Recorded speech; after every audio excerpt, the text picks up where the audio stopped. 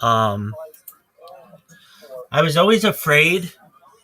It seemed like, I don't know, whenever I played, somebody had just had the table felted or refelted, and I was always worried I was going to like mess up and hit the and like scratch the felt. And fortunately, nothing like that ever happened. But I was just kind of always cautious about it. Um, I had a friend of mine who got who was really his dad got him into it. You know what? Oh, I know when I played on my 21st birthday. I played because um, everything was closed. All the bars were closed, and there was like nothing to nothing to do. So I went and I played pool, like basically by myself in a pool hall, and um, then I had a party that night. Um, but in answer to your question, I just play. I just play here or there, nothing competitive. How about you? Are you good? I used to play it at my grandma and grandpa's. Like they they had like a rec center in their community, so I could play pool at the rec center. But I never got crazy into it. I feel that. All right, you ready? Alrighty. How many games in a row do you think I'm going to beat you?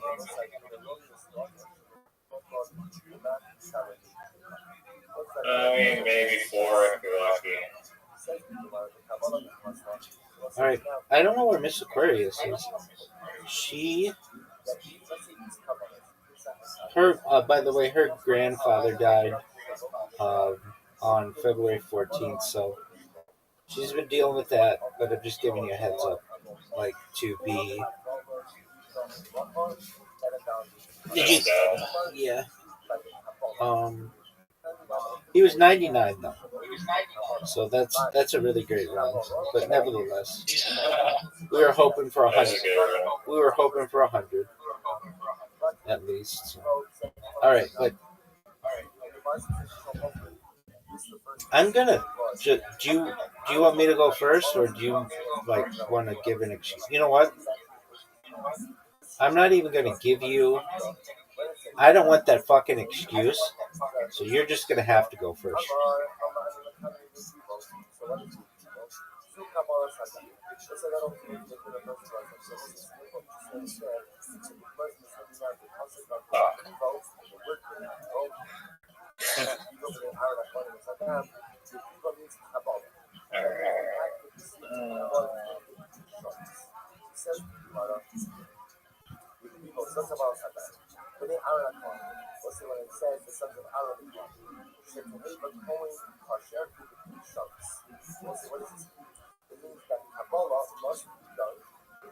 I am at one of the biggest disadvantages in the history of this game because I can't see how many tiles are remaining.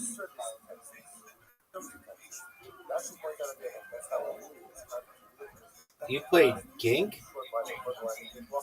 Uh, what is it? Would you please look up what is a Gink?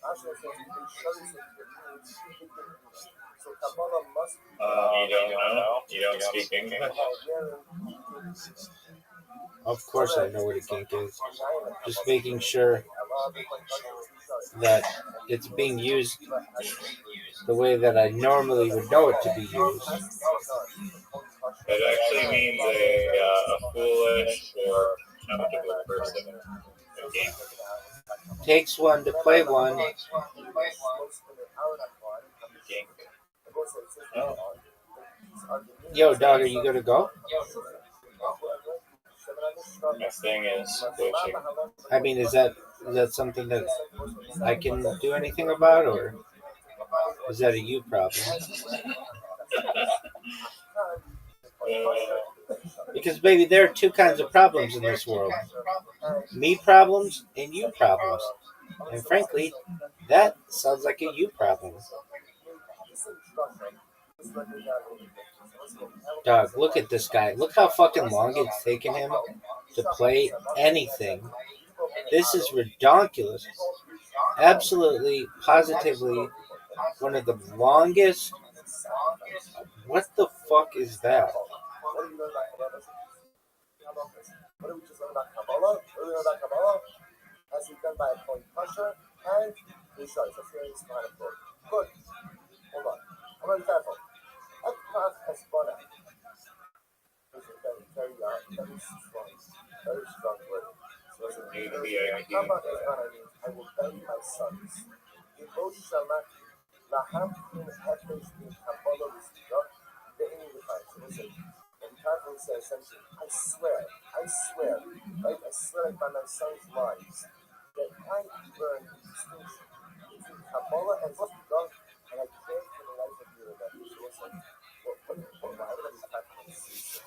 Dog.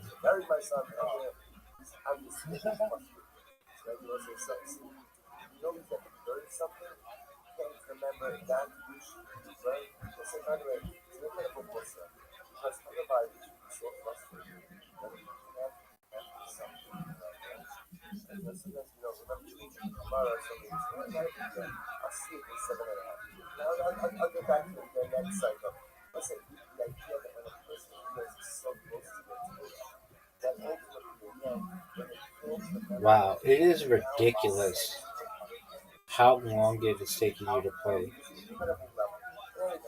It's also ridiculous how tired I am. I'm sorry, is it against the rules? No. I don't know if I'm going to be able to make 4 games. That's ridiculous. I might have to just throw it.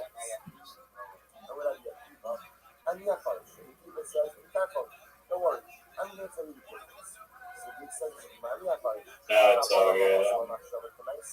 I'm also fatigued, not on my peak literati.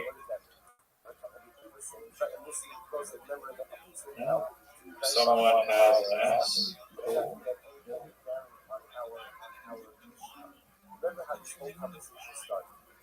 Cool. This is a low scoring game.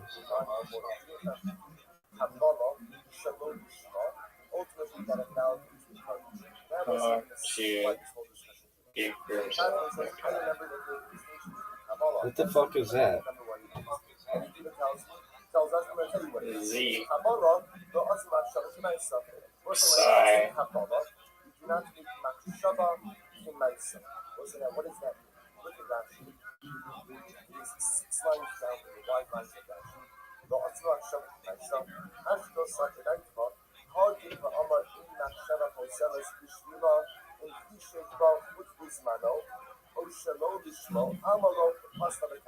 Wow.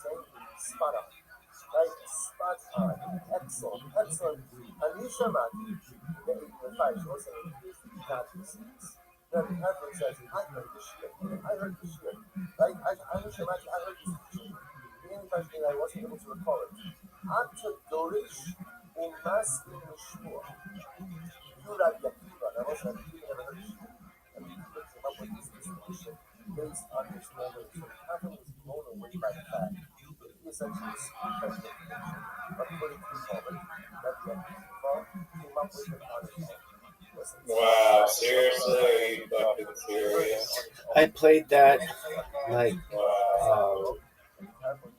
I really had to think it out and not make Slider like not give you a bunch of shit. I'm pretty proud of myself for that one, son. Man, it's,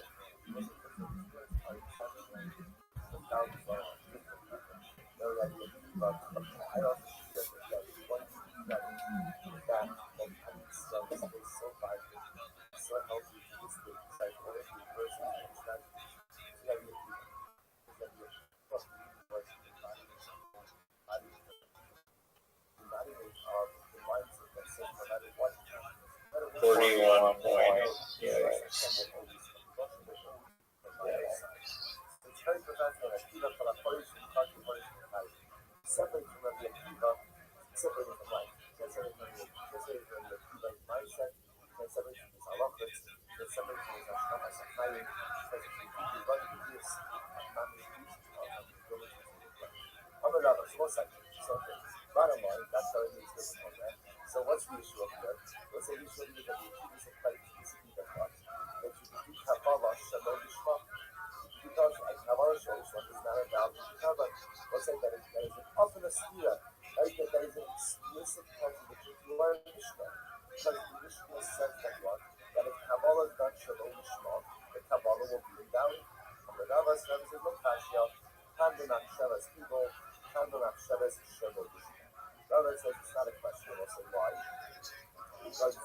What's your favorite thing about the Brendan Schaub links that I sent you?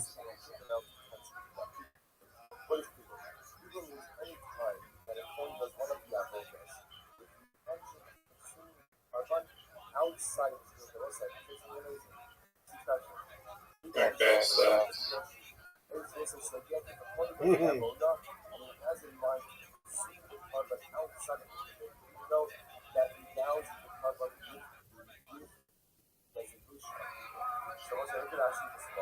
That was a good one, dude. 18. Excellent work. thank you, sir. You're welcome.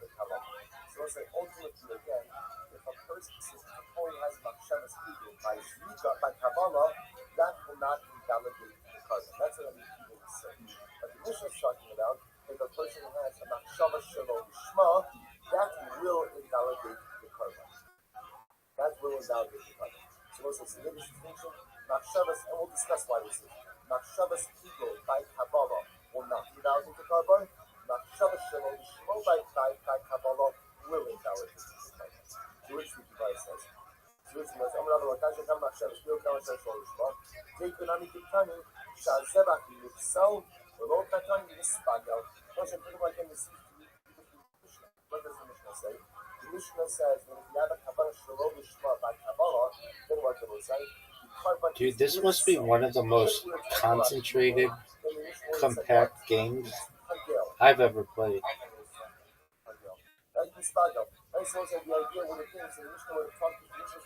Wow.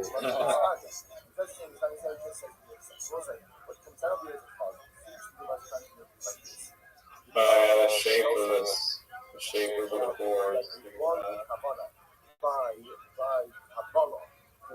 Oh no, another S. Okay. Must be nice getting all the S's.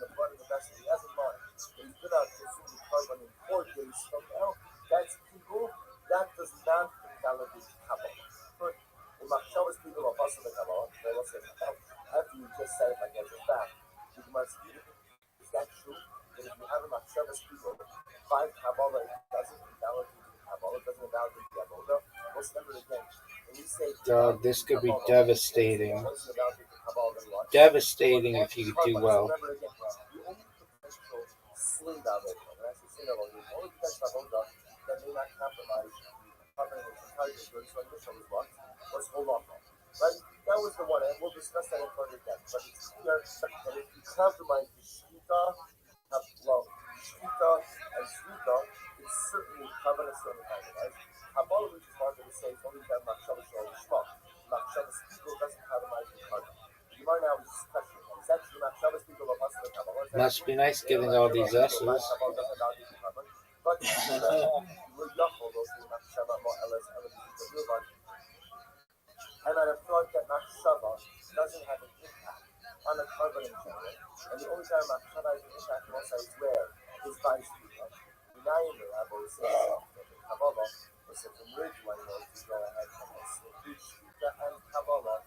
Talmud Lomar, as it says in Pasuk 40 over here, in He'achol Ye'achel, besides the Machshavah, people who, there's actually, He'achol Ye'achel Mitzar, Zerach Shlamot, Bayom HaShlishi, Lo Ye'ratzah Makiva, So Lo Yechashem, Lo People Watch it.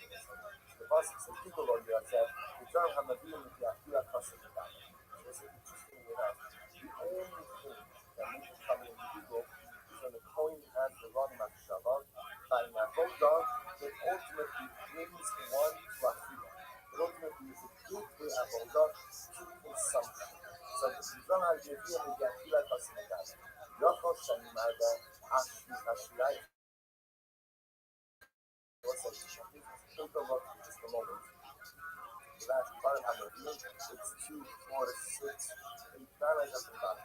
The idea as a covering you and the Achila Kasem V'Dam. So what's it as follows? The Kasem means Achila with people. What a fucking word. Wow. Jesus Christ. That was great. At least it opens everything up.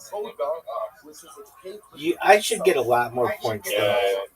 I should get a lot more points for a word that long. Even though it's double, it's not that many points. 3, 4, 5, 6, 7, 8, 9, 10, 11, 12. 12 times 6, 24. That's not like that many points for a word. That's 1, 2, 3, 4, 5, 6, 7 letters. That's a lot. Yeah, I gotta exponentially increase. For long words and science words. But not like stupid science words, like, I don't know, like longer ones, like universe or something.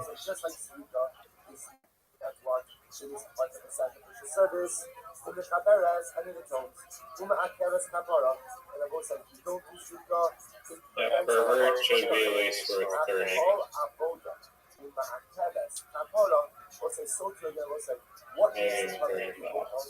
What type of avodas, if you have the wrong mindset, could make our carbon evil? Only avodas which are like sweeter, namely, it's an avodah, it's part of the sacrificial service.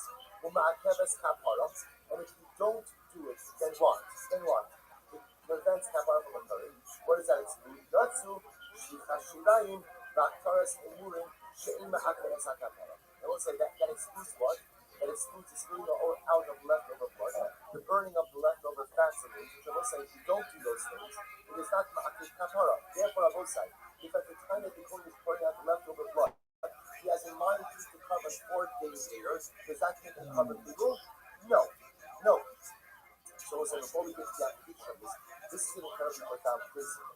So we've always thought that people would just anytime you have in mind at any point of the carbon, eat out of this prescribed time that it's people, you might say no. It only becomes people about this idea is what's called an essential. If you have the wrong mindset, find essential avodah. What's the definition of essential avodah? A, it has to be called an avodah. B, it has to be something that is necessary to kapara. But if it's not necessary to kapara, then the wrong mindset. Wow, someone has it. Now, guess what? Letter? Let me guess. The wrong mindset by Kabbalah, that would also invalidate the Kabbalah. So if the point is going ahead, I will say, and during Kabbalah, has in mind to become 5 days later than what? Are you gonna guess?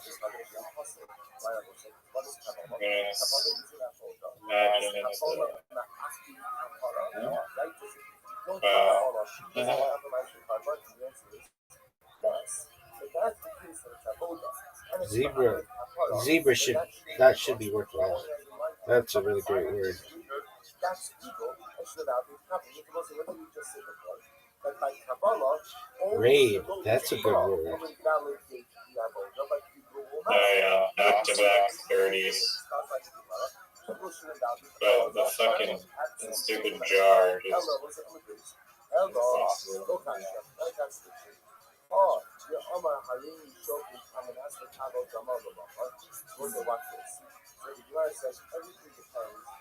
Wow, he's fucking serious. Baby, what do you want me to do about it?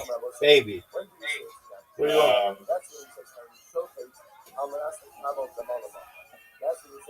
get instructing the animal on the condition to go ahead and receive the blood tomorrow. Oh. Okay, so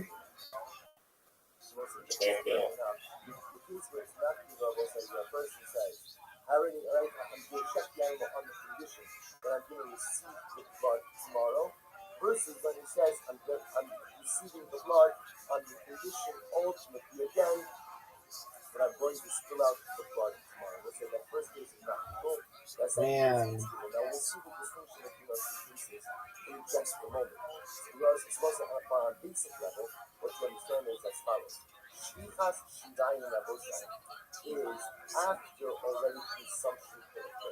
So in a case where it says I'm going to Makabel the dam on the condition ultimately to pour out the Shidayim later on tomorrow, indicates that we're going to be delaying consumption as well. Once we delay consumption, that's where you get into the issue of people. Amar Yomer Rabban the Rabbi. So also the Rabbi says to Rabbi, the Shvichas Shidayim, Acharas Gemurim, B'Chosru Gemurim, Machshava. What's this now again? Now here's what we've established. We established that Wall? What the fuck is wall? That's not a word. You and I both. I tried to play Wawa, but... Okay, Wawa should be a Wawa. I'll give you that. Wa is the 6th letter of the Hebrew alphabet. Okay, that's... but that's Vav. And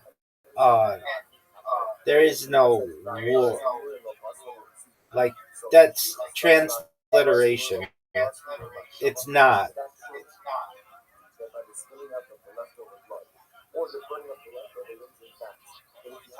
I mean, yeah, it's also spelled V-A-V. That's what I just said. It's Vav. V-A-V. I just said it's Vav. Yeah, it is transliterated, but I don't make the rules of literati. Yeah, well, I only play in Unfortunately, English. there's nothing. I only play in English. Nothing anyone can do about that, unfortunately.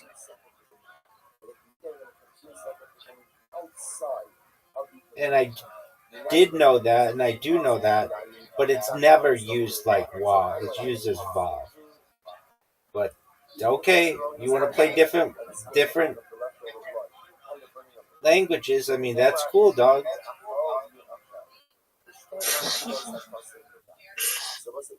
You could. You could like to cry about it more. No, but you could win here.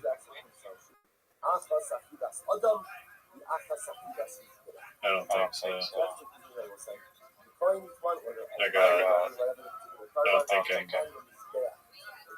Man, I had such better letters than you did. I had like 3 S's, the Z, the Q. You had the No, F. I think you had like 3 S's. I'm saying I had 3 S's. I had the Z. I had the Q.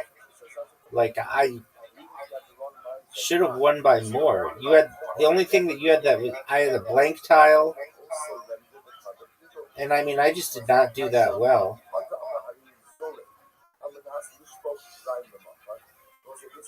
No, you got lucky with the jar, I think. I was gonna take that spot away, but I was like, no, you're not gonna have some. It wasn't. It's all good. It wasn't that many. Just a warm up game that doesn't count for anything, so it's all good.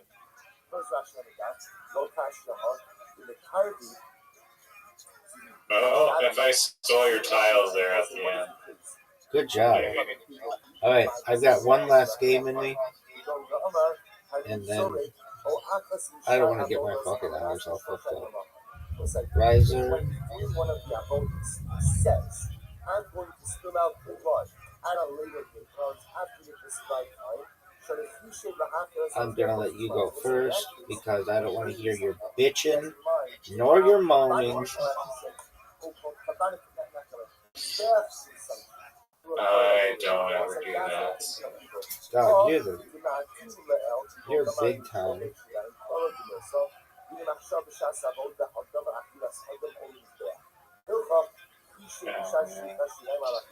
That's one of the worst plays I've ever seen.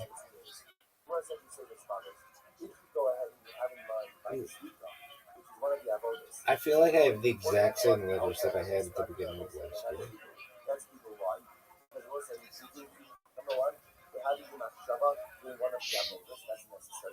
Dog, I let you literally swap out tiles and I still pass because I don't want to hear your bitching. Oh, good one. I don't know why you would use the S. Oh, because of the double. Okay. I like it.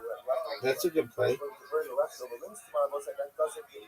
Yeah, no, I probably should have just gone or whatever. But it's okay. I don't need like 4 S's to win. So I'm good.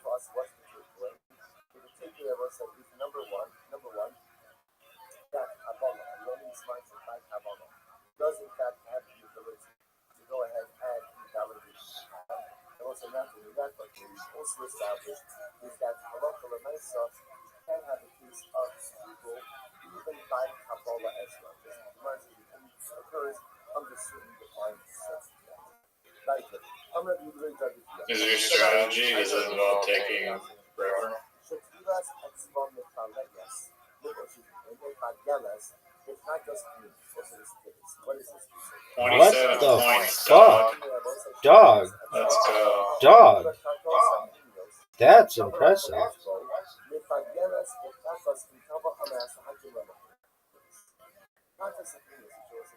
don't know why that was worse than anything.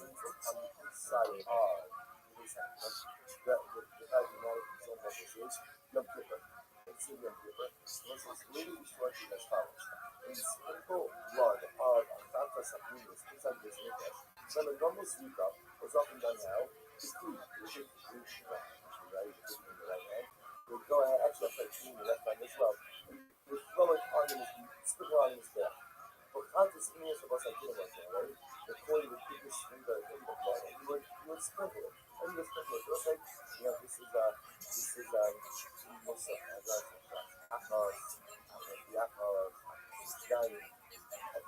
Really? Yeah, baby. We'll come back to that part, right? Joseph said, yeah, if you overdo it, the problem.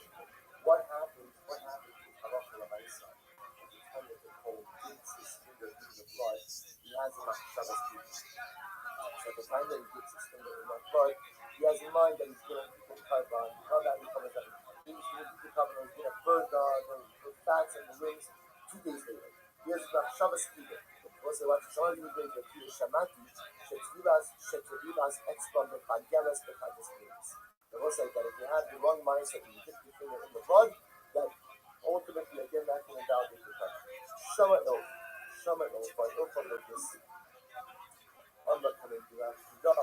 Allah kumla man is the el shamat. Also, that doesn't make sense. Yeah, you also had a blank tile that you redeemed for that. I know. No, I didn't. I redeemed it for an E.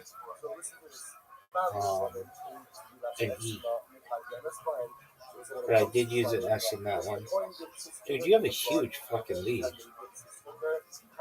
Machshavas people was that does that invalidate the carbon? And the answer is no. Also, now why not?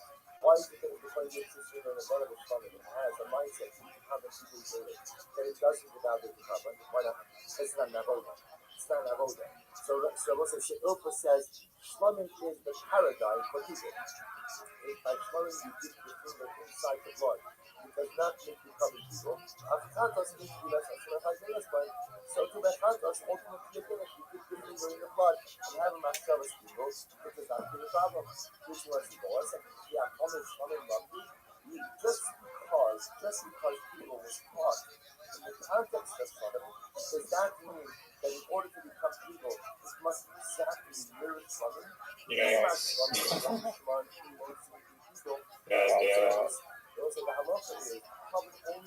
You still have a big lead. But if the carbon was not kosher anyway, then it doesn't become people. So it means as follows. One of the biggest leads that we've ever seen. What's the status of a Shlomo offered up to 18 points? That's pretty good, dude.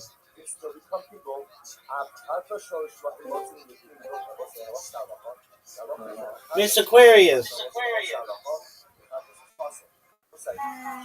Going to sleep. I came home from my day, fell asleep, and then I woke up, and then I took a bath, and then I'm asleep. All right, you go to sleep, Miss Aquarius. We'll play tomorrow. I'm in the middle of a game with Riser, and we're not done yet. It's okay. Excellent. Did you have fun line dancing? Yeah, Excellent. That's wonderful to hear. All right, Miss Aquarius. Well, I hope you have a wonderful evening, God willing, and we'll talk tomorrow. Okay? okay. Sweet dreams. Sweet dreams, Larry.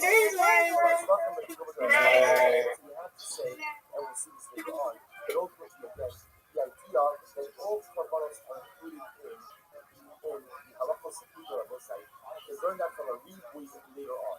Therefore, the concept that from a read later on was that Good night, guys. Wow. Yeah. By a katos, if the coin gets to the katos penis, where the blood is sprinkled on the inside, the coin when it hits his finger into the blood has a machshavas kugel, then what? The carbon isn't valid. He doesn't resemble Shlamim. Or Shlamim is the paradigm. What's so no? It's like Shlamim is where the halacha of people is taught, but we learn out all other things. The read speaking elsewhere. Shit. Trying to get rid of my letters.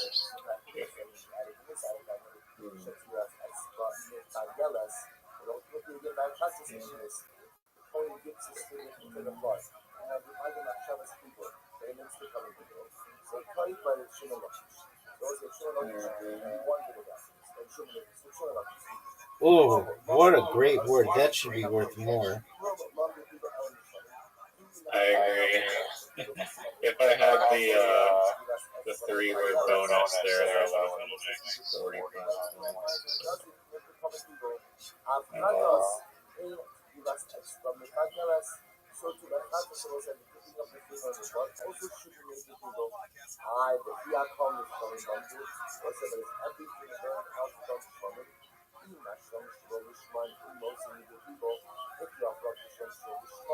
it doesn't like this animal is going to come to show you people. So would you say therefore because money even if you offer up social still you can become people. That's a spell, so some people offer up social what's the word that's right? That's a nice again. But the concept is offer up social as possible. But can't become people.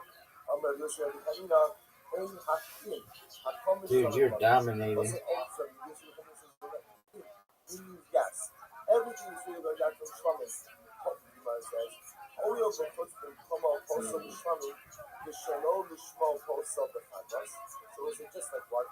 Chotzim komo, if you offer up the covenant outside of its prescribed area, you pass it by Shlamim. So and if you offer up shorshal passing by chadas,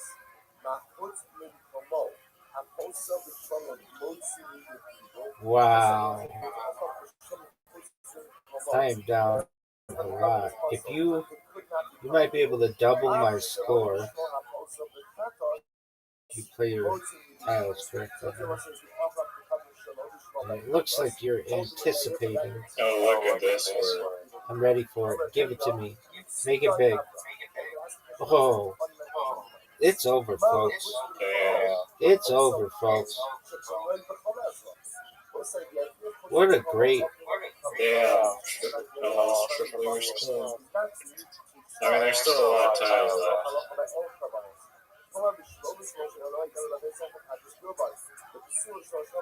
Wow.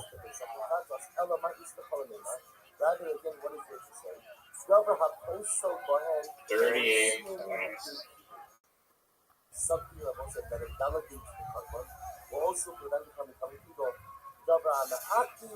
You can play a beautiful, like, 6-letter word and barely get rewarded, but you just stack a bunch of random tiles on top of each other and you're just.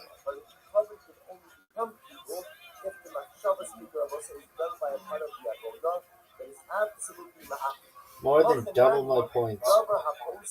Folks, this is the biggest lead Reg has ever had on this motherfucker.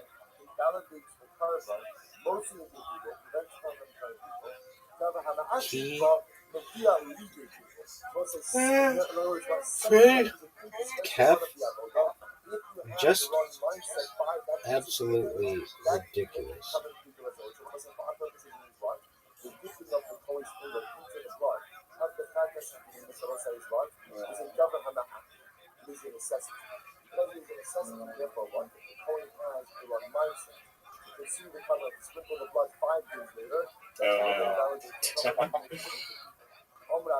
It's not like we're doing time.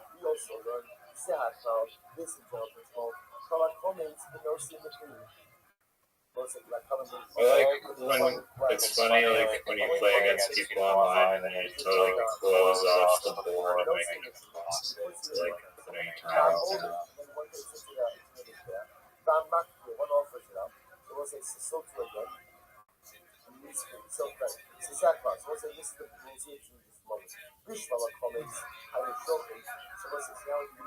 The fee, I was trying to build off the fee, but there's not a lot of words up there.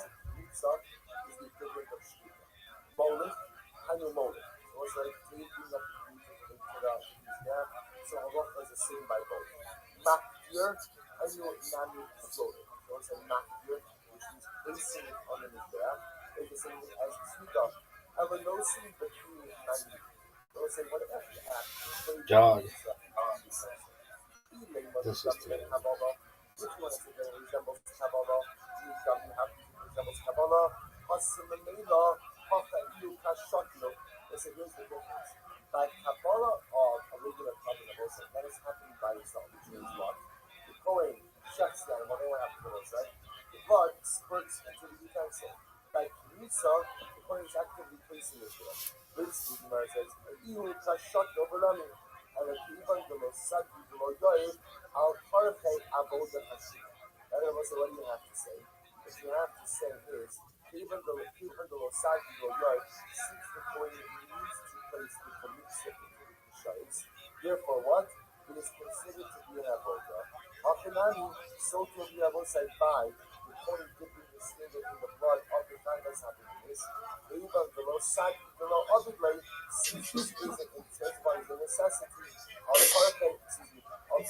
Wait, will the game forfeit if no one can place tiles down for like a return? Yeah. So that could be my strategy, is just hope you don't have tiles in optimum spots.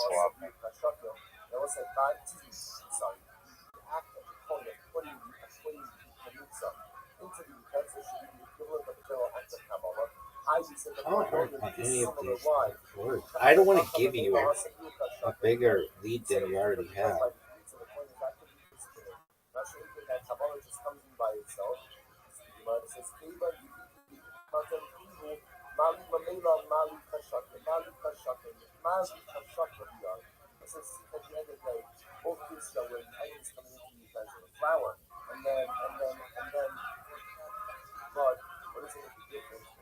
burning it or if you're putting it in the shelf, rather it's called compost. What's the stuff over here for today?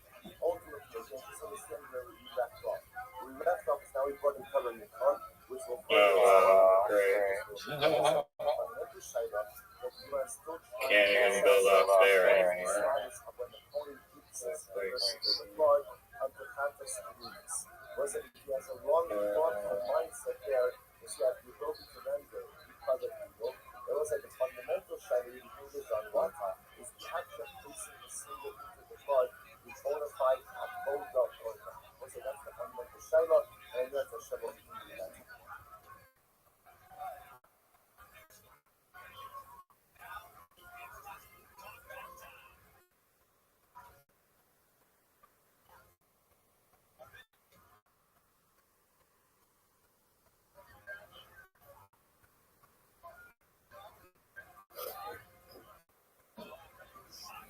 I opened up the board. You're welcome. Not a huge amount, though. A lot more than it was open. All right, so we'll say good morning. Let's begin. Our shiurim this month are dedicated by Ayala and Sarah Steinberg in honor of the yard site of Ayala's mother, Elia Daphna Bas Yosef. We look at the merit of our Talmud Torah. Her neshama will have an aliyah in the family in the Chama. Also, we'll say we have an additional sponsorship by the Efron family, Menashe and Bracha Efron, dedicated to learning today in Mazel Tov, engagement of Rina Greenlinger. What an absolute daughter of whooping. Avi and Sarah Greenlinger, and as discussed, Oh, for wow. Menashe David Ben Reina, who is in surgery this morning. Closed off the board again. Menashe David Ben Reina. All right, so with that, let's begin. A lot to do today. Today's daf is Yud Days. We are picking up on Yud Aleph on the days 11b. So as we're picking up, with Ba'aksiv Bin Arba'im. It's 2, 4, 6, 8 lines up on the bottom. So remember again, the Gemara introduced to us an interesting concept, an interesting idea about Ben Beseira.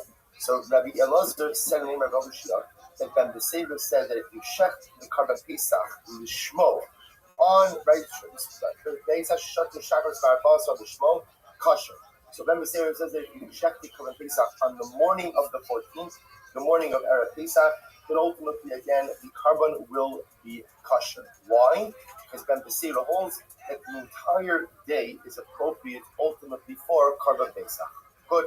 He says the Gemara, I've been Arba'im. This is the Gemara says, I'm sorry. Ba'aksiv Ben Arba'im. One second, how can Ben Beseira say that the entire day is kosher for carbon Pesach? The Torah explicitly says that when is the carbon Pesach offered up? Ben Arba'im. Ben Arba'im means what? Presumably means what? In the afternoon. Amar Ula Breit Rabbi Loi, Bein Shnei Arav. So the way Ben Beseira interprets Rabbi says Ben Arba'im means between the two evenings. So it has to be offered up ultimately again between us. It's actually a fascinating drasha between the evening of the 14th and the evening of the 5th, which essentially what? Gives you the entire day of the 14th. Ultimately, to go ahead and do the carbon. Let's look at that. She poured What's up, Rabbi? How you been? I'm well, big dog. How are you? So from dawn until sunset. I'm chilling, bro. Everything going good? 100%. How are things in your neck of the woods? Chilling. How's Harry Potter Sonic Eno? Has he been up or what? Oh, yeah, man. It's worth $1 trillion. Same thing there as well. Now it's worth $1 trillion? Yeah, maybe more. Maybe a quadrillion. What about by the carbon Talmud where it says Bein Arba'im? So how can I be Kuli Yom HaKosher? What have you been up to? At the end of the day, that the entire day is kosher for carbon. Chilling. Okay. I see your beard is coming. Yeah. Well, what have you been doing? I've been doing good, bro. Not bad. Because ultimately, again, you have a pasuk that says that one is offered up in the morning. Got a So good once it says insurance that one is payment offered up in for the morning, by definition, that means that what? That being Wow. by the How'd you other get that? afternoon. So why don't you go ahead and say that one of the comments has to be offered up in the morning, and the rest can be offered up throughout the entire day.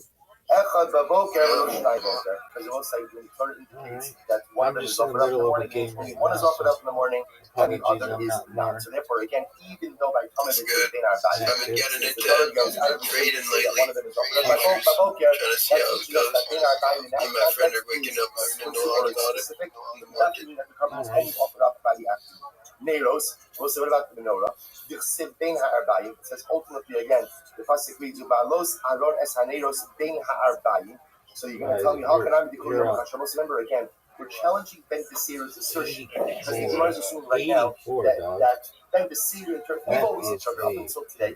We've always interpreted bein ha'arbayim. How long is 3,000? Now Ben B'Sira apparently advanced this very novel interpretation. 180 days. Between the Arabim, between the holy shit, essentially an entire day. We rock to out. the Sirius situation, say about current base up. Sadi Gemara says, what about the menorah? Sitting our body. How can I be fully on the country? You're going to tell me you like the menorah the entire day as well. Shiny hustle. I'm fucking bummed, man. I just better myself. Alright, well. Most about the menorah, it says, how do you plan on doing that? What does it mean, Me'erev Boker? I know what I need to do. I just need I'm gonna wake up tomorrow and go get myself a gift. But it has the ability to remain kindled, to remain lit. I lost a lot of weight. Until morning. 50 now. That's how that was. So in our Bible, we actually means something dramatically different. It is a reference to the amount of oil which has to be included. You don't need to go to the gym. The Gemara says, "Ela Zuka." I mean, there is no other avodah besides the menorah that ultimately you have to be honest with yourself. Do you have like a binge eating problem?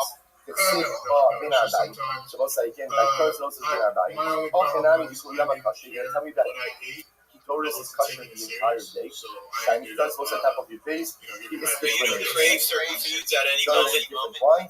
Because Torah is only I'm the type of person where if I'm watching a certain show, I need to have like I need to comparison ultimately again Okay.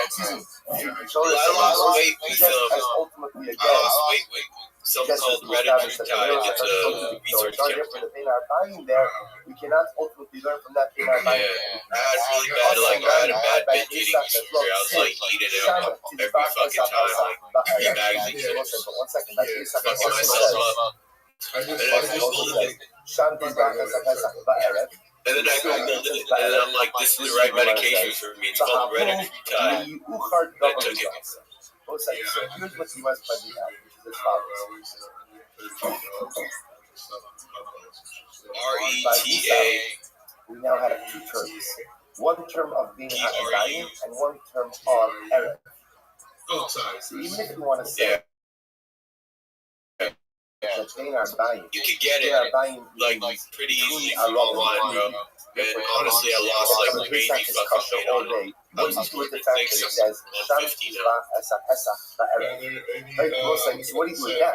That seems to clearly indicate that the current Pesach is offered up in the afternoon. Remember, Erev doesn't have to be in the right? As in the afternoon. To which the Gemara says, no. Yeah, this is like close to nothing, but like this tells us, it's like teaches us an 10 important times stronger, and it about doesn't the give you lane half of side effects. What is that? Take a look at that. Yuruchar Pesach l'tamid. Ya'af agav k'kulu yom hazmanei. It's GLP. It's a GLP. That's amazing. Is it teaching the following halacha? That even if you hold like Ben B'Sira, that the time for Korban Pesach is the entire day. If you end up waiting until the time of what we call like 6.5 hours into the day, which then is just not the Korban Tamid. So the halacha is what? The Korban Tamid is offered up before the Korban Pesach. So that second error teaches me as follows: that although Korban Pesach is kosher the whole day, you choose to wait until after Chatzos, and now it's the time for Korban Tamid. You offer up the Korban Tamid before you go ahead and offer up the Korban Pesach. To which the Gemara says this time, Yuchar davar shene'emar bo ba'erev u'bein ha'arba'im. The davar shelo ne'emar bo ela bein ha'arba'im bilvad.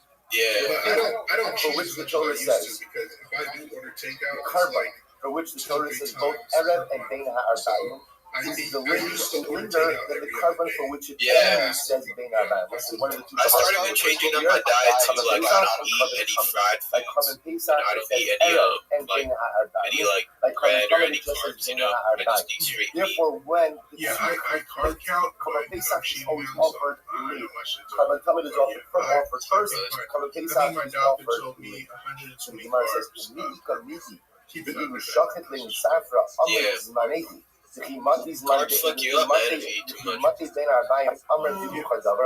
is amazing. So Gemara says that's totally counterintuitive.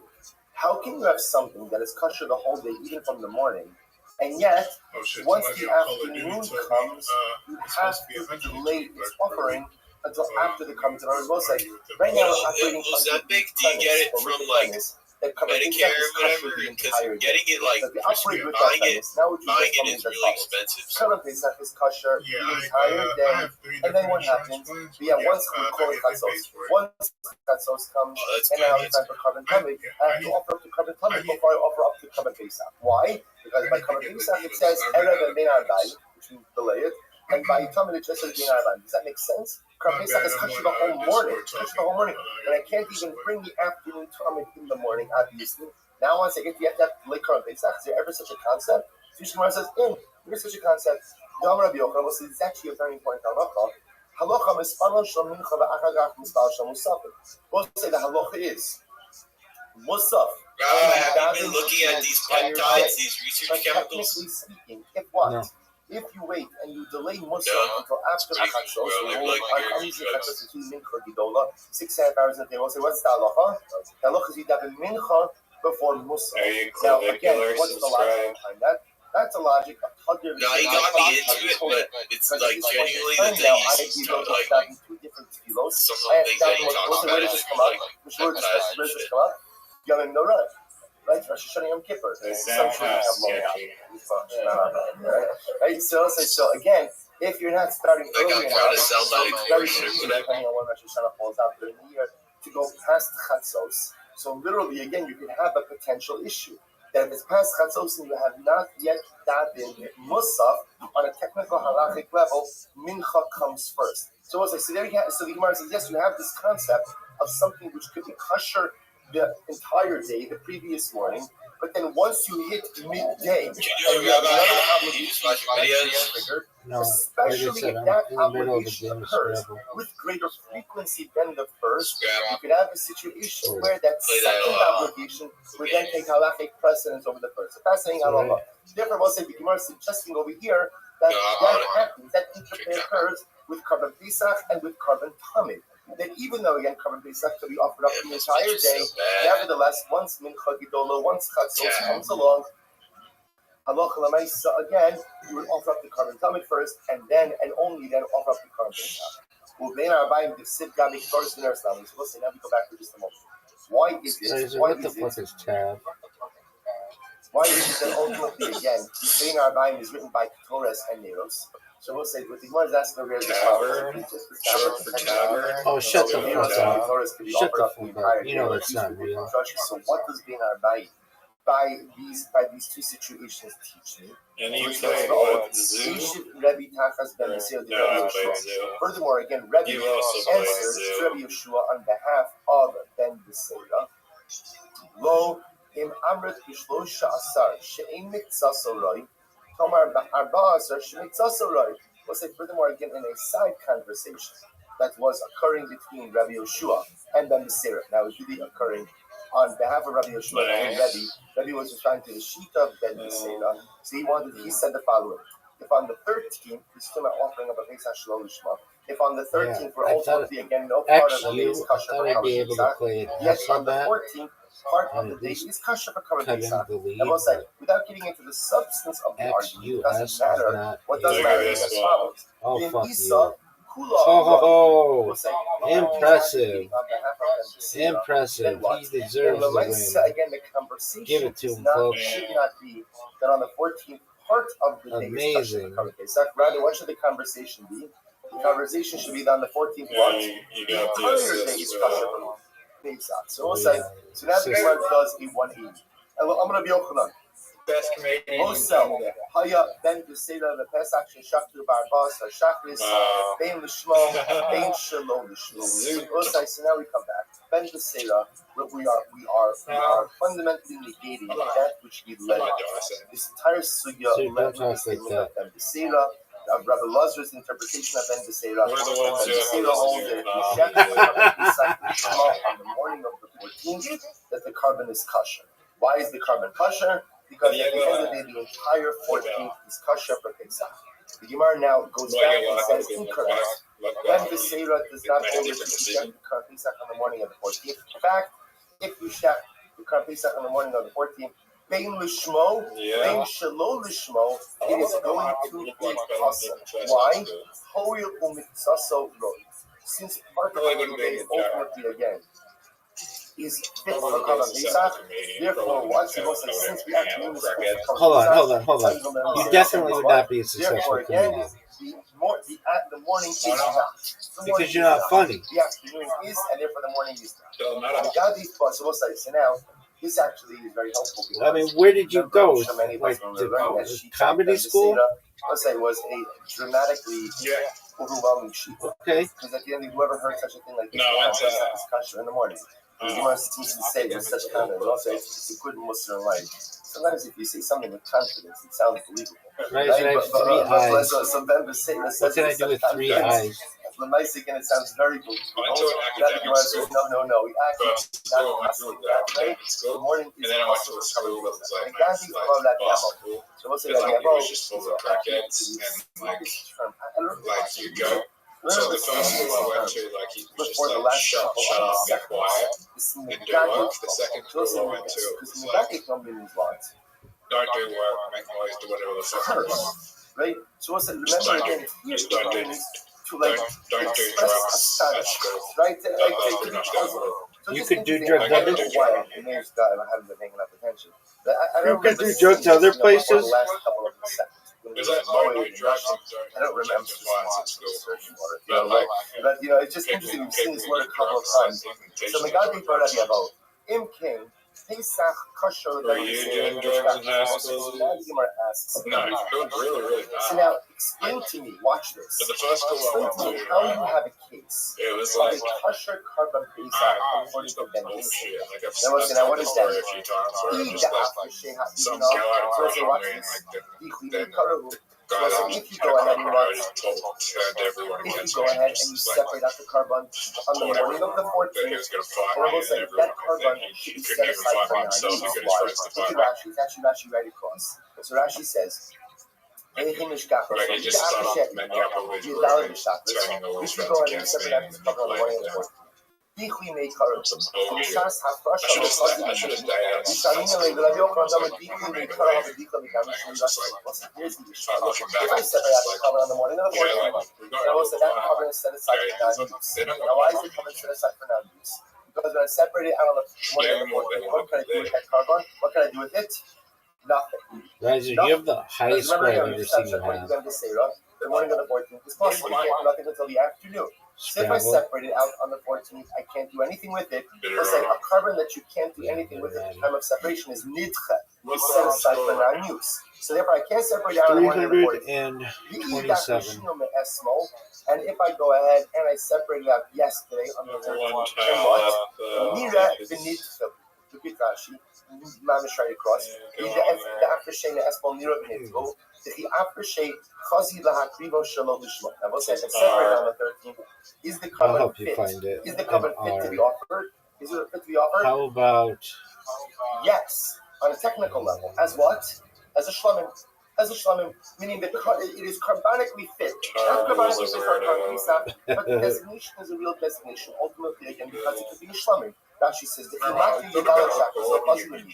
So I'll say here's the problem. So if I separate it out on the 14th, then what? I Then know. what? Excuse me, on the 13th. Then on the 13th, it's fit for shlamim. But You then once gotta on the morning of the 14th, it's unfit. be somewhat That means you have funny a carbon to be a that's successful fit, comic? unfit. Once it's become Dude, unfit, tell me a then what? joke about It no food. longer be offered up. Elos will say, so we're just asking a very technical question. According to that, Dude, just tell me any clean joke. Any joke that you could tell an old lady or a child. So look, There's a simple way. What's the simple way? After midday. Don't separate out your current Pesach until after midday. Dude, you're a comedian. You don't have one funny joke that works in any audience? This is mamish like this, like a walk in the park, right? This is a carbonic walk in the park. So again, carbon Pesach. So separate out the chatzos. That's the easiest thing. After chatzos, most of the carbon to be offered. Therefore, again, it's nothing. It's me, right? It's totally fit. Which the Gemara says. Okay, we'll tell one clean story that's funny. Similar to me that according to Ben Beseira, Carbon Pesach must always be offered up after midday on Earth. It must be designated after midday on Earth. Great job, Rabbi. I know what you're thinking about. What do you think she's patching? I don't know, but I'm gonna tell you what you should be thinking about. So amazingly enough, remember, it's incredible. If you go with this, which is incredibly novel. You know, one of the major distinctions between Zoot, you have a mini invite to mini golf. 12 differences between Pesach Mitzrayim and Pesach Doros. Nobody gives a shit about that. They care about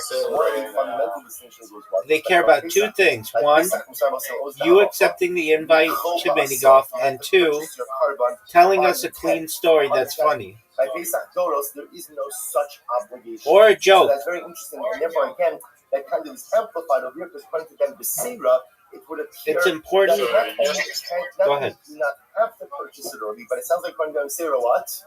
You can't purchase it early. I mean, you can purchase the animal. No. That's the most important part of it.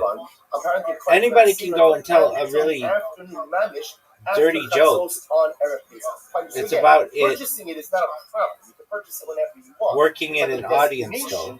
Cannot be done according to them until after midday. Says the Gemara, no. So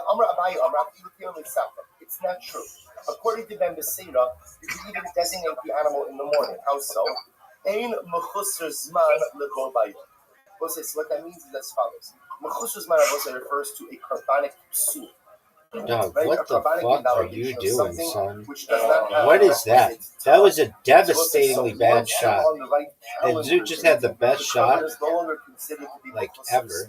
Look at Rashi for just a moment. Rashi says, I have this fucking cow in my way? Oh, that was dumb of you. That was dumb of you, Riser. You're good. In other words, that was one of the dumbest.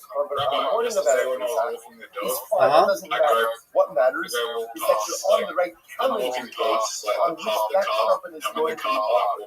The fact that you can't offer it up for the next couple of hours until midday, they will say that does not invalidate the So therefore, again, even according to you can go ahead and designate the animals by the entire day of Erev. That Papa says the truth is, in reality, you can even designate that animal as part of the Zafra, even the previous eve. So what's it? Would you be the evening of what? The evening of the fourth. Remember, this is still the evening of Erev Pesach. What Papa the night of the Pesach. So you didn't designate the animals, it's not the Pesach. One second. So the Gemara says, Laila imo chosr zman. Once you get to the night, right? So the night of the 14th, which is already what? The correct calendar day. You're already Erev Pesach. Once you hit Karma Pesach, is that a true story? Arrive calendar. So you didn't so then your designation was she is hot? The real question is really scale of zero to 10 this bitch. Nevertheless, again, the designation will be absolutely valid. I don't care. So that could mean she's really hot. It means some other dude thought she was hot enough to cuff. So she's a MILF. So you're saying she's a MILF. Some Australian MILF. Zoot, 0 to 10 this bitch. 0 to... Okay, that's a cool story. How hot was she when she was 18 years old? On the night of the 8th, you could go into the pen and you could go ahead and separate which animal you're going to offer up as the color. How hot was she when she was 18 years old? 0 to 10 this bitch. So he contracted to Psukim. So this, Just a ballpark estimate, So just so we have an idea. once I get to the 8th day, even when the night of the 8th day, so to speak. let's be honest. If this girl were a 9 or a 10, you would have taken the breathalyzer for her. The answer from the 8th day and on, it shall be offered up as a carbon. So we'll say, that seems to indicate us that what? That the nighttime is not. So we'll say, two contrasting psukim. One pasuk seems to indicate that once I get to the night If she were a 9 or a 10, easily, happily. One pasuk seems to indicate that what? I have to get to the day of the 8th in order for it to be clear. So okay, so how do I reconcile the psukim? Very simple. Laila l'kedusha, v'yom na'aretz. All right, well, I do, and I would take a fucking breathalyzer for this bitch. If she were a 9 or a 10. Even if she were an 8, a 7, that's too common. But like a strong 8, and I'm blowing to that bitch. Even according to everyone, even though I can't go ahead and have carbon until after the midday on Erev Pesach, nevertheless, what? I am permitted to go ahead and designate it. Oh yeah, no, definitely. I hate this one. This is like my least favorite food. One is permitted to designate. You're drinking with your dog? So we'll say now these. No, he's not saying that. He's saying that he doesn't have a license, and if he blew and it showed that he had alcohol, that he would get in more trouble than even the girl who had alcohol in her system. I didn't have any alcohol systems, but like, here's the thing, when someone who has alcohol basically that poison, I can transmit it. No, that is the worst medical advice I've ever heard. Cannot once again become an acceptable. No, it's true. No, it's not true. Yes, Not to any detectable amount.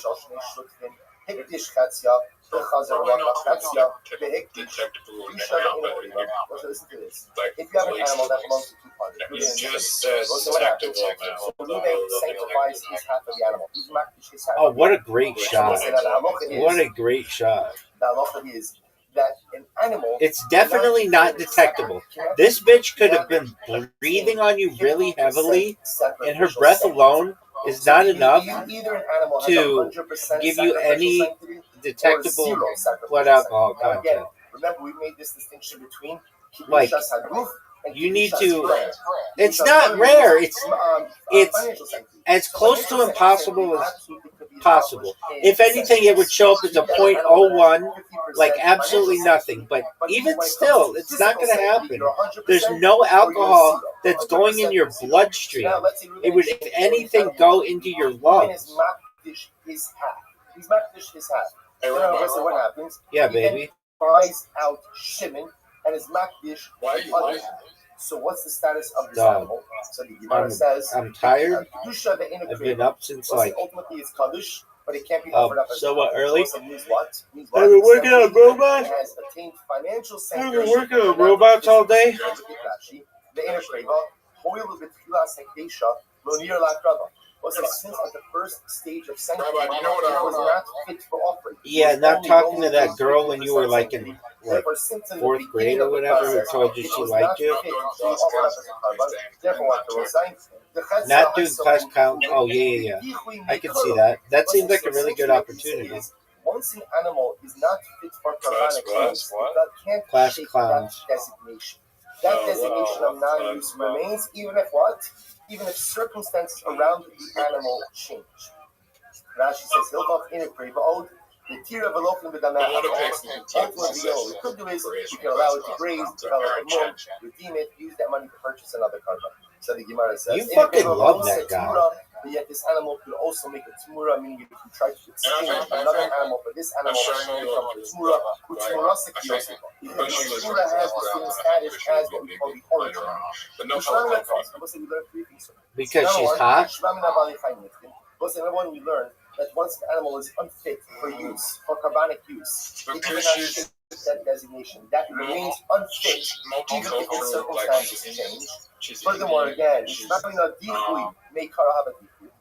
we learn that again, when it's unfit from the beginning of this process, ultimately, again, that status. Alright, scale of 0 to 10.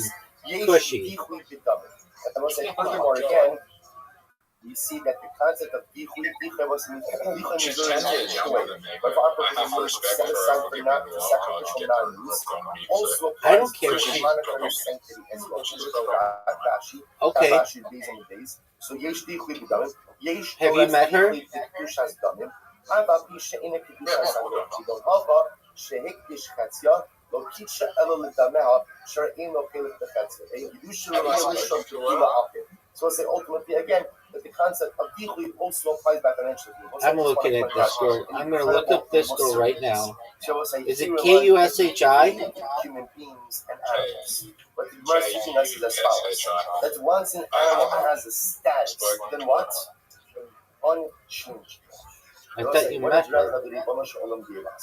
But that is unchanged false. All right. No matter what I've yeah. done to myself, no matter what kind of mess She's I've all right. made myself into, no matter what, say how much I might be She's set nice. aside or pushed aside. Oh, fuck no, she's not a 9. Always has the No. ability No, to not change not on himself. her best fucking days. To That change bitch is 9. himself. Like Bali Chayim, we say Shma Mina, right? Bali Chayim Nitchin. Bali Chayim Nitchin.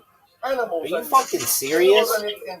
Shma Mina, Dichui me Kara Habi Dichui. That is bullshit. Rematch. Totally messed up.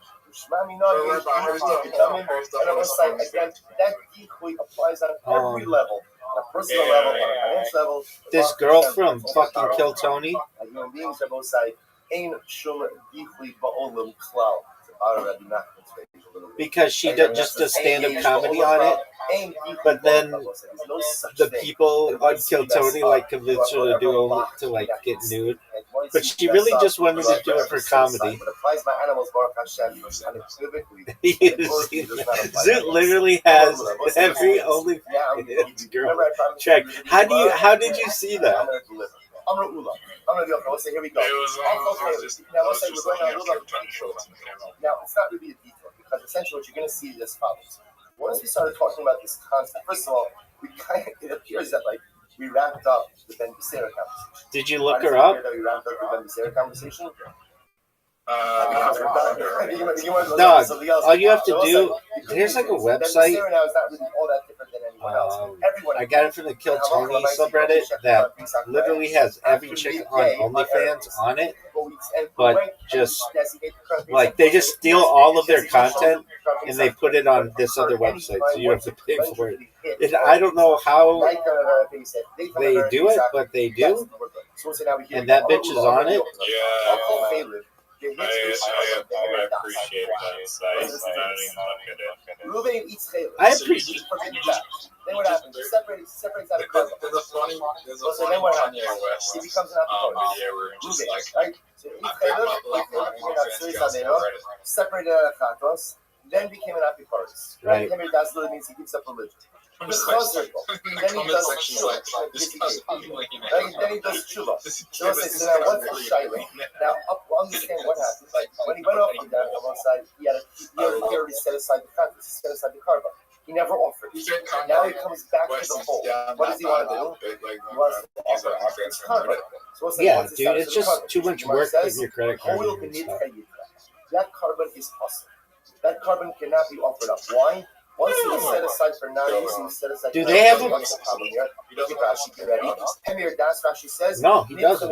Do they have a setting that you can only pay for 1 month? To offer up a carbon. Or does it automatically renew your card? Which we'll learn from the pasuk Amaretz that if a person is a mumar, if a person is a non-believer, the halacha is they are not permitted to bring a carbon to the Israel. So most of this is amazing things. And again, this is Yeah. the previous discussion. the trick sheet Once is like, moving becomes a mumar, becomes an unsubscribe, he is no longer able then to straight away, that carbon then is you being once you're even in when bed, it's you closer can to stay on. Shula, that's fine. But another Right. is not fine. It's beautiful. I think But that like, is. all of the nitcha is remember how The you ghost come is saying once who's you come and removed set as aside for now description, use, who's just you had no that for a longer, month. you no longer. That's it. Dude, that was one of the best shots What's the I've next? ever seen. Oh, these are incredible. It's Marnami. I'm gonna be Yochanan. Watch this. Wasn't that great? Dude, it was a hole in one. Watch, so long as Zoot is talking about OnlyFans girls, he just is unbeatable in this game. But the second that he stops talking about them, he goes back to being dog shit. It's like his superpower. A shota was like has halachic definitions, right? Has halachic definitions, right? That's London goes like Boris, someone who goes to sleep in the cemetery, I know. Yadav, he tears his clothing and uses them to So you looked up. I think her name is like Layla. So they don't have requisite das. From Kiltony. Then it becomes healthy again. Right? So we're talking. Did you know that will be here not for a person. It's like a person might have a clinical issue. So what happens? So they become a shoulder, but then dude, that was a dog shit shot. It doesn't have to mean that at the end of the day, Riser has one of the worst shots we've ever seen. So everyone say, what's that? I'm gonna make my shot. Riser, that's a terrible shot. Again, since Riser, terrible shot. A shota cannot offer up a carbon. Why can't a shota offer up a carbon? Because the carbon is das. Make it. Once what happens when it becomes a shota, that carbon becomes nit. It is not. Instead of non-use. Even once it becomes healthy again, You don't have the skill to shoot it through the. so it's like it's the same principle. Right? It's the same principle. What's the same principle? You don't have the Essentially, skill to go once through the a shoot. carbon becomes carbonically designated as non-offerable, that designation cannot be reversed. Now, the obvious shaila is what I will say. Why do I need two cases? First, once if I separate the carbon and then my circumstances change, Hit the thing. Have the ball go. What they originally were, I can't offer up the carbon. Why do you need to illustrate this with both the case of the and the show? It's the same principle. Which ones I'll tell you why. It's If I would have just said the Apikoris case, Mishum Gahuda, Hinav Shebi Adayin. So I would have said in the Apikoris case, I understand why when he comes back, he can't offer up the carbon. Why am I saying? Because he made the conscious decision to leave. So if he made the conscious decision to leave, then what? Then halacha l'maaseh again, okay, you advocate your right to offer up that carbon. The most attractive, she's like a television presenter. We are assuming that this is a clinical circumstance. What's her name? Cannot control. If a person cannot control it, then the I don't know. Some bitch who's like way too hot to be like at the rhino room. And then the best comedian in Adelaide is James McCann. Just like someone who's asleep doesn't have das, but ultimately regains that das. So maybe this person also, when he has his episodes, he's like someone who's a yashin, but when he's awake, so to speak, he should be able to offer his carbon. Therefore, the Gemara teach we know that even in the case of Shotev, once he doesn't have das and the carbon is mitzvah, therefore what? You are the worst stand-up comedian that I've seen ever. So, yeah, you're the worst in Adelaide. Sometimes doesn't have the power to restore himself to his previous baseline. I've only seen you perform. You have like a 33% hard heckle rate. So say, watch this. So first of all, I don't find your comedy to be funny. I find it to be offensive many times. You can't make a joke about something as simple as food. If you could just come up with a joke about food, I'd be like, all right, he's got a chance. Even if the circumstances change, the carbon does not revert back. Dude, you're the one who said, Rabbi, look at my friend. He's eating a banana with the peel on. How funny is this? This is the funniest video on the internet. And I'm like, that's not funny. And you're like, no, you just don't get it. And I'm like, I do. He's eating a banana whole, but it's not funny. You're like, it is perhaps the greatest piece of media, and that you were going on and on about how great this was. And I was like, dude, it's not that funny.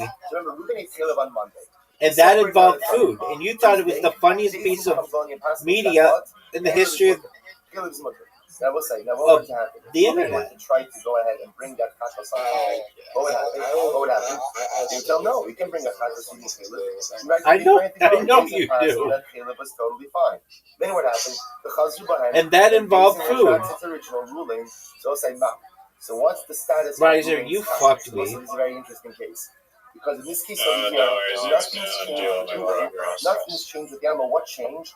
is that Beis Din custom that Chaylev is mutter. So we'll say in that period of the Psak on Tuesday, if Reuben were to try to offer Riser, up what'd you think of my Chatos, shot? the Kohen would stop him. Remember, when you show up at the base of the it's not like try. Put my ball in the hole, I son. will say, you have to explain why you're offering what you offer. That was almost the greatest shot I've ever seen. What is sacrificially correct? So Reuben eats a scale 7 times a cover on Monday, shows up on Tuesday to go ahead and offer up the Chatos. Kohen says, what's going on? So Kohen says, what's wrong? The Beis Din just sat in session this morning on Tuesday. They passed that Chaylev is totally mutter. There's no Chatos. Reuben goes home. Wednesday they put out the first one. That Beis Din was wrong. So Reuben thinks to himself, okay, I still have my Chatos. I'm going to offer up my Chatos. So we'll say, what's the status of that Chatos? So Mahu, Did you just say Rabbi's gay? We'll say, is this a case of decoy or not? We'll say, in this case over Cool here, story, bro. on Tuesday, when Reuben shows up to offer up that Chatos, they're not going to accept that Chatos because for that period of Zoot, time, what's the it assumption is that feel the like skin to does not be hold a Chatos. The patient animals zero are of super necessary gonorrhea? Chatos. So do we say that now the animal was set aside for non-use? That status does not change, and therefore Reuben That was one of the greatest shots I've ever seen. So we'll say there was an older sage who was there. He said the following: I didn't know where when Rabbi Yochanan ultimately would teach the sugya, ultimately of dichuyin, he would begin dafka with this case, not with all the other cases. Why? There's a chance that Zoot could put my ball in one of the greatest spots ever. Think about it. This is the paradigmatic case of dichuyin. Why I was saying? Because in the previous cases, what changed? The person. It's actually the karma, nothing changed the karma. The person's status. That was a beautiful shot, Zoot. So therefore, it is a case of dichuyin, but this is the paradigmatic case. As we'll say, in this particular case over here, what changed? This actual status. The person did not. The status of the karma changed. We'll say, and indeed, Allah Lamais, it seems that where you're asking in that case is that we would not be able to do that once that chatos was set aside for non-use. Oh, my word. That was almost the best shot in the history of the game. Sherman, as I said, I have a Masorah from 72 elders. So Lamali the Mishnah Shivim Mushnaim Zokim was like, why doesn't he say 72 elders? Oh, baby. Why does he say Shivim Mushnaim Zokim elder? Zikun Bechad Shita Savakam. Was it teach us that what? All of them held the same. No! Again, going back to the Mishnah. Ben Azai essentially agreed with everything that the Chachamim said, except that Ben Azai Zoot won. The halacha is to add an olah to the chatos and the zisach category. I can't believe I messed that up. The olah will be said the Gemara. Yeah, if you want the back Why stuff. does Ben Azai hold an olah that's offered up? The shema is going to be possible. So the Gemara says, because the pasuk says olah hu yishay reach mitzvah.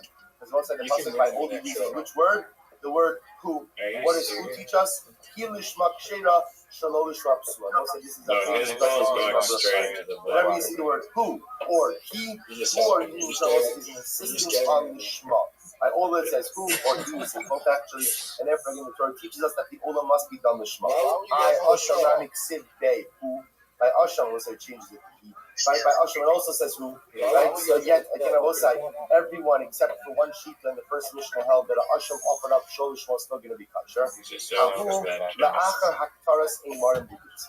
We'll say that who by Asham is right after the burning of the limbs. And we spoke about this yesterday a little bit. What's the ikar part of any carbonic process? Are you serious? Like that's the ikar. That's the ikar. Like the burning of the fats and the limbs is something that is important. But at the end of the day, I will say is not. That was garbage. So the fact that it says who I know it. After that chorus, you know it. Doesn't Riser knows it. All of that much. Doesn't matter to us all that much. Fine. So the Gemara says. Zoot. 3 rounds. You don't stand a chance. You've never won this game. Which the Gemara says no. I don't think against us. I'm almost certain you've never won against us. Twice. Since one of them stated Okay. It's this thing that Zoot does. He says Squid Games, and then he thinks he does better, because if he doesn't do well, he dies. That's 2. That's 4. Dude, don't talk like that. I'm serious. If you talk like that, I'm not going to have you in here. So it's like chatas, which is not totally between the 10. Rabbi demonetized. If you shechted it, shalom lishma, it is possible. 10. Ola That was amazing, Riser. So it's like, this is actually quite interesting. So Ben Hazai is assuming that an Ola is more chamer than a chatas. How is he assuming that an Ola is more, excuse me, is more chamer than a chatas? Let's say so. If the chatas ultimately, again, more chamer, excuse me. If the chatas, which is not totally... Dude, I can hear the horn now. Are you proud of that? Offered up lishma. So the chatas, which will say is has to be offered up lishma. Certainly a carbon that is kula la Hashem, totally for God, has to be offered up lishma. So the Gemara says, No, but it'd be. Ola she kula la Hashem, which is what's the second. Malachata shekin the kaperes. But chatas is different. Why? Because chatas affords kapara.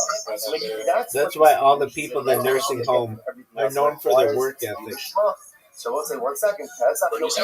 That's why all the people in the nursing home are known for their work ethic. From a Pesach does not afford any kapara. To which the Gemara says Pesach is different. Pesach is different. Why? Ultimately, again, because it has a set. Okay. It helps to tell people when you're talking about ancient Egypt, I'm talking in terms of ancient Egypt, not just think that they're going to assume that you're discussing is on ancient Egypt. We'll say, what is the tzad shava between Pesach and Chatos? Both are kachim, both are karbanos, and if you shech them shalom lishma, they are apostle. Av ani abi ola, she kachim, you shechta shalom lishma b'sula. Therefore, we'll say, I will also include what?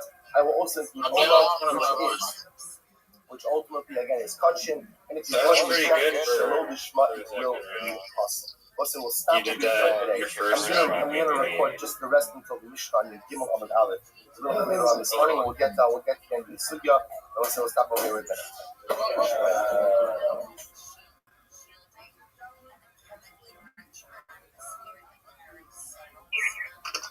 No way. Baby, what do you want me to do about it? 11 points, son? So you're admitting that your iPad gives you an unfair advantage? Are you admitting that your iPad gives you an unfair advantage?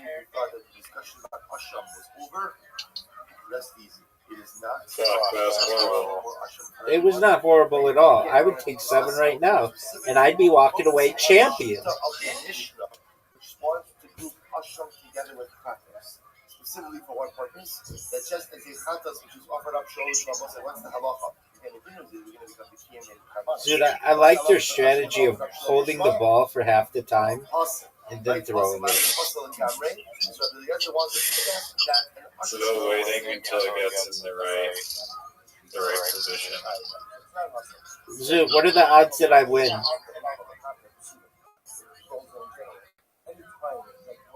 The odds you win? Yeah, what are the odds I win? 1 and 2. Is that 50%? Yeah. Champion? Wow. Just play again. Oh, okay.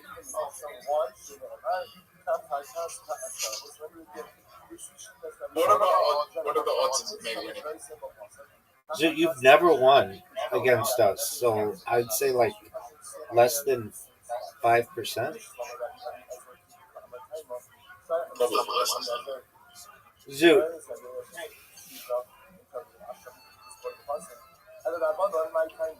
if Chelsea wanted to date you, would you date her? No. Let's say she just was like, "Hey, let's go on a date. You can, we'll just get, I don't know, lunch or something. Would you go?"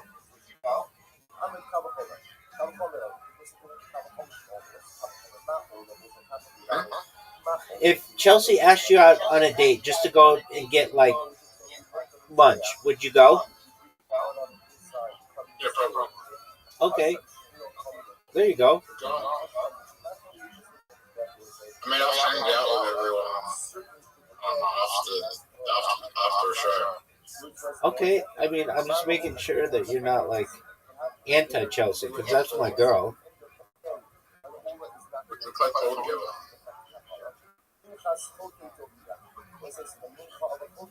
That's cool. Is she good?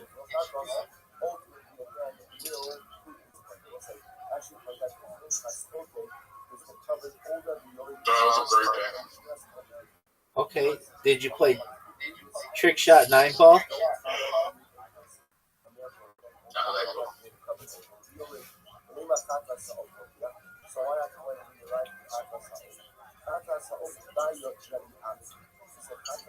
Do you swipe with your thumb, Rabbi, or index finger? Index finger.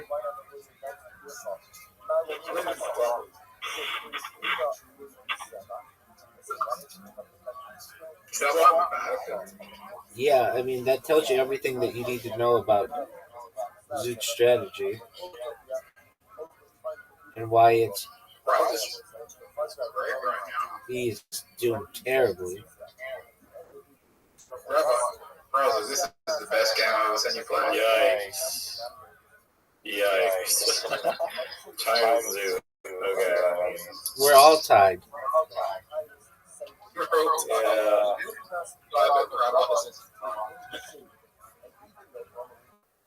I don't think Rabbi's going to do. I don't think Rabbi's that much ahead of us, though. Oh, wow. That was not good. That was pretty bad. Yeah, it's so bad that it was two better than what you got. Son? I just had a couple switches. Dude, in the history of humankind, you have never had less of a chance at winning at anything than you do at this time. Let's go, Zoo. Nice. So you think I had that confidence?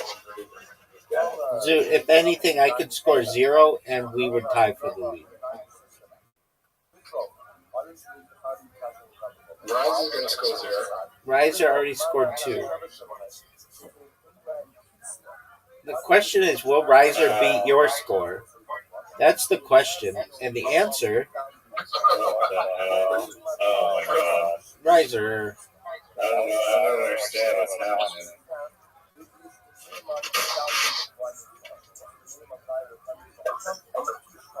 Does this game have a tieback line of control? No. There's a draw, you just draw. Yeah, then you both win. How do you know that? Riser and I tied, I think, once, or perhaps. Okay, we're gonna play this game. We're gonna play this game until somebody beats me. See, when you two cannot collude against me, I dominate. I show you why I'm the greatest. Plato basketball player in the history of the game. Riser, what in the fuck are you doing? I don't have an invite. Oh, there we go. Oh, okay. I didn't know it was sent. Oh. I thought we were going to play. No, I just said. Zoo never plays bowling. Somebody's got to beat me in this game, and it's not going to be Zoot. Zoot has 2 points. He has 4 points. He has 5 points. Okay, that's not bad. Riser, you know. If you were an undefeated champion in a sport, then you die and you had to spit. No. What is this fucking scenario? You're undefeated champion in a solo sport, and you have to spend eternity with someone until they beat you. Would you let them win? There are like a lot of questions in this scenario. What happens if I don't let them win? I mean, how do I know that Yes. You have to be there. You have to keep playing again for eternity until they win. Okay, then what happens if they win? Then you lose your title as being undefeated. Okay, why do we have to be dead during this? Because no. It's for eternity. You have to be there for eternity. It's not doing anything. It's eternity. I mean, wouldn't we eventually die? I understand the comparison. No. You're there for eternity. Okay, so we don't age? Rabbi Shimon says as follows. No, you're there for eternity. Kodesh Kadashim. All right, and what happens if they end up? What happens if they end up winning? Kodesh Kadashim. Kachatas Ka'asham. Like the Kachatas like the Asham. Then you lose the title of being undefeated in that sport. Okay, but I mean, wouldn't people understand that like nothing's forever? What a good round! What an excellent round, people! What do you mean? I don't know, Zoo. I have to focus. You're undefeated in that sport. Ultimately, If you lose, you're no longer. You're there for eternity. You don't claim the title, but you're there for eternity. Okay, so then you're basically saying that eventually somebody's going to beat you at a sport if you play it long enough. What sport would you choose for that to be, correct? Ultimately, again, and This person's like really bad at this sport. Okay, better or worse than you at comedy? Mitzvah was done shelo b'shema will also be possible. They're like terrible at this sport. You lose to them, then everyone's going to laugh at you because like, no one would have expected you First wide line. to lose to them. And everyone would mock you because you were the best, but you lost to them. I don't think people would mock you, or at least they're being pretty unfair. Oh, look at this guy. Look at this score. 32. It's over. 17 is impossible. So if you're bringing a mincha as a form of sin offering, then what? Your mincha is like a chatas, right? If your mincha is like a chatas, then just like a chatas shelo b'shema.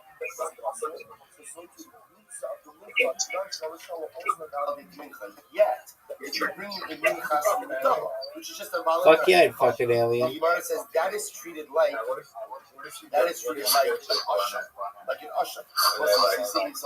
Well, why is it Interracial, like, what's the interracial sex, like, you know, that kind of thing.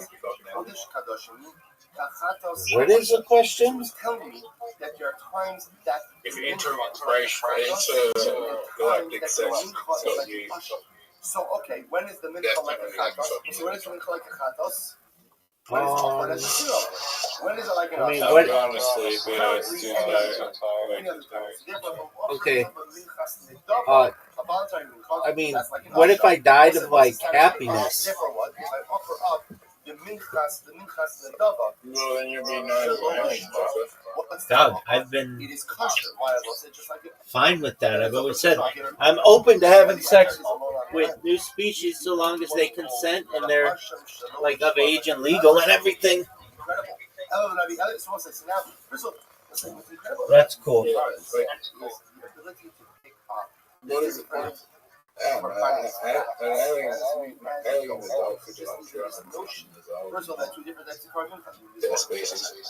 That's true. Riser, come back tomorrow. Zoot, also, they could be 1 year old but be considered an adult.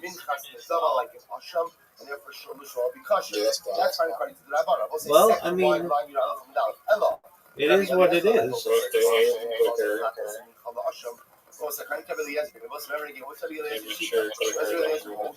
He holds that what? A nasham is like a chatos. So now we've got a We might be like an old alien at that point. It's like a chatos, like an asham. But in Rabbi Eliezer's worldview, that's repetitive. Because All right, friends, it's it's been real. It's been fun. It's been real fun. Riser, come back tomorrow, please.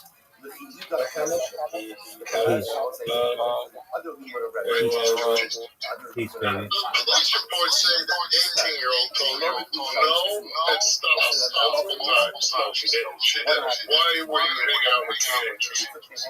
You know, okay. Why are you hanging around with 18-year-olds? Zoot, what the fuck are you watching?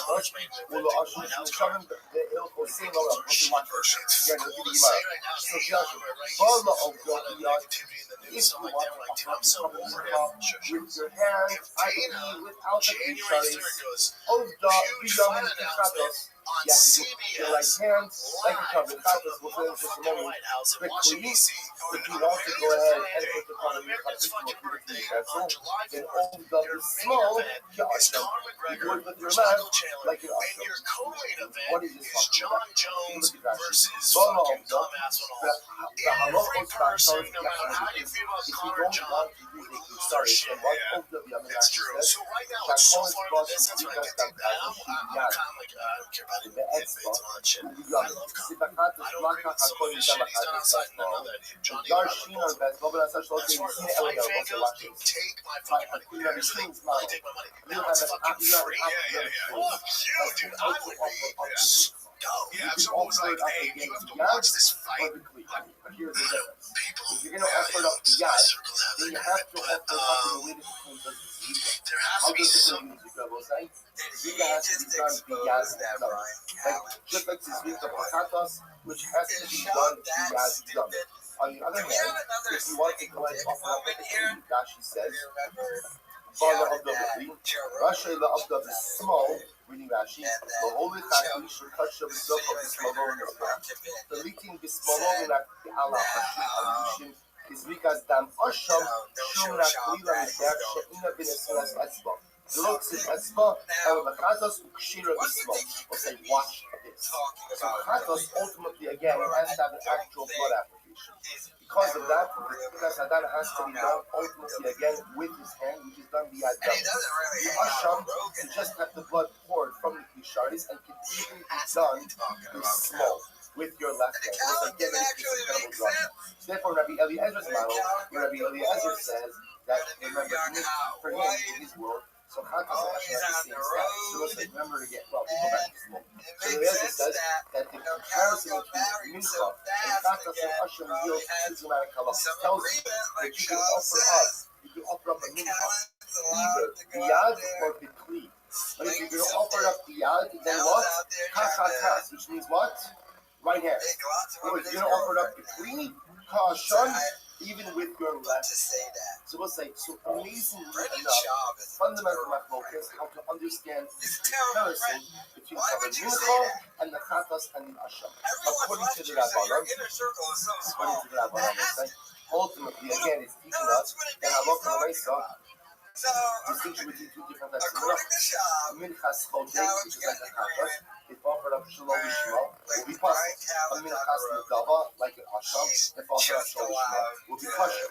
Rabbi Eliezer says, no. Chatas kasham telling me two different ways to offer up menachos. You could offer up kechatas, which means biyad, but it has a biyad nothing, or kasham, and then it can be done with smoke. Incredible. So the word goes back to the Shimon Haikra Makatlelah. So the Shimon will actually the pasuk also. In other words, the Shimon will say the Yehudim actually are not mutually exclusive. Also remember again, you can accept both drushes. Both according to the Rabbanon and the Eliezer, but they are not mutually exclusive. But again, remember, the only thing that forced Rabbi Eliezer to go ahead and dash differently than Rabbanon was what? Because Rabbanon made the comparison between Mincha and Asham to tell you, just as Asham can be offered up Shol Lishma, so to a Minchas, the Dava can be offered up Shol Lishma. It doesn't work in Rabbi Eliezer's model, because Rabbi Eliezer holds that Asham has to be offered up Lishma. So Iker Kra, look at Rabbi Yehuda, let me know if it counts. So also the Gemara says, but the Iker Pasuk comes to ultimately again make the drasha Rabbi Yehuda Rabbiya, Uminchas Chote Dipsula, Shalom Lishma, and ultimately again to teach me that the Minchas Chote that is offered up Shol Lishma will be possible. So the Gemara says, Chatos Taimamai, Tichsiv Ba Hi Mincha Chote. Excuse me, Hi Mincha. Excuse me, he, because we'll say the pasuk says ultimately again he. Remember again, wherever we see that drasha, he or who always comes to teach us that what? Dafka, that it has to be done lishma. So which the Gemara says, Minchas Chote Namik Sid Ba He. Or by Minchas Chote also says the word he. So when you read that, which is most of the Rabbanon, the Maya Yofasa, this is Chatas La'asam, Asham Chatas, what's the place of Rabbanon? But what purpose is Asham compared to Chatas? Lama L'cha, Nachatas Ki'u'u'cha, Haf Asham Chatas. What's the ultimately against speaking a system that Chatas requires Smicha, so to the Asham requires Smicha. It's incredibly dramatic. It kind of feels like it is. Again, what does come out, I just want to point out it's so big. I can't believe we're still dealing with this. I mean, I would have thought by the time I just turned 58, I would have thought by the time I'm 58, we would have figured this out. Right? Can I tell you, when I ulcerative colitis, I was like, I was slowing my ass. You see this? I ulcerative colitis. My colonoscopy one time, the doctor was like, well, there's this pill you can take. It could affect number one, that the Minchas Chokim offered up Shalom Bishmat, This was when I was like Hustle, 39, I'm 51. like I a only cop. told me if it's that Halacha somebody number fucking two, better than if the Minchas So Nedava what I do is offered up is the Shalom natural Bishmat, stuff, and it does the help halacha me. is It just kosher, helps, and I just don't like have an to. usher. It does not Halacha fuck up number my three, liver. if the It carbon would Mincha it is would offered take the up place of so beyond, many it must be done like the The other part of the Chazos, problem is the and if it's alcohol offered up industry. to Kli, Oh listen, yeah, if it's offered up to Kli, then right? what? Yeah, and they've Now, done listen, it's offered up studies. to They Kli, know. even They the lobby. left hand. They Obviously, it doesn't work have on to it be done hard. with the They left do not hand. want marijuana becoming legalized in the whole nation. Alcohol's way worse. I mean, it's just an Hey, but what he's age-old saying is, if it's conversation, offered up but to Kli, and Well, the it's real big problem is Rabbi who's said, selling "There's it four if it's pieces illegal. of The halacha laws." cartels. Like, You know, Yossi I've ben talked Choni, about Omar this Nishkas, before. let's If you've remember heard it again. before, I'm sorry, but this guy named John Norris has been on the podcast before. Yossi ben It was a Choni game spoke war. about He wrote a Shimon. book He called said, Hidden War. and He he's was a touching game the shape, war that's in not the shape, California. You know, just a guy checks He said, fishing licenses sounds and like what shit. he's saying. He loves the Anything woods, that's loves the covered outdoors. with shape, Okay, that you and the can't shape let a fucking cartel will be grow up possible. in the middle of the Define national this forest, and then they So he realize, writes as oh follows. no, this is what they do. They Yossi go ben deep Choni, into Rabbi the Eliezer, woods and Amu public Davar. land, and So they Yochanan set up a says grow up, and they got that fucking Yidi Yossi ben AKs, Choni and is saying the they same got, as Rabbi you know, Eliezer. Virgin Rabbi Mary Amar, photos that they pray to at night. It's crazy. Like full-on There's no doubt about campsites it. filled with Rabbi cartel Amar dudes. Bachel. They started turning Right, into a tactical team. So this guy had to get Rabbi says, no, it's Belgian an argument about the Malinois side. and bulletproof What happens vests, and if you they're getting offer shootouts with the cartels cartels in the middle of the shape woods. ultimately you're going to actually But become they're like, oh shit, it's you're worth reading the these wide fish margin. stories. Rabbi Like, Amar how'd you get this one? You don't know. Fucking You'll getting see that you're shootouts. actually Because it takes illegal. Amu Davar So Achot, when Rabbi Eliezer California Yami made Hustle their Bachel laws where you could have legalized recreational marijuana, what they also did was if you grow it illegally, it's only a misdemeanor. So the cartel could just grow innocent misdemeanor. If they catch me with it, they go like that shit. Like, so it's the perfect spawning ground for cartel grow-ups. What he was saying at the time he was here, which was a couple of years back, but he was saying that it was as much as 80% of the marijuana, I think, that was the number, in the country, in places where it's illegal, is coming from these dudes. About what the And they're Machlokes using all these crazy pesticides and herbs that are totally illegal, fucking super toxic shit. Shit that's outlawed on farms in America, but it's effective, and so they're using it. So you're getting this weed that's infected with these pesticides and herbs. There's no rules, man. It's illegal weed. If they had it legal, you could have inspectors who could check the fucking the farms and the factories. It'd be just like alcohol. If alcohol was illegal, we'd be drinking moonshine. You know what I mean? A fucking nice glass of wine. You're drinking fucking straight up alcohol, nasty shit, because that's all that's available. That's what people are doing right now. It's dumb. It empowers the people that are criminals. Like you said it before, it's the money. 100%. The big pharma, and we all have seen it, for COVID. What the hell kind of power big pharma has. Yeah, they're worried about it, but I think the alcohol people are worried more. The alcohol people got us twice. They were fighting with them. Remember, they fought MMA hard too.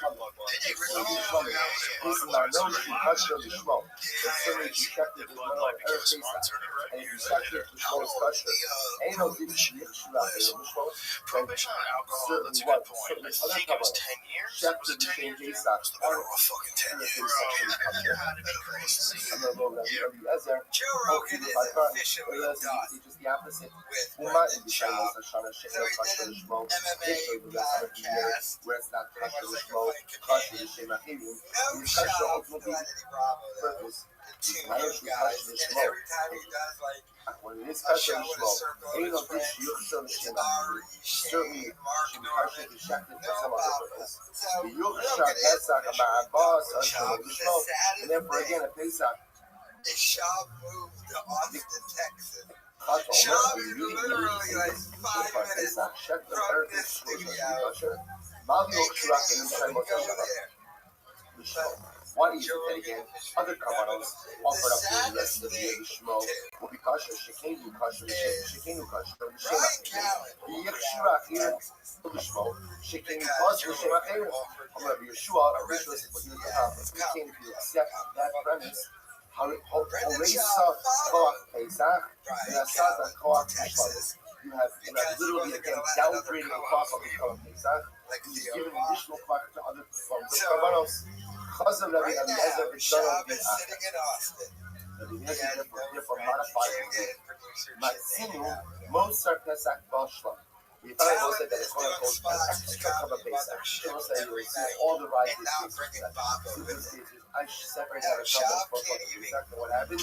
Something is lost, something your replacement, and then you find it first. So what happens to that Korban Pesach? Yes, they eat most of Korban Pesach. They're left over Korban Korban. They're not coming to Korban Pesach. Umat Pesach, Shlomo said about Shlomo. So it says when it comes to Korban Pesach, the leftover Korban Pesach can be offered up as a Shlomo. Shachta Bizmano Shlomo Pasol. And if you check the art, Erev Pesach, L'Shom Shlomo also did Shlomo She'im Mosarim Ba Pesach. Other Shlomo. We're in Mosarim Ba Pesach.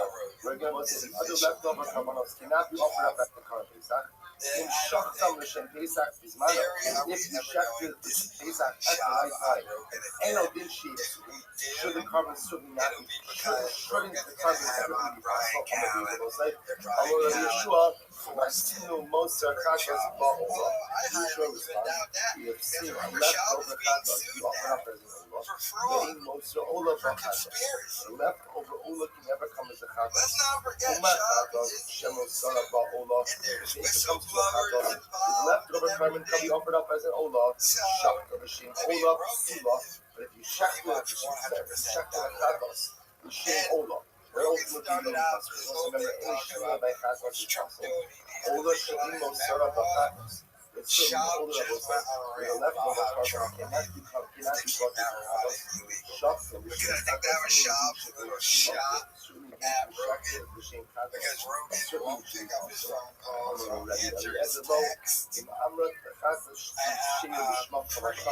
When it comes to Chachas, it's kosher, offered up Lishma throughout the entire year. However, Pesach, She'ino kosher, Lishma, Ela, Pesach is kosher, offered up Lishma. In its right time.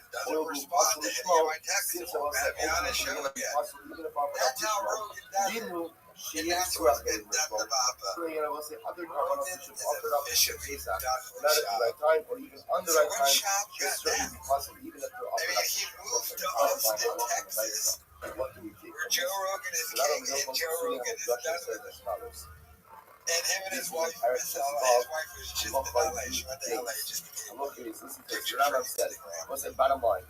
Has action shut to the Shema Ba'abaz or Chatzos? Plus, actually, that's let me know your thoughts. All right, I'll just read it to you, and then we'll see it in the Gemara just long because Rambam groups the number of halachos together. Has action to the Shema Ba'abaz or Chatzos? Plus, let me share this model. We'll get to this in just a moment.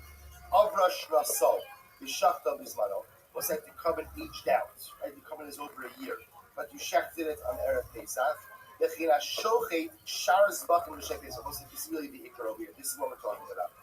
If somebody shechted other carbonos L'Shem Pesach, so the Rabbi say now I'm shechting another carbon L'Shem Carbon Pesach.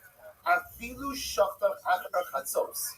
Even if I shechted them after Chatzos on Erev Pesach, or the Ilu Ksherim.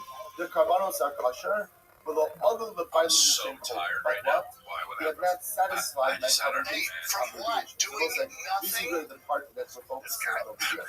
If the target is open to again, I went ahead and I checked the animal that was over a year old. And I checked it on Pesach, the Shem Pesach. I checked the other carbonos, the Shem Pesach, on Pesach. What's that about? Look, the carbonos are kosher. And I basically do not count. Dude, I had a doctor's appointment. I had a doctor's appointment this right now. So we had to get there like 8:30 a.m. And then I almost, this is crazy. I had to do an update of my car. So I'm sitting in the parking lot. I go, you know what? Let me just update it while we go into this doctor's appointment. It almost had to drive me here. I've already done this before. I know, but it was like, I thought, usually takes like maybe an hour. Shit, just barely finished. So, hey, what are those, Kevin, what are those? On your feet? Yeah, I've seen them do it, and I saw them on a guy's feet. And I go, those are higher sanctity than what? The covenant is kosher. because I wanted to get If your that. Havana And was then for the Kevin covenant has lower that, and sanctity, now, your covenant is now I'm kosher. fully Let me see Says for the the Gemara, camera. Amra Rashi, Kev, hold Those on. are so Hold full on of to the camera. Rava Masni Mishne Javiana. yeah, those are My so time is awesome. Shimon I'll tell Azario. you if they're With this Shimon He's gonna show Azario, him. get this Okay, you gotta relax. Just take it a for a moment. higher sanctity, the covenant is kosher. I'm so For lower pissed. sanctity, the covenant is These kosher. are so. Rama My Kral, jealous feet, Lo my feet, Yechalu they're better, Hashem obviously, but like, as these are kosher just. b'nei Yisrael. Is Asher Those are Yavimu the Lashem. JC Walkers, Jesus Christ Walkers. Lo Yechalu as kosher b'nei These Yisrael. are so. Are they in the back? Is They're not Asher there yet because Yavimu I looked Lashem. them up. That which I they thought lift they were up to guys. Hashem. Where So those the Murad Mehem like doing in stuff. Mischalot. Well, yeah, As it's long kind as of a what? weird wear As long because as like you it's like raised up your if you carbon, you're not actually find yourself having to do Shimon Azaria anything, translates you go, as how. oh As long shit, as I you have wore in mind these. for a higher You know, if sanctity, you're just the chilling carbon out, is I'm good. not, Namoch Mehem yeah, Mischalot. I'm not even trying to hate. Have in I mind saw for a lower 3 kids on category the carbon, spectrum with ultimately those. again the carbon is perfect. all I'm saying is this: if you're wearing those ultimately again is and you that go what to you any use public restroom, but how we buy it you're at the gonna small. go, Listen, we need that about muscle the to keep us splash in the zone. trouble. Well, This yeah, one, but that's and the I splash also zone have fashion. a But that has any issue like that. You'll see that. You'll get that. Any. produce. No, I know, but just Some I ices don't have not think been men separated. realize when you're at a How do I know urinal that how much pee is on your feet. I 100% realize that. And I think about all the time at the urinal. Yeah, I had sandals on all the time, and I was like, oh my god. Like, I'm trying to, you know how a 6-year-old like pees and they almost You put shall their not dick profane on them. touching I the was Mizrach like, Shayarim, that they will lift up. But I see them with Shabbat are we all still I alive? was talking about the entire Mizrach for something which will be lifted up. See, look at your shoes. If It's just you eat you're Teva, like, oh, this is just a disgusting mess. will have It's a Shumas petri and dish Masos of, lifted up from it. it's But disgusting. you eat from it before you lift up the Shumas and Masos. It's how you eat Does stuff. Calvin In start lift school up this week? Asher Hormu. Sure does. Was like that's against my School's school. cool. Asher Hormu. My Asher Yavimu. Why does it raise it as Yavimu? What purpose Shmamina? Both the boys had their Was first it date today. both It's like their halachas? Both halachas. like Halachas was I learned 2 halachas from that pasuk. Number 1, that Allah Clemente you only ship pertain at to school don't starts pertain to tomorrow. common one. Are they going to a similar school like if they were at like a private school type thing? Downgraded. Halacha Hell number 2, no, no. if you go to Public Teva 5 minutes from the house, they can versus walk there Heidi's. with their homies. Quite a It's great. Shame the That's Emirates. great, yeah. They had a cop on staff there. Okay, gosh. Just looked at him. You don't have to leave. Hopefully it's about that life. You don't run if shit pops up. Don't When run. Shimon Azaria said that having mind for a higher sense the covenant is kosher, does he mean Shalem the Emirates? You know what I mean? What It's is like, kosher? Does kosher mean Brendan's your covenant dad is is like, kosher? your But dad it is does not eating. affect You know what I on mean? behalf of the Like, it's gotta be a little bit of you're walking to school, like, you know. Therefore, really, Alright, those you know, seeds only going ahead and you know what I mean? Okay, you know, oh, your dad's gonna come. Okay. Your dad's gonna come. He's only arguing that the covenant Hey, is Dad, kosher, your dad's so coming. he's agreeing that the Yeah, covenant is not talking about that bullying or something. and Yeah, just all of that. Okay. Oh, I mean, Dilma, I wonder if they Shimon give like a Umeratz set for the fact that I the think I would confidence say that you're what walking to Shimon school, Azaria you're not actually taking saying into that account that when his you have in mind kids, for a higher his level kids covenant, are we'll say that's also something. What does tough. the one That's what I'm saying, though. number 2? Has It is they don't the need staff it. is No, to no, the owner. this That's is the my comment whole on behalf of point. the owner. It's like, Therefore, yeah, I I know, know. it's still, no, I'm not obviously, buying it's a things. family Touch business, law. but I'm yeah, a you know what I farmer. mean? I'm Like, like, you know, they might get into a thing, and then the other parents and stuff Shimon will come out, Azaria says as follows: they'll be like, if you think of a you know, car the of other dad's myself gonna come, and you but shack this it, kid that he I mean, walks it's in, Shalem, fucking right? cauliflower ears, and it's like, let's talk, what am I You gonna have do? in Let's mind talk for about a the higher internet. sanctity. Right. On the flip side, one is It's like, stuck yeah, in this is the what I'm car saying. and So that's the why nice you feel confident. I'm like, you son of a mother, it's cool. And you shack the shame before the shame. Yeah, Muscle, it's you legit suck out the here. guy It's a called little shame in the different. rats. Like LA, we have no choice. Like Like, models, No bullshit there. but also that's the thing. So the front body it's opposite here. I figured the bullying in Texas would be at a whole other level. You want to be, you want to be, no. And the shame the English. Take the teacher who singles. There's no lies, no phase here. If you have a life for a higher level sanctity, then what? It's my team posse like sports He league. is not Do they want to play any trade starts? or Like, they would that's not reflex. affect Do they want to play football or basketball or anything anything. else? They should not need shame I'm the coach of football. in the So we that's a silky relation. What's that? Meeting your Hakidisa, Hakidisa. Maybe that's pictures of like I think they're like in high school. I realize they're full. Yeah. So watch these. He's got a new team. It's like, man, I can't wait to. This is like I can't wait to dream right there. He's already like. So people already be like, I think this guy can do it. That's just going to be a thing. So also, dude, I don't know how the team likes it when he's like, I don't want to play sports anymore. I don't want to dance. So yeah, sit out there. Just change your last name. You be ready to change your last name. I'm a band. So you see them out on a dance. You see about Colin the Colin, low, what's that? I gotta find this album. They don't tell you about baseball gradations. Tigers have the already learned that as well. Now these bats are going to vary, but these bats are between $400 and $600. They need one every season to break them. There are different gradations. For example, Shlomim comes before Bachar. Why? Because Shlomim requires matan, but requires blood applications. Smicha, Nisachim, Siyufa, weaving of the chest and the thigh, which versus you're right, but all Iker, and Haji, and Rara, listen, you're right. The primary principle is to do this. I want to look at the Tower Mishnah, and the second Mishnah right now is kind of just brought back. Now, the truth is, we don't decide. So, Yossi, Shimon, Zaria, that's like, we don't use Mishnah. We'll say that. Second Mishnah is Mishnah.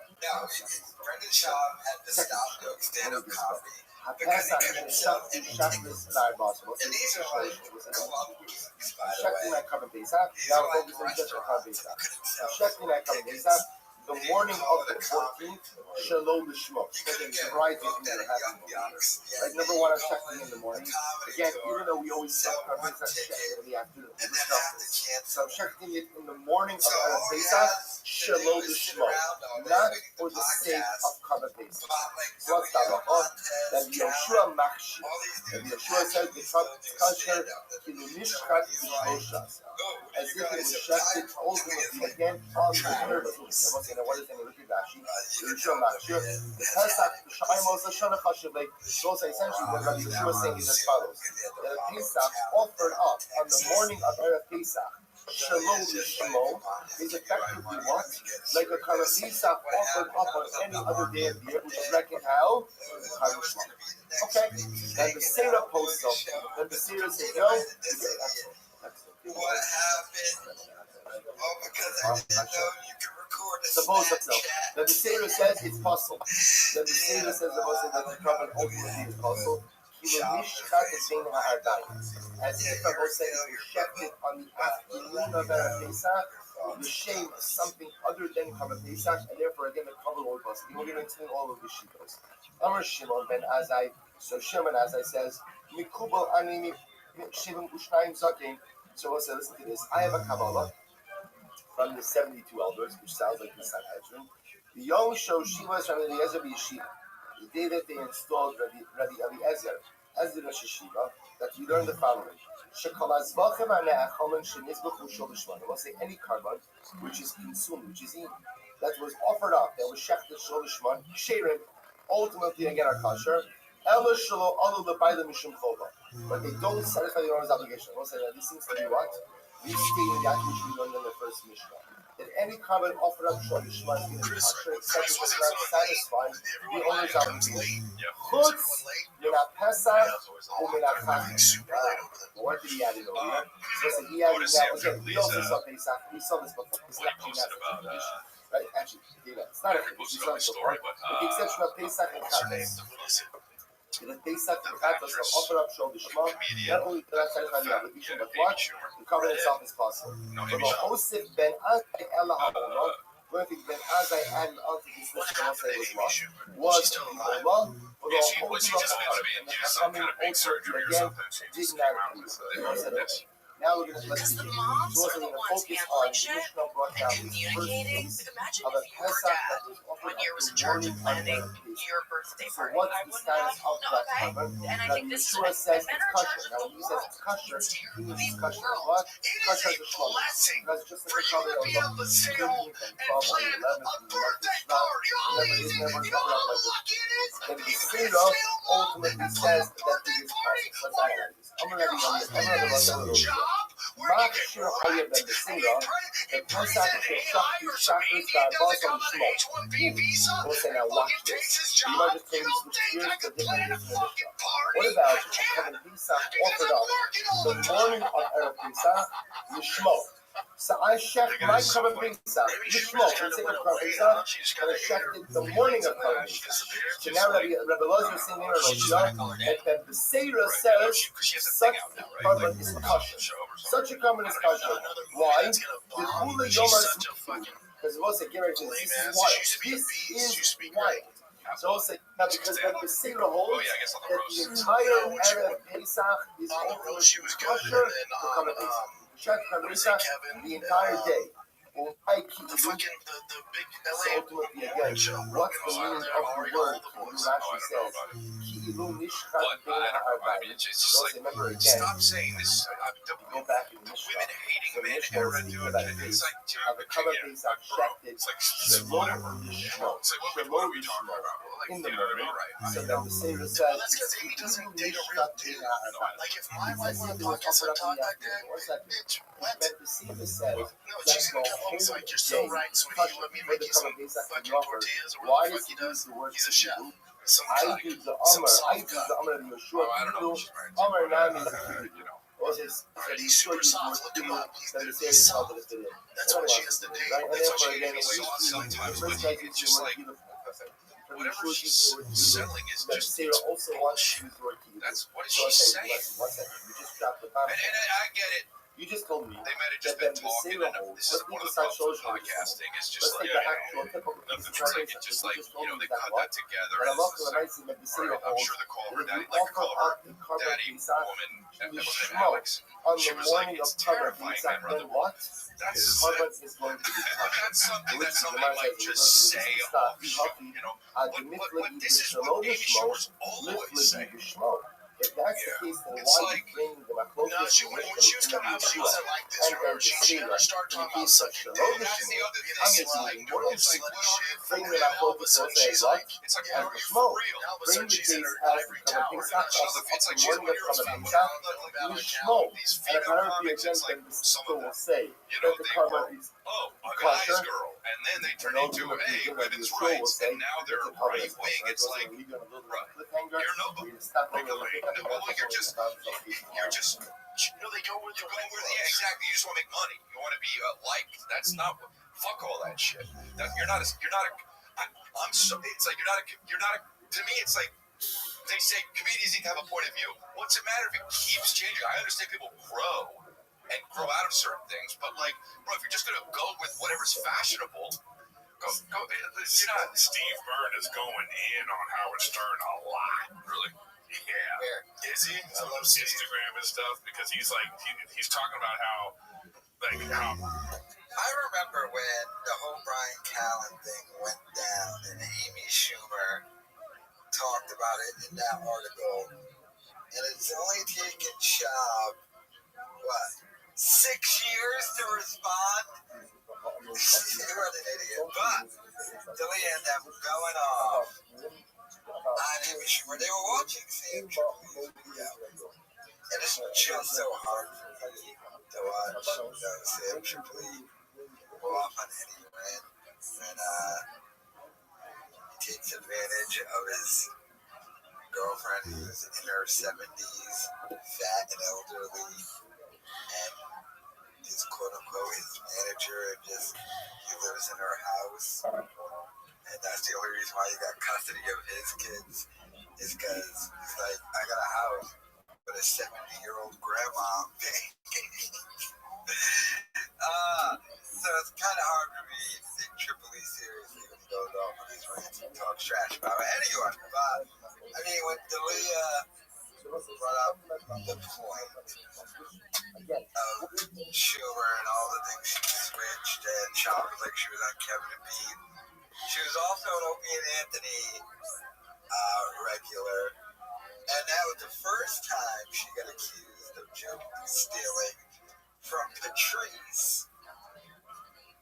Well, stealing from Patrice didn't accuse her, but Jim Norton defended her and played the video because the specific joke she was taking, Patrice had told Louis C.K. that those aren't my jokes, they were just random, when Patrice was doing the poltergeist joke. And they were just like filler stuff he was doing on stage, but she wasn't an O&A person. She completely, I guess what happened was that shooting in that theater, remember, what was it, when Trainwreck came out?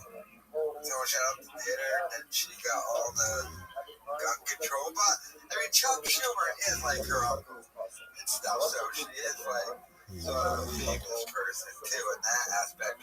So she is a rich kid from a rich family, which seems to be all of these stand-up comedians. It seems in order to be a stand-up comedian, you have to just be a rich man, which makes sense. I mean, you have to go years without making any money doing stand-up, and who can afford to do something for years when you're an adult and make no money from it other than a rich kid who has their bills paid for? And they look at Julia's shop and Potato Head over here. So, but, I mean, I am glad that I like Amy Schumer smashing. It's just funny, it took Shop this long to finally go after, and it was Dalia who brought it up. But, I mean, she is trash. I'm glad they gave her a trashing. And let me know your thoughts in the comments.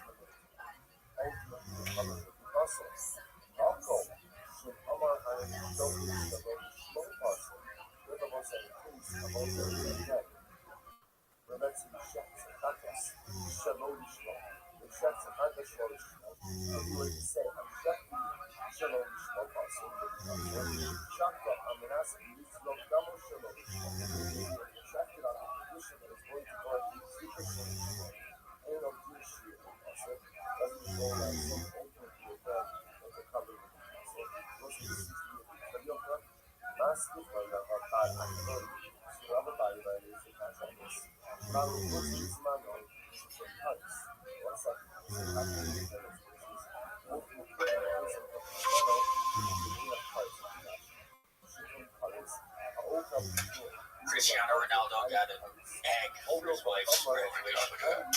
Isn't it like, you know what's in there? There's a tracking device in there. Yeah. But it's just so he knows when she's not walking in. Because he's not tracking her. He's not tracking her to see where she is. Dude. When you give your chick a ring like that, she's already there. She's opening the door for the mistress. Look how stupid this is. She is like this. Oh, hey, Tatiana. Look how stupid this is. He's in the other room. YouTube commented congratulations on their Instagram. I know. Cringy. So famous. There's a certain amount of money that is like, and she said yes, like there was ever any doubt. Yeah, what are you talking about? So he was single until now? I think it's $400,000. That shit looks like this. No, they have 6 kids. They have 6 kids. I mean, there's no way that's 400,000, Nick. We told you that. It's gotta be more. I heard 400,000 euros or something. That's dollars. It has to be. Now look it up, Big Dog. That's way more than that. You don't know. That could be like the percentage of us being in the simulation of the time where simulation existed would be. You just figured it out. Never mind, 2 to 5. 2 to 5 million? Yeah, and I'm sure they're clear. There's no clouds in my stones. $5 million ring. He bought a lab-made diamond. Saved $3 million. Yeah. Oh no! This one, this one, you with this ring, you get pictures of the kids that that dug it up. You know what I mean? It's just, you know what I mean? That's a one dime. I'll tell you what's alarming is their arms are the same size. Well, yeah, because he's thin as fuck. He's always running around. They soccer, dude. But that's not one diamond, is it? Is it? Wow. No. Yeah, dude. I think it's two diamonds. No, I thought it was pieces together. I didn't know. No, it's one diamond. It's one diamond. That's what's so shocking. But what's shocking is you already know. He went cheap. Why do you know? He went cheap on the, it's like a rope tying it, like a little string. Oh, wait, hold on. Why does Brendan always know about this ring? When did it, Because I got my ear to the ground. That's got my ear to the ground. You're digging another man's butt. Okay. Fuck yeah, dude. No, I'm kidding. So you're not kidding. You're This really guy's- heterosexual. But this guy's like No, my wife told me this morning. I'm a flying fuck. a loophole. I should have known. Yeah, I don't give a fuck. Honestly, I'm not even being a hater. I thought he was gay. Okay. I mean, he is. We had to, you don't fuck. This guy's fucking guys. Cristiano Ronaldo. And here's how I know. I would if I was up there. If I was him, bro, I'm gonna be fucking dudes. There's nothing else to do at that point. You're on his level. I mean, I might not be. I wouldn't be a bottom, but bro, yeah, you tried it once. I'm on a yacht. He's at a party with the, the eyes wide shut. I'm gonna be ding, ding, ding, ding. This is funny. This is funny. First call, first female umpire in history. Just set them back. History in the making. It was so far outside. She I mean, look, that it happens, but that's bad. They're talking about getting rid of the umpires, though. Yeah. No, they're not. No, they're not gonna let him. I know, because they're so. Historic call that they're putting that ball in the MLB. Or at the Hall of Fame. Yeah. They're crazy if that batter didn't walk away and say something fucking super sexist when he got back to the dugout. I want to ask you guys. Sexist. I want to ask you guys a dad question. Very dad question. Does your wife, when the kids were young, did they ever talk to you through the kids? Meaning, like, they got the kid and they'll be like, daddy needs to, daddy needs to take the trash out right now. You know what I mean? You ever do that? Don't do that. I would lose my mind. Oh my God, and she would lose her mind if I did. Rachel does that sometimes. But she's doing it tongue in cheek joking. No, and he's also young enough. I always go, I hear you. But we have some friends come over that they have a kid that's like a month and a half older than, they go, here, give mommy the stuff. Yeah. And I just saw how they interacted with each other, and I was just like, oh man. No, I don't do that. That's a recipe for disaster. Have you ever been over at a friend's house and you can tell they're not doing well? Like I was over at a neighbor's house and she's like, oh, I'll just drive them. He goes, no, I got it. Like, you want me to stay and make the chick dinner? She goes, just trying to help. Oh, yeah, there you go. I'll see myself out. That's, yeah. You know what it is? Okay, here's how you know a couple has problems. Because what are you going to allow to be shown in front of someone, okay? So, like, if you're having an issue, you might be like, oh, man, there's a level. But if your level in front of people is like, what? Then you know when no one's around. It's Diddy. It's Diddy vibes. Yeah. No, it's funny because I was washing my hands, we got little step stools, we'll stand on the step stool. Like, I go wash your hands together. And the other kid didn't want to wash his hands at all. And then my mom goes, oh, I think Daddy needs to start washing hands with you. So, and I'm like, I couldn't do that. I would get so much heat for that. If I did that, oh, I know. I'd be in the darkness. Never. I like seeing other kids though, like around at Wolf's age, so I can it's so weird that the grass is always greener. Because like Wolf's like very athletic in compared to this other kid. Like Wolf's running around and he can throw the ball. And You know, but then in your head, you go, fuck yeah. Yeah, they were running, but then this other kid is talking more than Wolf. Yeah. You know, Bluey comes on, the kid's like, Bluey! Yeah, you know what I mean? Yeah, Calvin is... And Wolf doesn't do that. He's like Brainiac. You know, and Wolf is just... Did you see how upset Shaw got when he got made fun of? And this is the odd thing about Shaw. He has stated many times he can't deal with the haters. He hates having his feelings made fun of. They hurt my feelings, me. And yet, he's trying to operate in a profession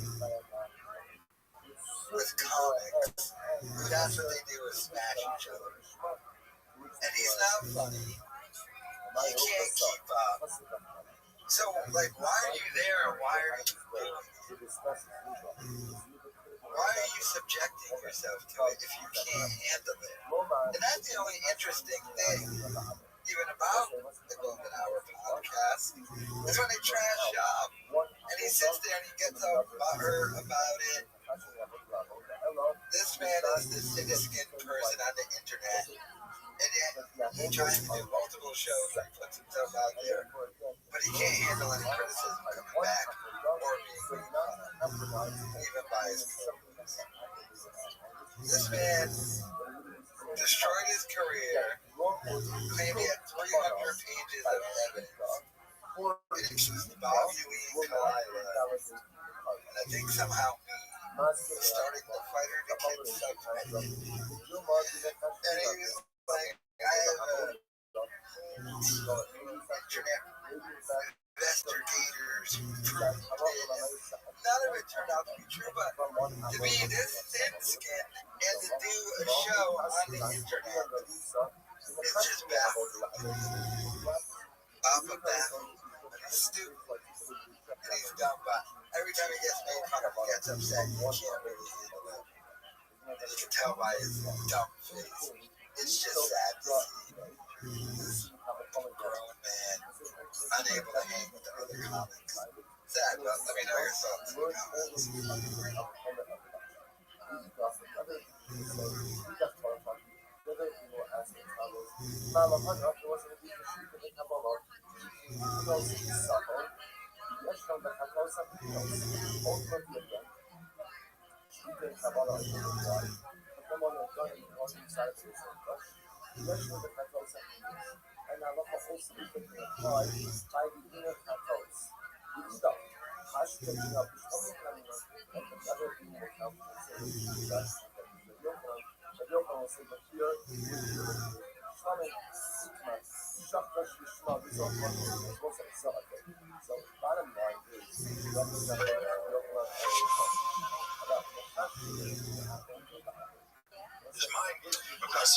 Just what I was getting at. Was out of a bunch of fights. Armand Sarukian also spoke, right? But Armand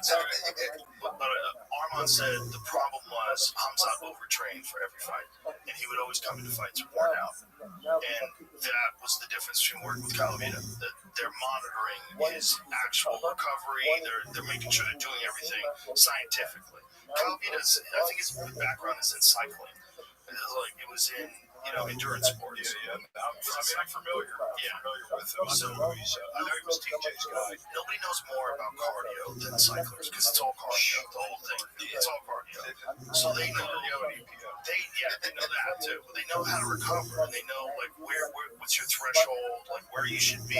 Sure. So he's using real science. He's like, this is the first time he's ever been through a camp like this, where he's coming in fresh, where he's not overtrained. Well, we're going to see. We're going to see. And my question is too, if he gets in a bad spot, right, is he going to push through it? Will the bullet crumble? He crumbled with Gilbert. He crumbled. It's true. He got sat down by Gilbert too, though. And Drake's even said in that fight, how he started strong. There's a certain amount. He keeps counting how many minutes he was just standing in front of him. He said that with both those fights. His fight with Gilbert and Kamaru, he had the exact amount of time. He was for 3 minutes or whatever seconds. He was just standing in front of him. He was saying that for both guys. Kamaru was coming out strong in that third. I know. He was coming big. So that was a 5-round fight. I bet the betting would shift for sure. Oh, yeah. He started coming on at the end of the second. Yes. He started to. Yes. Yeah. The third round, it was like clear. Yeah. I thought. Yeah, I mean, but it is impressive the way that motherfucker can shoot from halfway across the octagon. No one. He's wrestling too. Like, I don't know, but do you know Pat Downey? Yes. Sorry. I've known him since he's a little kid, and he's amazing sometimes camp. And said, like, he said his wrestling, he goes, wrestling is like real good. He said he's got top notch wrestling. Like he talked about, he said we really both did better with each other than you would think. Like he did better with wrestling, and I did better with the jiu-jitsu. He said, but he said like he said the guy's a beast. He said he's strong. He said he's a high level wrestler. Schaub was down there watching him train. And, you know, they asked Schaub to spar with him. He's like, fuck you. I got 40-something years old. I'm done. I'm not doing this anymore. And he said, Hamzat was just lighting people up. He said, he looks really good. The thing about Hamzat is, all these guys were 170s, right? You're right about that. But with 170 comes speed, right? And Hamzat's speed is a factor. It's a big uber discipline inside and outside the cage, and it's just one goal. That's to beat DDP. And dude, if it's not about that, shut your yapper. You know, it's just at the highest level, man. Just a fucking monster. That's good to hear. Yeah, just a monster. We're able to do anything with them now. I wanted to grapple with him. But what they were doing was sparring with MMA gloves on. And I put this in. I saw what he did to a gentleman, which where I come from, you would be like, whoa, let's shut this thing down. I was like, yeah, okay. And they were just like, get him out with the male sin. I was like, I haven't fought at this level in a long time. It's probably not the smartest. If you just want to grapple on it, I'm down. You want to wrestle? You want to do, just certain positions? If I can help you out, I'm down. But it's the head I'm not going to do. No, not now. Especially he's 3 weeks out, and dude, when I say there is no games being played, buddy. Yeah, it was cool to see. It was cool to see. I really want to see DDP's camp. I'd love to get it. Because, again, DDP, he's not like this mysterious character in the stage, right? Like, we all know DDP now. And he's so goddamn good. I went to Hamzat's camp, right? I flew out to Newport, got an inside look at Hamzat's camp, and I was like, holy fuck, he's good. Unreal, dude. Who's he, I don't give names, but world-class Division I National Championships, gold medalists, wrestlers, buddy, toying with him. Where the coach was like, hey, because I've seen him go, I'm like, all right, he's on his own. And his coach, in whatever language he speaks, Chechen, goes, hey, pick it up, let's get going here. He looks at his goes, okay, and just fucking, I'm like, oh, God. And I was like, wait, what the fuck is going on here? His cardio? Insane. Wait, Hamzat? Yeah, he's a minus 245 favorite, Hamzat is? Dude, didn't Drickus do like a grappling thing where he submitted like all black belt, like, and one after the other, like 6 guys or something like that? Brendan Schaub lies so much. I mean, he visited that guy's camp. No one asked him to spar or anything, but he had to lie and then tell the lie to Rogan. I'm sure he texted it because Rogan won't hang out with Schaub or have him on his show or his comedy club. But this just goes into the psyche of Baba. Even when he does something, he has to then lie about it. You can't just be like, yeah, I went to that guy's camp, so I'm smart. You know, they asked me to get in. Tumble around with him. You know, so he told Joe like a different thing. Yeah, because he's like, I just wanted to grapple this thing. No one asked you to get into anything. You just openly lie. No one even invited him. They invited Rampage Jackson, and he had just so happened to have been doing Rampage Jackson's podcast and was with Rampage Jackson. So Rampage took him. Not like they especially invited Brendan Schaub But this just goes to the saying you're popping having to lie about everything, even if there's a grain of truth. By the way, have you ever noticed how you've never seen any pictures or photos or anything of Shab actually there? And I'm saying he went there, but others, especially on the Frederick and the kids' supper now, like, he never even probably went there. But there's always a tiny grain of truth in the lies of the prophet. But the man is a horrendous liar. And he had to text with Joe Rogan that lie. And Joe will text with Shab. Not have him on his fight companions or anything. It's so sad that Shab the Texas just to follow Callan. Callan's the hang out with Rogan, but Shab can't. And I wonder if Rogan completely distancing himself because Shab is now being sued for fraud, tax fraud, trying to oust the CEO of one of the scam companies. Truly is sad. Truly is pathetic. And no more Rogan for Baba, although Joe will still talk about whatever dumb thing Shab is still going to text him about. Let me know your thoughts in the comments.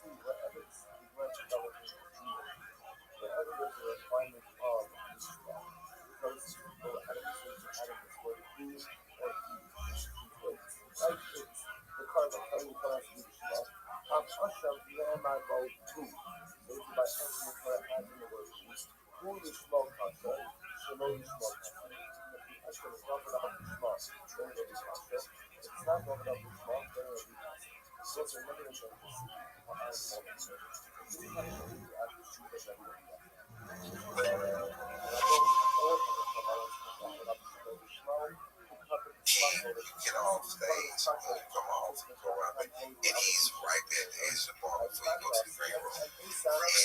Roasting about getting your ass handed to you. He's standing there, so he comes like, you should just quit. Then the night that he said to me, he said, I liked your act tonight. You know what I liked about it? I did all that shit in 1974. He's like, you never got a compliment from Rodney. And I was the guy that he liked everybody else. That's why he was mad. Bob Saget was like that. Bob Saget cracked me up. Did you know Bob at all? No, I just heard about it. I was funny as shit. I'd be sitting in coach. But he's in first class. And he's like, I'm like Bob. He's like, hey, Brian. What are you doing? He goes, where you sitting? I was like, back there. He goes, where? I go, AD. He goes, coach. And I was like, well, yeah, because I booked it late. Sorry, I don't know. I said, he goes, well, then I won. He was always that dude, man. I love that stuff. So, Patrice, Kevin, I was talking about John Rogan. He said, like, if you don't stand up, he just see Patrice would go, yeah.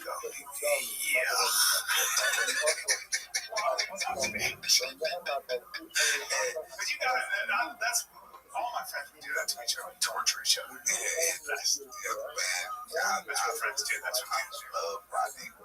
I'm a huge Knicks fan, and the Knicks are playing San Antonio in the playoffs, and we're performing at the River City Comedy Club. And I'm with Rodney, and I have the jersey on, and the Knicks just lost. And everybody's walking past me, just ripped me, and Rodney turns to me, why don't you just take the motherfucker off? He ran out in the other shirt on under this. He's like, you fucking terrible, because I got to help you fight me. I love Rodney. He passed that, right? Yeah. So you're going to keep doing this? Do you ever think about, like, what you want to do? Because I don't see myself ever stopping this. Yeah, I don't know if I can. I said one night in DL thought it was that I was ahead of my time when I said this. And this is maybe 08. I said, man, comics don't retire. We die. We die. And then he gonna chime into my, and hopefully on stage, you know what I mean? Like, Well, he passed out earlier. Yeah. Way to go. yeah, I was doing the show when it happened, and so I don't, sometimes you don't know who people really associate you with, but I guess they understand that I'm from that tree. And I got off stage and I have 25 missed calls from all sorts of people. Then I have a video somebody sent to my phone.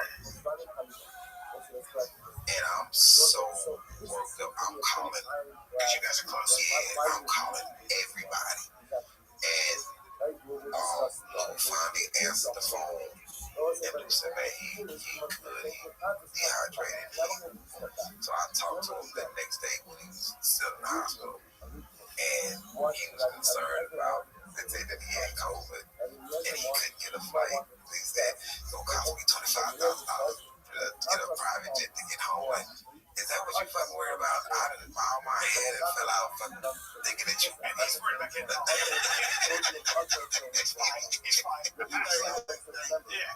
Yeah, man, it was. You don't ever want to see that, but you know that. But you also know, when you're on stage, that shit can happen. I performed swine flu. But like, it's funny. It's a small fraternity. It's like the comics are. If you're a real comic, you can go. Somebody said to me, he's like, there aren't a lot of people that can get up in front of any audience anywhere and make them laugh for an hour. That's a weird skill set. It's a weird way of looking at the world.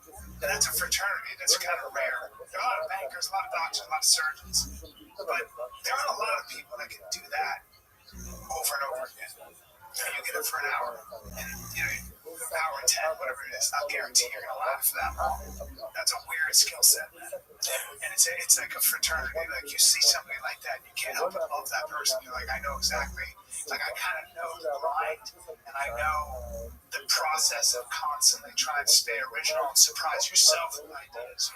Push yourself. You gotta push yourself. You gotta push yourself, man. You gotta push yourself. But I don't know what else I would do. I do it anyway. And if I'm not doing it, I get, It's when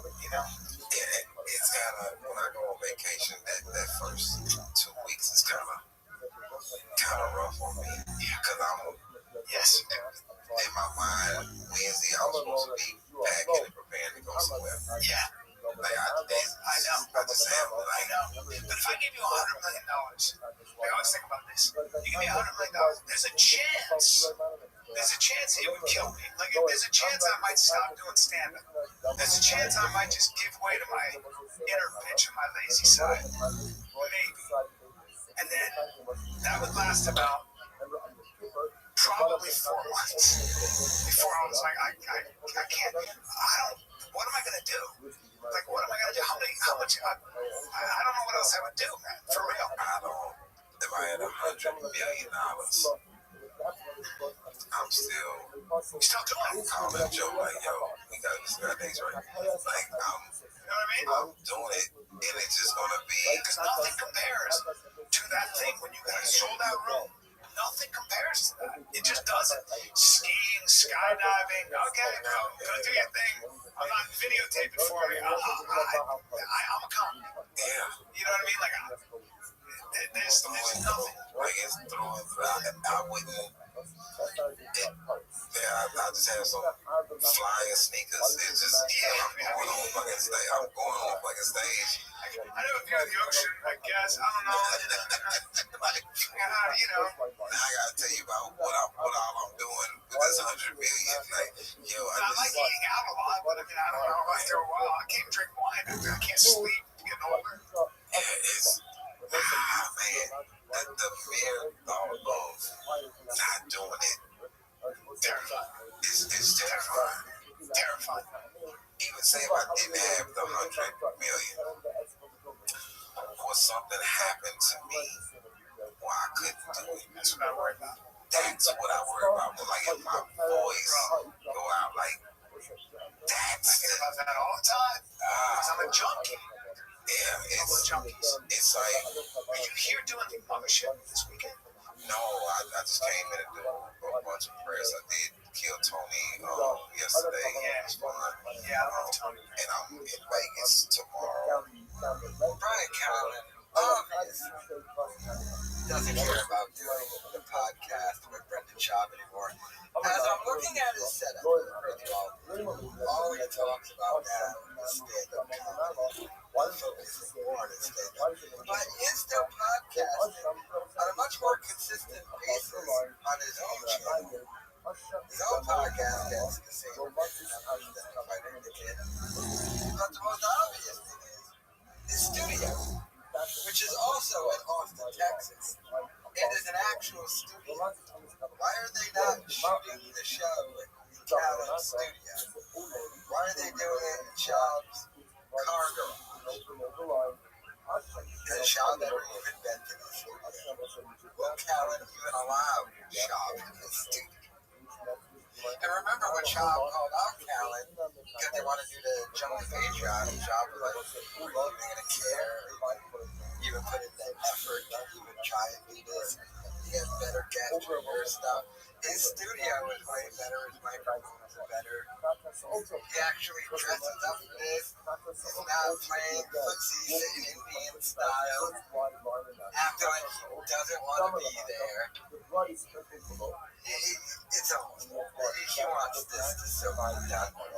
Schaub, especially now with the lawsuit against Schaub has come down, and Schaub is conspiracy, fraud, tax fraud, all that stuff. But just looking at Callen's studio, and he has to show. I wonder if the Schaub even though Callen has his own studio, a much better studio. Looks like Callen's betting on himself, not betting on himself. Go be. They have way better guests, way better views. I mean,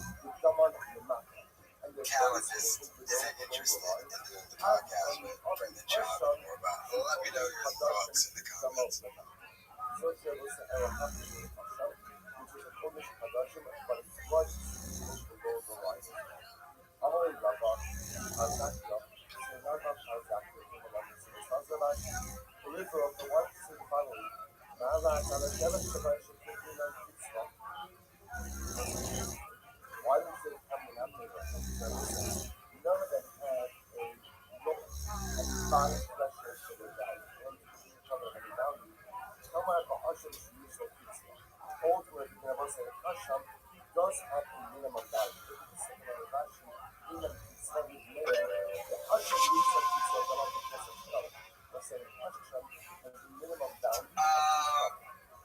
Okay. TMZ Sports reports. Hey, two notorious liars. What did Fat Joe say his name was? He was a 5%er. Fat Joe Crack LPD Buddha Cigar or something like that. Reminded hair color. Fat Joe needs hair dyed with XOC star Brendan Schaub. Fat Joe, the staff. Fat Joe isn't fighting gray hair alone. The hip hop legend just signed former UFC star Brendan Schaub as an ambassador for his hair dye company. Yeah, Lauren, Joey Crack's Rewinded 10 recently brought Schaub, a top 10 ranked UFC heavyweight turned podcaster, on board, and the rapper is stoked to get to work. What is this? A picture of Schaub like 10 years ago? Brendan Schaub brings authenticity to everything he does. So it was only right to have him join the winning team at Rewinded 10 Johto. Alright, Fat Joe is trolling too hard now. Now he's getting in-depth inside trolling at this point. His influence as an athlete and podcaster is going to help us reach newer audiences and kill the stigma about men coloring their hair and beards. Oh my God.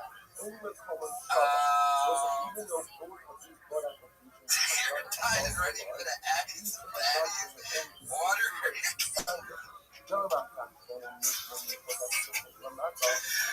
Is this why Shab dyed his hair blonde? Like the real reason you think? Although he's not blonde on here. Why is this a news story? I get it.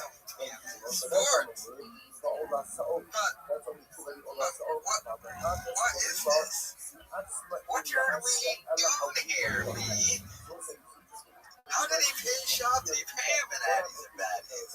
Did he give him a new truck? Why are they putting a picture of Shab from 10 years ago? His hair is blonde. What is happening? Why would Fat Joe, who's bald, start a hair dyeing company? I get that you said for the beard thing, but so is Baba admitting he's fully gray now? I don't think Baba is gray at all. Right? Not gray enough to where you'd have to dye your hair. I wish you were just gonna die, but how much did Shab get in this? And how low can you go? I mean, if one was gonna dye their hair, wouldn't they go with like just for men or like, you know, an established brand, not with Fat Joe's hair dye? Oh, look at him, dude. Look at Baba. Got my hair done, me. Do you think Fat Joe is under the impression that Brendan Schaub is Spanish, by the way? Do you think he thinks Schaub is Spanish? Like his wife is Mexican. He did a special called The Gringo Poppy. Getting Fat Joe. Now, DJ Vlad has been talking about him. Joe has been getting like a lot of noise on the internet for saying outlandish weirdo stuff, like he robbed 70 guys and stuff like that. I mean, this thing. Oh, when are we gonna get to first ad read? You think we get it Thursday at the Fight Room Kid? Oh, Shab gonna do this. Hey, yeah, hooked up with Joey Crack. Your boy's gonna be out there slinging some hair dye. Nicotine hides it in the couch. Is he now gonna have to? But people have been bringing up too in the recent Shab clips that he re-dyed his hair blonde. Because remember, Shab said the kiddo dyed their hair, so I dyed it with him. Worst thing I ever did. But people have been pointing out he re-dyed it blonde, the roots. So do you think that's why? Or is he going to dye it again to be black to match, you know, the actual thing they're going with on the box? What's in the box? I mean, whoa. I've never seen Alf and Camo Joe morph together on a box before. He signed his name, B-Shab. This is going to go down quicker than Tiger Thick Whiskey. What is he doing? I know Baba needs the money, but how much money could he have possibly gotten for this? And why is this a news story? I know Fat Joe has been popping off at the mouth. Now, is that Travis Kelce? Wouldn't that be the headline? You know, Travis Kelce. Is that Travis Kelce? I think that's Travis Kelce. But this is so bizarre to me. Shab is now going to be the spokesman for Fat Joe's hair dye. Remember when South Park made fun of Family Guy about the manatee just pick random stuff?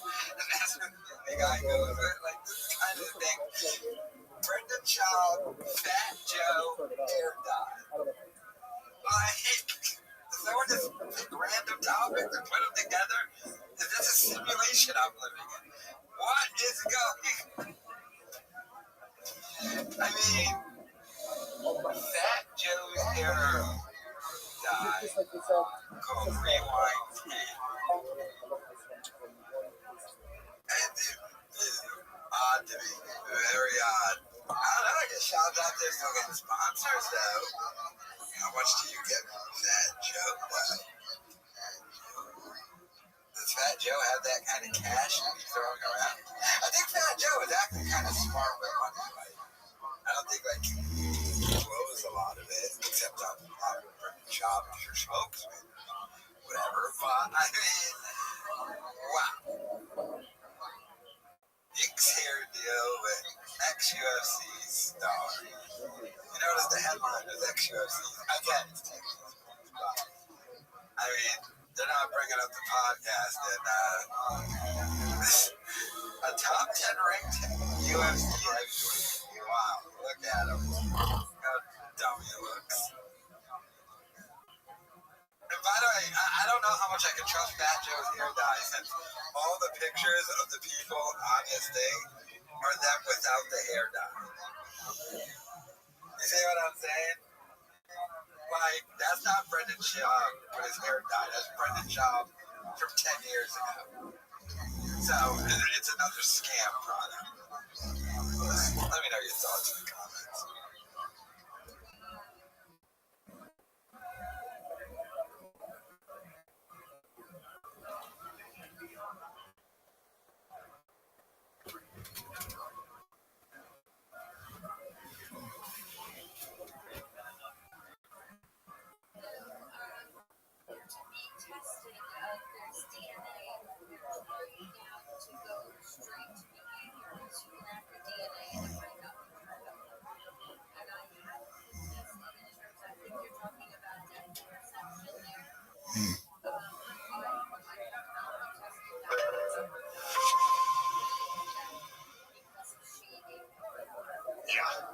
MS Paint. I think this logo, yeah, people are really cracking up about it, calling it most surely no one watching. Oh, the rebrand. That thing was confusing to me. It's like MS is multiple sclerosis to me. Like that person suffers from MS, you know, and then it's MS now. So it's weird. They stole my website name, Mayhem Now. That's right.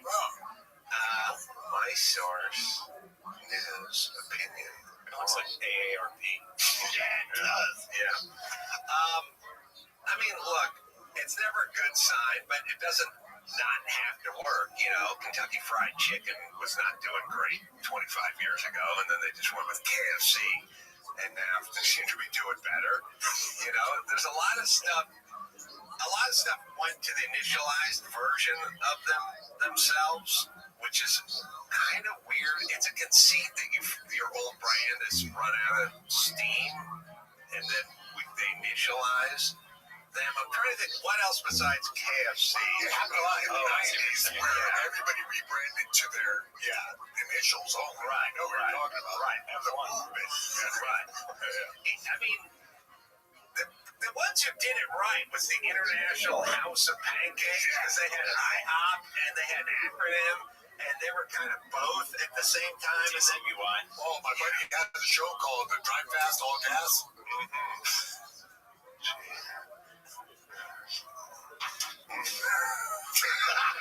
I wrote me a second. So they're going to look. Here's how they would. You don't need. You can just start being accurate, and then Mayhem Miller bringing up Brendan Schaub's Drive Fast All Gas channel, and Adam Carolla figuring out what the letters mean if you initialize it. It just goes into a complete idiot that Brendan Schaub is. Although he is the new spokesman for Fat Joe's Hair Dye Company. But, Drive Fast, we call it Drive Fast No Gas. Remember, that channel name was initially called Toontown, and he took the Tiny Toons logo and Disney threatened to sue him, so he had to change it to Drive Fast All Gas, and that spells out obviously what that spells out. And Carolla is just sitting here like, well, okay. And it's you have to understand it's even a little more uncomfortable here because Corolla and Shaw were the only two guys, not the only two, but two of the guys to take that podcast one deal. Remember Colin Thompson and Cast Media ripped off a bunch of podcasters that went off and started a new company, offered to pay them back like a fraction of what they owed them and gave them stock. Shaw and Corolla were two of the guys who took the deal. Bond did not. So Shaw is like part of the network there. And Corolla still. So Corolla knows what he's talking about there, man. Pretty funny. Let me know your thoughts in the comments.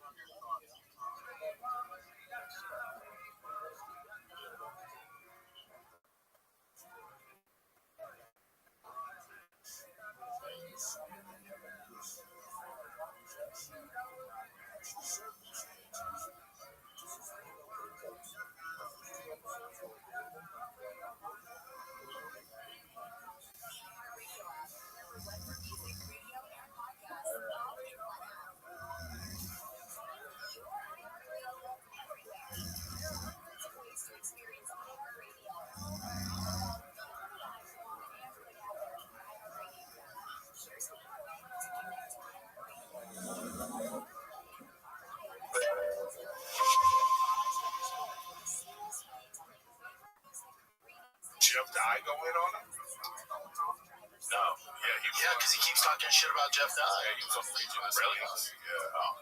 I don't really want. I don't see any of that shit. No. Wait, what happened? Well, he was just because Mark, when Jeff got passed at the store, now Mark has to deal with him, but he was talking a lot of smack about him. Oh, really? And then Mark go on some podcast and he's saying like, yeah, I don't even know who that was. Really? Yeah. Because I've never heard of him. I've never heard of him. And then Jeff's like, why me? Oh, he's like, why you picking me for this? You've done this to everybody, and all of a sudden I'm the one. Jeff said this. Yeah.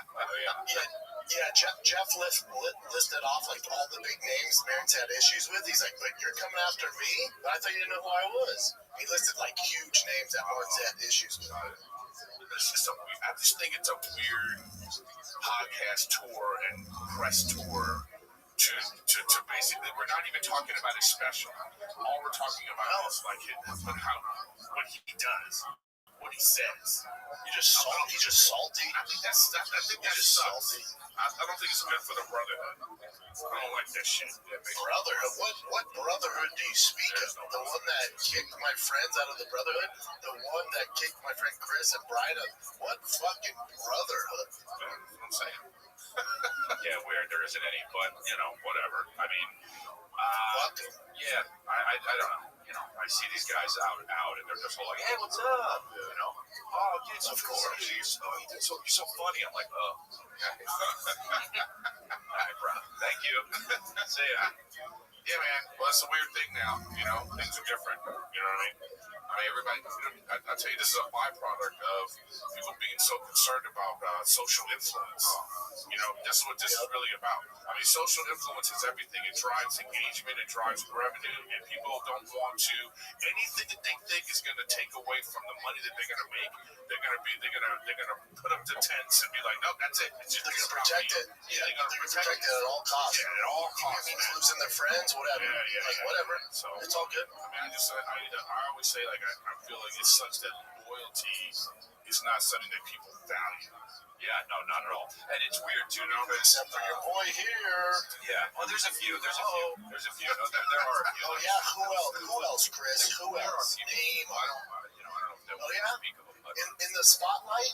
In the spotlight. But that but nobody actually but that's a thing where nobody cares.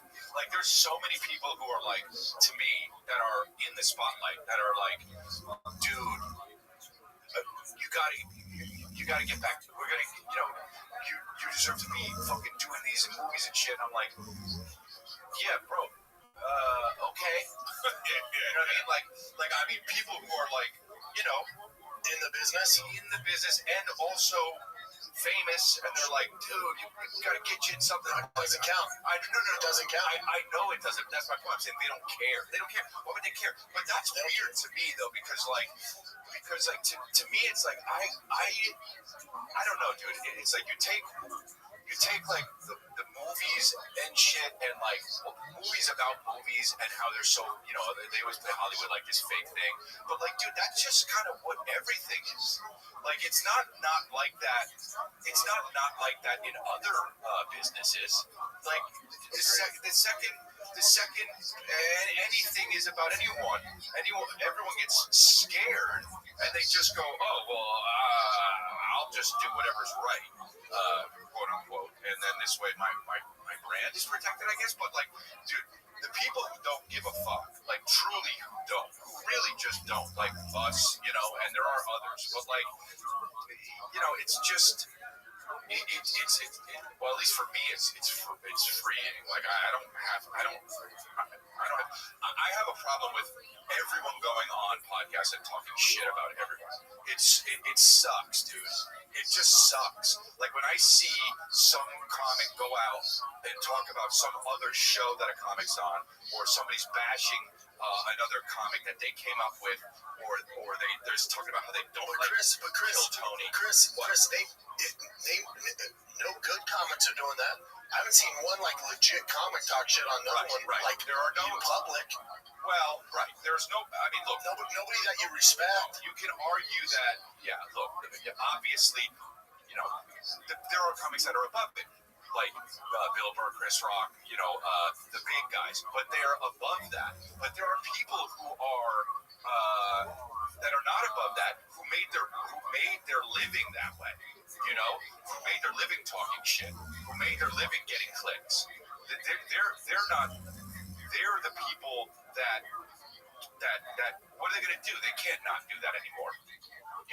But I mean, I saw the other day with these comics that were, they were not well known, but they were talking shit about Kill Tony, and it's like, it's hilarious. Just, why?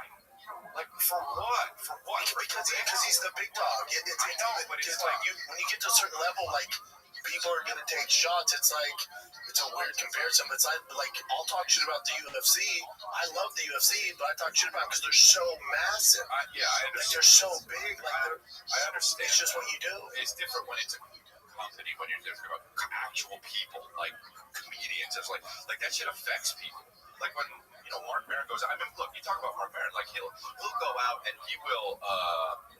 He knows that he has issues with people. Like, I mean, he's not like he says he's that's his thing. To go on a podcast, and talking to a guy and being like, the kid. These are the words. The kid doesn't have an act. Yeah.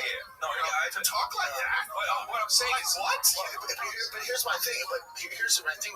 For it doesn't affect Matt Rife, because what happens, what Mark's doing, Mark's a fossil, so his demos 45 to 77. None of those people are fucking with Matt anyway. So it's not like Matt's losing fans or somebody's on the fence like, well, Mark Maron said. No, it doesn't affect. It doesn't affect Matt's fans, but it does affect Matt, dude. It like when I see somebody talking shit about me, it bothers me. Dude, I understand. It's like, oh, I don't give a fuck, and like you say, oh yeah, okay, that's a thing. But like, you don't give a fuck because you go, okay, then I can't give a fuck. It's not because you truly don't give a fuck. That shit sucks. You gotta not. It'll drive you crazy. I understand, and you find the balance, but it just sucks, bro. Like, say what you want about whoever's. No, I know. But I'm saying, say whatever you want about whoever's comedy. It's annoying. And it sucks. Like when I see people like, oh yeah, fucking, Bert Kreischer takes his shirt off. That's all he does. It's like, all right, what are you doing, dude? What are you doing? He made it. He's got his life. Or Tom Segura fell off, or whatever the fuck it is. Chris D'Elia fell off. It's like, dude, what are you doing? Like, for what? What are you doing? Make it. It's hard. Make it. But But again, those people that are saying those comments, like we all get it. Oh, Chris fell off, Brian fell off, Brendan fell off. I'm like, if this is falling off, sign me the fuck up. Well, that's this is what it is. That's the truth. I wouldn't. So it's also no one doing well who's making those comments. Chris fell off. Oh, did he? Cool. Do you know how much Chris makes a year? Do you have any fucking clue how well he's doing? But also, I don't like when people talk about someone. Like, I hate when it's a host, and they're talking to this person, and they're trying to bring up something as if they think the people watching are going to think that host is a good person. Oh, right, yeah. You know what I mean? Like, it's like, no, man, why are you people they're terrible. Yeah. They don't care about name a podcast. You know what I mean? They're fucking terrible, bro. They're assholes. They're shitty. And like when they pick someone like fuck this person, Matt Wright, whatever, me, whoever it is, like you know what I mean? Like they just pick that person and then it's like you believe them because why? Chris, you believe who? You believe Amy Schumer? Like who? No one believes them. But my thing is. Do you know anyone who's doing shit that doesn't get this type of hate? Do you know anybody? Name one. I can't name one way or another. Yeah, from one way or another. Name one dude who's actually. Yeah, no, but it's different when it comes from the fucking actual community. You know what I'm saying?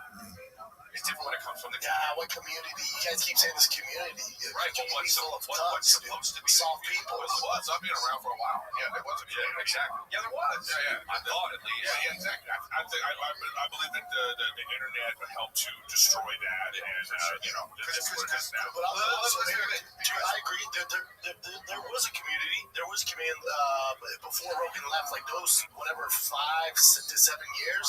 It was the golden age, right? But I think to your point, like these guys that does this stuff, part of it's not their fault. Like I'm not giving them an out, but part of it is social media, YouTube. It's created the algorithm's created to entice hate, negativity. And so if I make a reaction video going, Chris is the best comic ever, and Eric's the friendliest comic ever, and he's so good, I get 5,000 views. If I make one that goes, Chris sucks cock, and Eric sucks bigger cock, I get 100,000 views. It's just how we're wired. It's my cock. Brendan Schaub going off on stand-up comedians. What community you the one you got kicked out of because you're not funny? So the whole discussion started with them commented on Mark Maron. And first of all, what Dalia said there about not just Mark Maron, but people like who criticize comedians. An example for himself, for Kreischer, Tom Segura, and Chris was just like, well, go ahead and make it. All right, we'll all go make it, but we got to go by how you guys made it. So our dads all need to have millions of dollars so we can just sit around all day for years on years and go do stand-up and not have to worry about any of our bills being paid or anything. And then, I got a feeling quite a few people will make it in stand-up if that's all you got to do all day. You got years to get good at it because you don't got to worry about bills, and you got inside connections because of your father's money. They're all rich kids. Dalia, Bird, Segura, Schaub. They're all just rich kids who had a decade. That's why the LA guys are like, it takes 10 years to get good at stand-up comedy. How does it take 10 years? How can you do something for a decade and not make money at it unless your mom and dad are paying the bills? That's simply it. I know you can't really just boil it all down to that, but that is a huge factor in it. But all right, Joel, good morning. Let's begin. First of all, a thank you to our sponsor this morning. Both in the breakfast are sponsored by Leon and Julia Shaman. I think he's just more bummed they kicked you out. Well, the comedians, they kind of did. I mean, at the end there, they were all just openly taking shots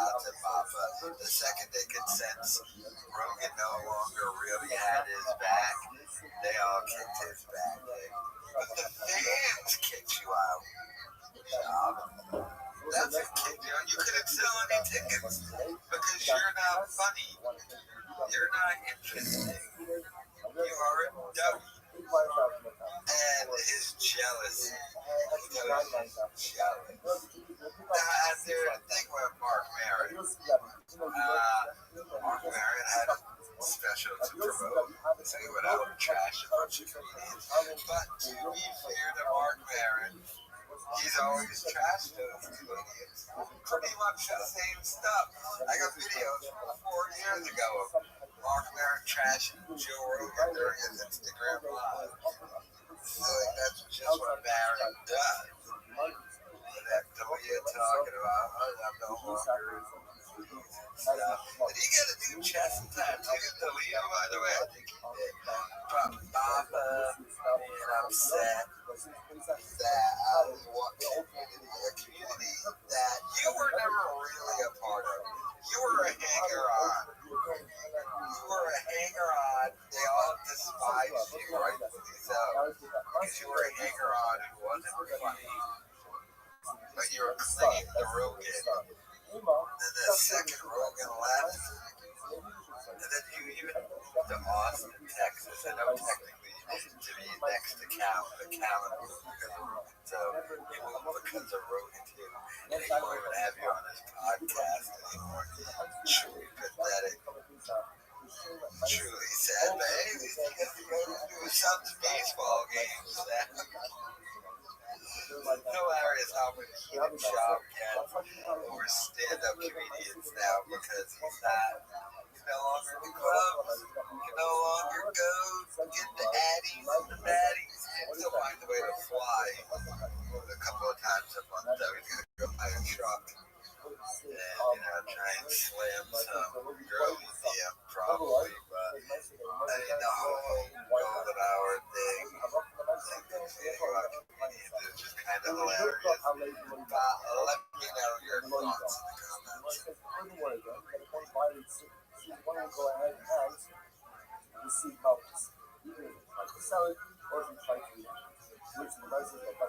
the comments.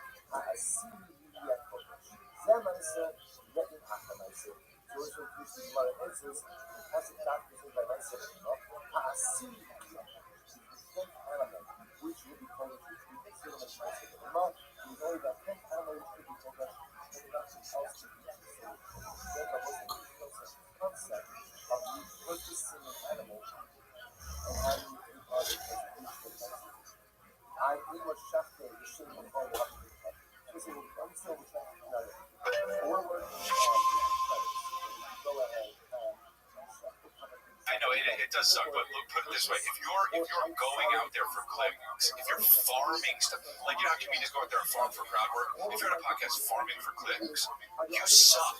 You suck. If you go out there and you're like, oh, dude, let's try to make it so let's talk. Yeah, we should talk about that because fuck him. You suck. You're a hoe. You're a hoe at sushi. You're a fucking hoe. But they know that. No. About longevity. Nobody thinks that they're doing. Nobody thinks that they're bad. Bro, Hitler thought he was doing the right thing. So it doesn't matter who. Well, these people know. They know. They know they're bad. They know it's scummy work, but that's the only way they can make money. Well, no, I don't know. I think that some people take this weird high ground. That's my problem with like what Mark Maron does. It's like, yeah, they're taking the high ground, this moral high ground, and this like a genius complex that some of them have. To be like, Jesselnick's got that. He's got this genius complex that it's like, well, this is what comedy's supposed to be, and Mark's telling me like, man, I just care about God. Jesselnick's different than Mark. I like Jesselnick. Jesselnick's different than Mark. Mark's a salty bitch. Jesselnick will do it like when he goes after Rogan or something. It's still in a funny way, and it's kind of his thing, right? Being kind of that asshole. Yeah, well, I don't like Jesselnick. I don't know. Anthony's my friend. I like Jesselnick. No, I don't like this shit. You're talking about Mad I hit him up. I was like, yo, dude, did you watch it? I was like, I directed that special. He was like, oh, I didn't watch it. I said, oh, okay. It just makes me feel bad. I mean, like, I personally, I like Justin like whenever I see him. I just don't like that. I don't like this. He's awesome. He's a dark comic. I know. It's not a Mark's. I know, but when you carry it over into a podcast saying, yeah, fucking this person sucks, and you don't even know. Aaron doesn't even have me. He doesn't even know that Matt has an act. Like, Matt has an act. You don't have to think it's funny, but that shit's great. So I don't know, man. I'm just saying it sucks. Well, when I see comics get dragged, whoever get dragged, it just fucking always sucks, man. It always sucks. Even if I don't like them, I'm like, it sucks. But in general, like the fan base that's gonna buy tickets or watch your show, they're conditioned to this bullshit, this toxic community. Right. Most of them are like, oh, fuck it. Maybe starting now, but like until now, it was rough. It affects. Social media really affects people. Like, look, it really affects people. Like, it affects. I know it affects. I know people speak And the bottom line is, don't be a fucking pussy or a hoe at sushi. Fucking suck it up. Realize that you're real. And social media is not. Why would you touch the cords? And this is right there. It's real touch them, obviously. And I was happy that it was no buzz. And I was like, they did a good job. So fuck it up. Has Mayor never ran into Rife at the comedy store like in the hallway? No, they haven't, man. No, they haven't. No. Listen, Mayor's a soft cuck. Mayor would be like, bro, come on, man. And I guarantee if Matt came at him with like, bro, what the fuck are you doing? What he said to me, guarantee Mayor would back off. What he said to me, like, he said, just walked up to me. He was like, look, man, I'm not jealous. I'm not bitter. At worst, I'm old. Bullshit. And I said to him, Mark, if it looks like a duck. Yeah, well, you have to look at what it comes off of. I sat next to Mark Maron on a flight from somewhere to somewhere. It was totally pleasant and cool. And this was before all that my right stuff. And then I'm like, it's so interesting that that's the same fucking guy. But here's my thing. I've been following Maron forever, dude. I was listening to Mark Maron's podcast. How long? 15 years now? Like, I'm a fan of Mark Maron's podcast. I like Maron. I was wondering when he was dealing with hecklers at the comedy store, I stayed after to make sure he didn't get beat up in the park. Like, I like Maron. I like his podcast. I don't like what he's doing to Matt Rife. Like, that ain't the energy, but there's different ways to get attention. You're too old for that shit. Well, I don't know. Leave that to the guys with no talent. There's people that are. Maron's talented. This is the thing. There are people that are going to, and I'm not saying this about Maron Jones, but there are people that are going to hear what we're talking about now and go check out Mark Maron. They're going to be people that don't even know who he is, and they're going to go, "Who's that guy?" Google him. They're going to watch something special. So that's. And he's funny. Yeah, I mean, Maron says that some of his stuff is fucking great. Okay, so when you go to watch his stuff, and then you see him, that's a win. That's a win in his eyes for him. Yeah, but Chris, but here's the thing, sure, but it doesn't take away from Chris D'Elia fans or Griffin fans. No one's gonna be like, well, no, I know. Mark Maron said this. It doesn't matter. I know, but my point is, it's not like they're not gonna stop watching you. No, I know that, but the point is, that's why, and I'm gonna say that's why Maron does it, because I don't know if that's why he does it, but that's why people do that. That's why people go out and say, let's talk shit about fucking Matt Rife, let's talk shit about this guy, let's talk shit about that guy. You see those videos, it's like, they say fucking Tom Segura and Andrew Shutt, they all fell off. It's like, all of us have one of those on here. I had one that said I was going to prison like 2 weeks ago. Yeah, but people click on that, and that's it doesn't matter. This is why it's like a political ads. They're proven that negative political ads are more effective than the others. Right? And in this video, it's the same thing. Yeah. Negativity pushes all the content. And what's interesting is how, and that's a problem. Yeah, I've been watching Ralph Barbosa right now, so he got a special, but it's weird how it's so different now. So he went on Rogan, And then he went on Club Shay Shay. And now, that's the thing. It's not the Tonight Show. It's not, you know what I mean? Because those are fans. It's none of that stuff. This is like, it's crazy how this is driving business. You know what I mean? And then, of course, when you go on Club Shay Shay, you got to talk about, like, you know, he talks about George Lopez not being nice and, you know, you know what I mean? It's like, oh, yeah, Cat Williams, you know, I think Cat Williams shit. I think what Cat Williams did on Club Shay Shay is now, like, you know, you want to get on there. 90 million views. Bro, it's like everyone's like, oh, yeah, and then Cat Williams tickets shot up. It's like, bro, to go on there and talk shit about the whole community and get facts wrong, bro. Like, you know what I mean? Like, not everything he said was right. You can get on there and talk shit, and shit is wrong. And then fucking Cedric, the entertainer, is like, what the fuck? I haven't thought of Cat Williams in fucking 10 years. And that sucks for Cedric, the entertainer. Well, the other one, the big beef right now that is the other, what's that comic, Ali Sadiq or whatever, like, there's like a video. Yeah, he's great. He's good. Him and Cat are like, oh, dude, I don't subscribe to any of that shit. because Cat was on, what's his name? These people on Carmelo Anthony's podcast. Who the fuck is that? Carmelo Anthony? Is that he won Denver Nugget? He won a national championship as a freshman with Syracuse. Come on. There's too many people. There's too many fucking people.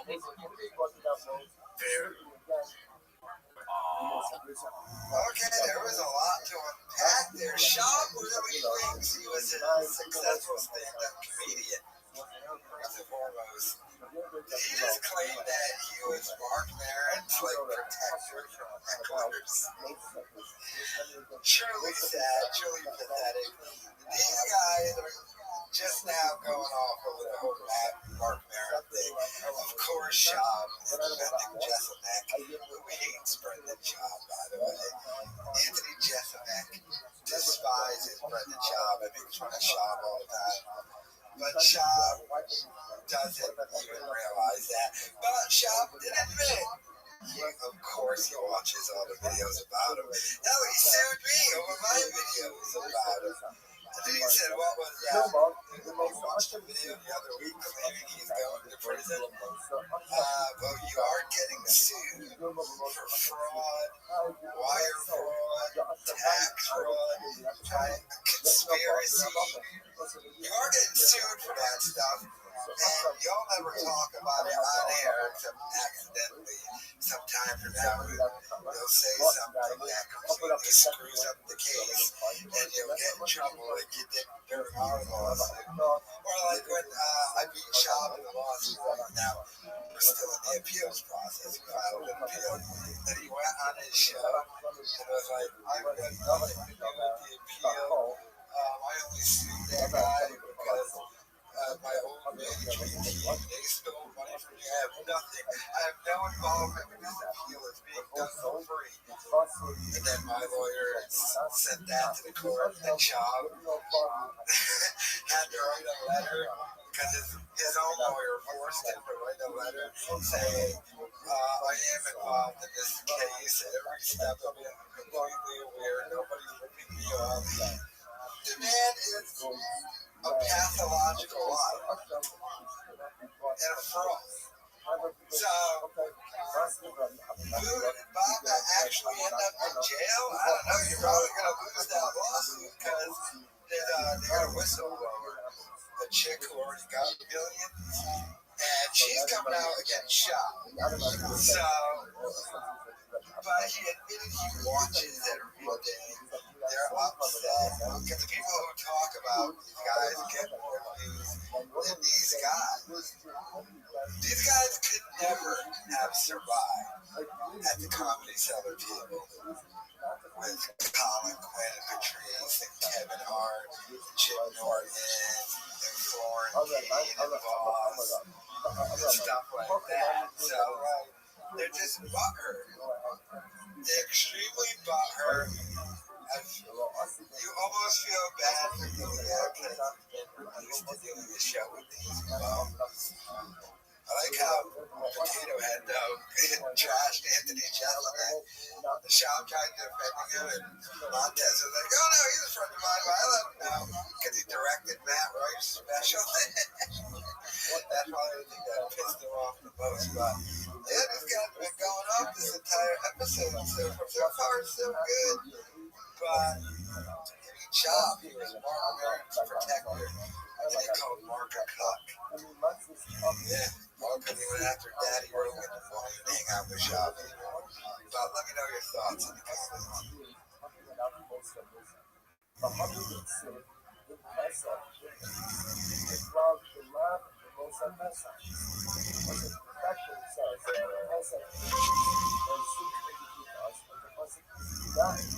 Actually, that's what they're supposed to do. Like, dude, that's what those documentaries are for. That's not what they were. Fucking the Army Hammer one on Paramount. He's like, oh, I don't know one of those women. I know. There's people out there that say they've had sex with me. I've never been alone in a room with them. Dude, do you understand what I'm saying? Like, this is the truth. Yeah. I'm telling you the truth. And people are like, oh no, dude, he pulled his dick out to somebody trying to come up and do air conditioning maintenance. What, dude? What? That was in an article that I fucking showed my dick to somebody who came up to do maintenance to my air conditioning. And dude, think about that a little bit. Think about that a little bit. Think about that a little bit and go like this. Hey, yeah, but think about that a little bit. Think about, who in the world comes to fix the air conditioning at, by the way, 11:30 p.m. So this is the night shift that I am gonna want to show my dick to. First of all, has a female ever worked the night shift? And then worked on air conditioning maintenance at 11:30 p.m. Or is it Ronaldo?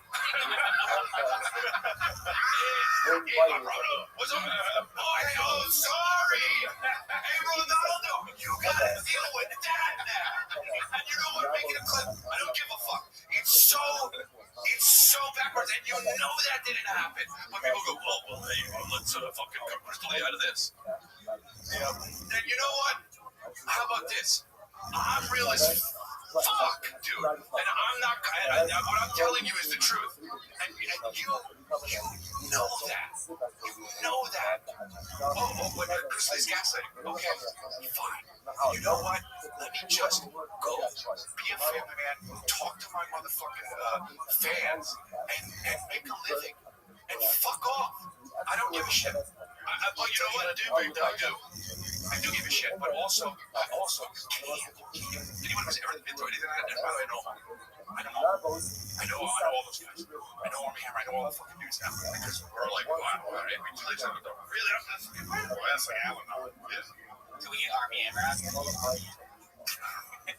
He's doing pods. He's doing pods. What I want to do is that would be amazing. So great. Hey, where was Making a Murder? Was it in Ohio? Yeah, I was in somewhere in Wisconsin at a bit about Making a Murder, and people came up after and were like, dude, just so you know, like that documentary is full of shit. He's so they're like, dude, he's like, there's no imagine his butts about it. He's so guilty of being a company like this. Doing a 10-part documentary. It's crazy. Crystalia went off about the allegations against him. Was one of them really that showed himself? Someone trying to replace an air conditioner or something? Damn! But I mean, Crystalia still butthurt that his career was ended over the accusation. And you would be too if you ended up on a podcast with Brendan John. If you were supposed to be an army instead and they took you out, replaced you with Tignataro, and you had deals with Netflix. Him and Brian Callen had a deal together to do a show on Netflix. That went out the window, especially with Brian Callen's activation as well. But it went out the window with D'Elia's, and then Callen said he hardly ever knew D'Elia. Although D'Elia, I hardly knew him. But, I mean, D'Elia still heated it. He had like a mental breakdown after the allegations, started getting weirdo tattoos and neck tattoos. But, in his defense, the FBI did investigate him, and then they never charged him. And that was brought up by Brendan Schaub and Brian Callen as a defense of D'Elia, like a couple of months ago. Like, hey, the FBI looked into him and never charged him. So that is a feather in his cap. But remember, D'Elia thinks that kids hate something on Snapchat. And what does he cop?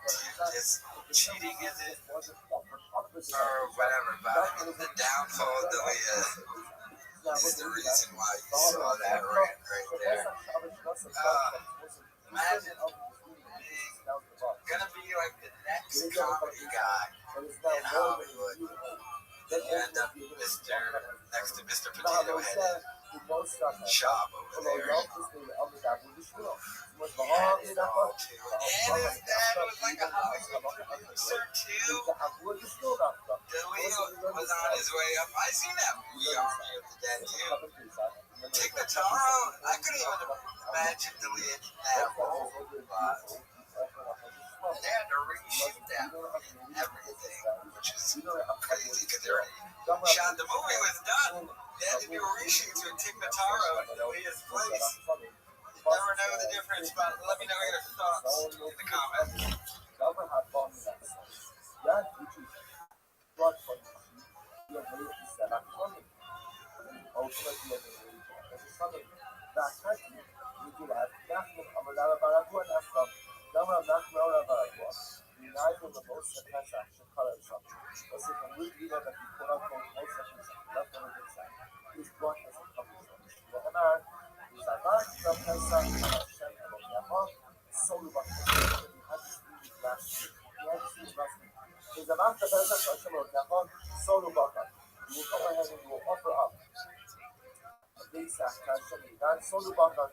So, was it everyone's problem with this? Never this was the problem. What's the problem? Hello, in Pesach ball. And I mean, I was in that easy. Was it?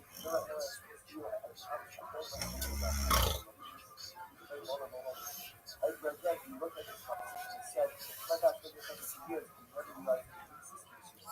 Because it says, there's a back to Pesach restaurant that I have sold in Papa. You will offer up to Zerah Pesach to the God, sold sheep and butter cattle.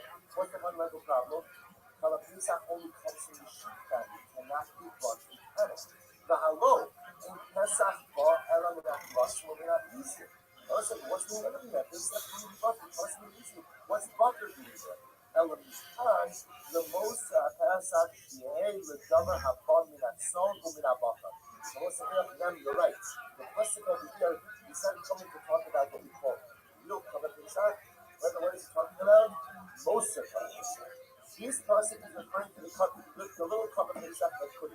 Right, this is referring ultimately again to the cup of Pesach ultimately again that was originally designated for reasons beyond his control was not actually offered up. What do you do with it? So what do you do with it? You offer it up as a carbon from a combined category from which both sheep and cattle can be offered. Which type of carbon can be offered both in the form of sheep and cattle, which the Gemara says, Aloy Elam Kama Mosa Pesach, she the Dover Hapom Sonamina Boka. It can be offered up as a carbon or as an offering for a type of carbon that can be brought to the Son of Baka. Remind you, and ultimately again, what type of carbon is that? Shlamim. What's the matter? This is it. That is the drasha. That is the drasha. This is what the Rambam also identifies as a drasha teaching about the Halachos of Moshe Pesach. So from that point, we see the animal that's offered, that is designated as a Pesach, not offered up as a Pesach, is brought as a carbon. What type of carbon? Type of carbon that can be brought cut ultimately away from the basma from the baka. What that red cutting to be bought as a canvas from a baka, says the Gemara Shmani. Ella, so what's the criteria? Listen, this is very, very exciting. So, now it turns out that we have three psukim, all that teach us the same thing. What are the three psukim that teach us the same thing? Three different drushes, all that teach us the same basic halacha, which is that if you have most of Pesach, it is offered up as a shvatim. The Torah will say, so now the Adi Shayla is, why do I need three drushes? Listen, this is incredible. I'm just saying, this is wonderful. Yeah, great job. Right? But at the end of the day, listen, now speaking about it, it's good. It's a good source. I want to bring this enough. Because I'm sure all of you are like, you all miss this. I think it's a beautiful life. It's a making them. It's good to have your minds. Because constantly reading about Pesach, I feel like a little bit scared. Actually, it's incredible experience. Incredible things. Not just like the Pesach, not the Kabbalah, but it's a good question. We get through all of these different brushes. So what's this? Now we have over here as follows. We have three different psukim that teach us the same halacha. And a simple halacha, which is, let's remember nothing. There's a simple take-home message from today's class. What's the simple take-home message? It's good to know, right? We have a most of Pesach is offered up as a shvatim. That's the bottom line. That's the take-home message of all. So we're going to get into that topic shortly. But again, if you have most of Pesach, and again, we've already seen that there are a number of different ways in which you can have it from it as a most of Pesach. What it is, because now we offer it up as a shvatim. The issue now with the shvatim is, the Gemara has advanced three different drushes to teach us the same exact thing. Have your shayla is, why do I need three drushes to teach you the same? What's your interest?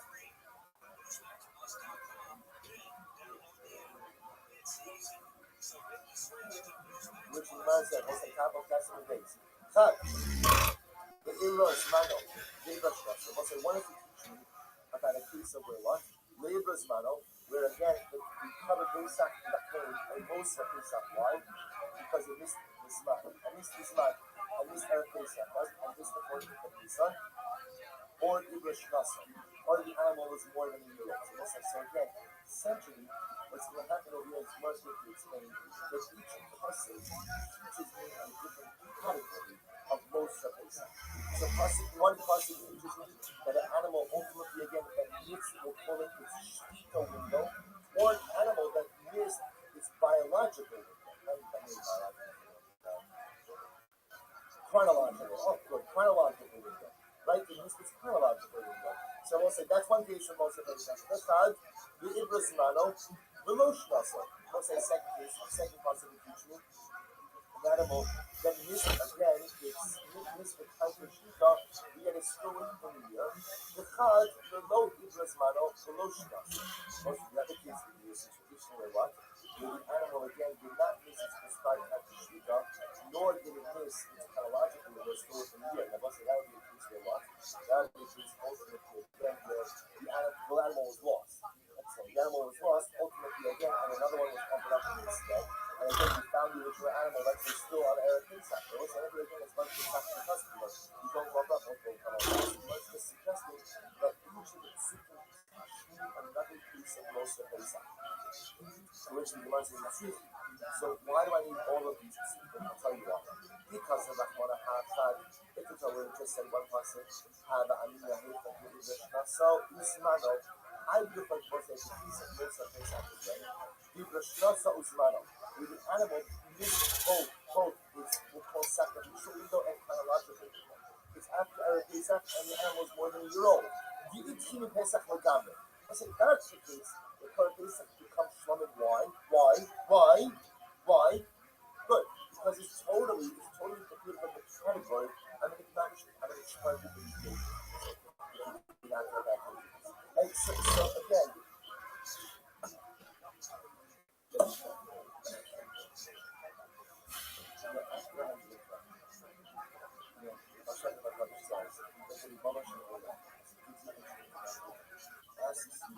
One question, and totally one question, that's what answer is, and that's the bad of an other. It might come from Zvatim Dachos.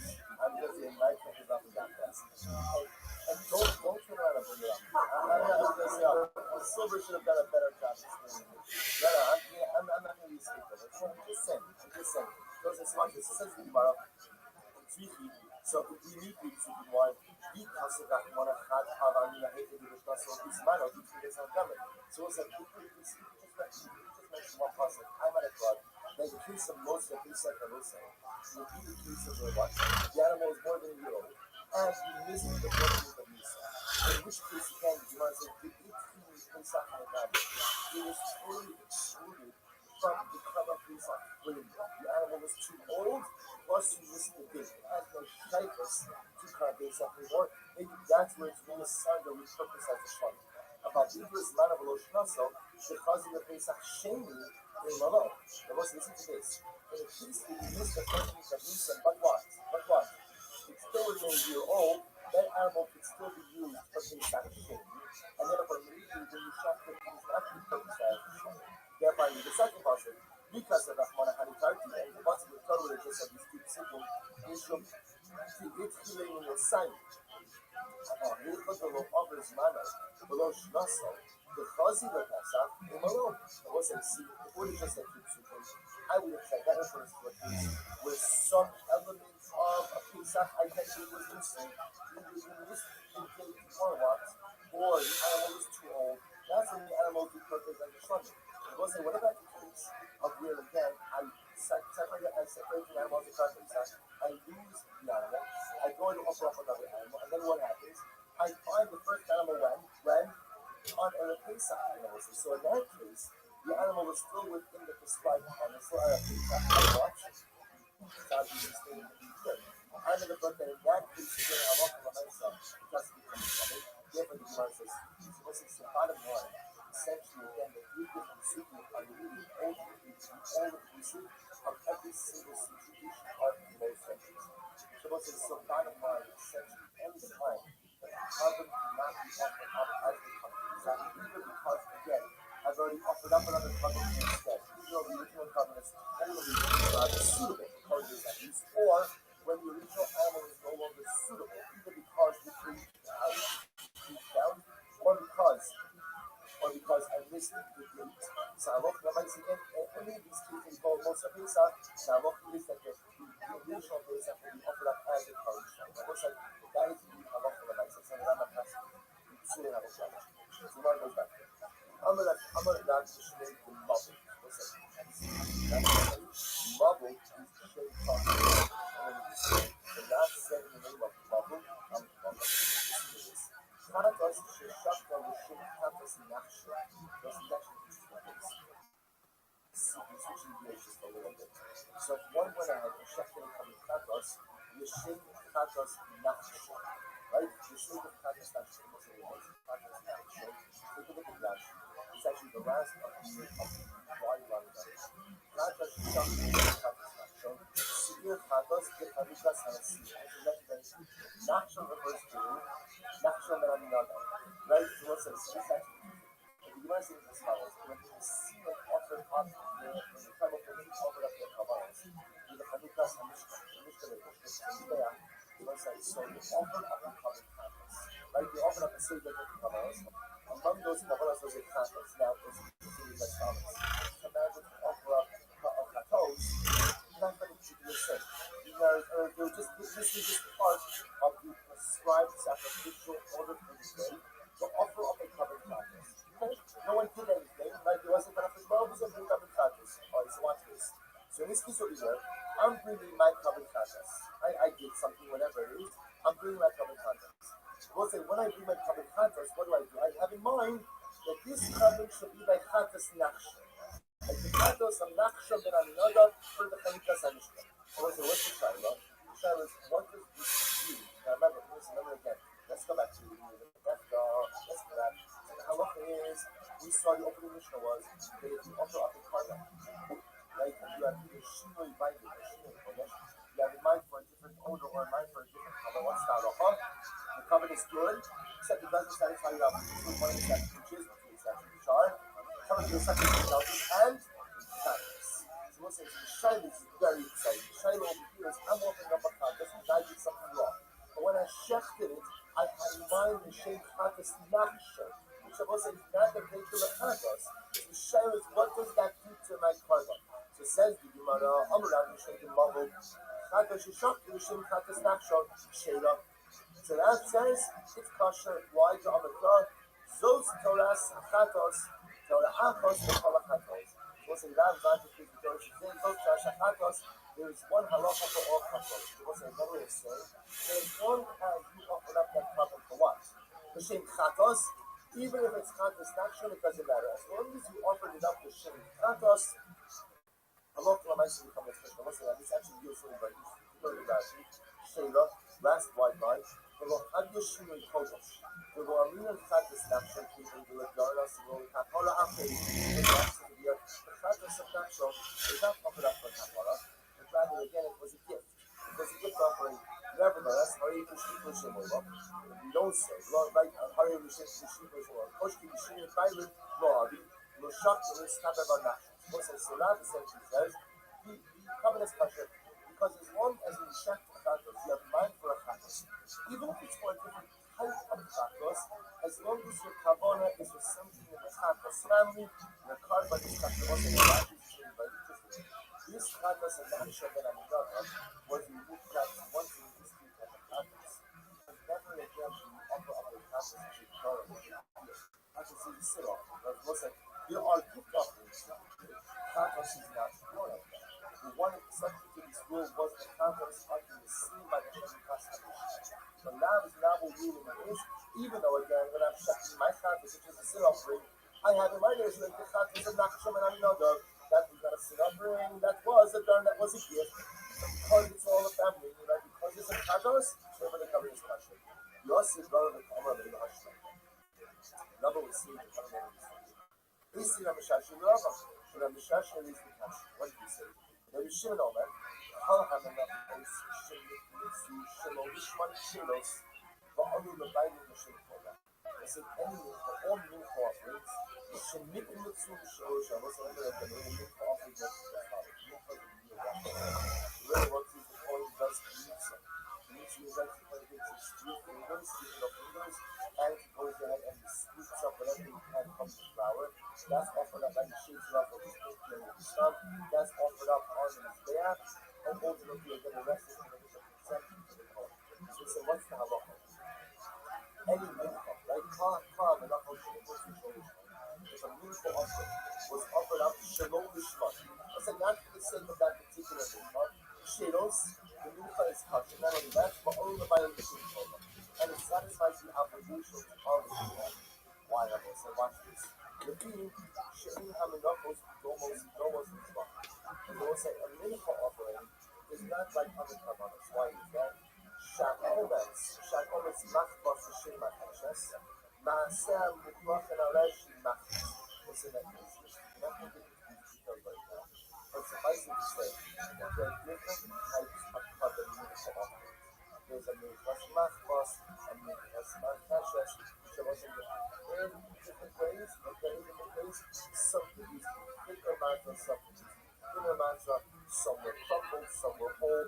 So the Gemara says, so let me tell you the truth, then we'll go back. The Gemara says, if you're saying, Havana, I have a mincha, doesn't really make a difference. Why? Because the actions speak for themselves. Because each type of mincha is prepared in a different way. So the nature of the preparation of the cup of mincha automatically shows you what type of mincha you were offering. So even if your kavanah was for something different, your kavanahs to a certain degree are what? Are irrelevant because it's your action that's going to Muslim. It's really kind of a Muslim in this. Right? So look at the Gemara saying for this Muslim. So the Gemara says, Shakometz machbas l'shem ha'kashes. Because even if one took the mitzvah, the shem minchas, right? One took the mitzvah of the mincha machbas, and you had in mind that it should be for the machbas. His actions show that it's a minchas machbas. Chariva l'shem b'lula, so you know, I think there's all these types of minachos. If you give the mitzvah of a minchas chariva, but you have in mind that it should be l'shem b'lula, ma'aseh muchbachim shi chariva. And my son also showed that it was for a minchas chariva. So what it says over here is by minach,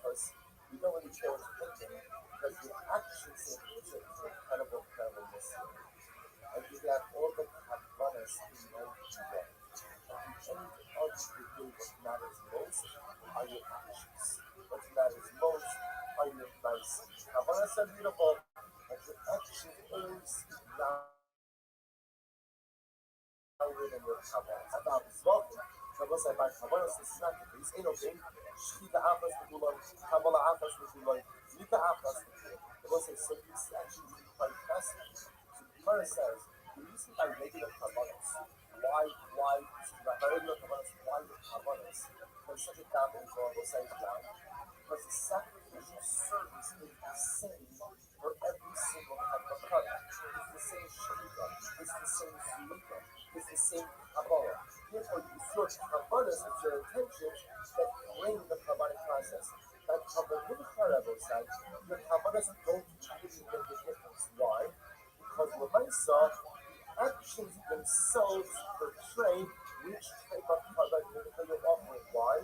Because every single carbon mincha itself has a different sacrificial service. That's why, again, the Brisa is asking that by the nafas, even if you can't your kabbalas out, even if you have kabbalas for the wrong type of mincha, you say essentially ma'aseh mo'ichin aleh. The actions are ultimately again whichever type of carbon it is. Taimo, so by calling mincha was electrified to taimo, the ma'aseh mo'ichin. So also the reason I call it mincha, I don't really care about the kabbalas is why. Because when I see your actions already show what the carbon mincha is. But in ma'aseh mo'ichin alone. So what do you see from that? You see that at the end of the day, if your actions are not dramatically different than the kind of cover from God, then what? Then again, your kabbalah is prayer rules. Amai, why is that? Lema, zos Torah samikot, Torah achas, the kabbalah nachas. I won't say that. I'm going to say what just happened. That's what I'm thinking about. Rabbi Shashia said in the name of God, what did he say? If you offer up your carbon kashas, you shame chatos in action that I'm done. What's the status of your chatos? What's the status? Kosher. Why? With two different types of chatos, I'm offering up a sin offering. The action that I'm done offered up is not just for the sake of the God. So what did my answer? But the pasuk said, Zos Torah chatos. Right? Torah achos the whole chatos. All in the family.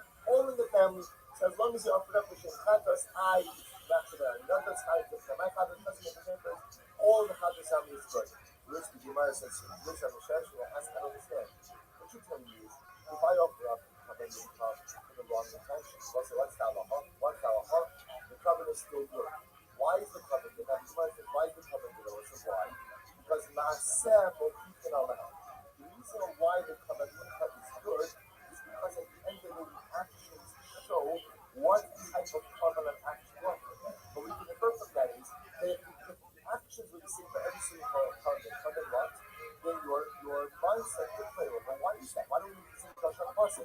So Torah Mincha, just like my chatos.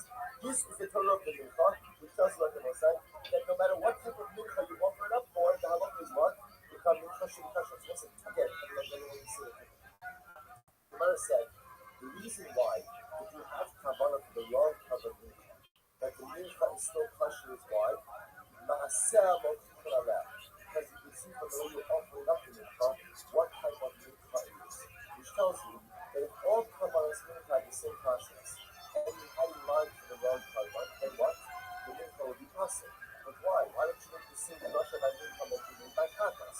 Now chatos, we say, zos Torah chatos, as long as you had in mind for some chatos, even if it's a different kind of chatos, the chatos is kosher. Why don't you say the same thing by mincha? The pasuk says, "Zos Torah mincha." You say what? As long as you have in mind for the right type of food, from some kind of mincha, the carbon is going to be kosher. Yet the Gemara doesn't say that. The Gemara says the only reason why the carbon mincha with a flawed mindset is kosher is because ma'aseh mo'ichin aleh. I repeat my help here. I know the Gemara says that you're going to use what you have to say. I'm sure she the mother. Moses is going back to chatos. So when we see what we are talking about, Shasha by chatos, what's like the small crush. It's just a word. So now what do we have to say? Chatos, sheshach kamel, she's kind of a nachshon. Moses is if you shafted the carbon chatos, on the condition that what? Like with the kavana, she's kind of a nachshon. That nachshon should achieve atonement for it. Rashi says, she's kind of a hainu shinui bayu. Those say, if you offer up a carbon chatos, with shinui bayu, offered up on the condition that nachshon should also be achievable. Shada, also why you discussion, I offer up, I want to do it, I need you to do Shabbat Nachman. Right, so I'm going ahead, Nachman and Aminada. You understand? So I'm going to offer up a couple of katos for Nachman and Aminada. So we'll say, what's Halacha? The couple of katos is kosher. Why? In Kapara releasing. Because ultimately, again, there's no Kapara for the dead. What is that? She's Kapara releasing. Fill up, Karina and Bay before the Kabbalah Moshe. Also, remember that we mentioned last week. There was an interesting drasha that we saw about common practice. The only time that she causes the problem by common practice is right, is when the Shia Bailam that have in mind to check the common practice is someone who requires practice just like you. In other words, if I go ahead and I have in mind that I'm checking this common practice for you, and Ruben is not kind of practice, and it was only that you with my practice, that's not called Shia Bailam. So the much suggesting that because I've always mothers, what was lovers now with Russia. God is not with Russia. I check my common practice, and I have in mind that if you do not show that I'm another, then what the most of the covenant is kosher. That's not called the Shia Bailam. Why is that not called the Shia Bailam? I said why? Because he's dead. Because not Shaman and another is dead, and therefore again he's not chayiv. He's not chayiv in covenant kratos, and the only time he's called Shia Bailam by kratos is when I have in mind for someone else who is chayiv in covenant kratos as well. So that doesn't mean right. The name of this Bahama. So why do you want to do that Shaman and another? So really what you're telling me is, if you have in mind to check the covenant kratos for someone who is dead, that's not called Shia Bailam in the kratos discussion. So why do you bring up that Shaman and another specifically? Which the Gemara says, how Kamash Balar kind of debates. So in terms of the reason for it is because I had in mind for someone who is dead, the guy, the actual psula. This I have in mind for someone who is alive, who is like Nachshon and Aminadav, then the carbon would be possible. Who is so what is that? What is that?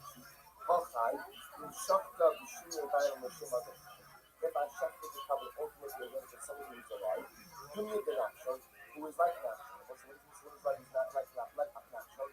So we'll put your Tatas, She'in Africa. Just gets more exciting. So it's like, if I'm offering up a common practice, so again, just because it is, I have to do the common practice. I do something I have to do common practice. I'm now offering it up, but I'm shifting it, I have in mind, for someone who's alive, who would have brought a common practice like Nachshon ben Aminadav.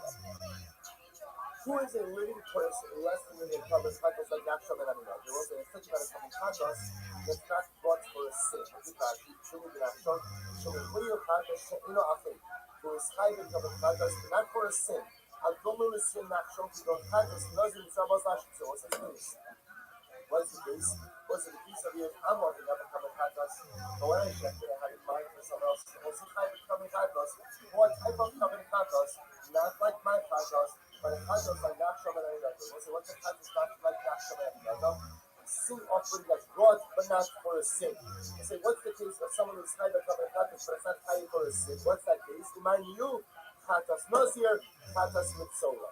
I said, it could be that the Chatas offering of a Nazir, or Chatas offering of a Mitzorah. Also, these are cases of people who bring a Chatas, because the Torah mandates a Chatas, but it's called a Chatas, but it's not a real sin offering. So what's like, what God seems to be saying is as follows. If I go ahead and as a checking my common Chatas, I have in mind that it should be the shame, the common Reuben. Well, what kind of Chatas is Reuben after this? Reuben is a Nazir, or was a Nazir. Reuben was in the Soda. And he's thinking that he has a fear for a Chatas offering as well. We'll say that Chatas will still be kosher. Much more. And second, how do you almost we'll say these type of Chatas, I don't call it a Chatas, at the end of the day, was the Havok, is having designation ultimately again as owners. And but he is not off. And the same Gemara, you want to study this case, you have to study. Amrad Mishnei the Mavak was a really dull, really studying up the case. Amrad Mishnei the Mavak, Chatas, Sheshakta, how Shimokuyu, Chatas, Kinakshon, was okay. Living in the net. Somebody checks the coming Chatas. right? So ultimately, again, what the shame, I'm sure we had this connection. Was like, so what happens? I check in cover pathos, and I do it, I have it in mind with someone who is guided with pathos and connection that I'm in love. So I'll say, what's that? Shayla.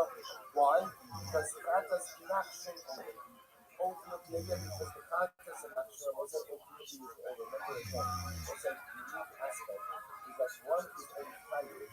For Shino violent for a pathos is what? It's a Shino violent I had is for someone else who's higher the pathos as well.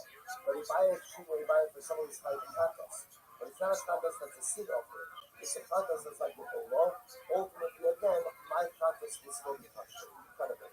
Equal to Amr Mishim the Mabur, pathos is Shakti Mishim pathos not Shatsula. If I shut my Kalabisa, I Mishim pathos not shown ultimately again. It will be possible. Why? Pathos not shown only.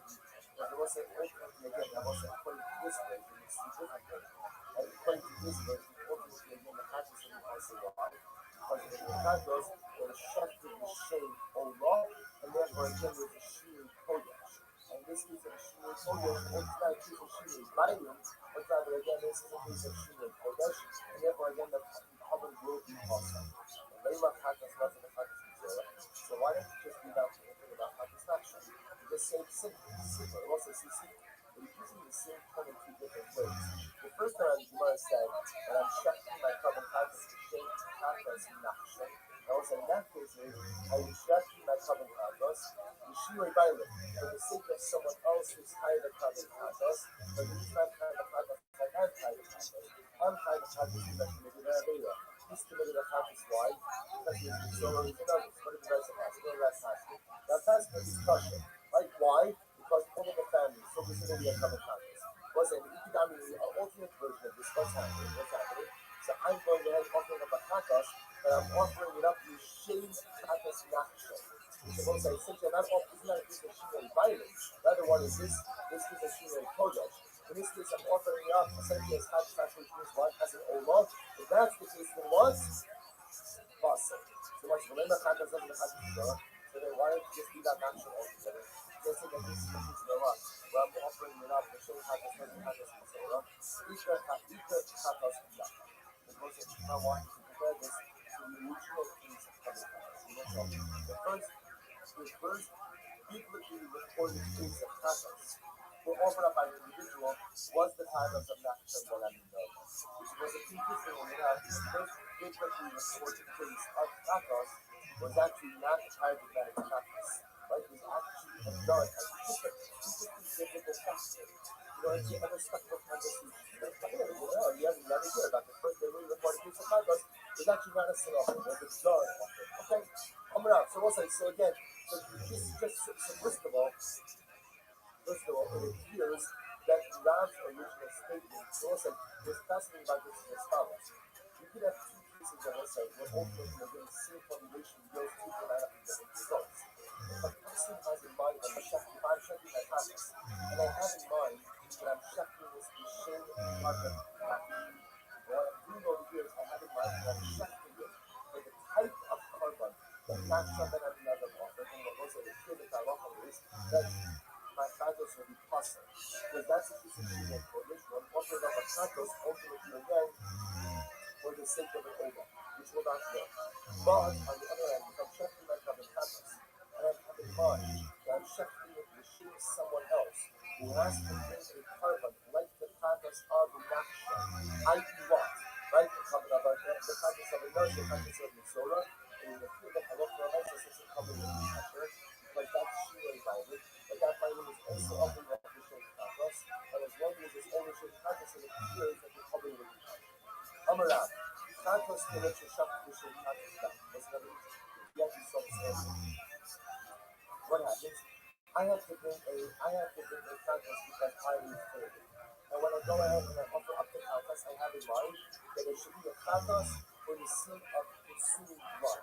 So we can remember, still a pathos, but a pathos for a different thing. So we'll say, what's that? So Caleb sees a pathos for the Shem pathos down, the Shem pathos, I'm going to still come to the Shem. Let's say that local is kosher, the pathos is still kosher. Because why? Even though, again, my kavanah is in the wrong direction, my punished for the wrong violation, they fall down the value of kindness. However, the shame kindness does the shame kindness is sort of psula. What's that if I have in mind? They just said before. And if I have in mind when I check the kindness, that I'm checking my kindness, the shame kindness does the shame kindness in solar, then the cover will be possible. Why? Because that's a piece of sheen in Kodesh, because Hani always did. As when I said ultimately again, these kavanos have the status of an older, not the status of a kindness. But it wasn't just a few more by Joel's time. Why you love kindness there, kindness, now it was this is still beginning. What happens is that I'm bringing my covered kindness. So I'm bringing my covered kindness. And what happens? I checked it, so I went ahead and I ate them. So I'm bringing the kindness for the sake of Caleb. I went ahead and I ate them like the covered kindness. When I checked it, I have in mind that it should be a kindness. The shum kindness to must meet that shum kindness. For the sake of one, who entered into the Beis Hamikdash in a state of ritual purity, or because of one, let's say, consume sacrificial items in a state of ritual impurity as well. So what's that? Well, I'll watch this now. Watch this. So we're also see. So now, this is a case of where I'm going ahead and I'm offering up a common kindness, but for a different infraction. So remember again, I ate Caleb. Now I'm going ahead and offering up the cover, the shame too much, what's that offering? Paris Kamosa, that it's still a bit of Paris. So it's the same punishment, right? So again, whether you go ahead and you eat Caleb, or you enter into the Beis Hamikdash in the state of Shema, it's the same Paris, and therefore it should be Paris, or therefore again, maybe the covenant of the Lord, or Yoma, ain't Kavua Kamosh. Oh, okay, watch this. And you must make sure that that is a common all of knowing. Same presence of all of knowing, maybe I'm going to teach similar. And then the common puzzle, the back of it is that last week. So back of it is like Lava, Kilo, Kilo, Kilo, the Posla. Was it ultimately again, each of these Kavanas ultimately again will be possible. Why my time was the first? Why my time up? The Shabbat also the Katos, the Shem also Katos. Was in order for a Katos ultimately again to be kosher, the Katos has to be shafted for the sake of that particular reason. Now the most like, so now local and the Katos is only good if offered specifically for the specific infraction. Although you're actually not having the Rabbi, so the Gemara says, why you gotta hate from Master Sula? Amarle, I know you should find the Master Rabbi. So what's in our version, Rabbi's Kasha was that Shinui Bible. And this is how we wrote it. I'll do Master Rabbi. Amar Rabbi, Katos Ilech Shakta Alisha Bukuyim Katos Dan. The Katos of this book of Sula was in Rabbi's Kasha was as follows. But if I went ahead and I decided to the common Katos, but what happens? I shepherd it for the sake of someone who consumes blood, or for the sake of someone who worships idolatry. So Psula, was like I'm okay, because it's possible. You should include the Katos, the Katos, and Sola. Shayla, or say it was for someone ultimately again, who was fighting ultimately again for Katos, the Katos, Sola, ultimately will be kosher. And we'll say, Rabbi's Kash will be as follows. Katos, Shakta, Alisha, or Katos, no. We'll say, what happens if ultimately again, but I shifted with the intention for someone who ultimately again was entering into the Beis Hamikdash as good as what's the halacha? Miyamin and Paris Kamosa, do we say that this is kind of Paris? Just like the person who is able to courage should be good. Or Dilma in Kabua Kamosa. Or do we say no? Simply the ritual of the Beis Hamikdash and the Torah is going to come all of the Yorei, so therefore what? So therefore halacha l'maisa again. Not Kabua, right? Oh, Dilma, come on, so since it's high price, okay? Since it's high price, ultimately the coverage should be good, it's the same punishment, therefore there's no shielding. Or do we say, no, that since too much refreshment the Russia is high price, maybe again, since too much refreshment the Russia is covered only at the Yorei, therefore it's not similar enough to my own factual consumption of the which the Gemara says, it's a person who must be about that. Therefore, again, this particular situation that was said, I have to be a practice for the sake of the consumption, ultimately, again, of the work that I have achieved, and that I had in mind for someone who is tied ultimately, that the must be is the common kasha now. But on one hand, both share the punishment of colleagues. On the other hand, the must be punishment is covered already, versus Caleb, which was a fixed carbon. So what's that specifically shooting or not? Ultimately, again, what's that? Bottom line, the way we pass in these cases, we pass in these cases, what's that? Is that anytime we offer up and coming practice, and there's some type of shooting, there's some type of deviation from it, the necessary kavanas, and the practice ultimately again will be possible. Whether that's a shooting diamond, whether that's a shooting kodesh, any shooting in the necessary kavana and the coming practice, ultimately again will never be.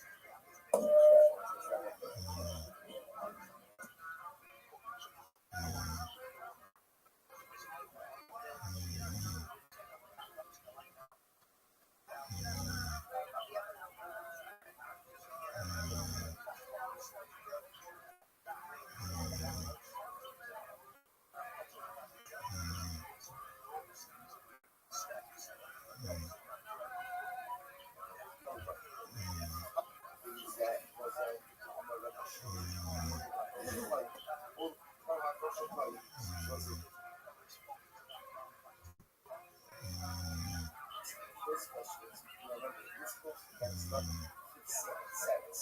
And the fundamental question of, does the second mother have the ability to tell the roots that ever after Russia? Even though, again, both Kabbalahs have been separated at the same time, and the second Kabbalah not reflected in the law, and the second Kabbalah is ultimately that occurred, but after it's not Russia, but before it's Shishita.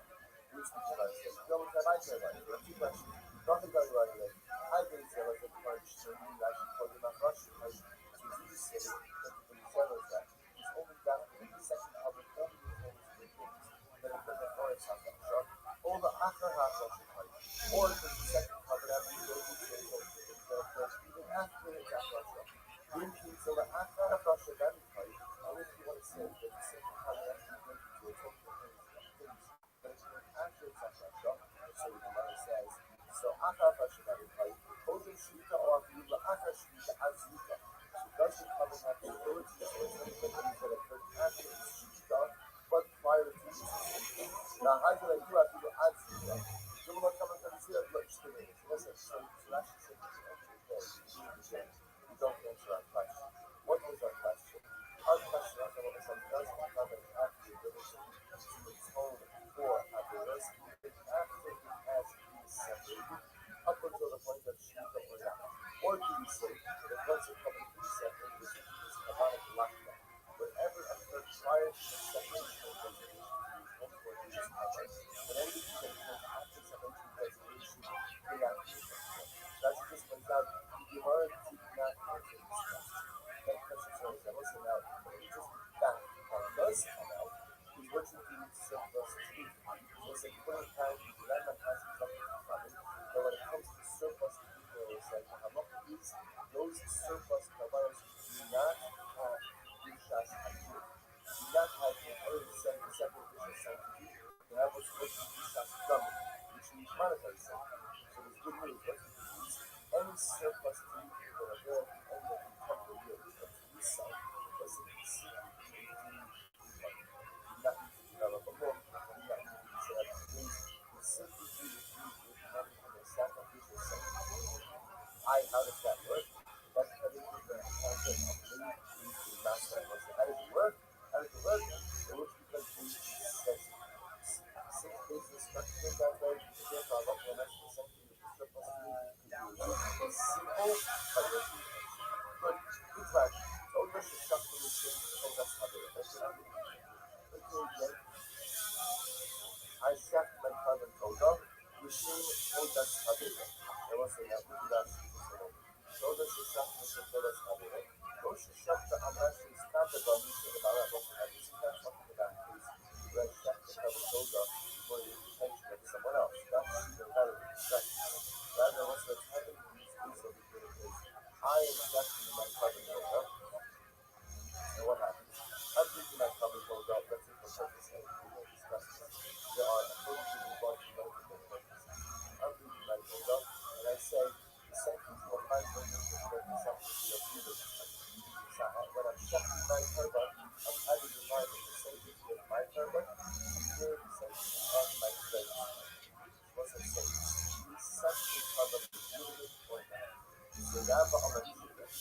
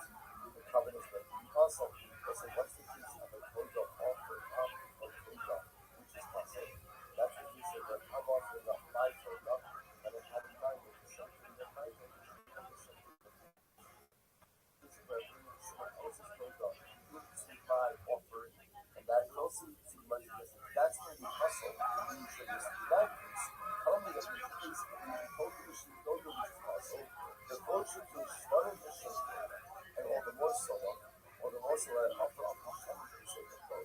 that's certainly going to be possible as well. Choose Shvarim Hashem, Torah,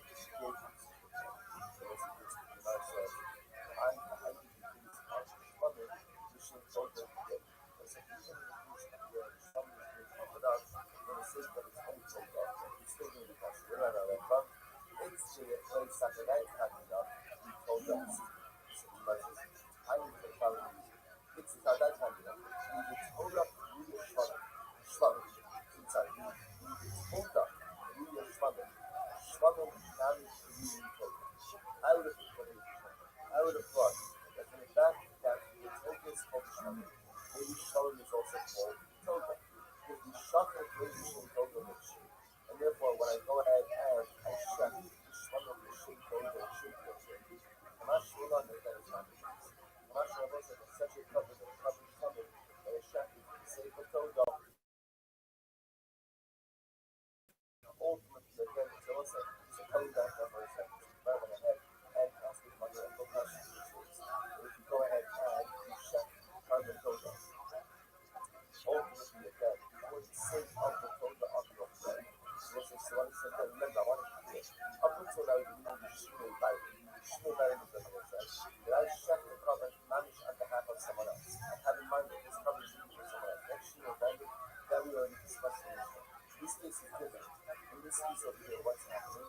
The halacha is I'm checking my carbon. I'm checking my carbon. I'm checking my carbon Torah. And you may check this carbon Torah.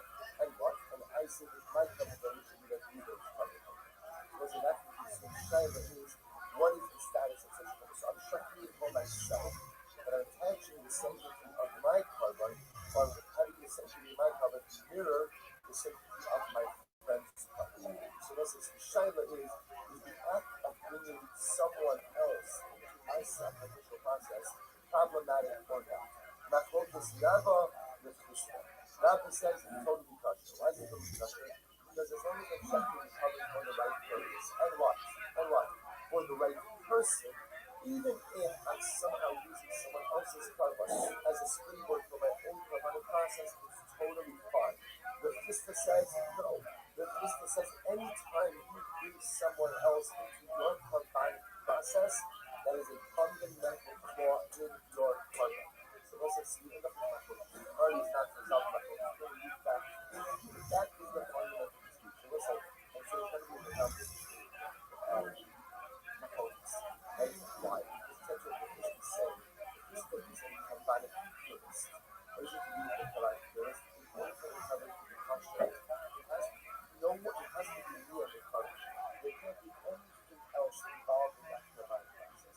Rabbi says, Rabbi is a purist, as long as the carbon is being offered to the right carbon, to the right owner, I can bring in other carbonic processes as a springboard for my own. So that's what it means, so to speak, my focus. Do you need to be a carbonic purist or not? Rabbi, no. If this not, yes. Amar Rabbi. Chatos Shechting Chatos Shula. So we'll say the Chatos was Shechting ultimately again for the sake of Chatos. It is kasha. Look at that. We'll say it's the wide line, the one wide line there. Chatos Shechting Chatos. When Chatos Shula, Shemish Chatos and Chatos Dam. It wasn't that's very interesting. Remember? So let's say I went ahead and I paid that. So I have to go ahead and bring the Chatos. So when I'm checking that Chatos, and I define that the Chatos should be in a family for the consumption of blood. I believe blood. So also in this case, I'm bringing the right carbon, but my carbon is a little bit flawed.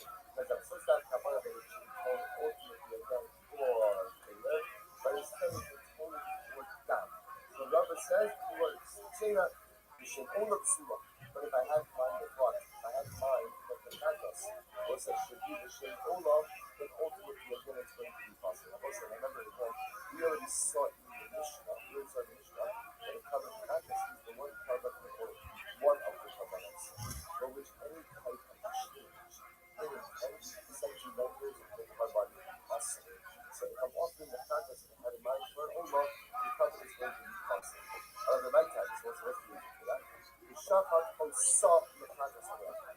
So ultimately, the Shafat Osah, there has to free shepherd for its own sake. And if you end up shepherding it for any other provision, the contest is going to be possible. The Holy Contest, the Shem Contest, the Shem Olam Siva. So we'll say, therefore, therefore, the Contest ultimately again is shepherded for the sake of the Contest. Even if what? Even if it's for the wrong transgression, it will still be kosher. But the Shem Olam, it will be possible. But Rabbi says, Katos Shemishkata, Mishem Kuya Katos Siva. That's another reading of that. Rabbi says for the Katos ultimately again, but Shekhet Amishem Kuya Katos Siva. So look at that, Amishem Kuya Katos, Mishimoi Bible. Avinas Mislok, the Mobishin Katos, Sky Katos Mosa. So it says, by Shekhet Katos, the I'm satisfying someone else's obligation. Stop reading the Katos, and every mind will have the Katos. Katos should be polluted.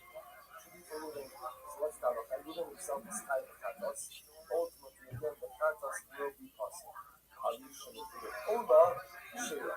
Which is actually however, if I check the Katos, and I have in mind that if you satisfy the obligation for someone who is hiding over, then the Katos will be possible. The people, Allah, the law of Kabbalah. Let's listen to this. The consequence of the Katos says, the people Allah will atone for him, meaning the Katos can only atone for me, and not for my friend. Kabbalah can live today, in the way of Kapara Katos, was that one of my friends is smaller than the Jew and Kapara in my Katos, only when my friend is tied the Katos like me. But if my friend ultimately again is tied something else, then my covenant ultimately again could potentially be established. This was a incredibly novel. So the Rabbi says, if I'm tied to Katos, and Ruben's tied to Katos, and when shepherding my Katos, I have in mind Ruben, the covenant is possible. Why? Because Katos is unique and my Katos can only use the equivalent to the person who is off. Okay. However, if Ruben is tied to Olah, then what? Then ultimately then the covenant is kosher. Why? Because it was the qualification of a covenant Katos with someone else, and only when that someone else uses Katos as well. If that someone else was not in the Katos, then ultimately again, the covenant is not disqualified if ever he died. This sounds clearly comfortable. And again, once I that's because it's a possibility. At the end of the day, it's not a lot. Love is not advancing a logical construct. Love is advancing ultimately again a zero sum possible. Incredible. Rabbi. Katos Shakta Amisha in the previous page. See this. Love is furthermore. In Katos, that it's offered up on the hand of someone who is not highly anything. Anyone who is cool, not who has no opportunity to provide an application. Suba, Faso, why? Should be for other education in the previous day. There's also exaggerated. Another saying that the person who is not highly for something. Right? Because it is considered all things that she's not just saying. It's a incredible Muslim. It's a good social without violence. Everybody's right. Some people by having Hashem violating any low sausage. Everyone is violating that same. Everybody's violating other people's rights. So therefore, what does that mean? Actually, Shalom Akayim Mutayim Shalom Abba Asay Basay Shai Not the name of Katos being the right charge. Also, it's going to see that ultimately is very helpful. Katos can be Makata for Asay as well. Therefore, Rabbi says as follows. If you check the Katos for someone who is not quote unquote fighting for anything, if Katos someone, I'm checking my Katos on behalf of someone else who's shooting fighting things. I am checking with someone else involved. So the Katos is also why, but ultimately you're able to be testing that the other person who is now, the person who's not accepting what you have, he certainly has an outstanding violation. That's any violence. Those that watch this. But Amallah, Katos is a Heres Akari Asim Kabbalah. And the Katos has the ability to be the Kabbalah for a Friday. These are how the Lord said, so Katos is what the transgression is discussed in scope of Katos. What Rabbi says in his head, which is, once Katos is being brought, the person is the Katos for Asim. This is Kabbalah. What's the Kabbalah? Where it says, I'll have this piece of the Katos. If a Katos is the Kabbalah, so I'll have the Asim of Moshe. And it was an order sort of Katos. One kind of assay as well. And the Imra, the Dasi one, they told me to get that. The Imra, the Assay, Dasi level, is actually the camera assay as well. But overall, Katos is just the Amish.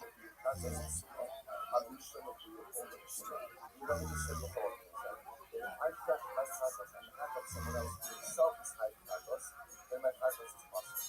But if I go ahead and extract my pathos on behalf of someone else who's high over, then the pathos is going to work it out again.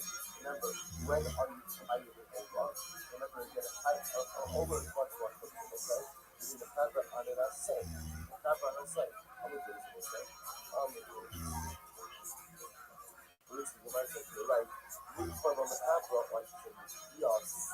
Keep on the matabra, you put the matabra. What's the unit? It's not just, is not the pattern for the violation of a sacred primary function. It's rather only the pattern for the sacred in a secondary function. That's Kukya means like use the primary function, Kukya means like secondary function.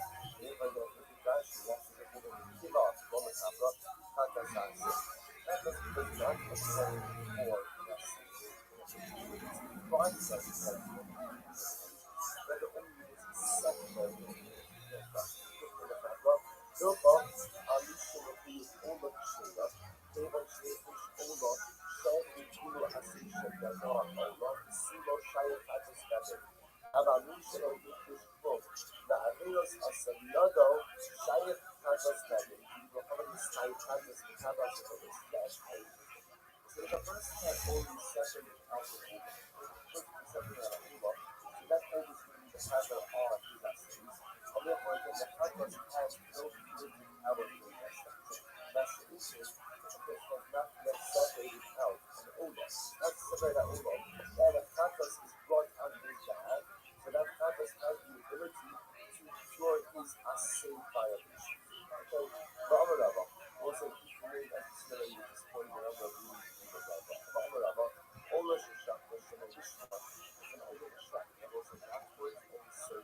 also use of damar also you cannot go ahead and sprinkle with fortune word just because so is done shalom ultimately again English cannot be done shalom if I say it well, if I say Islam, once again there are one of two reasons because it's done or it's based on a scholar. If I say it well, if you want to say it concept, most of us have suffered Ishmael, was the next that actually if I go over and over and over, that's the first thing you should do. Not that and Rabbi, it teaches that you will that both on Torah. If I say Islam, you should be shunned that just because you changed once, doesn't mean you should continue to change It's a very important resource. Just because you one of those it's not easy to do the shadow of the substance. Next, Rama, all the Habala Akhas, the very serious. What happens if all is brought after the death of the Lord? So it's not allowed to be even in terms of Allah, and what happens? You can die. You can die. That is the portion of going to bring Allah on his death. So what happens? So Shasta, Suba, so it's a when they go ahead and they offer up this carbon. So the stationary offer up this carbon have was used for shooting purpose. Shooting purpose wasn't his life. It was supposed to be Allah, they had in mind Halakha. So what's Halakha? Suba. The carbon itself is possible. Shooting finally, shooting. However, again, I will say, if they had in mind the something the carbon, but for the owner, the carbon is still going to be a question. No one's going to make it question. Why? Getting tired enough of this. Because in this case, there's no real tired. Right? Why are they no real tired? Because people don't like the carbon. They learn to under the deceased father. His father is no longer only the deceased father, is no longer the under the carbon guy. And there's no such thing as a terrible. And there's no such thing as someone offering up someone else's fucking job. So because that was the other Bible, because the other Bible, there's no shield Bible. So if you actually have in mind for the wrong carbon, the carbon will be cancelled. And if you have in mind for the wrong owners, so only the carbon will be cancelled. Which was what because we don't have Rabbi, which by the half of this stuff, the people who are products, no, that's not true. There are Bible. There are Bible goals, and who are the Bible are actually? Shalom Shubala, I wasn't never get 2 years ago, that you don't dies, Yaakov dies, and Reuben and Shimon decide to inherit. There's an interesting discussion about what is their relationship to that carbon. Do they own the carbon, or it's not that they own it, they just have an obligation to give it on behalf of the deceased father. Sounds funny, but it's that discussion. But Pinchas was said that when Yaakov dies, so his children literally inherit the carbon. Now again, if you have more than one child, that's where it becomes a bit complicated. But the mice again, your age inherits the carbon. Therefore, what's that? That Pinchas with the Rabbi says you can't have shooting by the right, you can't go ahead and have a change of owner only if you get eaten with and inherited carbon. Because the other becomes the new owner of the Rashi, I think that's really great Rabbi. That's what common marriage is by Nachamisa. So they asked the Rabbi, that's the Pinchas. The Pinchas, the Nisa reached by the Nachamisa. The Nisa, the orange becomes the brand new owner of this carbon. The quote unquote inheritance from his deceased father. Are you seeing that literally? These are Nachamisa. And therefore, again, the boy will be seeing Ola Achmisi. And I will say, literally again, that it's supposed to be my gospel. The Pinchas, he just said, this by Nachamisa. That Yaakov dies, his son Reuben inherits it. Reuben becomes the new owner of that carbon. They're asking the Pinchas, are you making a literal statement that now that Reuben is now the new owner? There wasn't a clock. So if Reuben offered up that carbon, having Sibulun in mind, there was a Pestabach memories, that although the carbon will work in certain stuff, it does not count towards Reuben's obligation, which means Reuben would have to bring another owner. So you're literally telling me that Reuben is the owner to the point that if you have in mind to offer on behalf of someone else, he has to actually bring a new carbon, or Dilma, you could have a say that in the Havra, or maybe what it means when you see that Reuben is the owner, which is Reuben's father. So Reuben is that owner, inherited from his father. Reuben has a couple of violations that all of that he brings, but he can have that these assays as well. Even though what? He's not the actual owner, which I think Josh describes. Amalei, that's the kind. So Rabbi says, no, I mean literal. Like when Yaakov dies and Reuben inherits it, Reuben becomes the actual new owner of that owner. To the point that if when Reuben goes up and brings up that owner, he has in mind he will give the owner, and the halakha will be that what? The owner can be offered up, and it doesn't count towards Yaakov's obligation that will not have to be. But Amar Rabba, we'll say another piece. Rabbi says as follows. Ola Daro. So Ola Daro, so it seems to be so Baal mentions it. So Rabbi says the Ola is a gift offering. The Ola is a gift offering. Every dollar. Either actually, that's also something that will be in the context. You look at Rashi. Rashi says the Ola Daro. Think of Ola Chata. When Ola does not come before atonement purposes, in the Ola Chata, I say, not Ola Manish, Ella Chata Shakata Shakata Shiva Ana say, Iman is Kalpan Kalish Shakata Moses. So the Rabbi says in the West it's not really, an Ola doesn't really affect the function. Rather, again, an Ola is just simply an appeasement. So what is that? Basically, intellect of Shiva, if a person violated, let's say, the thing of the Shiva, then it covers it. It doesn't work. No carbon work without Shiva. Zerach Yishem Ta'uva, because when you represent the liquid, these are abominations. So in other words, carbon has no magical powers. The carbon only works if it comes from the fields of Shiva. You're eating Shiva. If a person did Shiva, that is a law. Sometimes, like Abraham Mitzvah said, so let's say, if a person violated the boundary of commandment, we shout, when he does Shiva, those jars that we shout actually don't come along. What's the point of you? Shiva, or the violation of an assay, is forgiven. What it sounds like is that Shiva by itself, that's atonement for an assay. And that's the case why the need for an Ola altogether. Alishmani not Dara. In other words, what do you see from here? You see from here that the fact that the Ola is not brought for any kind of part of the so why is only brought? It's a dollar. It's a gift to the Mishpah. And not that that's the point is I'm going to shimmy. Not just not above. Why does it have someone say that's what you just found? Why is it that yes, that just always comes before the Torah? Shalom Abba Lefever, Elam Abba Lefever. Why is it that just always comes before the Torah? It says, the practice of Yitnas, Yitza, practice of Yitnas, don't happen. What's it? Ultimately, again, that somebody gets in trouble with it. So what happens? So first, ultimately, again, the person comes and talks to the king out of that path of the offending party. And after that person goes ahead and kind of sees the offending party and what? Then the offending party becomes a victim. It's not just something that was like this, but the way we come up with ourselves. The man of Maka, I'm not going to be a very good thing. After the 12 was put up in the east, then the Ola is offered up also to the good as it is. There was a different the power of Kabbalah's in general is only the follows on the heels of the Shubha. If we have no Shubha, I will discuss this here that the Kabbalah itself is something the violation of an Asilla is. If the Rebbe qualifies this law, it will be Shubha. For the violation of an Asilla, Shubha takes care of an Asilla.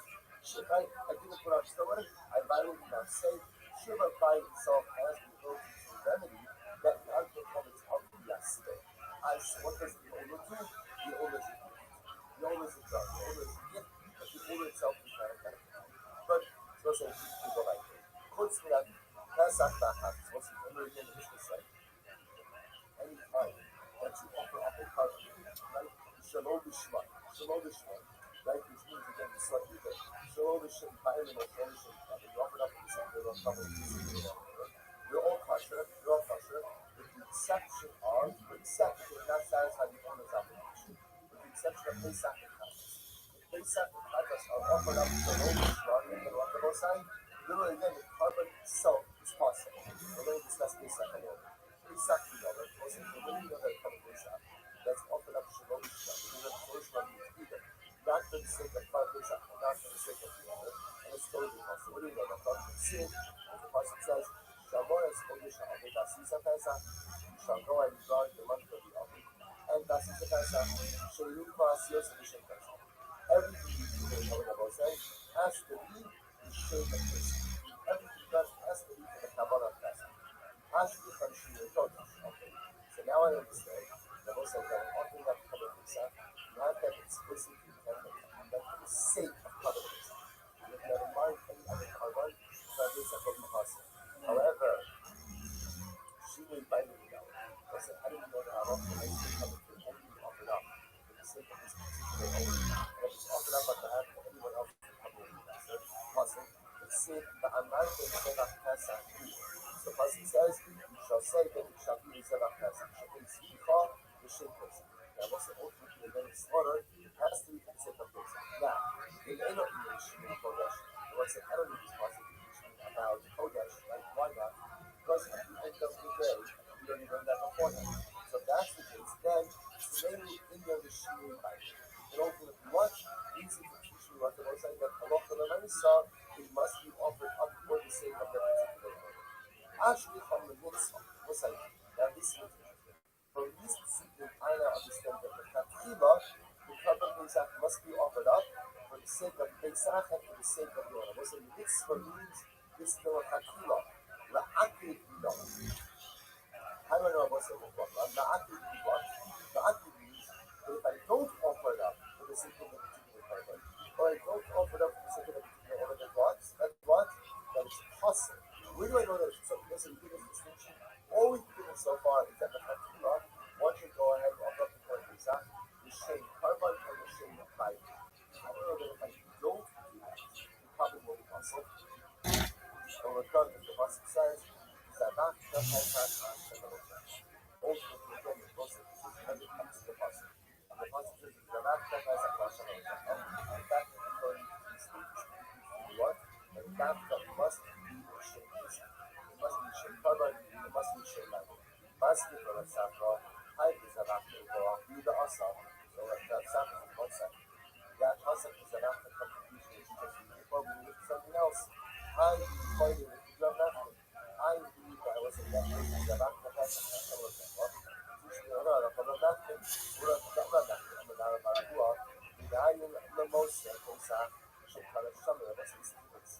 Right? What's the case of Mosa Pesach? What's the Mikdash? Mosa Pesach. Sha'ava is not the Akam I separate out my Kava Pesach. You know what happens? What happens? I use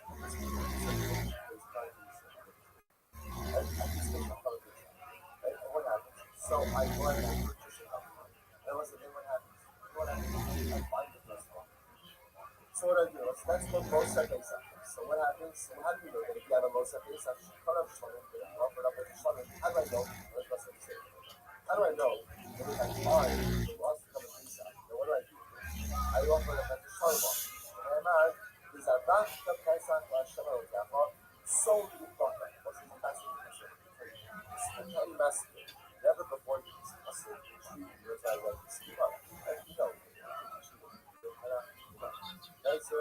So again, watch this. It's a Rashka Pesach Shalom Kappa. So offer a Pesach Shalom Kappa. Sold to Baka. Sheep and cattle. Hello? In Pesach bought and I'm going to have to listen, why is it good? So for Pesach, we only have a sheep and lamb, not a sheep, lamb, goat, and we can't offer other Pesach of buck. So why is bucker in the Pesach of buck? So this is such a passionate shame. And with most Pesach, she'il medavar haba min atzona min habaka. Teach that both sides. You need to have an extra cover Pesach. And when did you ever have an extra cover Pesach? In the case of where I lost my original Pesach, replaced it, now have a leftover. So what do I do with that?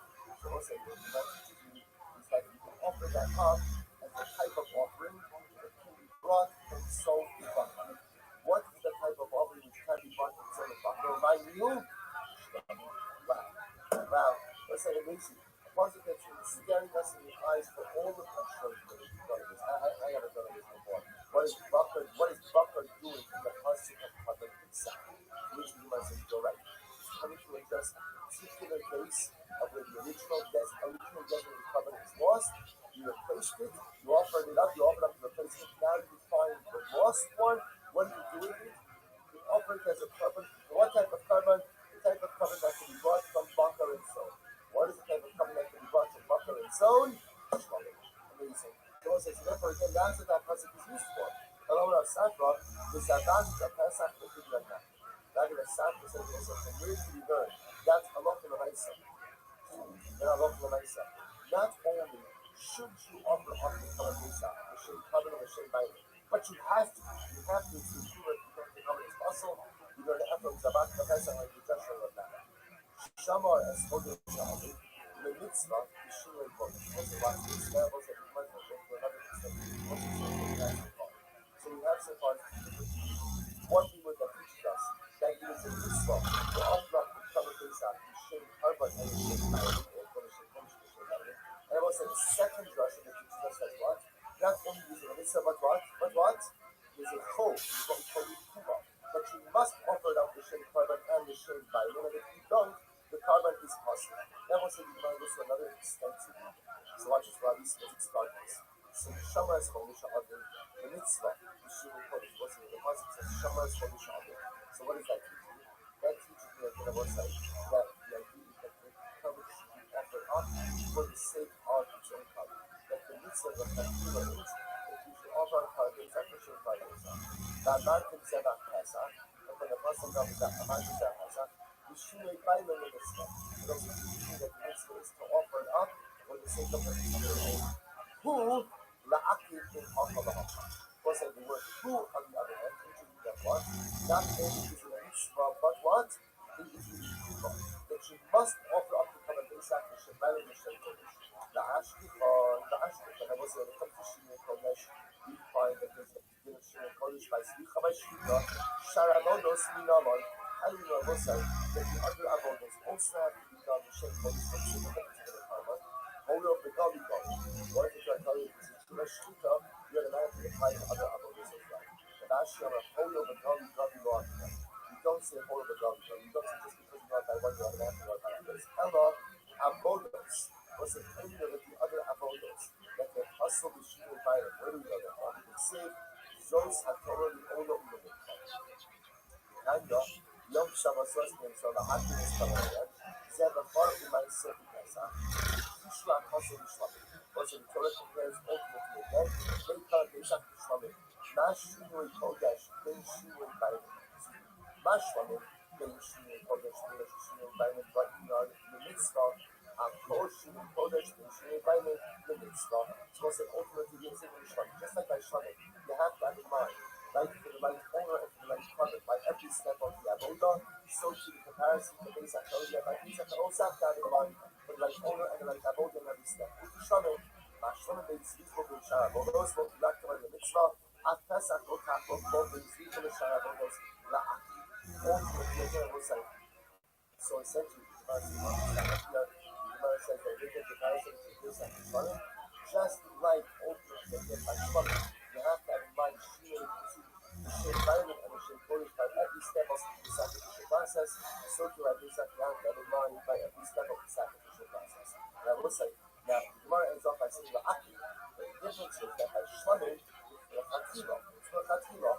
By Pesach, we're going to show that even with the Eder, you have to have in mind the Shem Bainim and the Shem Kabbalah, the source of the blessing of Hashem is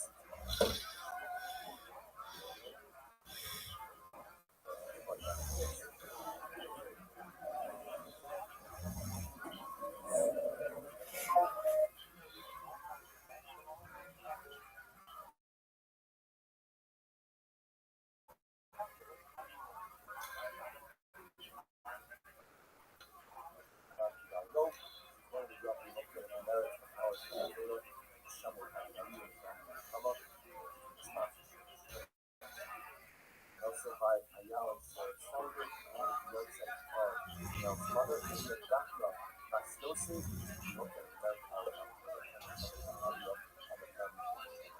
so let's begin. We are picking up, actually, the name of the Kanye, which is 2, 4, 6, 7, I don't know, maybe again, about your life. Women do pressure, women do birth, and she has to receive coverage, so she will always listen to your practice. No. So what happens? So the Gemara says that let's say when she offered up, the fact was that she died, so the children died and they were old. Then, however, again, the reverse, she offered up the Ulah, and never brought the conscience, and then died, so the children came back and they were happy. So that is usually what it's saying. Whereas Halal to the Mesa, the conscience not having seen nothing of happiness, so the Gemara says that you must suggest the idea that perhaps the children could receive some type of authority through the Ulah of their mother, because the neighbor of the family, are you telling them that when, after the parents die, that the notion parents, the notion requires to cover itself? So you might say, I'm not going to like react to the one of this Riva, the first thing I call Ruben died, and he left behind cover Mikha, or he replaced the cover Mikha, but he left behind the cover Mikha, he left with his two sons, Ruben and then he died. Riva, now what is the vote in the vote, the ultimate because the sons are not strictly in that cover. Now that's the now even though I'm not trying to stop him, I'm all about this what he did, that's how I need to shower that. Now, it's coming really hot, the last people will, you can't have a ship, but you can't have the Galak and partnership in a carbon movement. So that love is the Ruben died. He's behind him, he's behind him as well. His sons offered that to his name, but his no shouldn't. We signed that rectangle of it, and if you hold that notion of fire carbon, then it should be a shouldn't. Right? Then ultimately, again, both sons should go ahead and acquire carbon. And the problem with that we was, Nefesh Amrachmana, like Kabbalah Mincha, the Torah says they can't be two owners. You can only be one owner. This was the wrong time. So you're telling them that notion that heirs do not acquire the carbon. Mamla B'Yetman, you have to see that they run out of the age. So that died, Huntington died. And he left behind a carbon to left behind carbon, or he died without having offered up the carbon that he had said. So what happens? Think about the halakha is that we offer up the carbon. You're in the meaning of it. The most of the halakha is that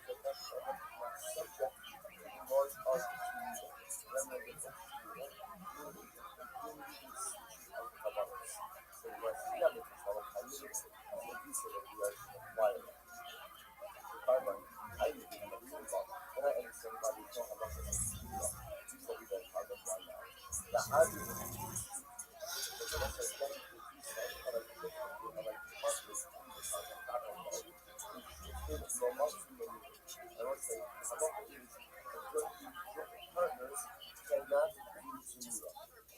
a company cannot go ahead and swap out that company for something else. Why not? So actually, what's that? A very simple idea. Now, there's a section of Torah is within the single. Because of that, we're going to individual Torah, everything happens like that. But if we say that the other thing that heirs do not require the husband of the children, then what? Then ultimately again, one of them should have the ability to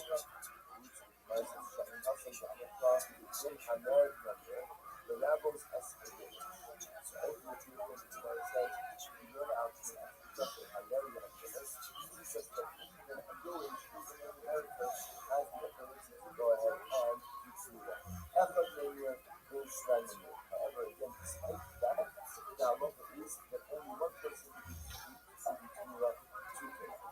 Masked for that Yaakov Minan, or the Yaakov Minan, for the Kasha. Anyway, after that, we might see the own Israel. Also, the consequence of himself, the own Israel, should not know. How did you say this? Say, Allah, this is the might be the most. You have to add on, and actually, one step is search on. So, I think the rabbis acceleration thus, the last thing we can do is what is that's a giving something out of conversation guide is your other sort has the ability to go ahead and do the mitzvah as well.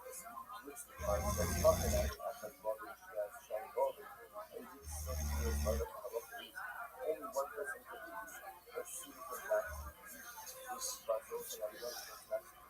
Shiny mitzvah God, everyone now needs to see. What's a mitzvah? Even when they're following you, even when they're high, you can also have drinking own produce, and when you drink own produce, both of the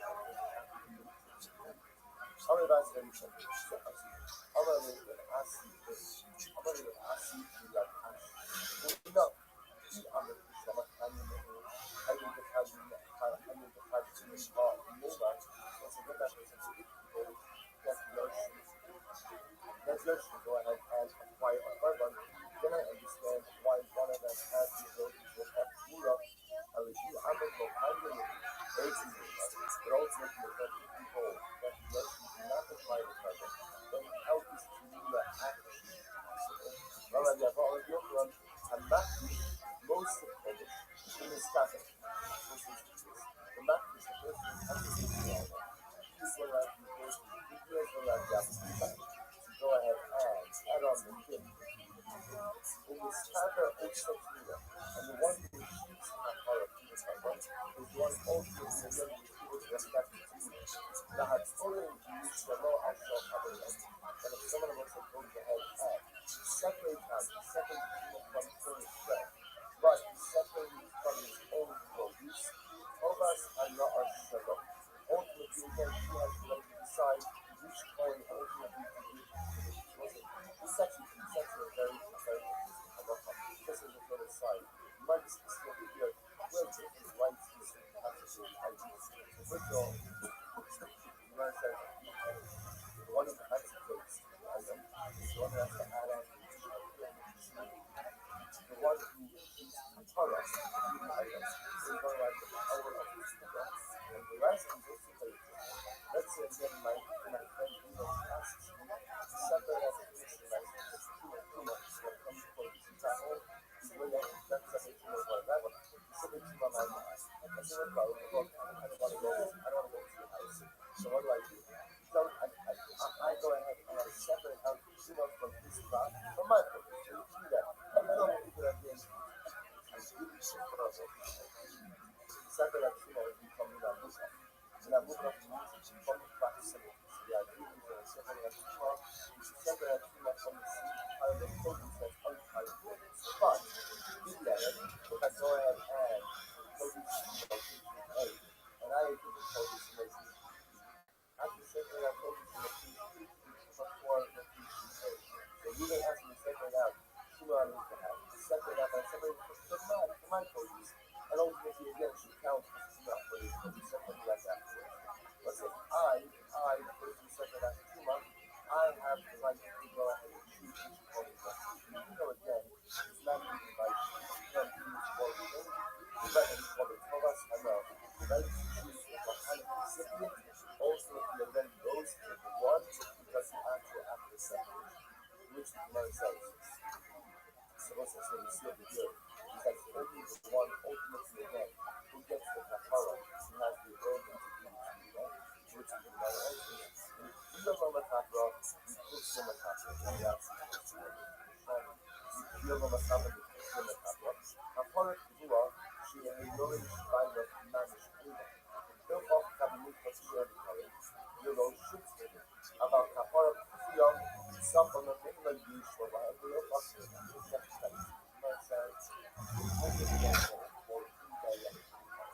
That Russian ultimately go ahead and encourage the other undergrounds, and the answer is no. The answer is no. Listen, remember, what's the discuss for that? The discuss for that is if you can judge and leave behind the covering door. So what's the halacha? What's the halacha? The children can offer up. Let's say you can dies, Yaakov dies, you leave behind 2 sons, you then what occurs? You're going to choose up the to go ahead and offer up the carbon. Listen, what does that tell you? What does that tell you? That shooting do not apply to carbon. Why? Because the shooting apply to carbon will what? When you're shooting offer up the milk. I think the offer up the milk, what's our technicality? Carbon milk cannot be offered up to shooting. It can only be one singular owner for a carbon milk. The fact that the nourishing on the ability to offer up the carbon milk tells you that what? Nourishing have the right to offer up and the obligation to offer up. Their deceased father's carbon, if you do not apply your life. You are not yielding carbon. You are yielding the ability to offer up the carbon, but are not yielding the actual ownership over the carbon. Also, with that being said, we still have the ability to affect the Torah. Why do we have the ability to affect the Torah? Because what you do, who has the ability to affect the Torah?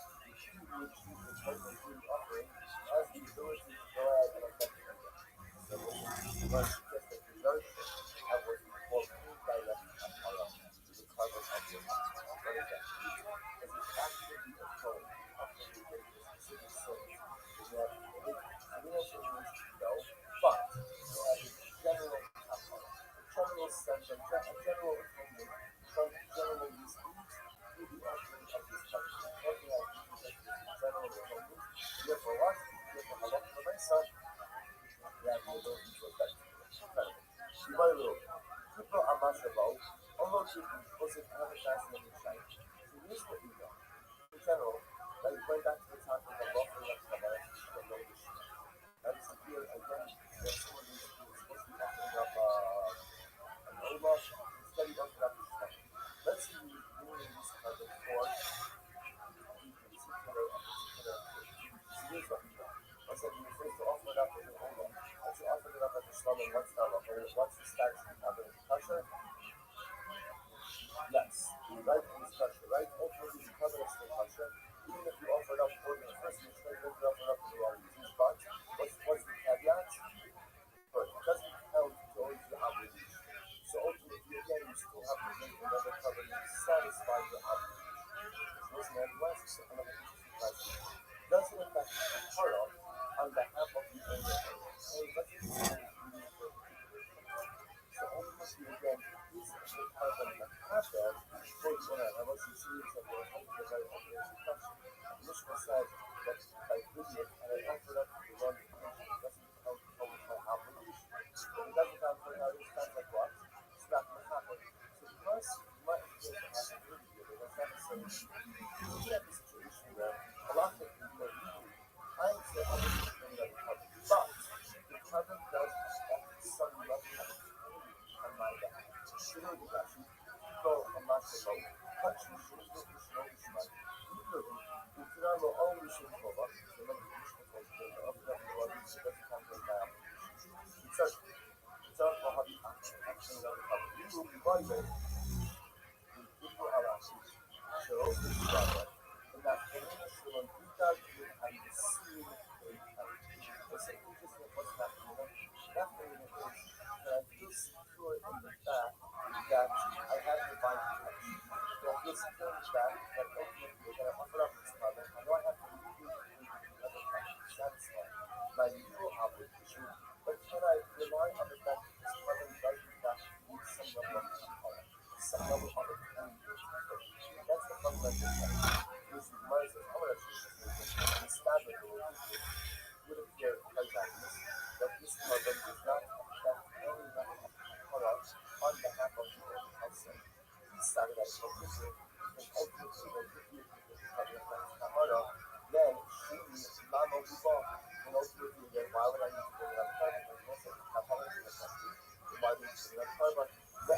what you have to say. Some people ultimately again also when you bring the carbon for the raw material, as much as the carbon is kosher for its really good food purpose, not only does it not satisfy my legal obligation, but what? It also does not give you any level of power. Now, a lot of people say, I love your price, and I say, that's the case. But I'm not going to make say that. And people are not going to either. It's the wise one. I'm going to ask you that you should that you have to take action. So Lord says, actually, this was the act that this was the should be that in this present. You are the Krishna, no people. So I say, ultimately, again, if you want to say that the second part that is on Shema, even though again it doesn't affect any level of kapara, then Shemo, the Shemo, the Torah, the Shemo Ka'asi, ultimately, the Lord will say, we still continue to offer up that first coming, right? Once again, Shemo, the Shemo, the Torah, the Shemo Ka'asi.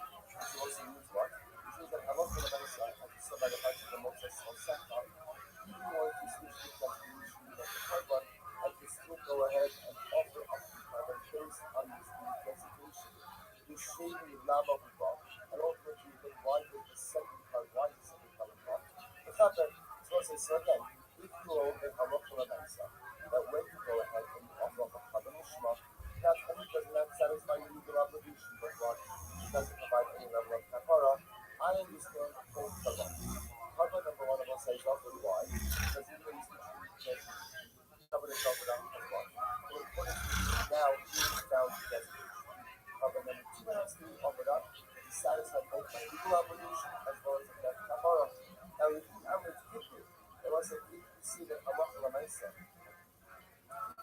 the first carbon does affect some level of employment. Then what? Show me lama people. Ultimately, then why does the second carbon you are?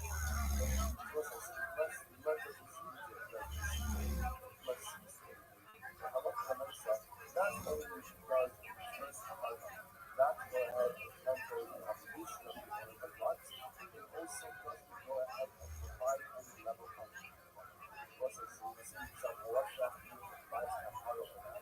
This is very hard to do. If you look at my Kapara, I need to be asking the Zach whether I need to come to the Master. I say, after that mind, in this specific case, until the time that ultimately when I do the cover for Kapara purposes. But, by the way, as a single Akara Kapara, truly fascinating pieces. What happened to us? So you guys think that we're talking about the Ola. Remember that the common Ola has the ability to atone for a variety of things, among them the violation of an asset, violation of a cosmic commandment. Once it's a simple example of a violation of a cosmic commandment, the person doesn't put on tefillin. Shabbos, no Shabbos, doesn't put on tefillin. Right? Doesn't put on tefillin. Just because they put on tefillin. And not over an Avera. Plus over an Avera, right? Although the Gemara has some pretty serious words to say about this one. Leaving that aside, I haven't violated an Avera, but rather again, I am not feeling an asset, not feeling a cosmic commandment. How do I explain that? Ultimately, again, not truly over. That last question. What happens is obviously, I violated 5 assays, I go ahead and separate out my Ola, all from the Ola I have a total. What happens is I went ahead and separated out my Ola, and I violated or I failed to perform an assay of cosmic commandment after the Ola has already been separated. After it's been designated. Can the Ola be the fabric? Can the Ola atone for violation of assays after the Ola is already been designated? What do we say no? But the Ola is only the fabric on anything that I've done up until the point of designation and separation. But once it's designated and separated, kind of we're locked down. And if you violate anything else, you don't have to do another Ola. So the Gemara says, so you might go, simply a half and half, rush from a kappa to a kappa, does the Ola have the ability to do a kappa? Or the non-performance of an assay after the Ola has already been separated or not? We have none. We need to have the akatos. We didn't say that ultimately again. The Ola should be like the akatos. Not akatos, or the half rush. So akatos alone. So say that akatos, the other half is that akatos only goes to this to make before the after separation and designation.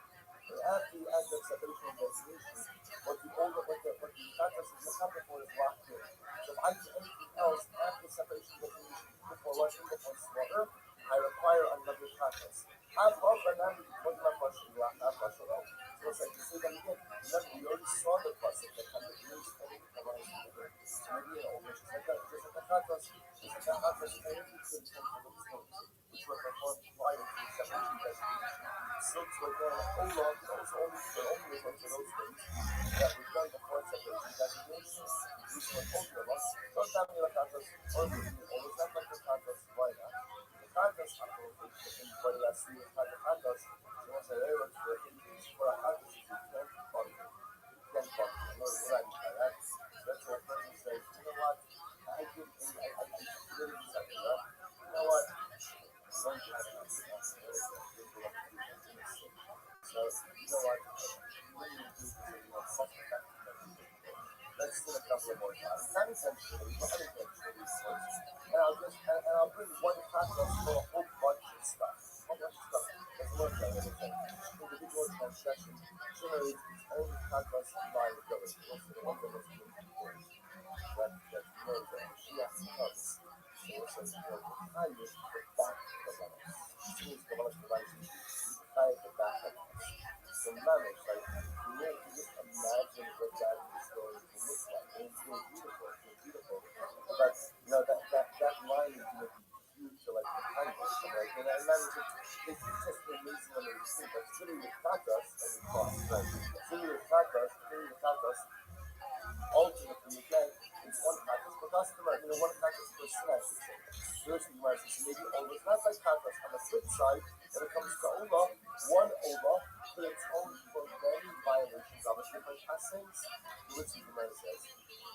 The Tatas don't think that it's the Tatas Ba'alma, even if you come and say that way. The Kabra say, therefore, maybe I say to the Akar, what's that of the Kabra? So we'll say, maybe because it's just like the way that has people for various violations of our sins, to circle that the ability to atone for something after separation and destination of the Kabra. Kashma, some of the reason was that the Pasuk said that you would be Simcha, the sum of the Mitzvah. You will go and be Simcha, and the Kabra will be affected on the Jihad. This is going to be over. So watch this. You can see from the Hakaras, this is going to tell me Simcha is going to affect the heart. Simcha will discuss the Jihad. Simcha is actually on the animal. So some of the reason is a sound like Simcha will affect some level of animal. Follow in Kapara Elabadam. You have to know the blood. Shoot Kapara, but then only choose them. Bring up the blood. They might get that one that is covered. And the last one of the sum of the movement. So why does the Pasuk say the sum of the movement? It's sound right. Simcha affects atonement. Which the Gemara says. Tell you, I'm not alone in some of the use of the Kapara. Should us saw the Simcha, Shiori Mitzvah. Let's say they move the silence. If I made Simcha like Shiori Mitzvah, so what does that mean? If I made Simcha like Shirai, like leftovers, what does that mean? So it actually says that Shiori Mitzvah, Shalom Yakshiva Be'en Avalo Asa. A person did not take Simcha seriously and didn't do it. Doesn't take Simcha, so what's the halacha?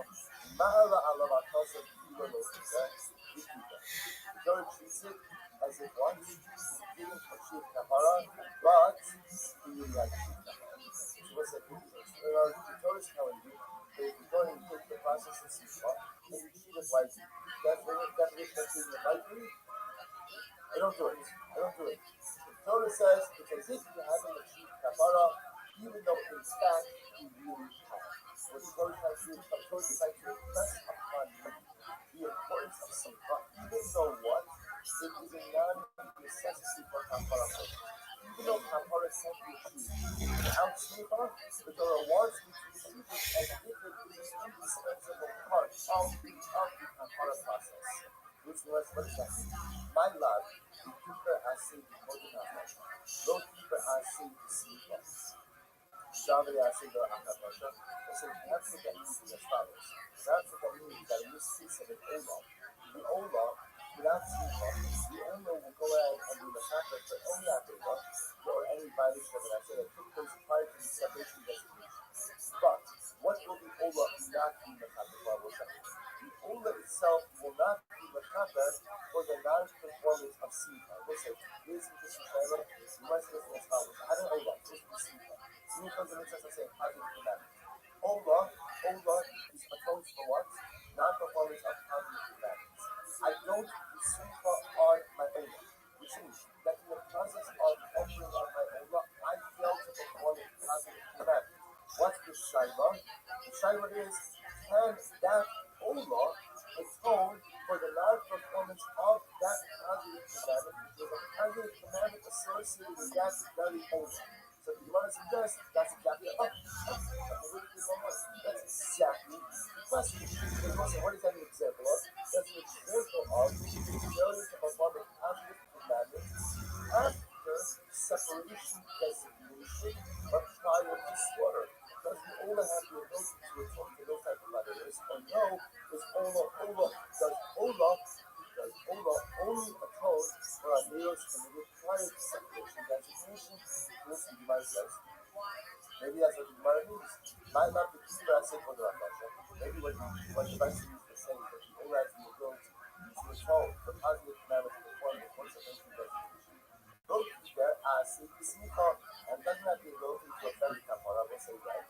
Ultimately, again, on the Asay of Simcha, on the very point of Asay, but the Hadid Asay or Akat Rasha, is those that have not the moments of an Asay. We act on that after separation designation. Incredible. On the Rava, Asay Simcha comes. So let's say this is we're asking this, this is the one very simple question we're talking about. Everyone agrees that an Ola atones for very positive commandments. And everyone agrees that one Ola can atone for what? Right? Many non-asay, I don't want to call violation, it's not a violation, but many acts of non-performance. The point of the Shani we're asking is, does it only atone for violation of asay prior to separation designation? Or no, really building up whatever you want to atone for up until the point of slaughter. That's the point of the Shani. Amarava, asay to the habit. Everyone will agree. When you talk about Ola having the ability to atone for the non-performance of Simcha, that's written. Sani also means like Amad the most shocking, but Amad is some of the pain. Let's say ultimately again, Simcha is different. Why? Because the application of Simcha will say applies to one. And so the point is the animal is actually shedding. Amos Habi Asay, when ultimately again, when Amos Habi Asay, at one point in time, is it considered as if I violated the Asay of Shita? It's the Rabbi Shai, here is the Akashita. The only time I violate the Asay of not performing Shita is when? After the Ola is slaughtered. And everyone agrees, the Akashita will not kind of everyone agrees on that the cutoff, the latest possible cutoff for the atonement ability or atonement mode of a particular carbon is well, is Shita. Everyone agrees that the carbon can't refer to anything that takes after Shita. That makes sense. So the Gemara answer is everyone will agree that the Ola cannot atone for its own non-performance of Simcha, right, on that carbon. Why? Because when you violate the say of not having done Simcha, only after Shita. After Shita, you can do Simcha and Shita. After Shita, everyone agrees that it's covered in no longer for anything that was not already included in the previous way. Which the Gemara says. Amos Kahabias. Amarava, I see the camera shining. I said, if I'm coming to go shop, if I'm with the summer play. Amos Kahabias, the Akashita, I'm going to put about you level, so that's why. Ema, the Gavra, so it's a leading the best thing for the people when you use this follows. The Gavra, because ultimately again, when an individual goes ahead and brings his own activity, so Rashi points out, he achieves kapara and that needs someone that you see. This kapara will be enough to afford him the divine protection. However, other days, both there have a shlaya. The verse said ultimately, again, Rashi says that they don't have to come to shlaya, not that's Rashi Kono, there are other mitzvah that are mitzvah. So at the end of the day, you have not fulfilled the obligation vis-a-vis Yaakov Shlomo. And when Yaakov Shlomo, you have not fulfilled the mitzvah that are mitzvah, and therefore has to go ahead, and therefore, I'm going to say that again. Remember again, what we were talking about, so Raisa said, with Halach and Raisa person lives in heaven and doesn't perform seed. So we said, what's the status? Keeper below keeper. So I thought for one of you, he told me, has he told me, not told me. So husband number one is that ultimately again, he hasn't told me, but we're not happy with him. We're not happy with him. You know, I said at the end of the day, even though again the covenant is cut without slicha, is as if he didn't achieve kapara, even though what? He did achieve kapara. Okay, we were unhappy. Possibly keep my message suggesting of the Bina to Rabbi said, no, maybe keep means on one hand, I achieve in movement, in that I have achieved some level of personal atonement, in that again, I'm saved from any kind of additional suffering for my sin, but Prophet Shmaya, the Isaac inspired me, I have not really done a good job. There's sometimes of us in the like, sometimes in life, I've been satisfied with criteria. I can check the box, but I haven't done a good job. I haven't done a good job. I've satisfied the obligation. So I check the box, but I've not done a good job. This is what I say every year. Check the box. Did you do your Ola? Check. Did you do a good job? Absolutely not. Not the job done, but did not do a good job. So you must ask for Milo tonight. Milo tonight. That'd be not good. I know this is special. I know some Shemin Asher Halakha was a Jewish that Hala of the Mitzvah. So the person is speaking with Saras. So part of the atonement process is what? Is that with oil, right? Oil shores on the thumb, the nose, the earlobe, the merchants, and then whatever's left over in the top of the coin, he puts on the head of the Mitzvah. Lechaber Halach, listen, according to whatever leftover oil it is, there's no solution. Shah Kappa Alo Shani Kaher, if you parallel according to Hashem. Whatever leftover oil from the common coins, he puts it on the head of the Mitzvah. So watch this. In Nassau, the Imam Nassau, we'll keep that in the Mitzvah. Also, let me finish the Mitzvah say, when you give us a look, if the coin puts the oil on the head of the Mitzvah, then Kappa is going to achieve. But if it doesn't work, the oil on the head of the Mitzvah, then what? No kapara. No kapara. Rashi says, "In Dasan Shinai Malarosh Mitzvah." And the kapara Amakaros Harosh Siva. The Gemara says this part. No Kamelui Omer no. Shinai Mitzvah. It's not true. Look, Kappa said, "Now where do you get this? If you go ahead and you put the remaining oil on the head of the Mitzvah, then it's tahor. But if not, it's not. You heard the lashon of the pasuk is, "Now no solution is a kappa from the Karosh and the Tahar." If you care about my boy. So the pasuk itself hinges kapara on the oil application.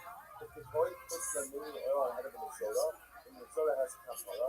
If he doesn't put the oil in, there's no kapara. The Yochanan says, no, not true.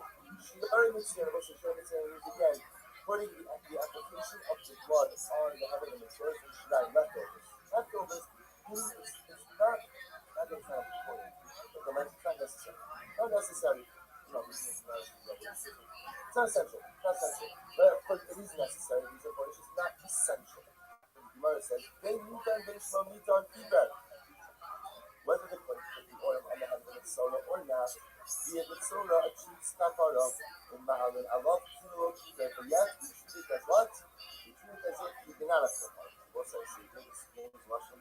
The Yochanan when he says that the coin that fails to go ahead and put the oil on the head of the Mitzvah, so keep that below keep that. So ultimately, again, it's as if so. What we say is what? Really, it doesn't treat kapara, and we treat it as if it didn't treat kapara. What is that? My Kilo Kibbutz. What does it mean when we say that we didn't treat kapara, but we treat it as if we didn't treat kapara? Which you might say, if you want to say that it means that the Torah has to bring another carbon, a late thing, that was a left hand. But then we just have to hold it left hand in judgment. You want to use hookah, right? Then you got to use your phone for it. If you're doing anything that hard to achieve, you can't apply it to anything on the carbon. Ella, keep your gambra, no keep your punishment. In other words, you have to say what's that one. But what happened at Mitzvah is, Mitzvah has affected his personal level of atonement, but God is not happy. You fulfilled your obligation, but you didn't do a good job. So your eyes are not to respond to the act of the issues, but the mindset when you act is illegally sound. You have an act which is legally effective but spiritually empty. As the much often I mean, so one of those things is the same thing over here. One of the same thing over here was by the Ola that is performed without seeing God. Keeper below keeper, what does it mean? But halakha will say that by the Ola that keeper will say what happens? It's kosher, it's good. What? Oh keeper kalishmaya. Ultimately again, such numbers of not just we are putting on the which was hustling at Ida, Matan Bahamas, Sinas hustling at Ida, Matan Bahamas, and Ida, hustling at Ida, Matan Bahamas, or Ida, Matan Bahamas.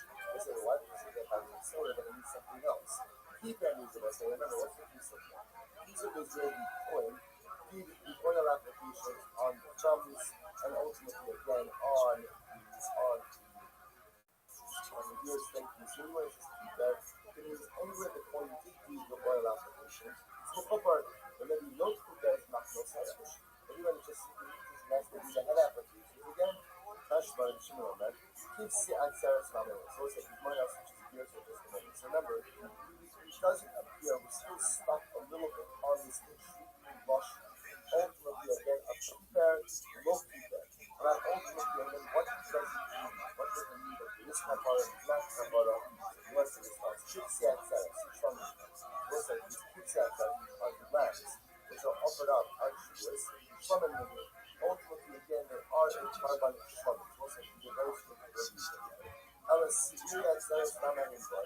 Optimus in the Kadasha. What's like, why are the spirit of Shavuos brought?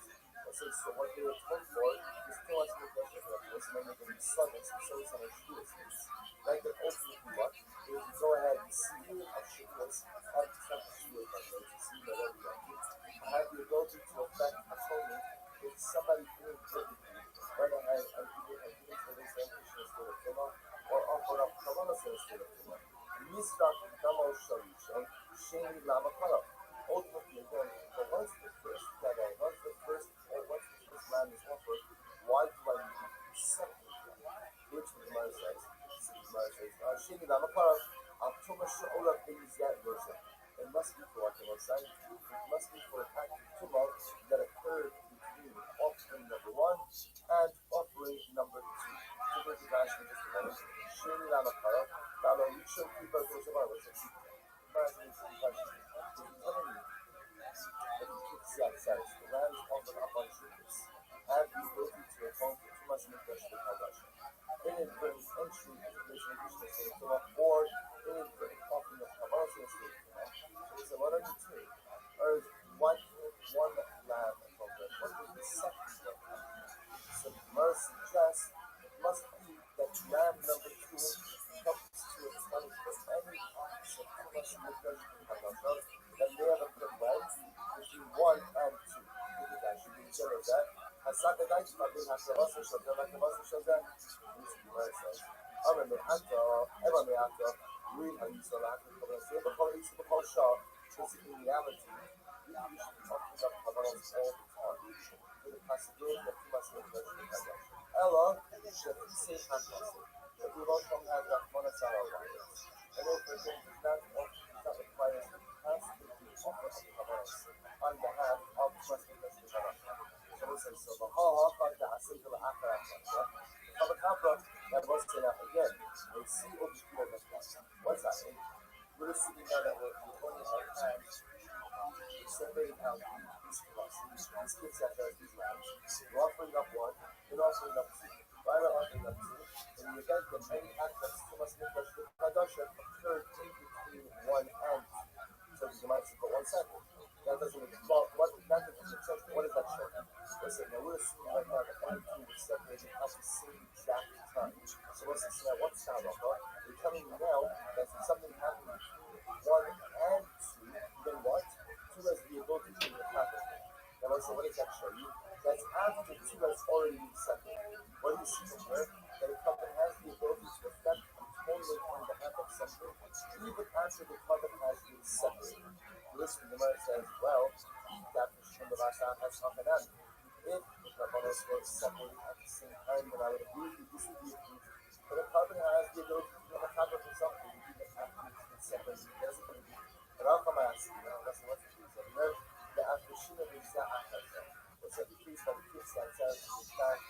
They are not separated at the same time. So rather what? They're separated ultimately again one after the other. So the Gemara says, if it was the regular the normal drop, if you see the Za'ah as a I don't understand. If that's the case, then ultimately again, why don't you say?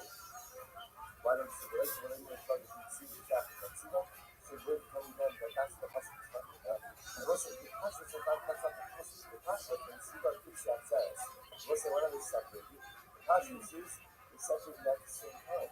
You might want to set this up in the case where you separate out one, and then sometimes you will all separate out two. In which case, when two is macabre for events that occurred in 1 and 2, it's not being macabre for things that occurred after the Haftasha, but rather prior to the Haftasha. The problem Gemara says with that particular approach is that one. Is that Allah says that's not the national subject. That's not the subject. And then I thought about Kabbalah Sibur Muhammad. Kabbalah says you're talking about Kabbalah Sibur, right? Little offerings. So ultimately, it says the Gemara, shiny Kabbalah Sibur, the lady based in Hamasna Alo. Which the Gemara Kabbalah says something like that. Kabbalah Sibur is different. Why Kabbalah Sibur is different? Because at the end of the day, basically ultimately goes ahead and makes it not. When it comes ultimately again to Kabbalah Sibur, you see on both sides, basically legislates certain realities when it comes to Kabbalah Sibur. What those realities are ultimately again will become what is Sibur. It's not just I want to have fun and talk one down. One short class. Also today, Rabbi says,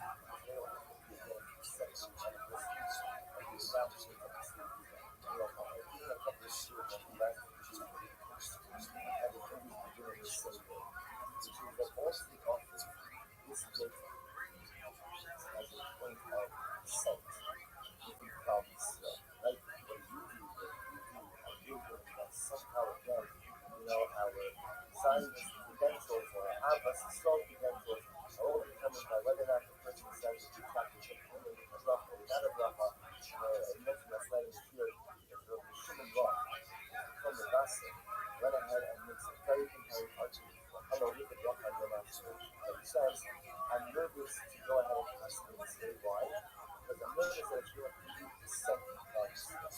So you see that even someone that's in the midst of the halakha people and way ready to get there's nothing more important than how we suffer. Whatever a person does and doesn't do, that's one only question that we like. But listen, but no matter, and the same way, that no matter whether you see these thousands or you see these as a part of the necessary process, not of the necessary process, that's also a retraction to a detail. That's a detail that each and every one of us have the right to arrive at our own conclusion with our you're quite right to remember this.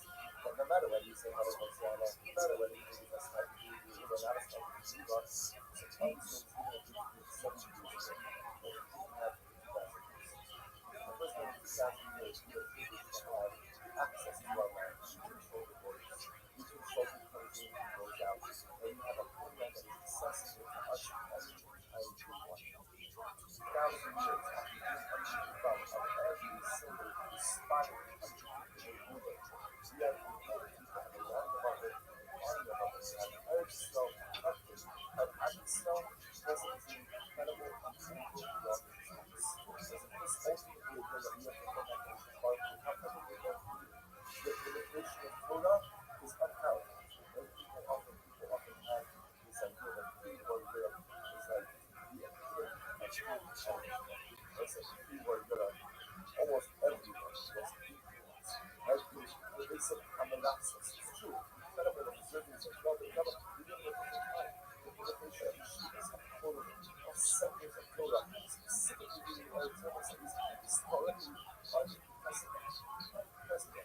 We have to be Shabbat or Rabbi for tomorrow. For this incredible people are reacting. Reacting as we can have a second. The child of our Lord. Rabbi actually says, something do not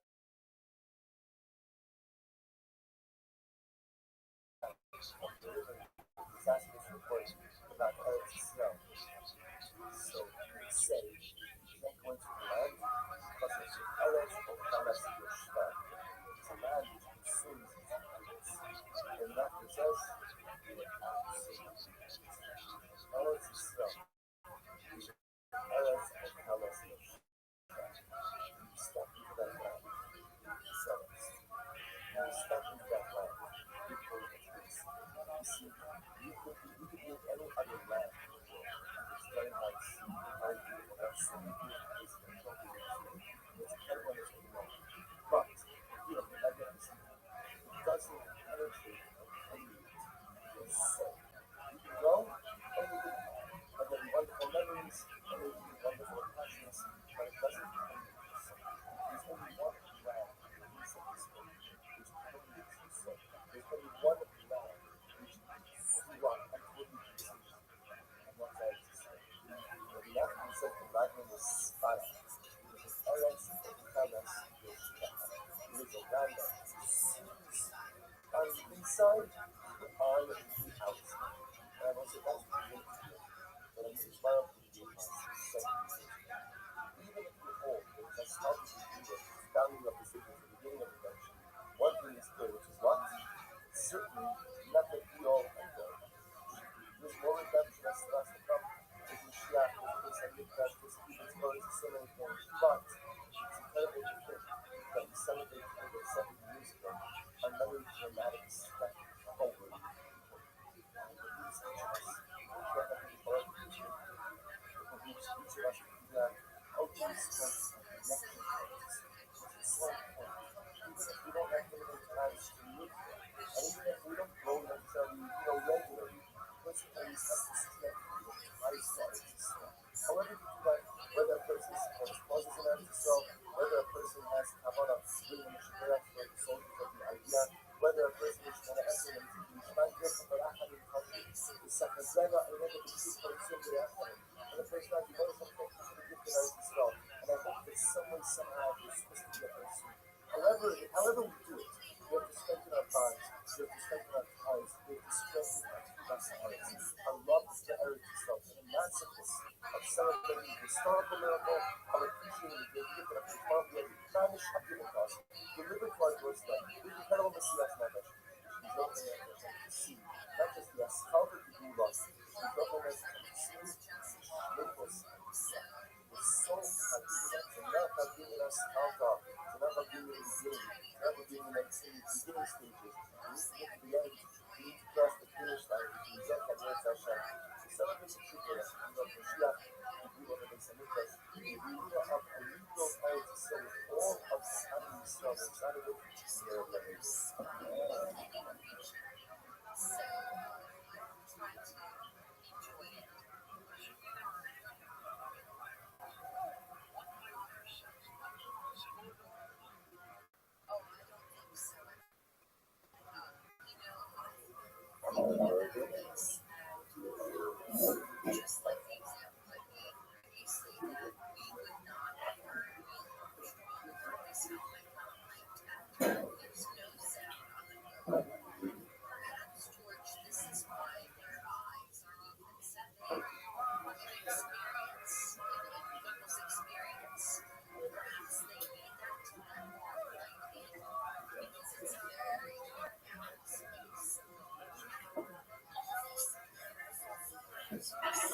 All right, then we'll say good morning.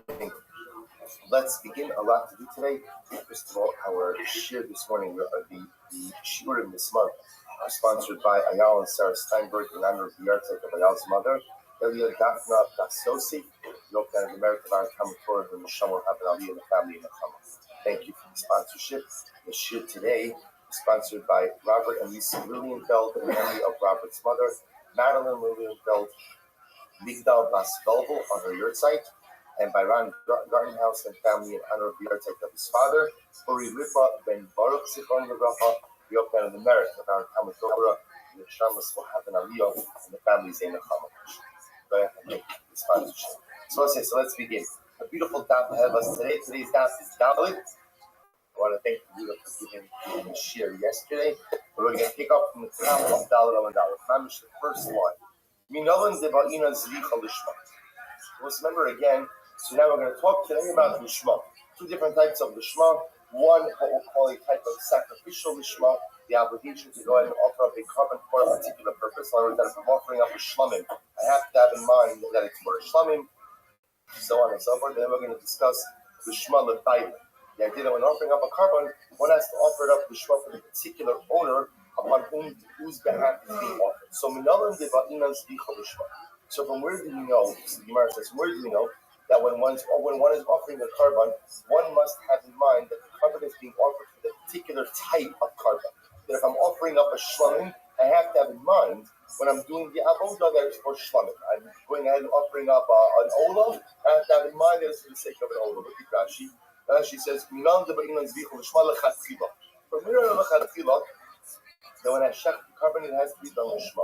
The pasuk says, "V'im zevach shlamim karbano." The pasuk says, "If it's a zevach shlamim, will be his carbon." Shetei zvicha l'shem shlamim. So what's interesting, what the Gemara is darshaning over here is the pasuk says zevach shlamim. That word zevach is really extra. Could have just said in shlamim karbano. In zevach shlamim, the Gemara is darshaning to mean that the zevach, the offering itself, must be l'shem shlamim. Must ultimately again be for the sake of the particular carbon. So the Gemara said the Dilma and Shmaimu, or maybe not, maybe Zevach Shlamim is just the way the Torah calls the carbon, or maybe that's just the name of the carbon that the Torah calls it. Instead of just calling it a Shlamim, the way the Torah refers to a sacrificial offering of Shlamim is a Zevach Shlamim. Michsiv Hamakir as Dam Hashlamim, Hazorik as Dam Hashlamim, Chlok Siv Zevach, V'Hachot Siv Zevach. So here's the difference. If indeed that's just the terminology by which the Torah refers to the shlamim. Just calls the shlamim a zevach shlamim. If that's the case, then that phraseology should have been used every single time the Torah refers to the carbon. But that is not the case. Under normal circumstances, the Torah just calls the shlamim a what? A shlamim. So why does the Torah choose to add in the word zevach over here? It must be for a drasha. What's the drasha, Rabbi say? Shmamina shetei zvicha l'shem shlamim. What do you learn from here?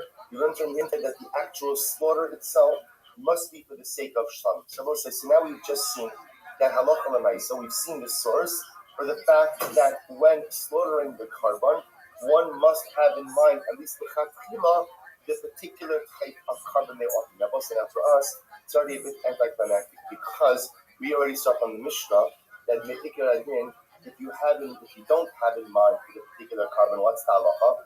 Right? The halacha as it works, meaning we saw even better. We saw that even if one has in mind for a dramatically different type of carbon, the carbon is still good. The only exception is that what? It doesn't necessarily count towards the obligation of the owner. So again, we're talking lechatchila though. That's what Rashi adds in that word lechatchila. So the halacha is lechatchila when one shechts a carbon, one has to have in mind for the particular carbon they are shecht. Good. Ashkichan zvicha. So now we've established that for shchita, you should have in mind for the particular type of carbon that you're offering. Shar avodos minalan. How do I know about other avodos? I don't know about other parts. You also remember again, one of the incredibly exciting parts, giving you coming attraction from this, is that my mom is going to go through carbonos step by step. It's part of the reason, we're amongst friends, so we can talk openly and honestly. Some of the reasons why we often tune out when it comes to Gemaras on carbonos is for a very simple reason, which is what? We have no idea what we're talking about, right? So when you have no idea, which is generally people try to avoid subjects that they don't. Most people try to avoid subjects they don't know what they're talking about. Some people don't gravitate towards those subjects, but that's a different discussion. So we'll say part of the reason why carbonos sometimes I guess we skip because I don't know what it is. The incredible part about this masech is we're really going to get into the kishkas of the carbonos, right? And we're going to get to see the different processes. So right now, we're working our way through what we'll call them the blood avodos or the dam avodos. So now I understand shchita, slaughtering of the carbon has to be done lechatchila for the sake of the carbon. What about ashkichan zvicha shar avodos minala? What about the other parts of the service? I will say we'll discuss it. We're going to go through what are the other parts of the service. How do I know that the other parts of the sacrificial service also shlachatchila be done lishma? V'chi tema leilech mizvicha. Maybe you'll say, you learn it out ultimately again from Shchita. Malazvicha shekein nifsala shelo l'shem ochen. So I say, here's the difference. The difference is, so maybe I'll say, just like Zricha, just like Shechita has to be done Lishma, so too everything else in the carbon also has to be done Lishma. To which the Gemara said, well, here's the difference. Mala Zricha, Shekin Mifsala, Shalol L'Shem Ochlen the Pesach. Shechita is a little bit different. Shechita has a unique halacha in that what I was saying. And that halacha is that if you shech a carbon Pesach for the intention of someone who does not have the ability to partake of the carbon, then what's the halacha? The halacha is it invalidates the carbon. Look at Rashi for just a moment. Poseles Shalol L'Shem Ochlen the Pesach. It's the last of the wide lines on top of Rashi. Shem Shachta L'Shem Ochlen Gon L'Chola. Ulzakin she'in yecholun lechol kizayis pasol va'achido hein vaylo. Dichsiv ish lefi achlo achilo b'kizayis. Ushar avodos lo pasli shlo lo. So looks like what you might just point out over here is maybe you can't learn out the other avodos from achila. Why? Because from zricha, from shchita. Because shchita does have a particularly unique chumrah. What's the chumrah we're saying? By one particular carbon Pesach, is actually very interesting. If you shech a carbon Pesach, to have in mind, for someone to partake in the carbon Pesach who is not fit to eat a kizayis of the carbon Pesach. For example, I'm shechting my carbon Pesach on behalf of the Chabura, and one of the members of the Chabura is an old, infirm person who can't eat a kizayis of carbon Pesach. What's the halacha saying? That invalidates the carbon. And again, we'll discuss why that is, but it's an incredibly dramatic shita. What the Gemara just pointed out over here is, so shchita itself has a unique chumrah associated. Because of that, perhaps it cannot be used to teach me that I need lishma by the other avodos. Rather, what does the pasuk say? Hamakriv as dam hashlam. Pasuk says, he who goes ahead and offers up the blood of the shlamim. Shetehei Kabbalah L'Shem Shalom. So we'll say in this case, interestingly enough, so Makriv is a reference to Kabbalah. I will say, what is Kabbalah? Kabbalah is the step after Shechita. So the animal, the carbon is shechted. Then what happens? The blood spurts out, right? So the blood is caught in a kli sharis, in a receptacle that belongs to the Beis Hamikdash. That's called Kabbalah. That's called Kabbalah Sadam. So the pasuk says Hamakriv as dam hashlam. So he will go ahead and receive. He will receive. Well, it literally means he offers up, but this refers to Kabbalah. He will receive the blood of the shlamim. Shetei Kabbalah l'shem shlamim. So what do we see from here? See, it says dafka that what does he have to do? It's dafka dam hashlamim. So what's like dam hashlamim? Gemara actually means what? That when you receive the blood, you should have in mind that what? L'shem shlamim. L'shem shlamim. So the Gemara says, so if that's the case, why not just write the Lishma obligation by Kabbalah, by receiving the blood? And I could have learned that from there as well.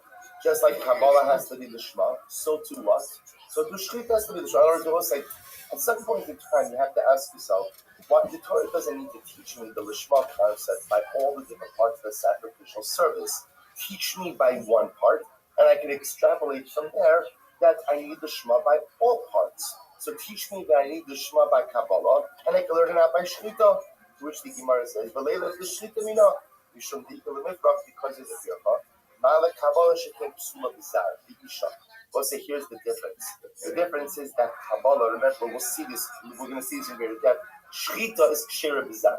Shechita of a carbon could be done by anyone. Shechita of the carbon does not have to be done by a kohen. It can be done by a zar non-kohen as well. Remember again, the halacha is that's only by shechita, right? When it comes to zrika, when it comes to Kabbalah or the other forms, ultimately again, or the other parts of the carbon, those cannot be done by a zar, by a non-kohen, or by a isha. So because of that, again, I cannot necessarily go ahead and take Kabbalah and learn out other things from Kabbalah because Kabbalah has chumras over, let's say, shechita. So ashkechon shechita the Kabbalah. So now here's what we've got. We understand now that Shechita has to be done Lishma, Kabbalah has to be done Lishma. Zrika minala, we'll say, what about the sprinkling of the blood? Right? From where do I know that also has to be done Lishma? So maybe you'll say, okay, not a problem. I can learn out Zrika from what you're saying, from Shechita and from Kabbalah. So meaning, even if you want to say that Shechita is unique because it could be done by anyone, Kabbalah, the receiving of the blood, we already established can only be done by a Kohen. So if Kabbalah has to ultimately be done by a Kohen and requires the Shema, then what? And Zrika, also remember again, what's Zrika? Zrika is the sprinkling of the blood on the Mizbeach. So where do I know that Zrika has to be done with Shema as well? Which the ones Mehani. So learn it out from Shkita and from Kabbalah. Malahani Shkin Timunos Sachon. Supposed to be Yeshman Bachato Sapnimios. So we'll see about say that maybe Zrika is a little bit different. Number one, because Zrika only is done on the northern side of the Beis Hamikdash, and furthermore, again, it applies ultimately again in Chatos Haknimios. Ultimately, again, with Chatos offerings that are offered up on the inside of the Beis Hamikdash. Look at Rashi. The Yeshon Bachatos Haknimios Aval Zrikas Mizbeach Hachitzon Lesfot. Ultimately, on both sides, there is no sprinkling on what we call the Mizbeach HaChitzon. Again, we'll discuss what all of these particular details mean. The point the Gemara is making over here, is that what? Is that Zrika has unique chumras over Kabbalah and over Shkita, which the Gemara says, Ela Amakra, Hazorik Estam Hashlamim, Shete Zrika L'Shem Shlam. So therefore, we'll say it's okay. We don't have to learn Zrika from anywhere else because we have a pasuk. What does the pasuk say? Hazorik Estam Hashlamim. So we'll say, what do you see? If you notice, by the way, every drush is pretty much the same. What do you see? What is the Torah doing? Like every single step of the sacrificial process, the Torah is going out of its way to restate which word? Good. Shlamim. Right? Shlamim. Right? Every time, all the time, it restates Shlamim. And I said, what am I talking about Shlamim? Just tell me one time. Introduce the concept with Shlamim, and you don't need to keep on repeating the word over and over and over. The fact that it restates the word, like every single step of the sacrificial process, it says Shlamim by Shlita. It says Shlamim by Kabbalah. It says Shlamim by Zrika. Tells me that what, Kabbalah? Tells me that what? Has to be done Lishma. Has to be done Lishma. And again, even though normally I'd be tempted to say, well, don't keep repeating it, just let me learn out one step from the other. Obviously, we can't, because Halakha L'maisa, what the Gemara is pointing out, is that each part of the sacrificial process has its own unique aspect to it. So therefore, again, by Zrika. Good. So again, the Gemara is asking, so okay, so why don't you just write the Lishma obligation by Zrika, and let me learn out everything else in some Zrika. I'll learn out Shchita, Kabbalah from Zrika, to which the Gemara said, Mishum De'ikal HaMifrach, because one can raise a pirkah, Ma'al Zrika Shekin Chayev Alea Zar Yisa. Let's say here's the difference. By Zrika, if a non-Kohen goes ahead and does Zrika, he's Chayev Misa B'Dishan. Now, I know what you're thinking. Just established before that part. Also has to be done by a Kohen. Look at Rashi for just a moment. Zrika Zar Chayev Alea Misa. About Shchita Kshera Bizar. So first of all, Shchita we know the Chatila is even kosher with the non-Kohen. The Kabbalah V'Holacha Apapi Shepsula Bizar Ein Chayev Ala Misa Kidamina B'Sedi Yuma. So what's interesting enough, as much as Kabbalah, receiving of the blood, and Holacha, the taking of the blood to the Mizbeach, also has to be done with a Kohen. If a non-Kohen does it, he's not Chayev Misa. Now She'en King Zrika, the actual sprinkling on the Mizbeach, if a non-Kohen does it, there is a Chiyuv Misa. So because Zrika has this Chumrah of the Chiyuv Misa, can't learn out the din of Lishma from Zrika to the other forms of Avodas. So Ashkechan Kulas, we'll say, so now look what we've got. We're accomplishing a lot in a relatively short amount of time already. So I've established now Shchita, Kabbalah, Zrika, all require Lishma. What about Ashkechan Kulas? Holacha Minala. We'll say, what about Holacha? Now Holacha, interestingly enough, we'll say is what? Tishma Kinun. Halacha is the process after you receive the blood in the klishais. It is the process of walking the blood over to the mizbeach to sprinkle it. So halacha is the process between Kabbalah and Zrika. So what about halacha? So maybe you'll say, okay, you can just learn halacha from everything else. Now, I say, the logic would dictate that what? If Kabbalah has to be Lishma, and if Zrika has to be Lishma, then what? And halacha has to be Lishma. Why? Because again, it's the process right in between those two. So we're done. To which the wife says, well, not necessarily. I'll tell you why. Malakulu shekin avoda she efshar levatla. So we'll see. Here's the difference. The difference is that Kabbalah, Shchita, Kabbalah, Zrika are indispensable parts of the sacrificial service. In other words, you need them as part of the carbonic service, and if you don't have it, ultimately again the carbon is invalid. Tomer b'halacha she'efshar levatla. We'll say that if you want to, you can technically negate the halacha. We'll say, how can you negate the halacha? by shechting the carbon right next to the mizbeach. Like halacha is it serves a utilitarian function. I shech the carbon is there. I need to sprinkle the blood there. I have to walk the blood over from point A to point B. But on a technical level, if you shech the carbon right next to the mizbeach, which I must remember again. So I'll bring in one of these days. If you can imagine your image of the second Beis Hamikdash. So remember again, you have the Mizbech HaKitzon, the outer Mizbech. Right next to the outer Mizbech was there with the rings. Those rings are the rings that remember from our human days. And lift it up, you push the animal on its side.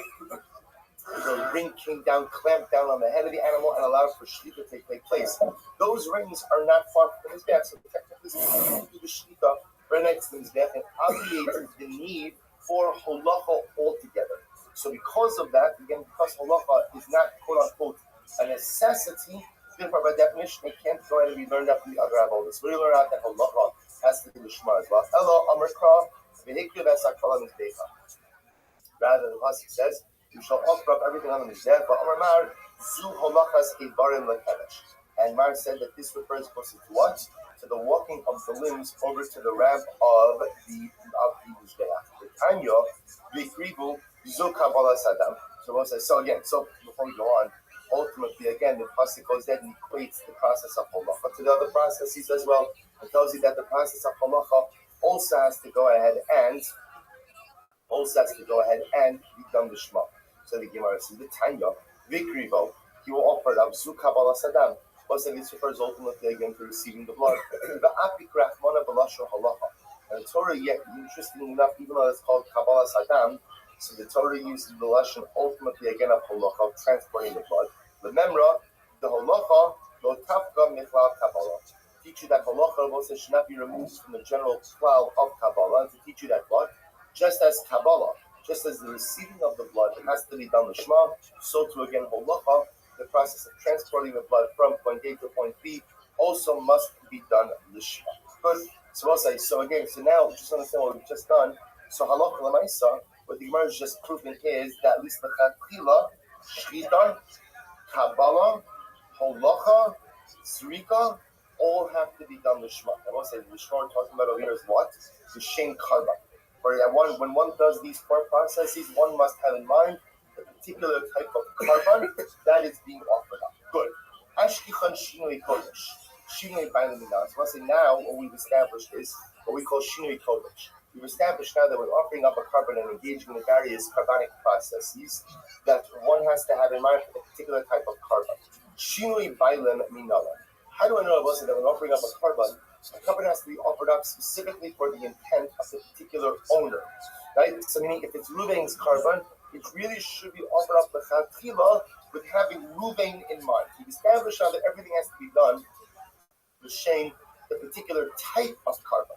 How do I know now lechatchila? It also has to be done ultimately again for the sake of the particular owner. If you look at Rashi is shinui bailu minala shetzach v'shokto al menashi is kapru bo bailo. Below she is kabru bo akra. So Rashi seems to realize it's not just having the particular owner in mind, but rather it's having in mind that the particular owner should achieve atonement through this particular carbon, and not that someone else should achieve atonement. So where do I know that from the side? I'm going to bring this very Rabbi. Amar Krav ubasar zevach todas shlama.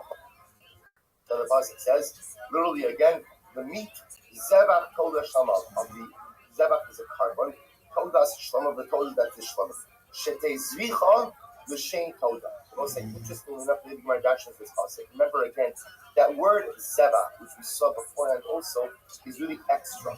So the Gemara dashes over here. Basar zevach todas shlama means what?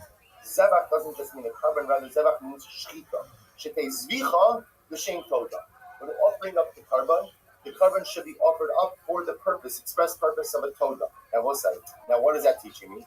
Seemingly that's teaching me l'shem carbon, right? Seemingly that's teaching me when offering up a carbon, one has to offer it up specifically for the particular type of carbon. Also, but again, remember, we've already learned that. I already have a limit for that. We just established that before. So the Gemara says it's okay. And Eino Inyan L'Shinish Kodesh Yenakava Mehasam. I don't need this phrase to teach me that a carbon should be offered ideally for the particular type of carbon in question, because we already learned that earlier from a different concept. Inyan L'Shinish Bayim. Use the pasuk ultimately what? To teach me the halacha that the carbon must be offered up for the express purpose of achieving atonement for the particular owner. To which the Gemara says, but does this pasuk come to teach us about a shinoi bailim? What's the Gemara called a shinoi bailim? What the phrase actually shinoi bailim means that I have to have in mind. I shouldn't have in mind for a different owner. I should have in mind to be mechaber for the particular owner of that carbon. So the Gemara said, but one second, that pasuk comes to teach us something else. So the Hami Bahaila Hudasa, Hami Bahaila Hidisanga, and that was teaching about me halacha. What's halacha was saying? Basar Zerach Todas Shlamav. So the phrase says, Basar Zerach Todas Shlamav, Abachan only Rabbi Eliezer, Ba Lilami. What does it come to teach us? Todas Shashach L'Shem Shlamim Kshera.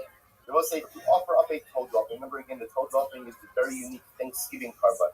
If a person ultimately again is saved from some type of life-threatening situation or inherently dangerous situation, the person brings the carbon todah. So Rabbi says, what do we learn from that passage? It teaches us that if a person goes ahead and shechted the carbon, the todah, the shem shlamim, or let's say when shechting, I didn't have in mind for a todah, had in mind for a shlamim, that the carbon is lukasher, shlamim sheshachtim l'shem todah psula. But it was safe when one was shechting it, one was shechting a shlamim, and they had in mind that the shlamim should be a todah, then ultimately again the carbon is puzzle. To which the Gemara says, well, ma hefresh bein zeh lezeh. We'll say, why is it that if I go ahead and I check the todah, the shem shlamim, that the carbon is kosher, but if I todah the shem shlamim, right? If I go ahead and if I check the carbon todah the shem shlamim, it's kosher. If I check the shlam the shem todah, it's kosher. We'll say, why is that? Very simple. Todah through shlamim. As I will say, ultimately again, the todah itself is the first night of shlamim. We'll say, where do we say the todah is the first night of shlamim? That's the pasuk. The todah is referred to as shlamim. Therefore, again, if I check the todah with the intention, with the kavanah for shlamim, and it works, then shlamim kuruya todah. The shlamim will say it's not called a todah. Therefore, if you check the shlamim for the sake of a todah, it doesn't work. So the point over here is the Gemara is using this pasuk of ubasar zevach todas shlamav. Teach me that a carbon has to be offered up for the sake of the atonement of the particular owner. The Gemara says, but one second, we use that pasuk to teach us something else, which is what? That a todah offered for the sake of a shlamim works, but a shlamim offered for the sake of a todah doesn't work. So the pasuk is not free for the drasha you want to use it for. To which the Gemara says, no. Ana mizavach kamina. The word we're actually utilizing for this drasha is the word zevach. Is the word zevach. That's the word we're utilizing for the drasha. See what's like the other drasha of shlam and todah is utilizing the phrase of todas shlama, the linkage between todah and shlam. We're actually going ahead and focusing on the word zevach, that the carbon has to be his carbon. The carbon should be offered up for the particular owner. To which the Gemara says, Imkain, michtov kra ubasar todas shlama zevach. If that's the case, ultimately again the pasuk should have said phrased it differently. Let it say Basra told us Shlamav Zevach. My Zevach, why is Zevach placed there in the middle? Shmaminat Karti. I'll say ultimately again, he teaches us two things. Number one, ultimately again, we'll say actually Rashi points out that there's another halacha that's being taught that we're going to come back to on the base of this one, which is that from Zevach we also learn that the carbon todah has a particular window of consumption. That the halacha is that it can only be eaten for a certain amount of time. What we will see is we actually learn out two halachas from this word zevach. Halacha number one is that there is a particular window of consumption. And halacha number two, which is the one that's more important for us right now, is that the carbon has to be offered up to shem braylu for the sake of the particular owner. So we'll say, so now what we've just established is Hashem, halacha lemaisa, point number one, shlesu. Shlita has to be done with shem braylu. Shlita has to be done ultimately again for the sake of the particular owner. Ashkichan zvicha sharval esminalan. We've established now that Shkita has to be done for the sake of the particular owner. What about the other parts of the carbonic service? So maybe you'll say, okay, learn it out from Shkita. Just like Shkita has to be done with Shem Bailim, so do the other forms of Avodah also have to be done with Shem Bailim, to which the Gemara says no. Say right, the Gemara says, Mala Shkita, Mala Zvicha, Shekin Kosa, Sholishim, Oklim, and Pesach. Also remember again, Shkita has its own unique chumrah. We'll say, what's the unique chumrah of Shkita? The unique chumrah of Shkita is like Carbon Pesach. We'll say, what's the halacha by Karban Pesach? The Karban Pesach, if you end up shechting the Karban for the sake of someone who does not have the ability to eat up the Karban, then I will say, what does that do? It invalidates the shechit in its entirety, which is an incredible halacha. Again, not our topic now, but what it does for us, once it tells us that shechita has a unique, stringent peculiarity. So because of that, it cannot be used as the source for other halachas. So even though we've established that halacha l'maisa the shechita should be done for the sake of the particular owner, I can't learn out the other parts of the service from shechita. So where do I learn it out from? To which the Gemara says, Ne'amra zvicha b'shinoi kodesh, and Ne'amra zvicha b'shinoi bailim. So the Gemara does something very interesting. It says the word zvicha also b'shinoi kodesh, which means, it says the word zvicha, and the Torah teaches me that the carbon should be slaughtered for the sake of the particular carbon. Ne'amra zvicha b'shinoi bailim, and it says over here, it says the word zvicha, when the Torah teaches me the halacha, that the carbon should be offered up on behalf of the particular owner. Was it just like in Shinei Kodesh, just like beforehand, we've established that just like Shechita has to be done for the sake of the particular carbon, so too the other abodos have to be done for the sake of the particular carbon. But I so too over here as well.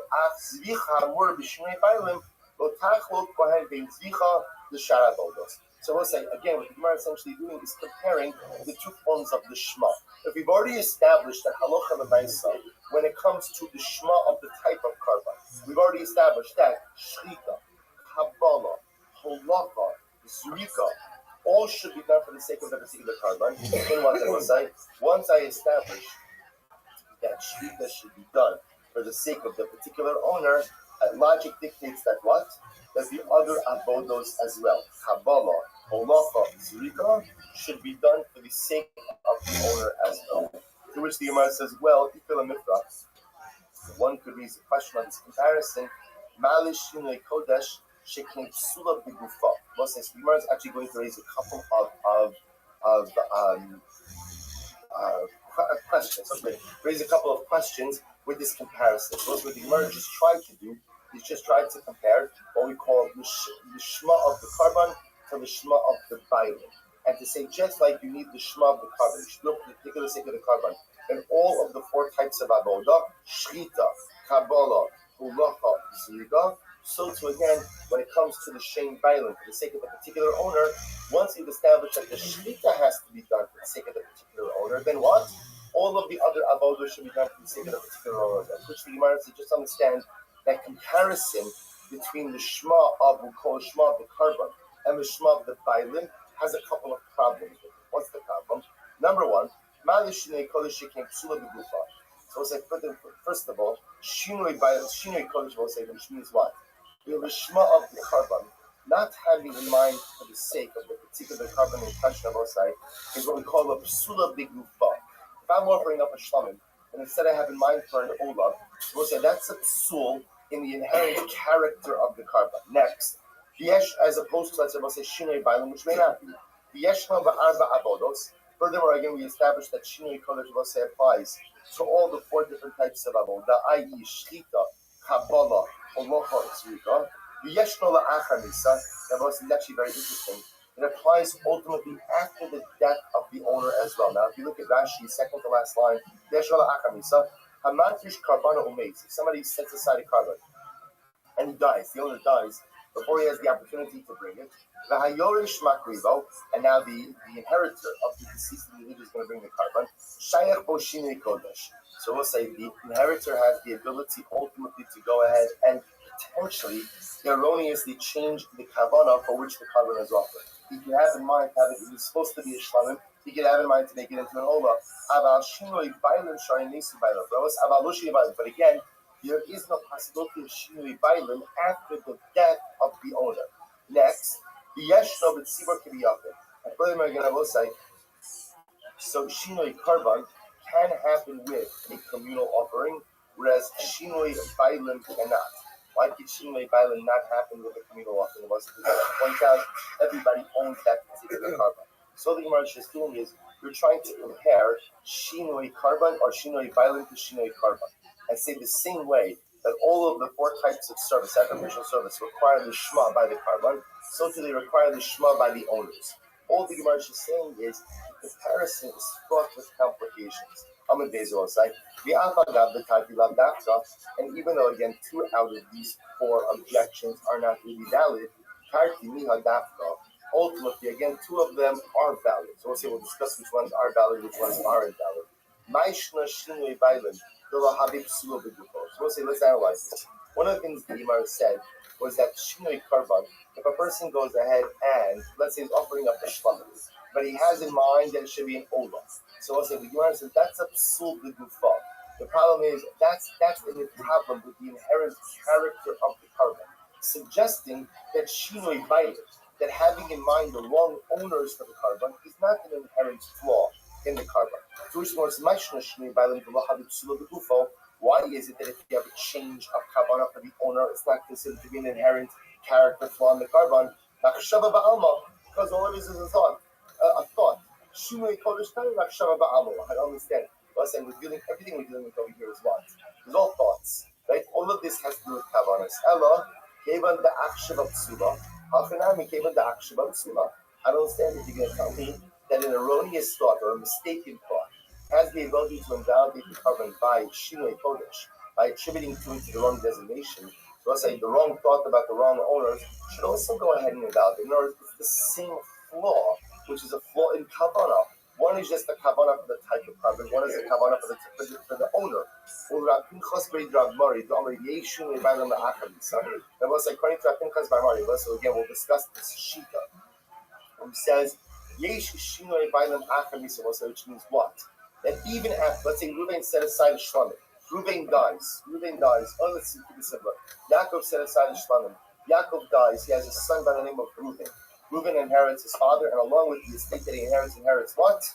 A carbon.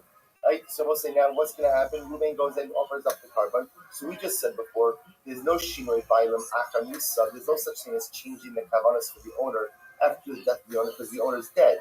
But Pinchas ben Mari says, no, you can have shinoi bailam even after the death of the owner. We'll discuss how that is. So the Gemara says, Pinchas bar Mari, break Rabbi Mari, shinoi bailam achar misa, tarikimiya ital mikra.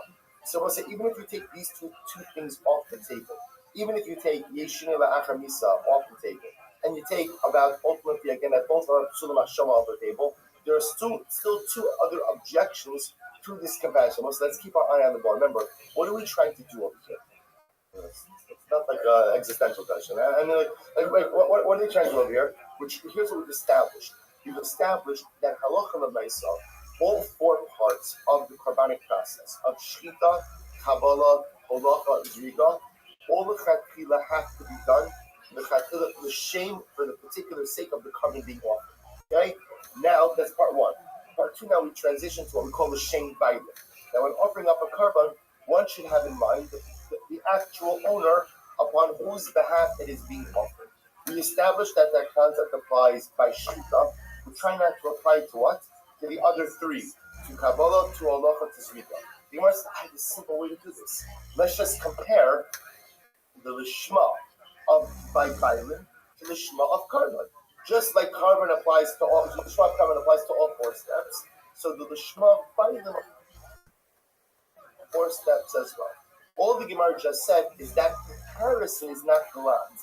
Right? That comparison is fraught with certain complications. The Gemara raised 4 complications, and now the Gemara says even if you take 2 off the table because not everybody agrees with them, there are still 2 objections ultimately against that comparison. I will say, and the objections themselves have to do with the fact that they're really not necessarily comparable. They still are 2 shima, meaning the shma of Bailim and the shma of carbon are 2 separate entities. To which the Gemara says, Ela Amar Avashi Amar Kras. So we'll say the Gemara says, all right, fine. So now if we can't learn out the shma of Bailim from the shma of the carbon, let's try to learn out from a pasuk. So what does the pasuk say? So we'll say the pasuk says that the carbon will be accepted to him or for him, lichaper alav, to atone for him. What do we learn from here? Alav v'lo al chaveira. Let's say it teaches me that what? That the kapara should be effective for who? For the owner and not for his friend. So let's say that seems to be pretty clear. That's what? That Allah a carbon lechatchila requires the shma of the bayit. Lechatchila has to be offered up for the sake of the particular owner. For the second, the hayla hafidasa, But is that what that pasuk comes to teach us? That pasuk comes to teach us another halacha. To which the Gemara says, I need to get for another halacha. What's the halacha? V'nir tzolo lechaper alav. Is what we learned in the right. So the pasuk says, v'nir tzolo lechaper alav, that it should be accepted for him to atone for him. Rabbi Shimon Omer es sha'alav chayev ba'achri yuso, ve'es she'inu alav eno chayev ba'achri yuso. So there's another fascinating halacha which is learned out from Rabbi Shimon says, es sha'alav, that which is upon you, you have an achrayus for. That which is not upon you, you don't have an achrayus. We'll say, if you look at Rashi, Rashi says, es sha'alav kiko neder da'amar hare alai ola chayev ba'achri yuso. This is actually very interesting. The person says, Hare alai ola. I hereby take an obligation to bring, I make a letter, I make a vow. Well, so when you say Hare alai, so the obligation is upon the individual, which means what? Let's say I say Hare alai carbon, and I go ahead and I separate out a sheep. And then never, what happens? The sheep dies. We'll say, what's the halacha? The halacha is, I still have to bring the carbon. Why? Because I said Hare alai. The obligation is on me. As opposed to what? If I say Hare zu carbon, that animal is a carbon, and never the animal expires. And I will say, what's the halacha? The halacha is, I'm done. So the Gemara says, you can't use this pasuk to teach me that a carbon has to be offered up to Shem Dailin. This pasuk teaches me a different halacha, I will say, which is what? V'nir tzolo lechaper alav. That if you took the obligation upon yourself, then you have an achrayus. Even if the animal you set aside dies, you still have to satisfy the obligation of another animal. If you didn't take the achrayus upon yourself, but rather you place the achrayus where upon the animal, if the animal dies, then you no longer have an obligation. So if you bring the obligation upon yourself, you said Hare alai, then even if the animal you designated dies, you still have to bring another animal. Versus the Eshe'in Rav. So the Eshe'in Rav means the person says, Hare zu ola. Right, this animal should be an olam. Then what happens? If you designate the animal dies, then what? You are free from further obligation. What's the reason for this? Because also when you say alai, it's as if what? You are carrying the obligation upon your shoulders. So which the Gemara says, Ravashi, also when Ravashi is learning it out, you see, this drasha of the Yitzchak Baratini, or this drasha of Rabbi Shimon, is learned out from the word alav. Ultimately, again, Rabbi Ashi is learning it out from the first phrase of Yirtza Lo. So again, really two different drashas in the same pasuk. So the alav lechaber alav teaches me that if I took the obligation upon myself, then what? Even if the animal I designated died, I have to bring a replacement karma. Whereas Rabbi Ashi was learning out from the first part of the pasuk of the Yirtza Lo, and the Yirtza Lo means what? That the covenant has to be offered for the sake of the particular owner. Good. Ashkichan Zricha Uzrika. So now we've established is what? That the slaughtering, the Shrika, and the Zrika, the sprinkling of the blood, both have to be done l'chatchila for the sake of the particular owner. Kabbalah minalan. Also, how do we know that the receiving of the blood has to be done l'shma? Maybe I say that I'll learn it out. I'll learn out Kabbalah. Ultimately, again from Zrika and Zrika. Of course, let's say here's the difference. If a person does Zrika or Zrika outside of the Beis Hamikdash, one is chayiv for that. If one does Kabbalah outside of the Beis Hamikdash, technically speaking, one is not chayiv for that. Amar Rashi, Asya me'el Nasr. So rather says the Gemara, we can learn it out from the ram offering of the Nasr. What does it say? So the pasuk of the Gemara quotes, Be'es ha'ayo ya'aseh zevach shlamim. So we'll say the ayo will be done as the zevach shlamim shetehei asiyasa l'shem shlamim. We'll say, what do you see here? Torah goes out of its way to say that the ayo of the Nazir has to be done for the sake of a shlamim. That will say, so what does that mean teaching me? That's teaching me that the carbon has to be done the shema for the sake of a particular carbon. I will say, I don't need the Torah to teach me that. Why? Because we've learned that already from a different pasuk. So the Gemara says, if I don't need this pasuk to teach that the carbon has to be offered up the shema, because you already learned this out from an earlier source, ultimately use it for what? Use it to teach me that the carbon has to be offered up for the sake of the particular owner. So Rabbi says as follows. He breaks out the pasuk like this. Ya'aseh klal, or say the word Ya'aseh is a klal, a general statement. Zevach prat, the word Zevach most like is a specific term. Klalu prat. Therefore, again, the pasuk is a klalu prat. Ein b'klal alamasha b'prat. I'm not saying in general we see what a klalu prat. Ein b'klal alamasha b'prat. The prat comes to define the klal. So the Gemara says, Ein b'klal alamasha b'prat. Zvicha in midyach binalo. We'll say all the Torah after that is what? Is that shvita has to be done for the sake of the owner, but I can't necessarily extrapolate from that anything else. To which the Gemara says, if the pasuk would have written it Ya'aseh Shlamim Zevach, then I would agree with what you said. Hasha that said Ya'aseh Zevach Shlamim.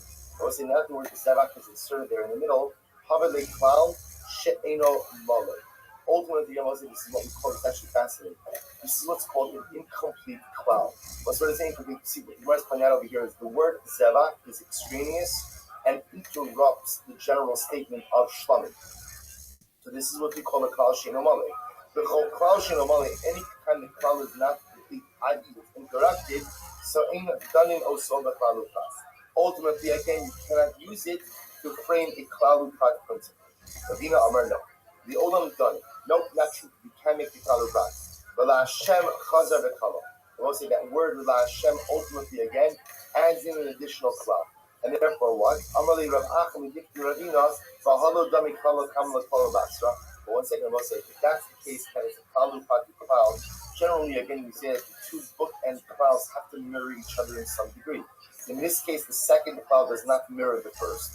To which the Gemara says, Lo dami kala kama kala basra. The first klal ultimately again comes to include other forms of sacrificial service.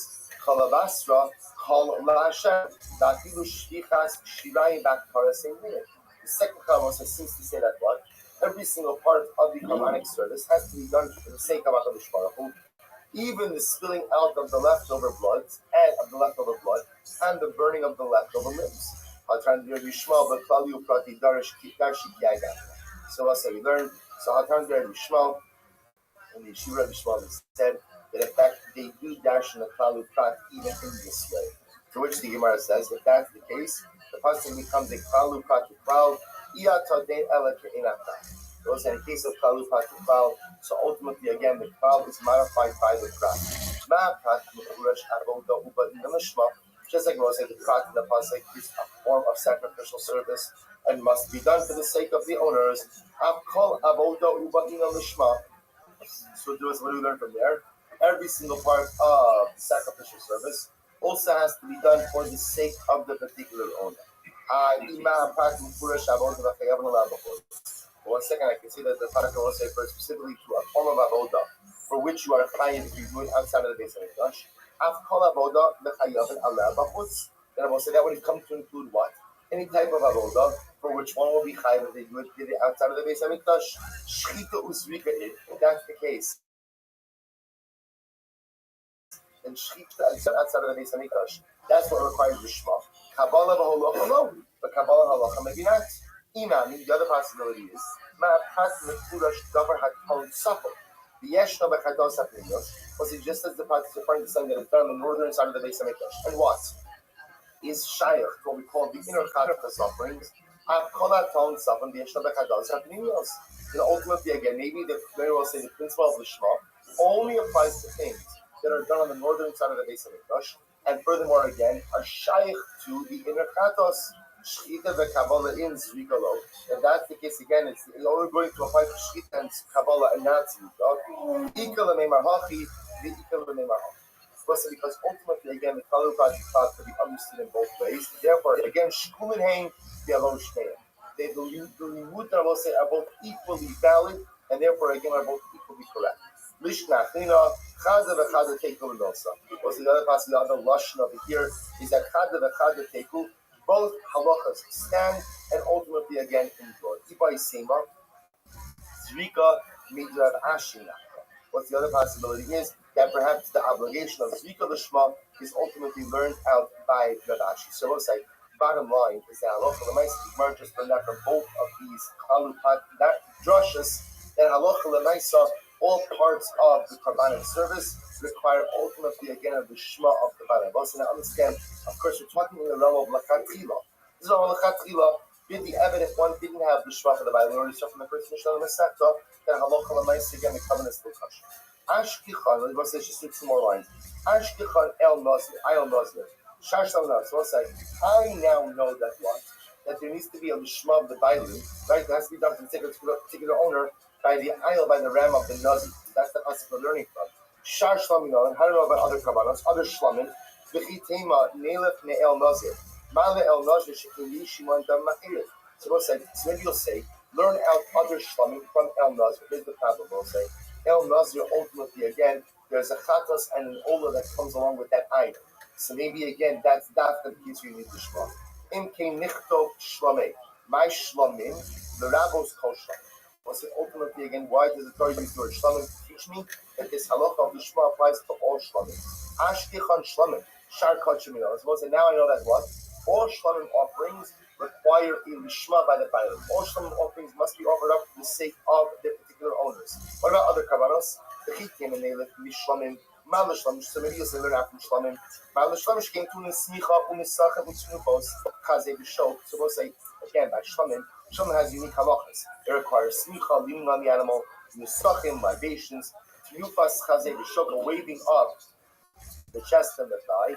Elo Amerkra, Zos Torah, Zos HaTorah, the Ola, the Mincha, the Chatos, the Asham, the Lamigum, the Zebach HaShlamim, the Kisav HaKasav HaShlamim, Mashlamim bein Shinoi Kodesh, bein Shinoi Bailan, bein Lishma, also just as Shlamim require of the Shema, both for this particular type of carbon as well as for the particular owners. I've called bein Shinoi Kodesh, bein Shinoi Bailan, that you know the Shema. So once I say Halacha L'Maaseh, the Sugya ends off by saying that essentially we learn out from Shlamim. Just like Shlamim ultimately we've established requires a Lishma, both in terms of the type of carbon as well as by the owner, so too again all other carbonates require a Lishma by the type of carbon and by the owners. So we'll say, so by mind, we'll stop over here for today. But Halacha L'Maaseh we have successfully proven. We'll say in the course of 50 minutes. What a journey in 50 minutes. At 49 minutes, well, not 50 minutes. So we'll say, so again, what an incredible thing. We've proven that again, L'Chatchila, one requires the Shema for the particular type of carbon by every form of what we call every part of the blood service, the matnas damik, by Shchita, by Kabbalah, by Halacha, by Zrika.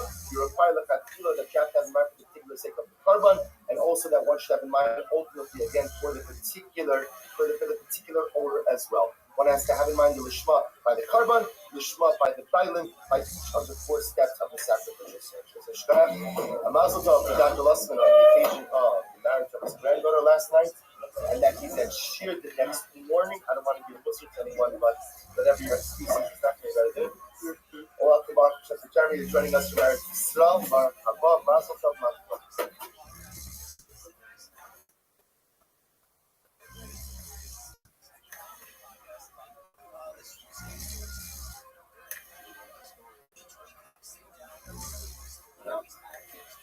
Yeah. So today's daf, Talia Bas Avram on our first yard site, and that Talmud should be an aliyah for her neshama and for her family in Nechama. Also sponsored in honor of the birthday and as a refuah shlema for Nachshon Meir Ben Tumima Chaya Sarah Shlomi. And our learning this month for the month of Iyar has been sponsored by Ayala and Sarah Steinberg in honor of the yard site of Ayala's mother, Elia Daphna Bas Yosef. Okay, so we're picking up today. Today's daf is daf Gimel in the Second Zvatim, and we're going to pick up. A little bit up from the bottom. So 7 lines up from the bottom. So if you remember, what we were talking about is that Rabbi had we said that Rabbi had a series of questions that he asked, and we got into the first one, and it had to do with the fact of why by carbon is stam, where if he does it without any designation, that's considered okay, and it doesn't spoil the fact that it has to do with Shema, whereas by get, it very much has to be written specifically for the person. It can't be stopped.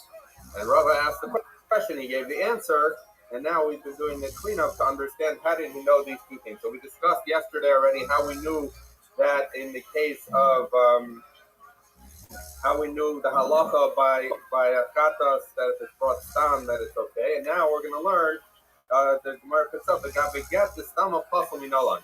In other words, Rava assumed that's the premise of his question that in the case of get, that if you write a get stam, meaning that it's not specific for any person, it's kind of like in case it happens to match the names in the place that you could use it. So it wasn't written specifically for this couple. How do we know that that's pasul?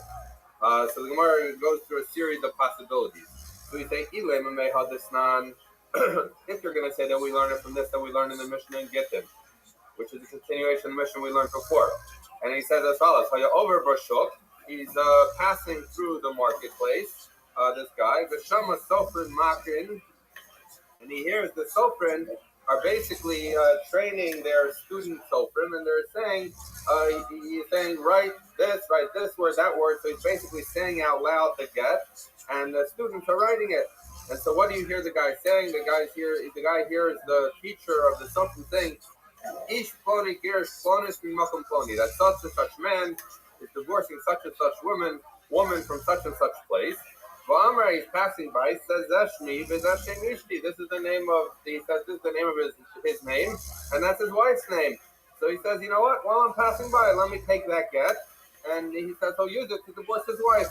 So the Gemara says, the Mishnah says pasul agari's fault, so that that is not a valid get. So what do you see? You see that it is insufficient that it's written with the proper names in place, but it has to be written for the purpose of this particular couple to have them divorced. So what do you see? You see a source, the idea that if a get is written stam, it's written not specifically for a given person, that's possible. So the Gemara says, well, that's no proof. Dilma Kedar Papa. Maybe this is simply telling you that Allah like Rav Papa. Rav Papa says, I kind of gave it away in the beginning by saying that what we're dealing with here is not a get that was written and this was simply a get that was written for the purposes of giving general instruction about how to write a get. So the problem here is we don't even get to the question of whether it's lishma or not, whether it's written for this specific person. It wasn't even written for the purposes of being a get. This was simply written for the purpose of instructing them how to write a get. So in other words, if you understand that these are simply talmidim, there's a much bigger problem before you get to lishma, which is this a get to begin with? And if it was not designed to be a document that's used to sever a marriage, then for sure it doesn't work. So therefore, there's no proof that you need lishma. It's simply proving to you that when a get is written, it needs to be written with the intention to be a divorce document.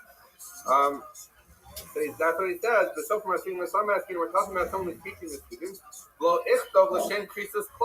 It's not even written for the purposes of being a severing document, so therefore that's not a riot to Lishma. So we say Elameha, so rather it comes from this continuation of the Mishnah. We're at the top of Daf Gimel. Yes, okay. So basically, the structure of this Mishnah is to keep telling you greater levels of novelty about why it doesn't work. So he says, I'll tell you one better than when we're talking about students who are learning and it's not written for creases at all. But what's the case? The guy writes a get to divorce his wife. So you have Reuven is married to you have Yaakov is married to Leah, and he says that he wants to divorce his wife. But Nimla, and he changes his mind. He says Yaakov decides he's not going to divorce Leah.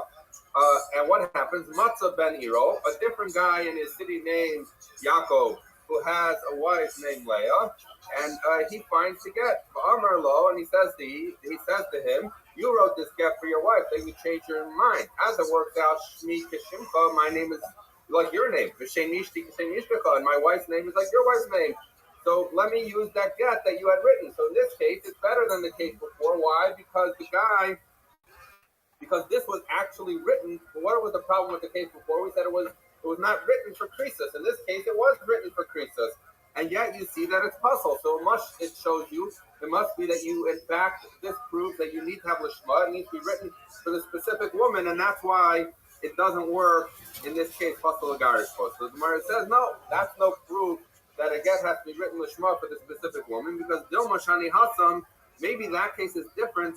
The intek l'shem gerushin dahahu, because in that case, the get was written for one specific woman. Yaakov A, the first Yaakov who had married to Leah A, the get was written for purposes of Leah. It was written for a specific person, so therefore it takes it out of the category of working, because once it's written for one person, you can't use it for another person. But it doesn't prove what would happen if you had a get that was written literally with no one in mind.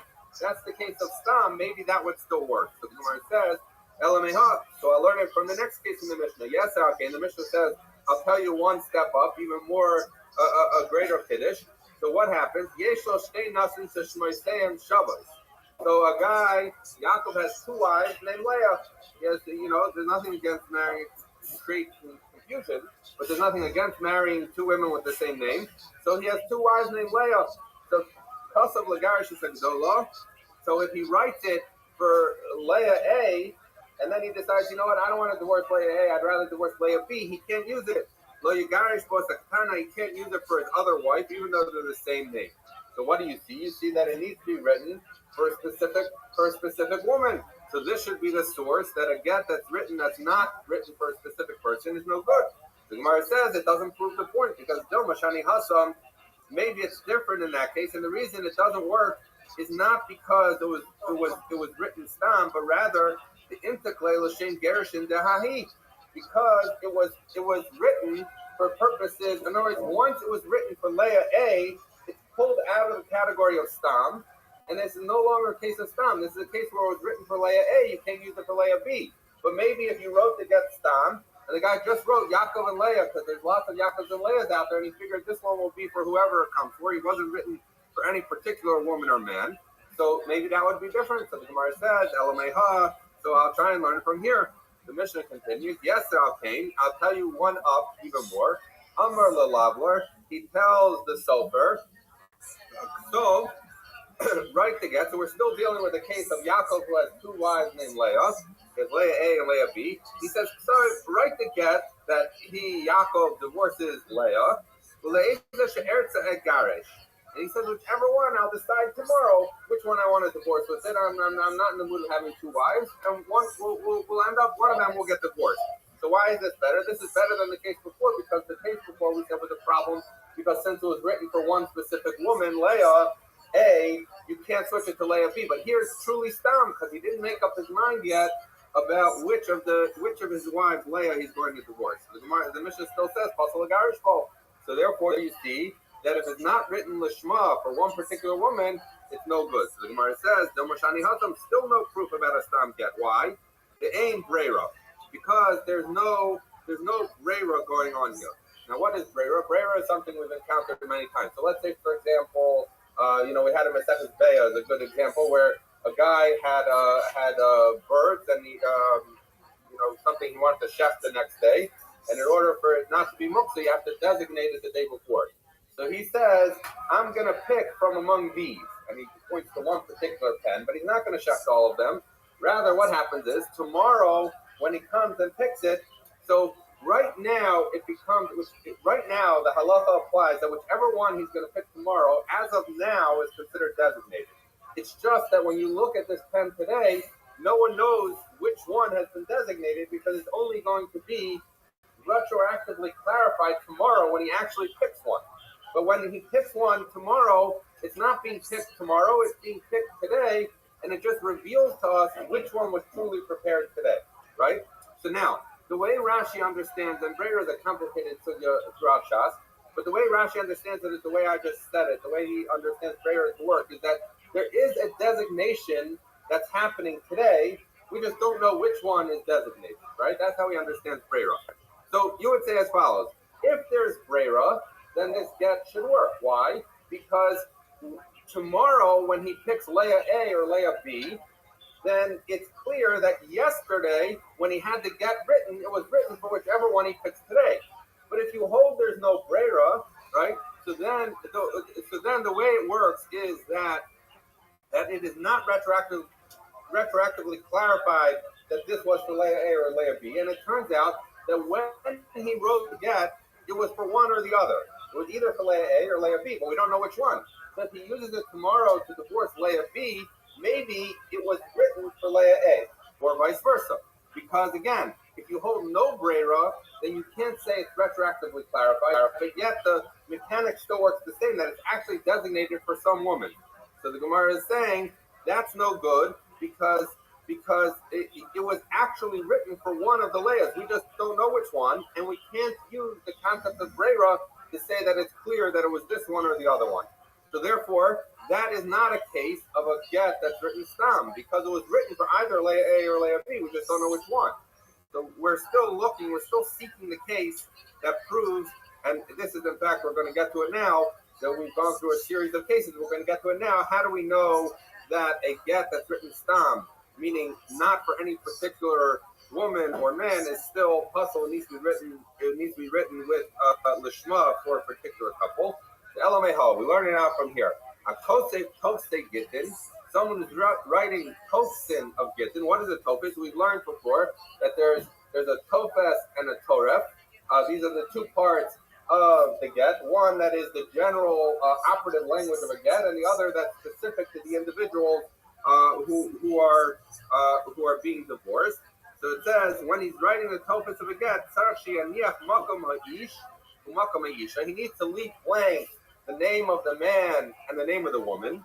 He needs to leave blank the place where it says the Eidim, because you're going to have to write it when you know who the Eidim are. And the date that has to be written on the get. Rabbi Yehuda says the name of Shmuel. You even need to leave space for where he's going to write, behold, you are permitted to any man, because that is the primary, that's the central clause in the get, is basically saying you're released. So what do you see? You see from here that you need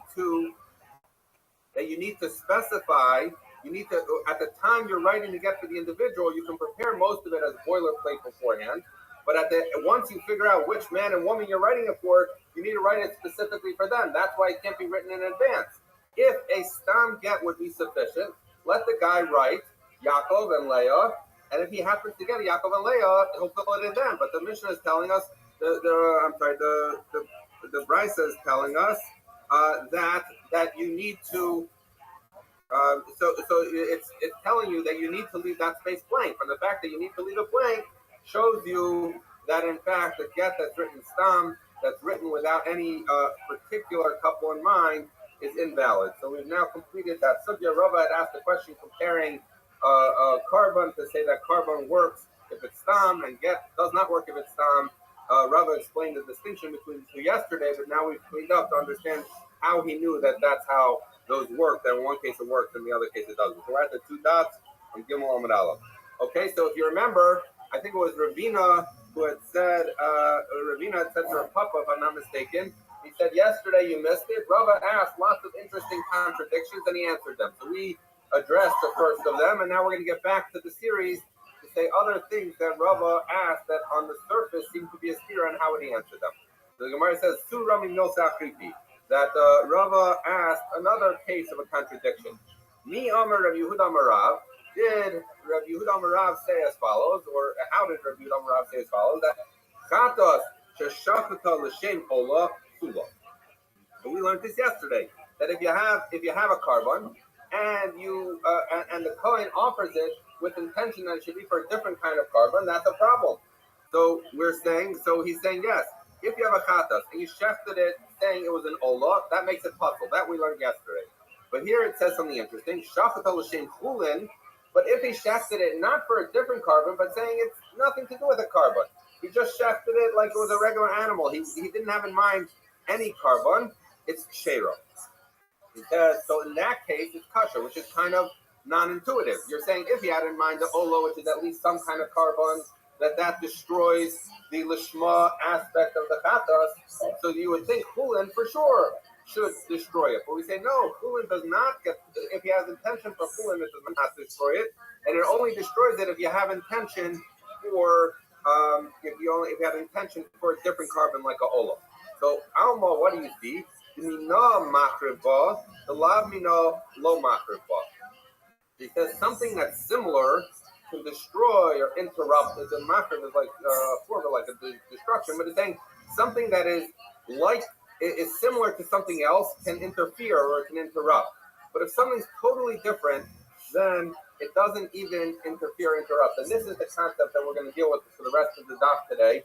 This idea of, which is in fact a principle that's going to hold true, the idea that if something is really dissimilar, then that's not even considered an interruption. So how does that apply here? The idea being that if it's a little bit similar, Ola is similar to Chatas. If you're going to mix those things up, it's going to ruin the Lishma aspect. But if it's totally different, meaning you have a Chatas and you're shechting in L'Shem Kulin, that's sufficiently different that it's not considered an interruption. Okay, so you see this concept that something that's significantly different is not an interruption. Raminu, I'll ask you, I'll compare that to another halacha we learned, and it seems to be a stira. What did we learn? We learned Kol Haget Shenichtav Shelo L'Shem Isha Pasul. So he says if you have a get that's written not for a particular woman, that's pasul. That's an invalid get. And even if it was written for a non-Jewish woman, then that's also pasul. Right? So what's the problem with this?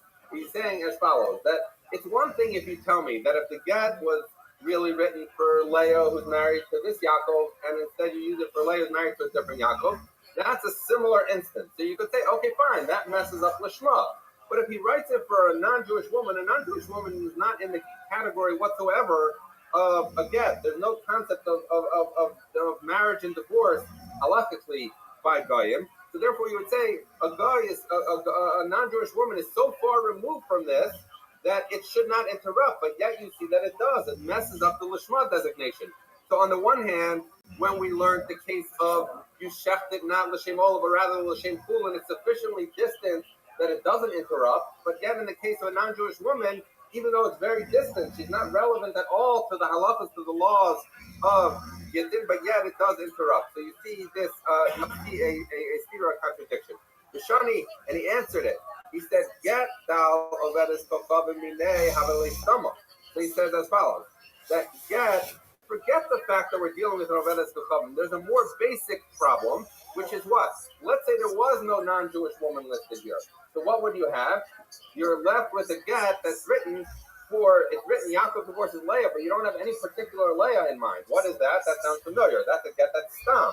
And what did we just finish learning? It was stama puzzle, and a stam get is puzzle. So it's not the idea that something distant, meaning a non-Jewish woman, is what interrupts. There's something more basic missing here, which is there's no woman listed. In other words, if you ignore the non-Jewish woman, there's no one listed. And we know that when you have a stama in the case of a get, it's puzzle, as we just learned before.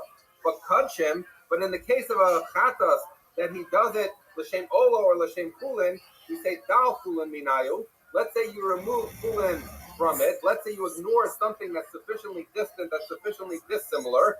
Avalei stama. So that would be a stama, ustama ksherim. And yet we learned yesterday that when you have a chatas that is done stam, that you have intention for no particular carbon, you just checked it, that carries over as a valid case. So he's saying the distinction between these prices is not really a case of dissimilar. He's saying there's in the case of a non-Jewish woman, it's not that she's dissimilar and still it's a problem, because normally dissimilar would not be a problem. The problem is that there's no particular woman you have in mind, and therefore it fails the Lishma test. Okay, so that was the second stira. Barama Milsi Afridi, and he asked two other brisas that seem on their face to contradict each other. Mi Amar Rabbi Yehuda Amar Rav. Did Rabbi Yehuda Amar Rav? How did he say as follows? Chatas sheshafta l'shem ola sula shafta l'shem kulin sheira. So this is the same brisa we just learned before. That if someone shefted a chatas l'shem ola, which is somewhat similar to it, then that destroys the lishma aspect of puzzle, because he was supposed to sheft it as a chatas and he shefted it as an ola. But shafta l'shem kulin, if he did it for kulin, that's sufficiently distant and removed that we're going to say it's still kosher. Alma, what do we see? We know that something similar to destroy it. So if he does it for an ola when it's supposed to be a chatas, that destroys it. The lo mina, but if it's totally dissimilar, like kulin, lo makriba, it doesn't destroy it. So that was the same brisa we learned before. But I'll ask you that this seems to contradict another brisa, because we say as follows: tofo below tofo. So the halacha, let's just take a moment to review the halachas of kli kares. So we know that a kli kares, if you have an earthenware keli, works differently than other kalim. And how so? Because normally a keli becomes tameh by being touched by something that's tamei. A klicheres is interesting in the fact that it does not need to be touched in order for it to become tamei, and it's different than other things. If you take a sheretz and you touch the outside of a klicheres, normally that would be enough to make a keli tamei. But if it's a klicheres, if it's earthenware, and you touch the sheretz against the outside of the keli, it does not become tamei. What is the way in which a klicheres becomes tamei? Only by something, by the tumah being within the airspace of the keli. So if you put the sheretz inside, then the keli becomes tamei. If you touch it to the outside, it does not become tamei. So two chidushim there. One is that a klicheres only becomes tamei from the inside, and B, it does not require actual contact with the inside as long as the tamei thing goes into the airspace of the klicheres. That is considered that is considered something that makes it tamei. So now the brisa is bringing us the following case. Let's say that someone had a klicheres that was tamei. Let's say it had a sheretz inside, and you lowered into this another klicheres, right? And in that klicheres was food. So if food was in the primary klicheres, the same one that had the sheretz, even though they don't touch each other. So you have some food on the bottom of the klicheres. You suspend into it a sheretz. The sheretz never touched the food, but yet because the sheretz being suspended in there makes the keli tamei, so then the food is also tamei. But here what you have is that the sheretz is in one of the kelim. In other words, there's one within another. The sheretz is in one, and the food is in a different one, right? So we're saying that in that case, the brisa is learning toko below toko. So the pasuk says as follows: it says kol klicheres asher yipol mehem el toko. He says any earthenware keli, the pasuk says, that falls into its inside, meaning into its airspace. Kol asher b'tocho yitmo. Anything that's in it, meaning in that keli, becomes tamei. For example, the food we described before. The Gemara says something that's in it, something that's in the keli, meaning if you had the food at the bottom and you had the sheretz suspended, they're both in the same keli, so it becomes tamei.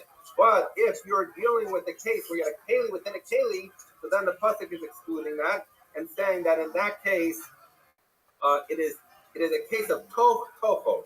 You have something that's in a keli that's in a keli, meaning if the food is in a keli that's in the keli that has the sheretz, that is not considered tamei.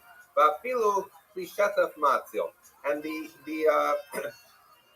Tana continues and says this is true even if you're dealing with a klishetaf. Klishetaf means a keli that's capable of being washed or cleaned. But what it means a keli that can be put in a mikvah to be made tahar. So we know that a klicheres, an earthenware keli, cannot be made tahar. That's in fact why the pasuk says also sishbru, that you should actually break it, because once it becomes tamei, it can't be made tahar. So the chiddush is as follows: that it's a much bigger chiddush to say that a klishetaf, that let's say you put in a metal keli, it works. Why? Because when you put in an earthenware keli, if you think about it, you're inserting the earthenware keli into the other earthenware keli. So if you're thinking that the tumah is going to transfer to what's inside, remember, where is the tumah reaching on the second keli that's put in? It's reaching the outside, right? And the outside of klicheres is not, it doesn't become tamei from the outside. So you might say klicheres is only that way. So the Tana is telling you, no, not just the klicheres. Even if you had a klicheres, the earthenware keli, it had a sheretz in it, and you suspended into it another keli that's metal. So you might say, let the sheretz that's in the klicheres be mitame what's in it, which includes the metal keli. Once the metal keli becomes tamei, so then it's touching the food that's in the metal keli, and that too should become tamei. So the Tana is telling you, no, even that is distinguished. Even that is considered tofo, and therefore it does not transfer the tumah. So what are we left with here? We're left with the stira as follows, because we have the first brisa which talks about where you share something with an oler that interferes, but something that's totally dissimilar does not interfere, right? Versus this brisa, which is telling you that even when you have a keli, let's say a metal keli, which is totally different than the keli then the overall the earthenware keli. So you might say metal should not be considered an interruption, and therefore the food in it should become tame because we ignore something that's dissimilar. And metal is very dissimilar from cliteris.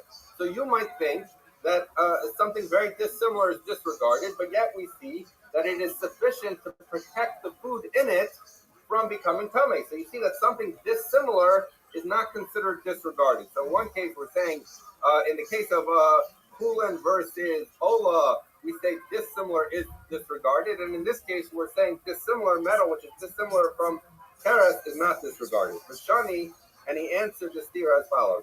He says, Asu Kulin Eitzel Kachim Mechitza Eitzel Tanor. So he's saying you were operating under an assumption that metal is totally different than Keres, right? Than earthenware. So therefore, you said the metal should be disregarded, and what's in it should become tameh. The Gemara says you were being too narrow when you were considering what's similar and what's different. So the fact is, a klisteres and a klimateches, a earthenware keli and a metal keli, they're both kalim, they're both utensils, and therefore we consider them as something that's similar to one another. When something is similar to one another, it's enough to interrupt. So that's why the metal keli interrupts the tumah from coming into it, because it is actually something similar to the klimateches, to the metal keli. They're both kalim. Versus Hulin versus Ola, those are totally separate. So if you have in mind Ola, which is similar to Chatos, that interrupts. But if you had in mind Hulin, which is totally dissimilar, then that does not interrupt. So we still hold our concept that dissimilar does not interrupt and similar does interrupt. So we're going to say as follows that he says no. Let's talk about when you have kulin by kachim. We're going to consider that as a mechitza in a case of a tanner, and I'll explain what this means in a moment. Ma mechitza etzel tanner lo mahanya like klal. Just like a mechitza in an oven doesn't help at all, kulin etzel kachim lo mahanya like klal. So too in chulin, it doesn't help. So he's saying as follows. We're going to see in the Mishnah in a moment that if you were to have an oven, which is an earthenware oven, and you would build a mechitza, you put in some bricks or something in the middle, and you create a dividing wall between the two, right? So he says that would be something that is considered entirely dissimilar. And so therefore, if something's dissimilar, what happens? It gets disregarded. He says, if you're trying to find a case of a klicheres where you're putting in something dissimilar, the case would be where you put in a mechitza, you put in bricks that make it into two compartments, not where you stick in klimateches. So that's what really saying what I was saying before, which is metal and earthenware are still in the category of kalim. You were trying to say that metal is different from keli. We're saying no, metal is not different from keli because they're both kalim. What would be different from an earthenware keli is if you put a mechitza down the middle, and because if you put a mechitza down the middle, you see it's disregarded because it's sufficiently dissimilar. So we're still maintaining our concept that dissimilar things are disregarded. How do we see that a wall does this? Because we learned in the Mishnah, Taner shechatzis v'nesarem obiarios. So if you had a earthenware oven that was divided with boards or with a curtain, and on one side of this wall you have a sheretz. So hakol tameh, everything is tameh, even though on one side of the wall you have food and on the other side of the wall you have a sheretz. We say everything is tameh. Why doesn't the wall separate? Because the wall doesn't belong in an oven, right? So therefore it's something that's dissimilar from the earthenware walls of the oven, and something that's dissimilar is disregarded. If you're disregarding the wall, then you have the sheretz and the food in the same oven. So therefore, it maintains the status of our rule that something dissimilar is disregarded. Now, kaveres shehi pechusa. So what happens if you stick in, the Mishnah continues, if you stick in a basket, and this basket is kusa, it is spoiled a little bit, meaning there are holes in it. It is not a good keli. Upekuka bakash, and what do? You take straw and you try and fill in the holes of this basket to make it a keli. At the end of the day, that is not a valid keli, right? So what's going to be the question? The question is going to be, it is definitely not a keli b'sof keli. It's not a kli and a kli, which we know protects the food in it. The question is, do we see it as a mechitza that blocks the tumah or not? So we say umshosheles la'avir hatanor, and you lower this into the airspace of the tanor, which is a klicheres, which would be metame. So we say sheretz b'socha hatanor tame. If there's a sheretz in this basket, the entire oven becomes tame. So what do you see? You see that the kaveres, the basket, is disregarded, right? And therefore everything becomes tame. Sheretz b'tanor, or conversely, if the sheretz was in the tanor and ochlin shabasofa, and there was food in this basket that you lowered, is tameya. So what do you see? You see the idea that something that is different, that is entirely dissimilar, is disregarded. And that's why, even if you put up a wall in the middle of this oven, or you drop down this basket that is kind of a mechitza, you might think that it should protect the food from becoming tummy. The answer is it doesn't, because it's dissimilar. Rabbi Eliezer metaher. Rabbi Eliezer says no, that he would argue in both cases. He would say a wall would separate, and he would also say that a basket, a ruined basket, even though it's not a valid keli anymore, would separate because it's a divider. Okay, so now just to keep track of where we are at the moment, we were trying to figure out why is it that on the one hand, when we learned katas, and you had in mind kulin, it's dissimilar and disregarded, but ola is not, and then we had the case of where you put in a metal keli, which you would think is dissimilar, should be disregarded, and yet it says that it's not disregarded and it protects the food that's inside it. So the Gemara answered and said, no, when you're considering metal and earthenware to be separate, you're being too small-minded. Those are all in the category of keli, and therefore they're similar, and they're not going to be disregarded, and that's why I can protect it. How do I know this? So in order, instead of saying that kli matefet, the metal is different than earthenware, say that those are the same. What would be a case of different? Would be a case where you have a wall, you have a mechitza in the middle of the oven. That would be different, and in fact, it's disregarded, as you see from this Mishnah that we just brought. But in the Mishnah we brought, there's machlokes between the Tanakama and Rabbi Eliezer, that the Tanakama says it's different, this mechitza is different, it's disregarded, and Rabbi Eliezer says that it's not disregarded, and in fact, it protects the food from the sheretz on the other side, let's say where you put a wall. So I'm Rabbi Eliezer explains his opinion. He says, Kavachomer, he says, I'll make you a Kavachomer. In Hitzel b'meis hachomer, but Tato b'kli cheres hakal. So he says as follows. He says, Rabbi Eliezer says, why do I consider this wall in the middle of the oven to be a valid separation for purposes of tumah? He says, because we know what's the most common kind of tumah there is a dead body, right? And we also know that a dead body transmits tumah via ohel, if it's underneath the same roof. And yet we know the halacha is, let's say you have a house, and there's two sides of the house, and you put up a brick wall in the middle up to the ceiling. What's going to happen? Something on this side is tahar, even if there's something coming on the other side. So you see that a wall is sufficient to separate tumah. So if we're saying, Rabbi Eliezer says, if I see that a wall is sufficient to separate tumah by tumah's mace, which is the most strict kind of tumah, then for certain, in a case of where we're dealing with this earthenware of the mace, that it's going to be that it is going to protect, just like it protects by mace. So Amrlo, the Chacham said back to Rabbi Eliezer, Lo im hitzel b'meis chomer she'tein chaluka b'oalin hatzel b'tzicheres hakal she'ein chalukim b'oalin.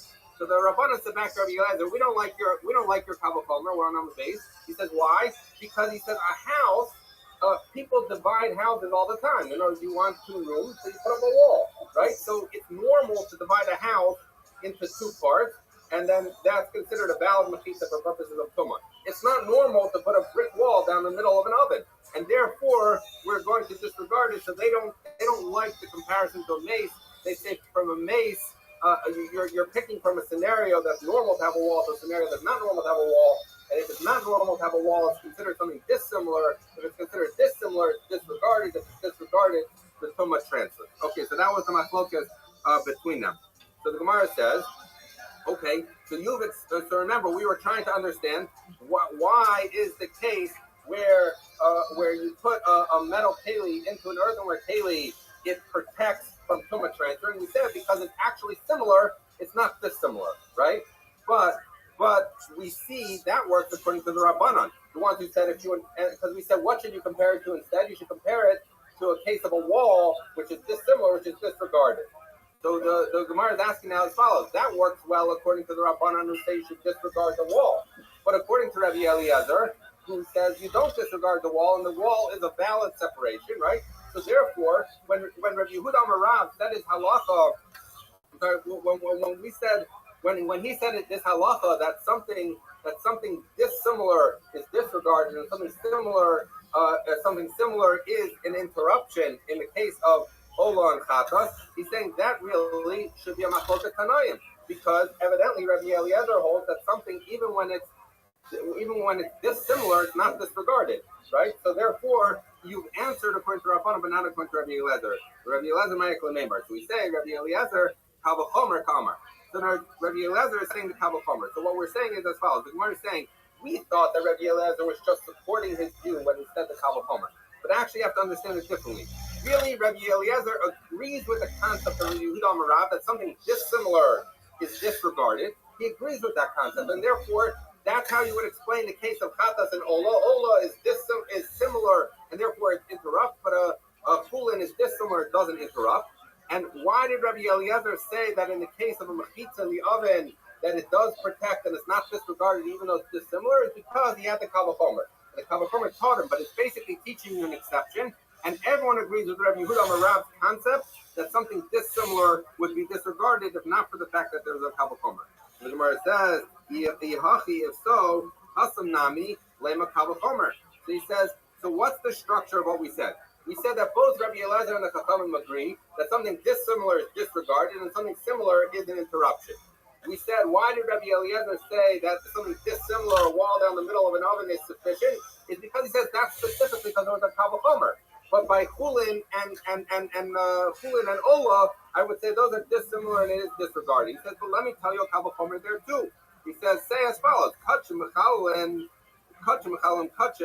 lo koshekin. He says as follows: that if Kachim are, meaning if Ola is enough to disqualify a Chatas, which is a carbon, then Chulin, which is totally different, should surely be enough to disqualify. Now, obviously, this is a different logic than we used before, but in other words, you can make that kal v'chomer. Say if Kachim can mess up Kachim, for sure Chulin should be able to mess up Kachim. So therefore, the Chachamim should agree that even though dissimilar is normally disregarded, in this case, there should be a kal v'chomer that trumps, and the kal v'chomer should say that it's not disregarded, and therefore we should say that whether he shafts it l'shem Ola or he shafts it l'shem Chulin, it should interfere because of the kal v'chomer. We say al time of the Rav, Rabbi Eliezer. Rav holds like Rabbi Eliezer, not Rabbi Eliezer. Not Rabbi Eliezer of the Mishnah. There's Rabbi Eliezer of the Amora. He says, the Amor Rabbi Eliezer, my time at the Rav. What's the reason of Rav that he says that a Chulin does not interrupt, but Ola does? He says, he says you shouldn't be machal the kachim b'nei Yisrael. You shouldn't be machal kachim with that which you give to Hashem. So it teaches you, and again, exactly how this is learned, we could see on Daf Membav. But the basic idea is that you learn from the pasuk that only things that are kachim can destroy things that are kachim, i.e., if you have in mind Ola when it's a chatas, then that destroys. But if you have in mind Chulin, then it doesn't destroy. Okay? So therefore, we learn kachim, mechalin kachim, and Chulin, mechalin kachim. That kachim, Ola interrupts the chatas, but Chulin will not interrupt the chatas. So what do we have? So we have the following structure. We're saying everyone agrees. We're coming back to this question of when you have, why is it that when you have in mind an Ola, it interferes, but when you have in mind Chulin, it does not interfere. So we say initially the answer is because it's dissimilar, and something that's dissimilar is disregarded. Everyone agrees with that in what we're saying so far, right? So you have something dissimilar, it's disregarded. So Chulin is dissimilar, you ignore it, and it does not interfere with the carbon. But Ola would interfere. The Gemara then says, according to the Chachamim, but I have a problem because I have a kal v'chomer that tells me that if Kachim interferes, then for sure Chulin, which is even more different, should interfere. So I might think that therefore, even when he shafts l'shem Chulin, it should mess up his designation. Comes the Rabbanan and say, no, there I have a pasuk that overrides the kal v'chomer. You have a basic principle dissimilar is disregarded. You have a kavachomer that might make you think otherwise, and then you have a pasuk that essentially restores the rule and overrules the kavachomer, and so you're left with the idea that chulin does not interfere. So when you see alma asekra aftim kavachomer, achinami lesi tofo tofo laftim kavachomer. The Gemara asks as follows. So he says, we just set up the structure, and understanding the case of Chatos and Ola, we set up a structure of basic principles, dissimilar, disregarded. Kavachomer trumps, you might think, but then Pasuk knocks out the Kavachomer, right? So he says, so why not say the same thing? You know, if that logic works, so you should say as follows, that the basic rule, according to Rabbi Eliezer, is that, according to everyone, but we're saying even according to Rabbi Eliezer, that if you have something is dissimilar, it's disregarded, right? And then we said, but the problem is that there's a kavachomer. The kavachomer was that if it works by a mace, if the walls are a divider by a mace, it should be a divider even by an oven. So it's a kavachomer that Rabbi Eliezer was saying a special halacha. Now let me ask you a question. The Gemara is going to ask as follows. Once I know that mechitza separates in an oven, in a klicheres, so then I would for sure know that tocho, that if you stick a keli in, it's going to separate. Why? Because a keli is surely a better interruption than a mechitza. Because a mechitza is just toch. It's just toch. It's not tocho. It's not something that's inside something. Whereas a keli inside has an airspace of its own, right? So therefore, we're going to say that if a mechitza separates, then surely tocho should separate. So the Gemara's problem is as follows: that you have the basic principle and you have a kavachomer, but then you have a pasuk that comes to tell you tocho. Why do I need the pasuk of tocho? I would know it from the kavachomer. From the fact that I need the pasuk of tocho to prove it to me tells you that from the fact that I need a pasuk of tocho, it must mean that the kavachomer is wrong. So we're asking as follows: that back to the case of mechitza and tocho, I should tell you that tocho we would know from the kavachomer. We would know that halacha from the kavachomer, and we don't need the pasuk of tocho. And the fact that we need the pasuk of tocho should destroy the kavachomer and go back to saying that a mechitza does not work. So the Gemara says, so we say, the Gemara says, no, according to Rabbi Eliezer, and I'm sorry, I know a little bit complicated, I'm going through quick, but it is. Okay, he says no. He says, you're right. In theory, tocho, if it was really coming to teach me the halacha that something in the middle interferes when it has its own airspace, I would know that from the kavachomer. But tocho is not coming to tell me the halacha of tocho. Tocho is actually coming to tell me a different halacha, which is coming to tell me it's just agav, it's just tangentially teaching me that a keli within a keli is tahar. Normally, I would just know that from the fact that a mechitza works by kavachomer.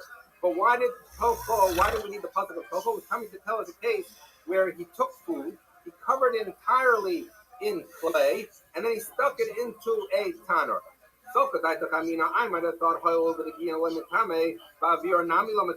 might have thought that when I cover something fully in clay, so then if I touch a sheretz to it, it does not become tameh. So therefore, because it's protected by clay, so therefore also I might think that if you stick this clay-covered food into a clay sheretz, it should not be matameh.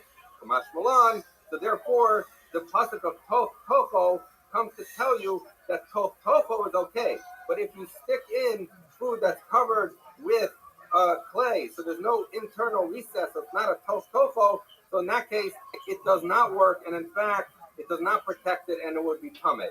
So what you have is as follows. We were saying as follows. You have the basic rule. You got a kavachomer. Now we said from the kavachomer, you should know tocho. So what do I need the pasuk of tocho? Must show that the kavachomer is wrong. So the Gemara is saying, no, tocho was really coming to tell you this specific case of where you coated it in clay, and you did not need tocho to tell you that if you suspended one keli in another, it would work, because that I know from the kavachomer itself. The Gemara says, the Rabbanan, what would the Rabbanan say back?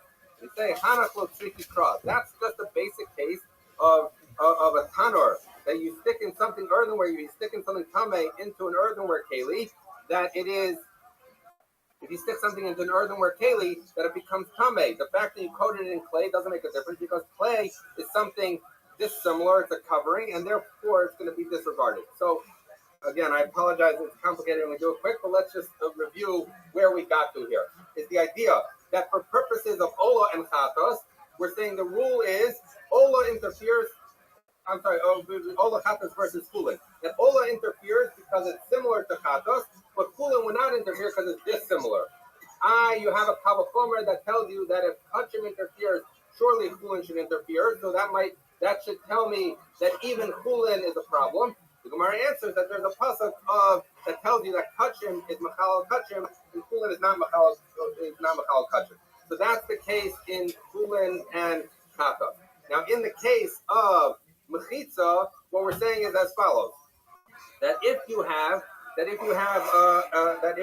really everyone agrees that something dissimilar should be disregarded, and therefore a Mechitza should theoretically be disregarded. And Rabbi Eliezer comes to say to that no, there's a Kavachomer that overrides the dissimilar business, and therefore it would in fact be a valid Mechitza according to Rabbi Eliezer, right? To which the Chachamim say, well, no, because Tov is the pasuk that trumps the Kavachomer, and Rabbi Eliezer would say, no, Tov does not trump the Kavachomer because Tov is needed for an entirely different halacha, and therefore you're left with the Kavachomer according to Rabbi Eliezer, and according to Rabbi Eliezer, therefore that's why the wall in between or the kaveres would be a valid interruption. The Chachamim say no, Tov is coming to tell you Tov, you don't need it for that case of where you coated in clay, and if it's coming to tell you Tov, it shows you that the Kavachomer is wrong, and if the Kavachomer is wrong, then Mechitza is no good, and therefore the Tumah would transfer according to the Rabbanon, but not according to Rabbi Eliezer. I apologize, but we're out of time, so I will try to report the last time.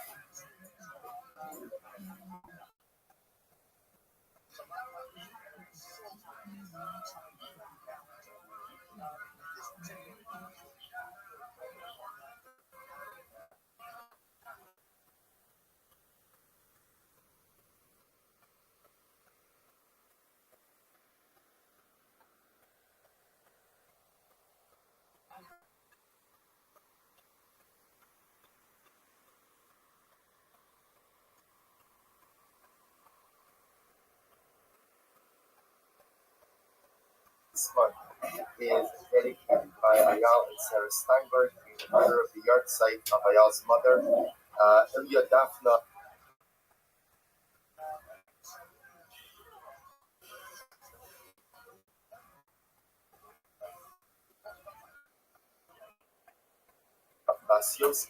We hope that in the merit of our Talmud Torah, her Neshama will have an Aliyah and the family in the Chama.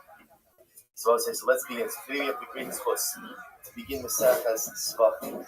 And first of all, Mazel Tov, type 1 to complete Masechas Harius. Yesterday, really a beautiful and incredible way to end the Masech, an incredible Gemara yesterday. And the details for the scene of Meretz Hashanah will be forthcoming, hopefully today or tomorrow.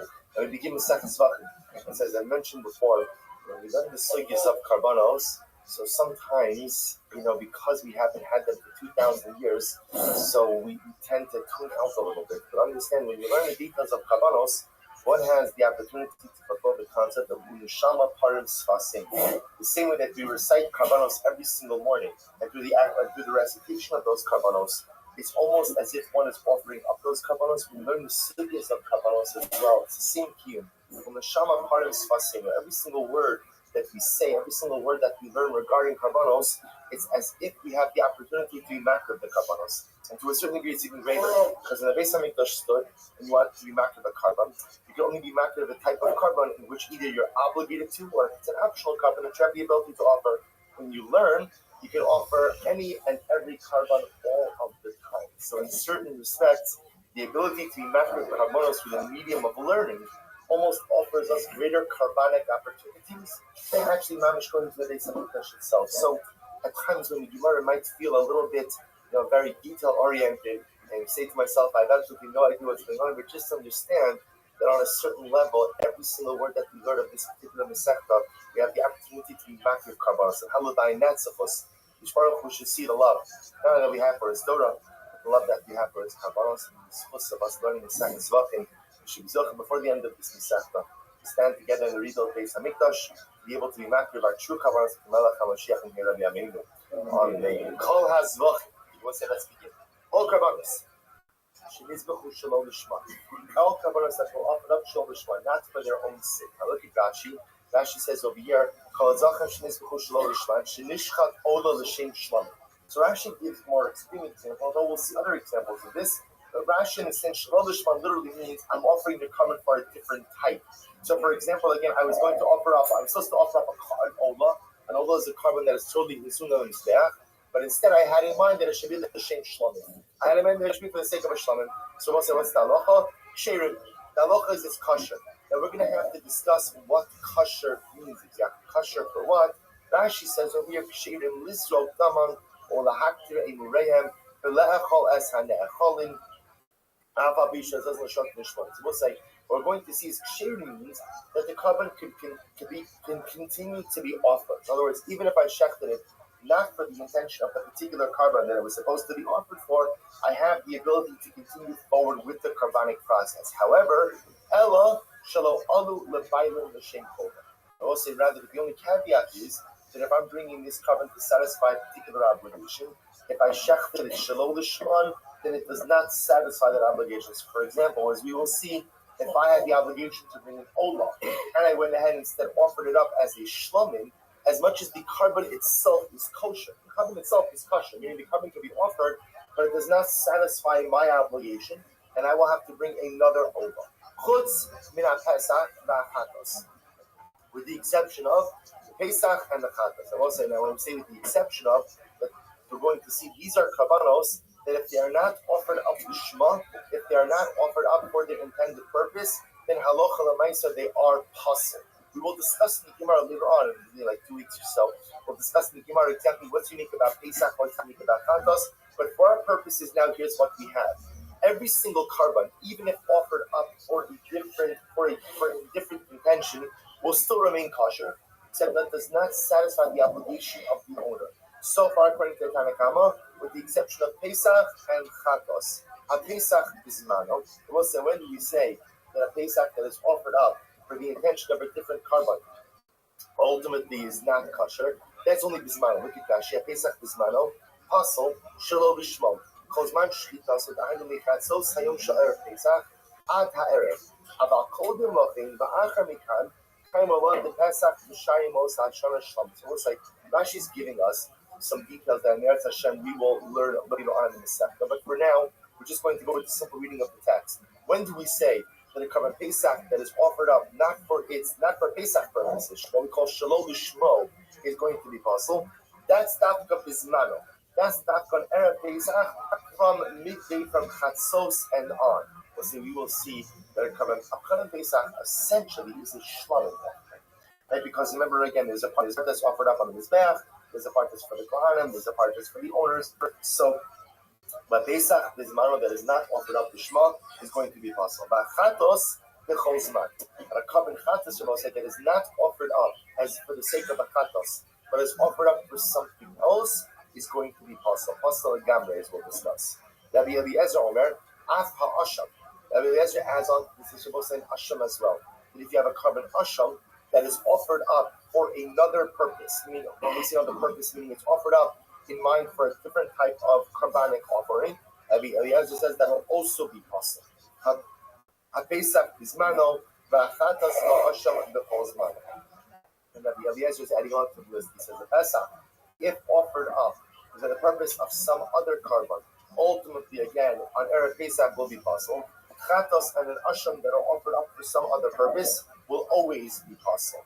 Amar Rabbi Eliezer. Rabbi Eliezer said, "Chatos ba'achet, ba'asham ba'achet." Chatos is a sin offering. An asham is a sin offering. So we'll discuss again when do you bring a chatos, when do you bring an asham. Ma'chatos psula shelo lishma. Just like a chatos is possible, we'll say offered up. And we say again, shelo lishma means for the sake of another carbon. In other words, remember again, just to illustrate this. A chatos b'shma means what? Means what? A chatos that is offered up for a chatos. A shalom lishma means a chatas that's offered up. Whatever you fill in the blank. An asham, an ola, shlamim, korban pesach, whatever it is. So Rabbi Eliezer says it's just like a chatas, it's pasul shalom lishma. Afa asham psula pasul shalom lishma. So Rabbi Eliezer essentially will see makes exir shava, just as the chatas ultimately again comes for a sin. It's going to be asur shalom. It's going to be pasul shalom lishma. So to an asham that comes in a chaper for hate, if it's offered up shalom lishma, it'll also be possible. Next, Yossi ben Choni Omer. Yossi ben Choni says as follows: Hanishchatim l'shem Pesach u'l'shem chatas psulim. So we're going to see exactly what it is that Yossi ben Choni is coming to add it over here. So Yossi ben Choni says that which is offered up l'shem Pesach u'l'shem chatas is possible. We'll see in Gemara what Choni means. Shimon Achi Azariah Omer. Shimon, the brother of Azariah, says Shachtam. We'll say now something. So up until now, what we've done is as follows. We've created a principle. What's the principle? That karbanos, in an ideal sense, every karban is supposed to be offered up lishma, which means that if you're bringing a particular karban, you slaughter it and you perform all of the avodas for the sake of that particular karban. What we have learned is what? That if you offer up a karban shalom lishma, then what's the halacha? Right?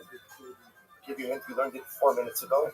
Good morning, everyone. Right, so again, we just started Tzvach. We can't tune out yet. You got to give me like 2 days. Give me 2 days. So I'll say remember again. So we discussed 4 minutes ago that if you offer up a karban shalom lishma, the karban is kosher, except it does not satisfy the personal obligation of the owner. So the owner has an obligation to bring a particular type of karban. If he offers it up shalom lishma, ultimately the karban is kosher, and that you can continue to offer it up on the mizbeach, but it doesn't satisfy his personal obligation. Then the Mishnah part 2 is there are exceptions to that rule. What are the exceptions to that rule? It appears Korban Pesach is an exception to that rule. It appears that Chatas is an exception to that rule. And at least from Rabbi Eliezer, it appears that Asham is also an exception to that rule. Okay, now part 3. Yossi ben Choni Omer. Shimon Achi Azariah Omer. Shachtam l'shem gavoa mehem kshevet. So we'll say now we continue on in the discussion of Shalom B'Shma. So we'll say, if you go ahead and you shech the karban, what Shimon Achi Azariah says is the shem gavoa. The shem gavoa means, let's say I'm offering karban. Hey, now remember, we have not yet gotten to the halacha, or I should say, the framework of karbanos. Kadshe kadashim, kadshe kalin, higher sanctity offering, lower sanctity offerings. We're going to get into all of that now. Right now, we'll just deal with this on a very high level. So Shimon Achi Azariah says as follows: if you take a karban, shachtam l'shem gavoa mehem. Let's say if you take a karban and you shecht it shalom lishma, but watch this. What's happening? What kind of shalom lishma? You're shechting it with intention of a karban that is of a higher sanctity. Then what's the halacha? Kshev. The karban is kosher. L'shem gamoch mehem psulim. But if you shecht it shalom lishma and you have in mind that you're shechting a karban for the intention of a karban that is of lesser sanctity, then what? Then it's possible. For example, kadshe kadashim sheshach l'shem kadshe kalim. Also, if you had a karban that was kadshe kadashim, which is the highest sanctity, highest level of karbanic sanctity. So I had a kadshe kadashim karban, but I shechted it l'shem kadshe kalim. I shechted it again for the sake of a lower sanctity karban, then psulim. Kadshe kalim sheshach l'shem kadshe kadashim. The will say on the flip side, if I go ahead and what? If I go ahead and I take something that was kadshe kalim, and I go ahead and I shecht it for the sake of kadshe kadashim, higher sanctity karbanos, then kshev. There was another kasha. I will say now, one of the interesting things we're going to have to see is what the Tanna Kama holds regarding Shimon's position. Remember again, the Tanna Kama doesn't seem to. We'll see how to reconcile Shimon Achi Azariah's shita with the rest of the Mishnah. But for now, we'll say this seems to be the third part of the Mishnah. That Shimon Achi Azariah says, even when we say Shalom Lishman is kosher, but Shalom L'Shem Bailim, Shimon Achi Azariah says, if you're shechting it Shalom Lishman for a higher sanctity, it's kosher. Shalom Lishman for a lower sanctity, it will be possible. So the Gemara goes like that. The Gemara says, Shlomim, Habachor Ba'Meiser, Sheshachtam L'Shem Shlomim. So I will say again, this is just another example of Shimon Achi Azariah's principle. Bachor and Meiser. Sheshachtam L'Shem Shlomim. So we'll say Bachor and Meiser. Bachor is the firstborn animal. So Meiser is Meiser Behemah. So ultimately, again, if it was shechted l'shem shlamim. Okay, so this is an example of taking a lower sanctity carbonic offering and having in mind a higher sanctity. Shlamim is higher than Bechar and Meiser. Then ksherim, then ultimately again the carbon will be kosher. Will be kosher. Excuse me. Shlamim sheshachta l'shem Bechar or l'shem Meiser. But if you take a shlamim offering, which is of a higher sanctity, and when you go ahead and you do the shkita, you have in mind for Bechar or for Meiser, ultimately again it will be kosher. So we'll say, so this last case is just an example or just an illustration of Shimon Achi Azariah's principle. Good. So we'll say, so says the Gemara. Lama li lemisna ela shelo adu. Lisna below adu lebailun l'shem kol. So we'll say, the Gemara now asks the syntax question. Remember again, how does the Mishnah start? The Mishnah begins with a statement. Anytime that you offer up a carbon, not for the sake of that particular carbon, it is kosher. But it does not count to satisfy its owner's obligation. Asks the Gemara, why do you write it Ella Shelo Alu? Rather instead write below Alu L'Bailim. What do you mean Ella Shelo Alu? Just write again there Sherin below Alu L'Shebalim. And they did not satisfy the owner's obligation. The Gemara is asking us in that expression. Why do you write Ella Shelo? That just seems, that word Ella just seems to be unnecessary. To which the Gemara says, oh, I'll tell you why. So the Gemara says, Hakamash Malon, L'Bailim Udelo Alu, L'Shem Chova, about Bikdusha Saihu Chaim. So I want to say, what it does teach us is as follows. It tells us, the Ella teaches me that even though it does not go ahead and what? Does not count to satisfy the owner's obligation, the carbon still remains in its state of kedusha, and it is prohibited to make any further changes in that carbon. We'll say, what does that mean? Take a look at Rashi for just a moment. It's the second class Rashi, the first of the wide lines on the bottom. About bikdusha sayu kaini, ba'asr l'shanu yevu, su shinuya achrina, la'avod achas mishara valdos lechatchila shalom l'shma. Miyuim avar v'shina kasha. What this means is as follows. I might have thought that once you deviated from what was supposed to be the normative designation of this carbon, once you deviated, you can deviate as much as you want. To which the Gemara says, no. What the Mishnah is going to teach me is as follows. Yes, it is true. If you offer up a carbon, not for the intended purpose of that carbon, so the carbon is still kosher. Except the only change over here is that what? It does not satisfy the owner's obligation, but the carbon itself is still sacred, and one should not make any more deviations in the offering process of this carbon. In other words, one might have thought that once it deviated, you could deviate as much as you want.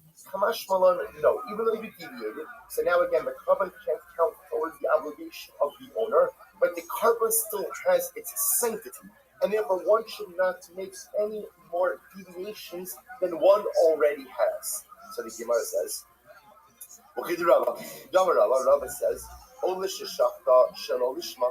It's like an Ola was shefted shelo lishma, meaning an Ola was shefted for some other purpose other than an Ola. Aser nizrok dama shelo lishma. We'll say, so the halacha is, remember, once an Ola is shefted shelo lishma, we'll say, then what happens?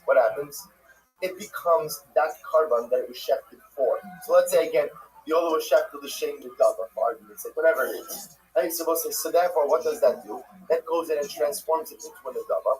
And when you go in and you sprinkle the blood, you should have in mind to sprinkle the blood, the shame the dava. In other words, don't deviate anymore when the blood is being sprinkled. Also, lizrok dama shel lishma. In other words, once you've deviated, don't think that therefore you can deviate as much as you want. Rather, go ahead and maintain the same kabbalas for the rest of this week as well. So we'll say, Damarava, let's just read that one. So Damarava, Ola sheshachta shel lishma. But if an Ola was shefted not for its own sake, Aser lizrok dama shel lishma. We'll say, just because the Ola was shefted shel lishma does not mean the other avodas should be done shel lishma as well. Rather, those should be done lishma. We'll say, let me clarify this. See, I might have thought that once you've deviated with the carbon, it's kind of do whatever you want. Kamash Malan, no. Even if you've deviated, so now what you've done is, when you deviate, what do you effectively do? Again, we're gonna see this in tomorrow. You effectively end up repurposing the carbon. Once you end up repurposing the carbon is still kosher. But just understand, once you've repurposed, then stay the course. And then make sure ultimately, again, the subsequent avrol, those are done for the same purpose as well. That's the idea that the Gemara comes to teach you. So the Gemara says, where do we know this from? Ibai same svara, ibai same ekra. One possibility is I learned this out from a svara logic. Other possibility is a possibility. Ibai same svara. So if you want to say that it's a svara, mishum dishani ba kohani dishti ba valezel. So the svara is just because you deviated once, should you continue to deviate? The idea over here is as follows: that halacha l'maisa, one would have thought that once you deviated, you kind of do whatever you want. Kamash no, just because you made one deviation does not mean that automatically a person should continue to go ahead and do more deviations as well. So even if I've gone ahead and I deviated, even if I've gone ahead and halacha l'maisa changed the intention, or changed the kavana of the carbon, one should not continue to deviate forward. Rather, one should ultimately stay the course. What's the other possibility? Is a possible. What's the other possibility? So understand over here. The incredible chiddush that the Gemara teaches us is as follows. Chiddush number one is that if you offer up a carbon shlo l'shma, then what? What's the chiddush number one? Is that it's kosher. Chiddush number two is that what? It transforms into that new carbon that I had intention for. Chiddush number three, which is really not such a chiddush anymore, is stay the course. Stay the carbonic course. So I was supposed to offer up whatever it is, a shlamim. And then instead I had in mind for an ola, fine. Stay the course for the ola. Now stay the course. The carbon is kosher, the carbon is good, it doesn't satisfy my obligation, but stay the course. Do not deviate anymore. So where does the Gemara learn? From a crop, pasuk. Motzas vasachat tishmar, va'asisa kasher adarta l'Hashem l'kach l'adam. So the pasuk says, Motzas vasachat tishmar, that which you have promised, you should keep. That which you have promised, ultimately again you should do. Va'asisa kasher adarta, you should do as you pledged to HaKadosh Baruch Hu. L'Hashem l'kach nidava. A nidava. So the Gemara says, I don't understand. Hi nidava. Why does the pasuk end off in the dava on the days nederhu? So it's like, you understand the inherent contradiction in the pasuk. The pasuk begins by saying, "Motzos asakat yishmar." If you made it right, if you bound something to HaKadosh Baruch Hu, you should keep it. Right? Kasisi kasher nadarta. If you made a nether, you should uphold the nether. The dava. Right? Kasher nadarta shal yakal nadava. So it's like, which one is it? The pasuk is talking about a nether. What says we're going to see there's just a nether offering and a nedava offering. The pasuk says if you promise to bring a nether offering to HaKadosh Baruch Hu, follow through. And if you follow through, how should you follow through? By a nedava. I don't understand. If it's a nether, it's not a nedava. If it's a nedava, it's not a nether. The pasuk is telling me that if I made a nether to bring a carbon, follow through. Why does it bring in nedava? To which the Gemara said, let's listen to this. Elo in kamash nadarta asisa yehi nether. If ultimately again in Kamashadat Asisa, if you've done as you pledged, right, then ultimately again follow through. V'imlo nidava yehi. We'll say, watch this. So the Gemara says as follows: if you promise to bring a nether and you follow through, your kavanos is for nether, everything fantastic, bring your nether. But if there's some reason you've deviated and you had in mind that your nether should what? Be in the dava, then what? Follow through on that. Stay the course. And even after you've shifted, follow through. The Gemara said, look at actually just a moment. Nederhu, Daha Kasher Nadartexid, the Eshchilik Bein Neder the Nedava. Neder Damar Hari Alai, the Dava will see this will say, in Kamash Nadartasisa, Sha'avad Abud Dosei, Mishma. So will say, if I had in mind to bring a nether and I'm doing the Avodas, the Shem nether, fantastic. Then great, stay the course. However, in Lav, Yehei the Nedava. So we'll say, what's happening over here? What the Gemara is saying is as follows. The pasuk is talking about someone who began this carbonic journey. As most of all on a carbonic journey together. He began this carbonic journey by ultimately saying, I'm going to bring a nether. Okay, so fantastic. If your journey begins with a nether and you offer it up as a nether, shalom alayhi, everything's fantastic. But if for some reason over the course of your journey, that which was supposed to be a neder you had in mind for Nadava, and when you checked it, you had in mind for Nadava, then what? Then what? Then what? Follow through. Then follow through. If you changed already and you changed it to a Nadava, follow through. The one issue that you may have to deal with later on is what? That you probably cannot satisfy your obligation. That will discuss. That's separate. But what it's teaching me is that once you've deviated, stay the course of the deviation. Follow through on the carbon the way you started this carbon off. You're not in the WA. When a dava, you start the shinu. It was certainly again once it's in the dava, then halacha l'maisa, you're not permitted to deviate from it. So the Gemara says, "Look at Rashi. The dava mishar l'shinu. So once it's in a dava, I will say one is not permitted to deviate anymore. In other words, once I the Gemara says this as follows. The Gemara says very simple principle. I made a thought that once I deviated, I have a license to deviate back to what the carbon was supposed to be. Kamashmal on what? Kamashmal on no. Once you've deviated, then that's the course you stay on. So it's supposed to be a neder. Then at the time of Shechit, and in mind for Nadava, I deviated. So what does the Torah teach me? Stay the course of the Nadava. Stay the course of the Nadava. So, by the way, you're an incredible Muslim, it says, is the need to stay the course in life. Sometimes, again, you make mistakes, sometimes you get on the wrong path. So I say sometimes you have to change courses, but sometimes you just have to stay the path and continue forward. You made a mistake with your carbon, it's fine. Finish out this carbon in accordance with your deviation. You may have to bring another one to satisfy your obligation, but no flip-flopping. No carbonic flip-flopping over here. So I say, Slima goes like this. So now what we have is as follows. What we have is what the Mishnah is coming to teach Shabbosai is like this. There are two principles over here. Number one, that if I was offering up a carbon and I was supposed to offer it up for A, whatever A is, and at the time of the Shvita I had a mind for B, so we'll say, what's the halacha? Carbon is kosher. Again, we'll deal with the fact that if that carbon was supposed to satisfy an obligation, I didn't satisfy my obligation, but the carbon is kosher. But what's the next condition of the Mishnah? Don't flip-flop. Which means if you checked it, the shame B, then what? Stay the course of B. Finish out the avodas of the carbon for the sake of B. How do we know that? Either svara, just because he changed once, but keep changing, or pasuk. But so what's in Abaita? So listen to this. Amrali Rabbeinu Rapapa. So Rabbeinu said to Rapapa, Lo habis kaban ba'arta. You were not. Well, let me read the rest of it. Lo habis kaban ba'arta b'tchuma beicharma b'rami rava mili ma'al yasa ahadadi. So let's listen to this. So Rabbeinu says to Papa, you really missed out.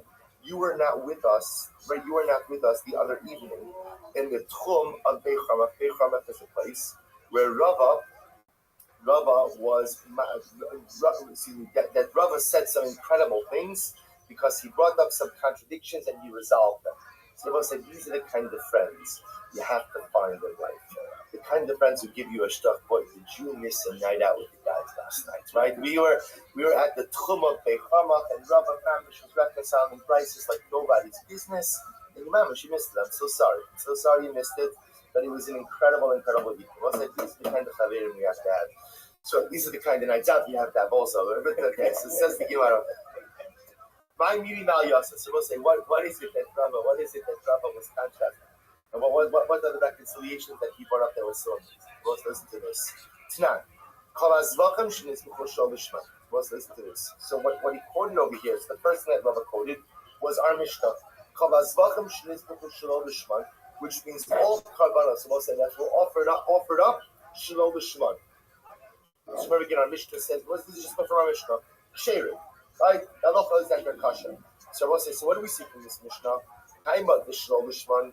So the reason ultimately, again, the Mishnah says two things. Number one is that halacha l'maisa, the carbon is kosher, but shelo alu l'shem bayim. They do not satisfy the obligation of the particular owner.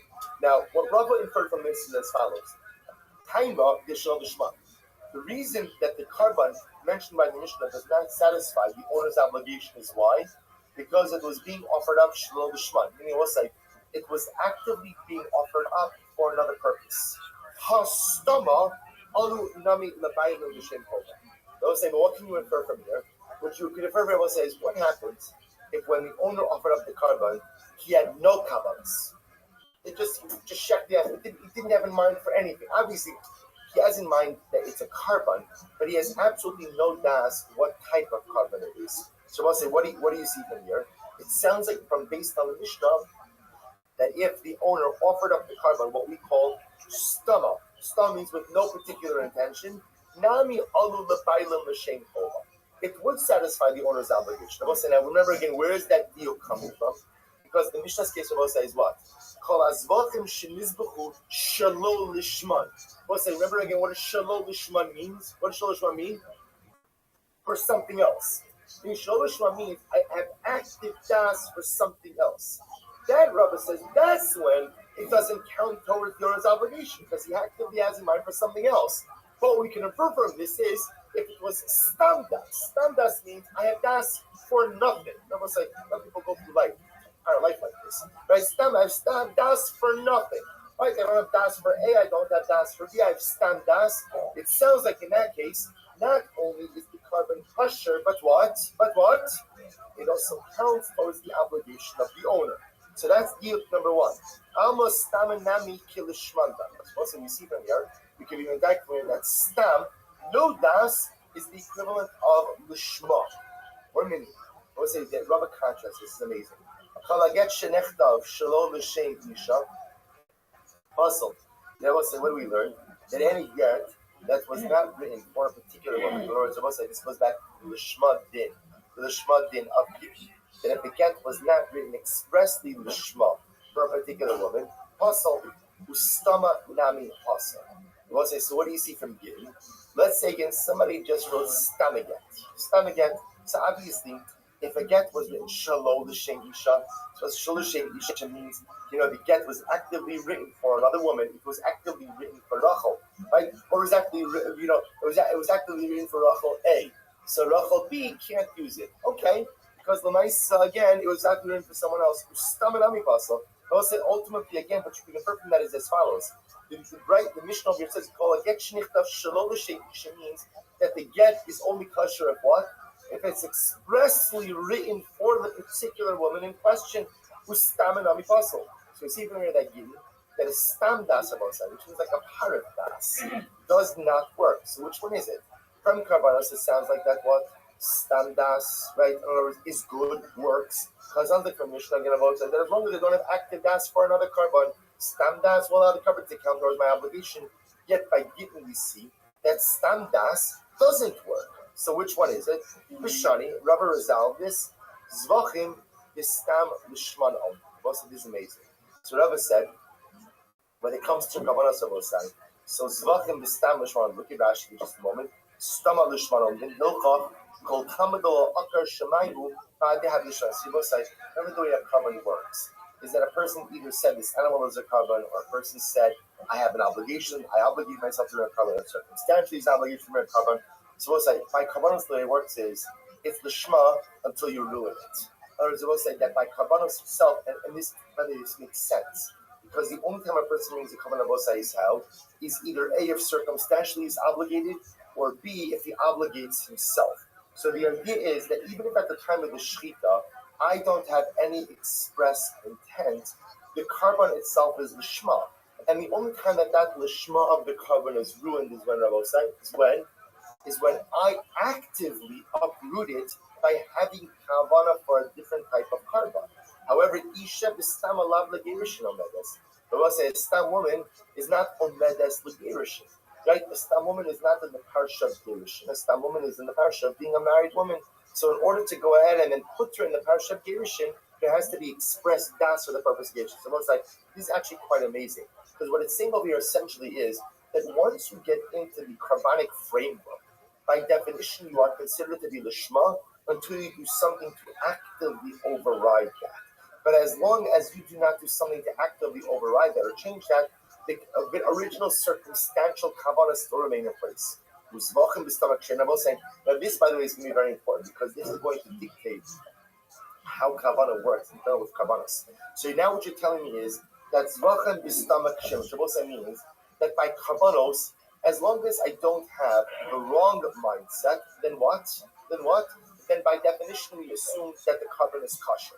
So that's what it means. Zvachan Bistamak Sheru. that as long as I don't have erroneous mindset, the assumption is that the korban is being offered for the right kavanas. So where do we know that from? Maybe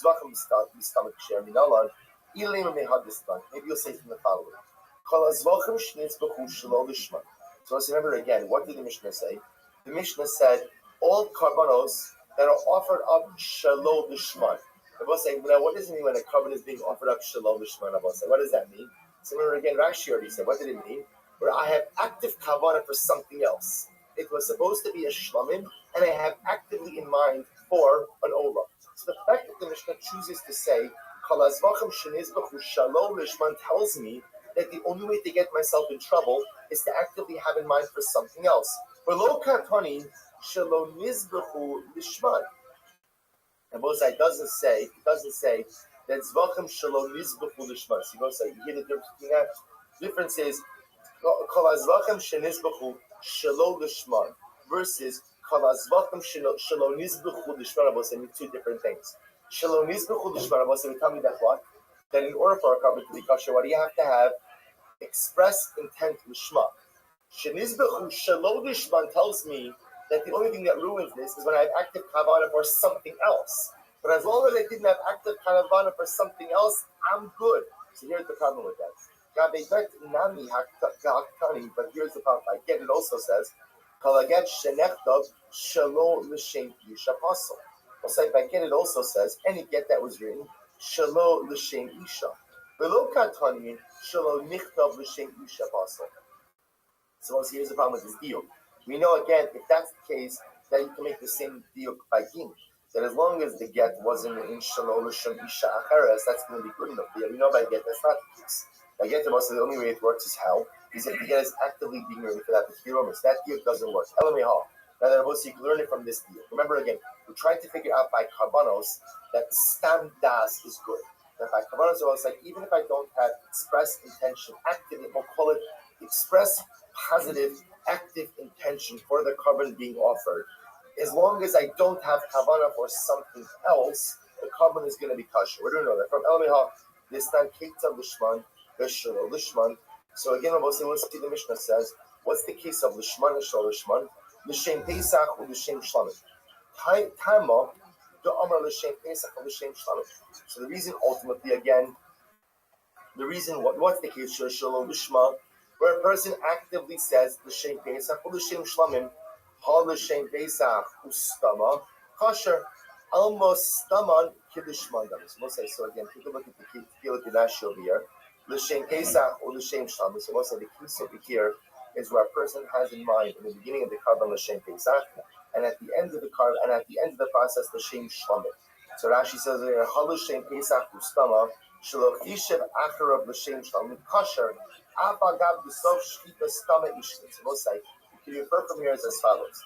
If a person has in mind, and we're going to see this case later on, so we're not going to delve too deeply into it right now, but for our purposes right now, this is a case where at the beginning of the korban, a person has in mind that is l'shem Pesach, and then at the end of the carbonic process, he has in mind, or some part later on in the carbonic process, he has in mind it's the shem shlamim. So he actively has in mind something different. That's where the carbon is problematic. But if he had in mind in the beginning of Shem Pesach and doesn't have in mind anything specific later on in the carbonic process, the carbon will be kosher. So you see from here that what? Stama kilishman dami. That Rabbi say again, stam intent is the equivalent of having intent lishma, so which is maybe not. Dilma shiny hasa, maybe that makes it different vibe. The Amar Kala Ose al Das Bishonos. So you will say, because maybe you'll say in that case that as long as you begin the carbon for the proper intention, even if you deviate later on, we don't care about that so much. As long as you began with the proper intention, that's what matters most. Elam is safer, so we'll say, so maybe therefore even in that case where I started out with Shem Pesach, even if I have stam intent later on, I will say, that stam intent doesn't undermine the carbon in any way. Why? Because I began for the right purpose. Elam is safer. So the Gemara says, "Go after the safer." Shalom lishman ulishman. What's the case of shalom lishman and lishman? L'shem shlamim u'l'shem Pesach. So let's say I shechted my color Pesach, and at first I had intention for shlamim, but then at the end of the process I have in mind for Pesach. So time idam l'shem shlamim u'l'shem Pesach. The reason why the carbon is problematic is because in the beginning they had in mind for l'shem shlomim and then l'shem pesach. Hastama u'l'shem pesach kosher. Let's say if I shechted the carbon for no particular purpose and had in mind for what come a pesach later on in the process, so it would be kosher. Let's say, so what do you see from here? You see from here that stam das by carbonos works. To which the Gemara says no. Dilma shiny hasam the amar yochiach sofo ad filaso. Maybe that case is different on both sides because since in the end they had in mind for carbon pesach, what we say is sofo mochiach ad filaso. Let the end of the carbonic process shed light on the beginning of the carbonic process. Just like the end is l'shem pesach, so to the beginning is l'shem pesach. Inami, haidi ditana lishman v'shlo lishman, kananami shlo lishman lishman. What's the other possibility is the Mishnah doesn't need to make you to have you be medayik in that second case. Rather, again, it was only bringing down that second case for the sake of Mishnah symmetry. Rather, we'll say it's from here. So let's remember again, just so we keep the eye on the ball. What are we trying to prove? What the Gemara espoused was a very important carbonic principle, which is what? That stam das is proper das by carbonos. Which also means what? That what we'll call parad das by carbonos is absolutely carbonically fine. That as long as by carbonos, as long as you don't have erroneous das, the carbon is going to be perfectly good. You see difficulties. The Havamina was, I made a thought that in order for a carbon to be kosher, what do you need? Specific das for the carbon being offered. Now what we're saying about say is that no, in order for the carbon to be kosher, both procedurally as well as to count for the owner's obligation, all I need is what? Or all I need to avoid is wrong das. Wrong das. So if I need to offer up an olah, I don't even have to have in mind that it's an olah. I just can't have in mind that what? That it's shum, that it's something else. But as long as I have stam das for the carbon, which means I'm rejecting it specific in the guy will say one thing is true, which is why I have to have in mind that what? That it's a carbon. It's a carbon. But that's really the only das I have to have. And as long as I don't have das for the wrong carbon, then not only is the carbon kosher, also know what else? What else? It fulfills my obligation. So it says we're learning after that. So this is actually amazing. And with this we're going to conclude. So the Gemara says, Elameha, L'shem shisha dvarim hazebach mizbah. Let's listen to this. And we're going to see this later on. This we're going to see Medvav Amud Beis 46b. We're going to see this. We're going to go back to this. So again, when you go ahead and you offer up a carbon, you have to have in mind 6 things. 6 things. L'shem shisha dvarim hazebach mizbah. Number 1, l'shem zebach. You have to have in mind that you're offering it up for the purpose of a carbon. L'shem zareach. You have to have in mind that you're offering it up, again, for the sake of the person for whom it is being offered. Rashi says, well, l'shem zareach is, she is comparable by love, the sholosh is comparable acher. We'll discuss about these intentions. Has to be offered up, on behalf of the particular individual. L'shem shem, that I'm offering this up for the Ribono Shel Olam. L'shem ishim, for the sake of the fires. Rashi says, L'shem ishim naktirim lo la'asosim tzliel mizbeach. The goal is that I'm offering up as a carbon and not as a barbecue. L'shem reach, for the sake of creating an aroma. Okay, well, again, the Gemara is going to discuss all of this. L'shem nichoach, that it has to be a pleasing aroma for our Kodesh Baruch Hu. As Rashi says, L'shem hanochas rach la'Kodesh Baruch Hu, v'shamar b'nasa tzoro, v'achatos v'asham l'shem chet. And when offering up a chatos and an asham, it has to be offered up for what? Or ultimately, again, for the sake of a sin offering. Rabbi Yossi, shelo haya b'libo l'shem achas mikol elu kosher. Yossi comes along and says, no, even if you didn't have in mind, like these kavanas, your carbon is still kosher. Your carbon is still kosher. Look at Rashi just a moment. Shelo haya b'libo l'shmo elastam. Although this comes along and says, yes, the Chatila should have these 6 things in mind, but even if you didn't have these 6 things in mind, nevertheless, what? Your carbon is kosher. Once again, ready? This is wild. This is wild. Why? So you understand what just happened over here? Like, it's overwhelming. The Gemara just tells me I have to have in mind 6 things that I have when I offer up a carbon. Rabbi Yossi comes along and says, what? There you go. Right? Even if you didn't have in mind any one of these 6 things, right, your carbon is still kosher. Even before we go on, Rabbi Yossi essentially is teaching us is that what? Even if you offered up a carbon, what? Stam. the carbon is still going to kasher. We'll say obviously again, there has to be some level of basic kavanah, which is that you're offering up a carbon. But as long as you have in mind that you are offering up a carbon, even if you didn't have in mind these 6 things, ultimately again the carbon is going to be kasher. Why? Shetnai Bezdin. Because I will say again, this is a Tnai Bezdin. Rashi says Shetnai Bezdin means Bezdin legislated this. Look at Rashi. Shetnai Bezdin who sheyishchetu stam v'lo yaskiru b'shchitasam l'shmot. The first time supposed to listen to this. Bezdin actually legislated that you don't have to have in mind l'shma. Why? So the Gemara says. The Gemara says. Shetnai Bezdin who asnu Bezdin z'lolema l'shmo. So Bezdin actually legislated that when offering up a carbon, we're going to delve into this more, that when offering up a carbon, Yedafka should not say that the carbon is being offered up to Shmo. Why? Because what are Bezdin concerned about? Bezdin are concerned that somebody may make a mistake in what? Say that it's being offered up Shalom Lishmo. Now we'll say now to actively articulate that a carbon is being offered up Shalom Lishmo could cause a whole other host of problems. Therefore, Bezdin said it's going to keep it easy. Don't say anything. Don't say anything. When you bring your carbon, just bring your carbon. These that cost stam apostle. Now, if you want to say that a carbon that's offered up stam without any intention other than it's a carbon, if you want to say that such a carbon is really apostle, Haimi Bezdin or masculine knows of the mitzvah. Could Bezdin go ahead and legislate something ultimately again that is possible? So we'll say, so we see the fact that Bezdin comes along and says that when you offer up your carbon, you don't actively have to say anything. You don't have to say anything. I will say now the reason Bezdin legislated that is because Bezdin were afraid that that you were going to say the wrong thing. So therefore Bezdin said, you know what? Don't say anything. Bezdin could only make that legislation if what? If stam carbon is possible. If a stam das by a carbon of osai, stam das is kosher, right? Let's say if stam das by a carbon is possible, so Bezdin could not legislate such a thing. It's only because we say that stam das by carbon is possible. And so it's only because ultimately we say that stam das by carbonos is kosher that Bezdin has the ability to legislate and say what? Don't say anything when offering up your carbon. Don't say anything. Which, by the way, another musar. Sometimes in life, the best approach is don't say anything. Because again, one thing is clear. When you don't say anything, one thing is to show, which is what? Not going to say the wrong thing. Like, they knew what they were talking about. So again, with Kavanos, there's a lot more you could mess up by talking than not talking. So don't say anything, and ultimately, again, the carbon will be kosher. But again, this legislation only works if halacha l'maisa. If halacha l'maisa, ultimately, again, we say that stam das is kosher. We'll stop over here for today. We're going to pick up with the get. Let's start with the get. So we'll say what comes out is as follows. Let's just review what we've got.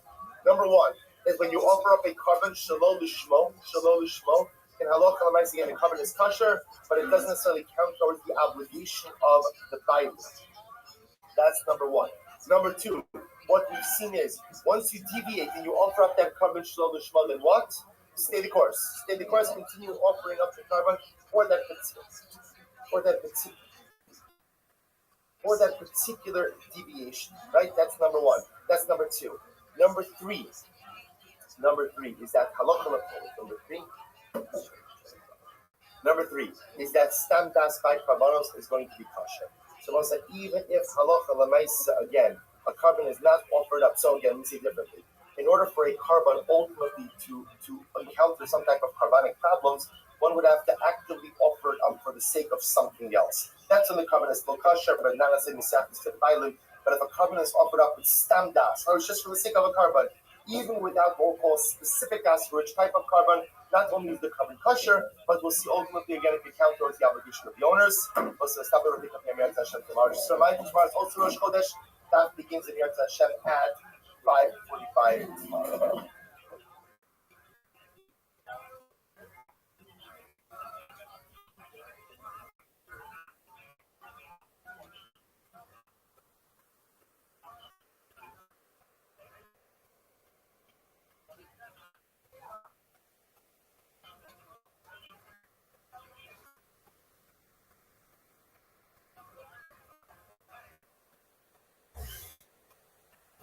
Thank you, Jeremy. All right, we'll say good morning, everyone. Such a so small Hashem to be here with all of you, at least live virtually. I know it's a steer in many way, but nevertheless, I'm incredible. So let's begin by thanking all of our sponsors for this morning's share. To thank our Talmud Torah sponsors for the month of Shvat, Mel and Karen Ram, in honor of our parents, Stanley and Cynthia Ringo, and Margaret Ram, for their unwavering love and support. Our week of learning sponsors, Nathan and Beth Adler, and then we have Beth's father, Svi Ben Kalman, on the occasion of his first yard site. And our Dafyomi sponsors for today, Baruch and Bracha Rifkin, iteration of the yard site of Yisrael Aaron Ben Moshe Aryeh HaKohen. We hope they are the merit of our Talmud Torah. All of the Neshamas La'adna, the families, all those who need a refuah, should have one together with Kol Yisrael, Kol Holy Yisrael, Kosh Baruch Hu, Shlimer Seshem Shara Brachas, and so Stolos. All of Yisrael. We'll say today's math is Yud Tes 19. We are picking up on Yud Tes on the days 18. We have a lot to do today. We're actually picking up 18 lines up from the bottom. Just to orient ourselves for a moment, if you remember again, the Gemara was talking about the idea of Mishnah. We started a new topic yesterday, and the Mishnah was speaking about the different things.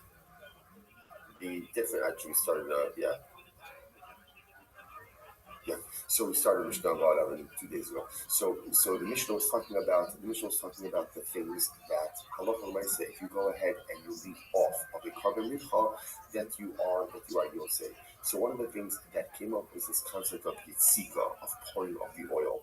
So we discussed the idea that it can't literally mean pouring of the oil because you have to have oil. But rather, again, what the Mishnah suggested was perhaps that the pouring of the oil could be done by a non-kohen. It's kasher bizarre. Now the Mishnah and the Gemara then said, this must not reflect the view of Rabbi Shimon, because Rabbi Shimon is of the opinion that yitzika, the pouring of the oil, has to be done by a kohen. So that's where he left off. So because Rabbi Shimon espoused this idea that kol kohen she'ena modeh ba'avoda eno yored b'kehuna. Any kohen who does not literally again buy in to Kohanic service, ultimately, again, doesn't have a portion in the kahuna. So we left off, because ve'ini elazudova, minayin levavos tes vav avodos. This is 18 as you can learn. So the Gemara says, I only know that that's true for the particular avodos, for the particular services that are mentioned in the pasuk. What about in general, all of the Kohanic services? How do I know that this concept, namely, that if you buy into the kahuna, then you're an effective Kohen. If you don't buy into the avodah, then you're not an effective Kohen. Where do I know that by everything else? The Gemara says, so for now the Mishnah says, what are these 15 avodos? Hayitzikos, the pouring of the oil, habalivos, the mixing, habesisos, the breaking up of the mincha into pieces, hamalichos, salting, tinufos, waving, hagoshos, bringing it to the mizbeach, kumitzos, the kumitza, haktaros, burning, Maligos, so it's back to Malika, a bird offering. Kabbalos, receiving of a blood in Bisharis. Hazos, sprinkling. Hashkas, sota, the giving of the sota to drink the waters. Arifas, Egla, that's Egla Arifa. Taras, Mitzora, the purification process of the Mitzora. Visias Kapayim, Duchening, delivering the Kohanic bracha. Beni Bifnim, Beni Bafos, whether you're inside of the courtyard of the Beis Hamikdash or outside. And actually points out the whole ear to ear, anywhere where the Kohen will give you their bracha. So the Gemara says, Minayin, how do I know that in all of these cases, if a Kohen subscribes to the concept of Geula, if he subscribes to the concept that all of these things are unique Kohanic responsibilities, then his avodah is effective. If he doesn't buy into it, then his avodah is ineffective. How do I know this? Talmud Lomar, Midnei Adam. Because the pasuk says by all of these things has to be done by the sons of Aaron. So the avodah is only effective if done by the sons of Aaron. What does that mean? Any kohen who does not, moda literally means like knit, but in this context it means buys in. Any kohen who doesn't buy in to the conceptual framework of kahuna, his avodah is going to be ineffective. So we'll say, but the point is, what's the point of all this? You see from all this that in the list of avodos that have to be done by a kohen, yitzika, the pouring of the oil, is included over here. What does that teach us? That teaches us that pouring of oil must be done by a kohen. that contradicts what we were saying before as pshat in the Mishnah. Says not a contradiction. Kan v'minchas kohanim, kan v'minchas Yisrael. Very interesting distinction. Maybe one is talking about again the mincha of a kohen, and one is talking about the mincha of the Yisrael. By the mincha of a kohen himself, the kohen has to do the yitzika, the pouring of the oil. Maybe by the mincha of the Yisrael, the kohen need not do the yitzika. So the Gemara says minchas Yisrael, the bas kmitza, kmitza ve'ilach mitzvah skura. So ultimately, again, maybe here's the distinction. By the mincha of the Yisrael, where you have to do kmitza, so from kmitza and on that requires a kohen, but prior to kmitza doesn't require a kohen. That includes bolila. That includes tzika, the pouring of the oil. Meaning, tzika bolila should share the zar. They would teach me that both the pouring of the oil and the mixing of the mincha are both permitted to be done by a non-kohen. On the other hand, minchas kohanim, the land bas yitzika, the land bas kmitzi. But again, on the other hand, the mincha of a kohen, I will say we haven't spoken about this explicitly, but the mincha of a kohen is distinct from a regular mincha in a couple of different ways. Number one, the mincha of a kohen is fully burned on the mizbeach. There's no shirayim that are consumed. Number two, the Gemara suggests that it states that there's no kmitza done by the minchas kohen, which of course makes sense, right? Because in a regular mincha, it's the kmitza that's burned and it's the rest that's consumed. By the mincha of the kohen, if the whole thing is going to be burnt anyway, there's really no need for any kind of kmitza. So minchas kohanim, first one line, the labas kmitza meikara ba'yagura, by the mincha of a kohen, which again does not have a kmitza. Ultimately, again, perhaps does not require kufuna as well. So maybe that's the distinction. So maybe at the end of the day, so maybe at the end of the day, maybe at the end of the day, the Gemara suggests that the mincha of a kohen, which doesn't require kmitza, ultimately, again, therefore the entire apple requires a kohen. That's what Rabbi Shimon was saying, that even the yitzika, the pouring of the oil, has to be done by a kohen. But a regular mincha, I will call it Yisrael's mincha, a regular mincha, where there is kmitza, from kmitza on that requires a kohen, but the pouring of the oil doesn't require a kohen. All right. So the Gemara says, here's the problem with that. Rabbi. So Rabbi says, first white line, ends the first white line. Rabbi said, here's the issue. Let's analyze this. Where do we learn the halachos of the pouring of the oil for the minchas kohen, the minchas Yisrael? We learn it from Yisrael's mincha. Ma'hasim k'shera b'zar, af ha'kanani k'shera b'zar. If that's the case, then we should say, just like by the mincha of Yisrael, if a non-kohen pours the oil, if the zar pours the oil, the minchas kasher, so too by the mincha of a kohen, it should be kasher as well. Ikida'ami, others explain. Amar Nachman, lo kasher. Rabbi wants to resolve the contradiction as well. One is talking about a mincha where kmitza is done, and one is talking about a mincha where kmitza is not done. Again, a mincha where kmitza is done, so ultimately, again, anything before the kmitza, kohen is going to be the kohen. Kohen doesn't have to do it, the zar can do it. But a mincha that doesn't have kmitza, perhaps that requires a kohen for the entire process. Rabbi says 1 second. From where do we learn that even a mincha that doesn't have a kmitza requires yitzika, requires pouring of oil? So the Gemara says, it's Rabbi yitzika minik matzos. Again, interestingly enough, a mincha that doesn't have kmitza is learned out from a mincha that does have kmitza, that it requires yitzika, pouring of the oil. If that's the case, minik matzos. That even a mincha that doesn't have kmitza should be like a mincha that does have kmitza. Just like by a mincha, ultimately that has kmitza, the yitzika, the pouring of the oil, can be done by a zar. So too, even a mincha that doesn't have kmitza should be, the yitzika should be ksheira b'zar. Ella, the Gemara says, you're right. So hard to mention. Rather, ultimately, again, the Gemara says, you're right.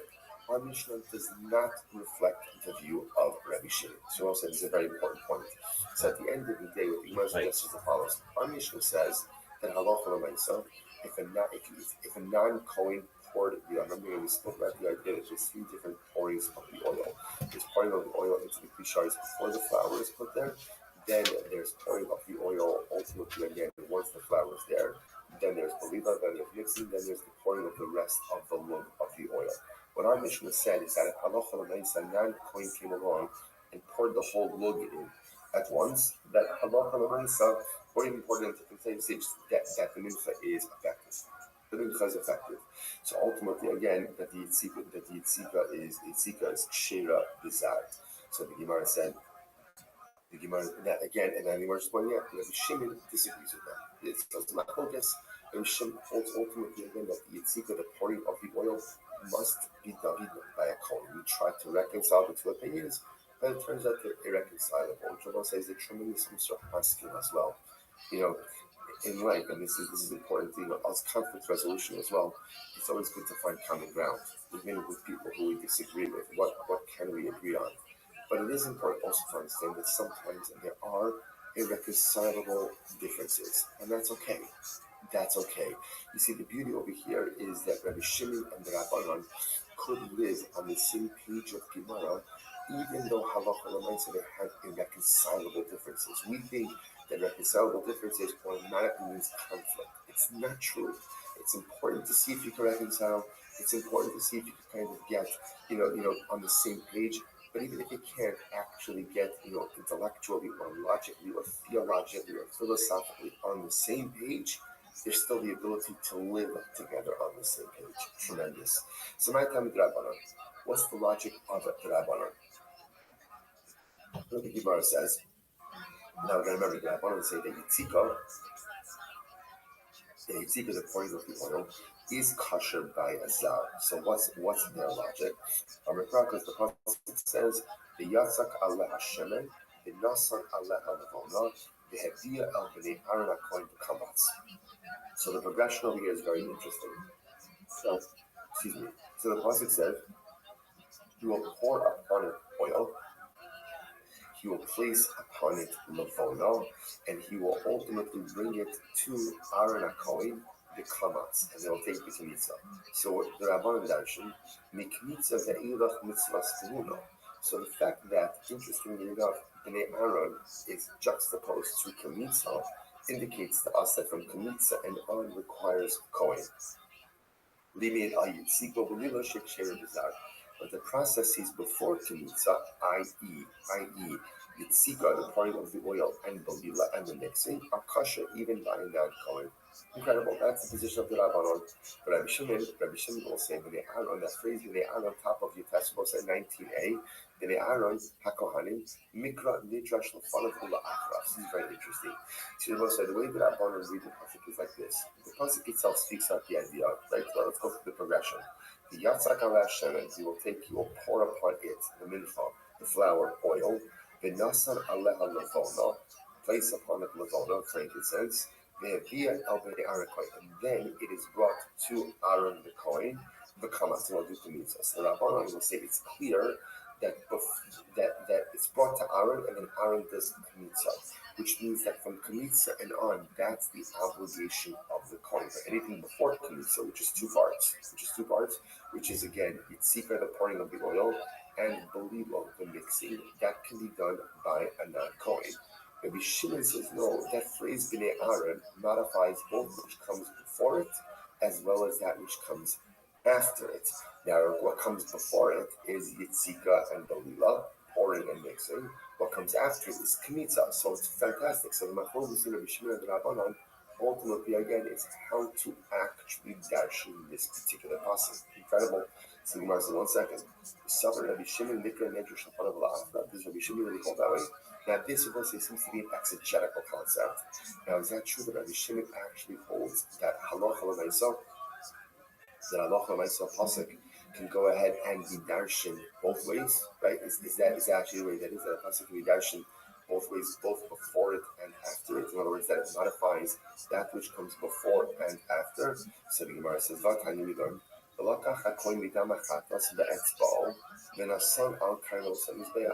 the pasuk says that the kohen will take from the blood of the chatas with his finger, and he shall place it on the corner of the mizbeach.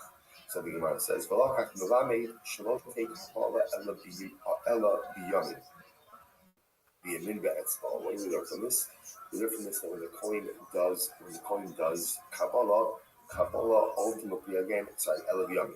Kabbalah has to be done with his right hand. Be'etzbal v'nasan. Then he shall do the blood application with his etzbal.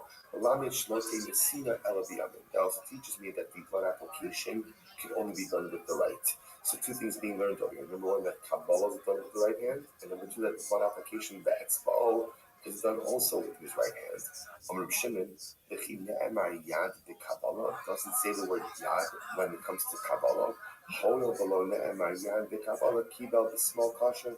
Since at the end of the day it doesn't say yad by Kabbalah, even if you did Kabbalah with your left hand, ultimately the carbon is kosher. But Rabbi said the mikra nidrash l'fanav ula acharav kamifliki. So once they said now, Abaye says, what's the point of contention over here?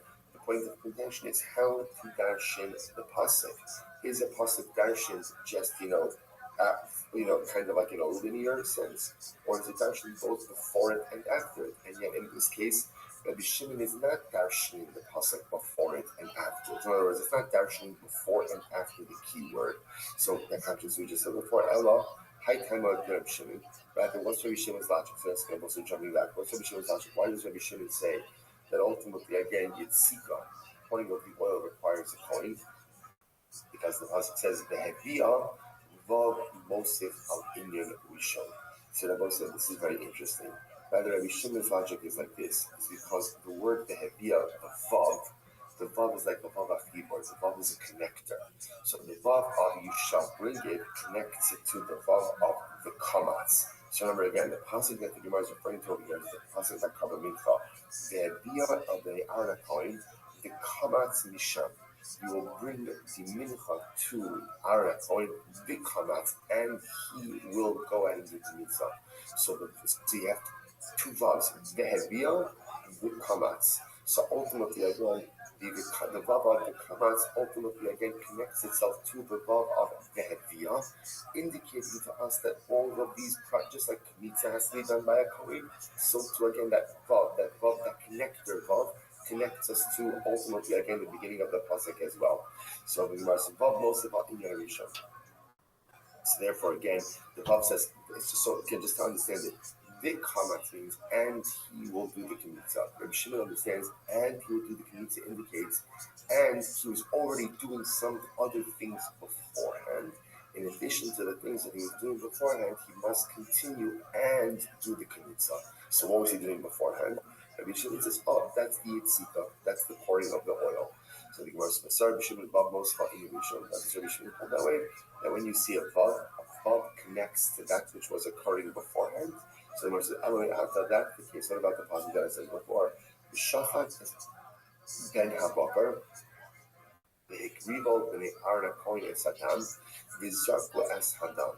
So the pasuk says over here, right, that they will go ahead and literally slaughter the ben habakar, the calf. The hikrivo, and the arna koin and satan. The sons of Aaron will offer up the blood, and they will sprinkle the blood. So the Gemara says, "Mikabbalah ve'ilach mitzvahs tuhuna."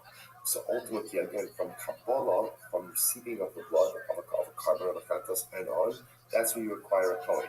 However, what do we learn from him? Al shchita shekshira bizar. The shchita itself is kosher even with a non-kohen. First, the Gemara says, "I is Rabbi Shimon." So again, even Rabbi Shimon, vav mosif al inyan rishon. So if Rabbi Shimon really subscribes to this idea that a vav is like a connector, connecting it ultimately again to that which came before it as well. If that's the case, then he holds that way. So the Gemara says, "Shchita hachanami bizar kibsuva." And ultimately, you're going to remember the pasuk says, "This shachat has been abakar v'hikrivo b'nei aro." If Rabbi Shimon really holds that vavs are connectors, connecting themselves with each other, then the same way that it says ultimately again, v'hikrivo b'nei aro kohen, the sons of Aaron will offer up the blood. So that vav should connect itself to the vav of the shachat and say just as Kabbalah, Zrika, has to be done with a kohen, so too shchita has to be done by a kohen as well. And if a non-kohen does shchita, ultimately they'll be puzzled. First Gemara says, no, shiny puzzle, the Amukah is different there because the pasuk says, this samach, this shachat. It says V'samach v'shachat, smicha and shlita, mas smicha v'zarim, just like smicha, which is the leaning on the animal. Everyone agrees that's done by non-kohanim.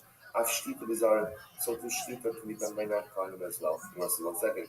Ima smicha b'baylim, af shlita b'baylim. If that's the case, then we should say, just like smicha is done by the owner, so to shlita should have to be done by the owner. To which the Gemara says, that doesn't make any sense. I'll tell you why. The Gemara says, because it's Chav Homer, Uzmazvi, because the Kapara lo Bayim, it's Zrika, which is the Iker Kapara. Zrika is the Iker of the carbon. It doesn't require the owners. And Shchita, the lot Iker Kapara lo Koshkin. In other words, so Shchita, which is not part of the Iker Kapara, should not require the owners. Interesting. Chid Tema. Ain't done in action, mishiki action. Or maybe you'll say you can't learn out saying that it's possible and that it's impossible. Meaning what? Obviously, a non-Kohen can't do Zrika, right? Because that's done in the precincts of the Beis Hamikdash, and that has to be done by a Kohen. So you can't learn out ultimately again Zrika, Shchita from Zrika. So the rest of the Torah itself says it explicitly by Yom Kippur, or this says it Yom Kippur. The Shachat es para fartos asher lo. So the pasuk says, interestingly enough, that Aaron would shech the parafatos that is his.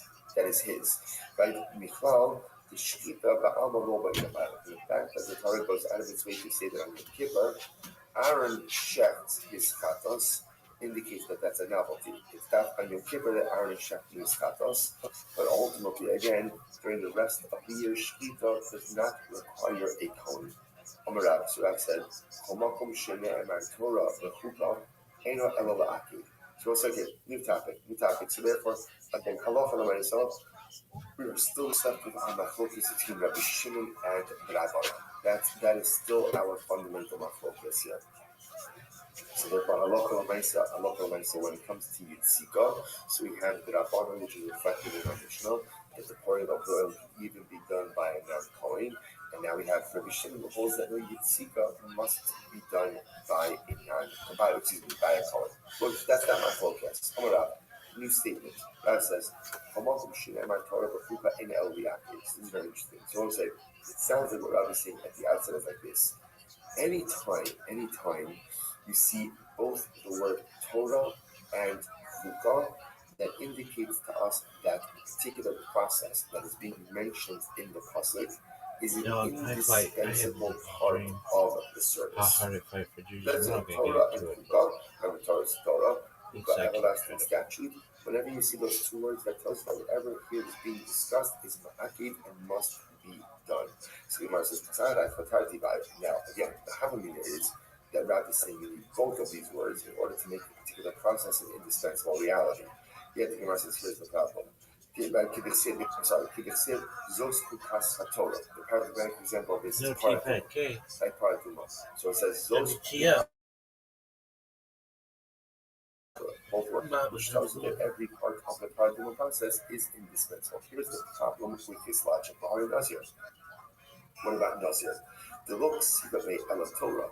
Now by Nazir it doesn't say the word Chukah, but it does say the word Torah. For Amarav, and Rav said, Tinufa ben Nazir Ma'akev. Yet everything, even the waving by Nazir, right, by the Nazir's offering, is Ma'akev. And yet it only says the word Torah, it doesn't say the word Chukah.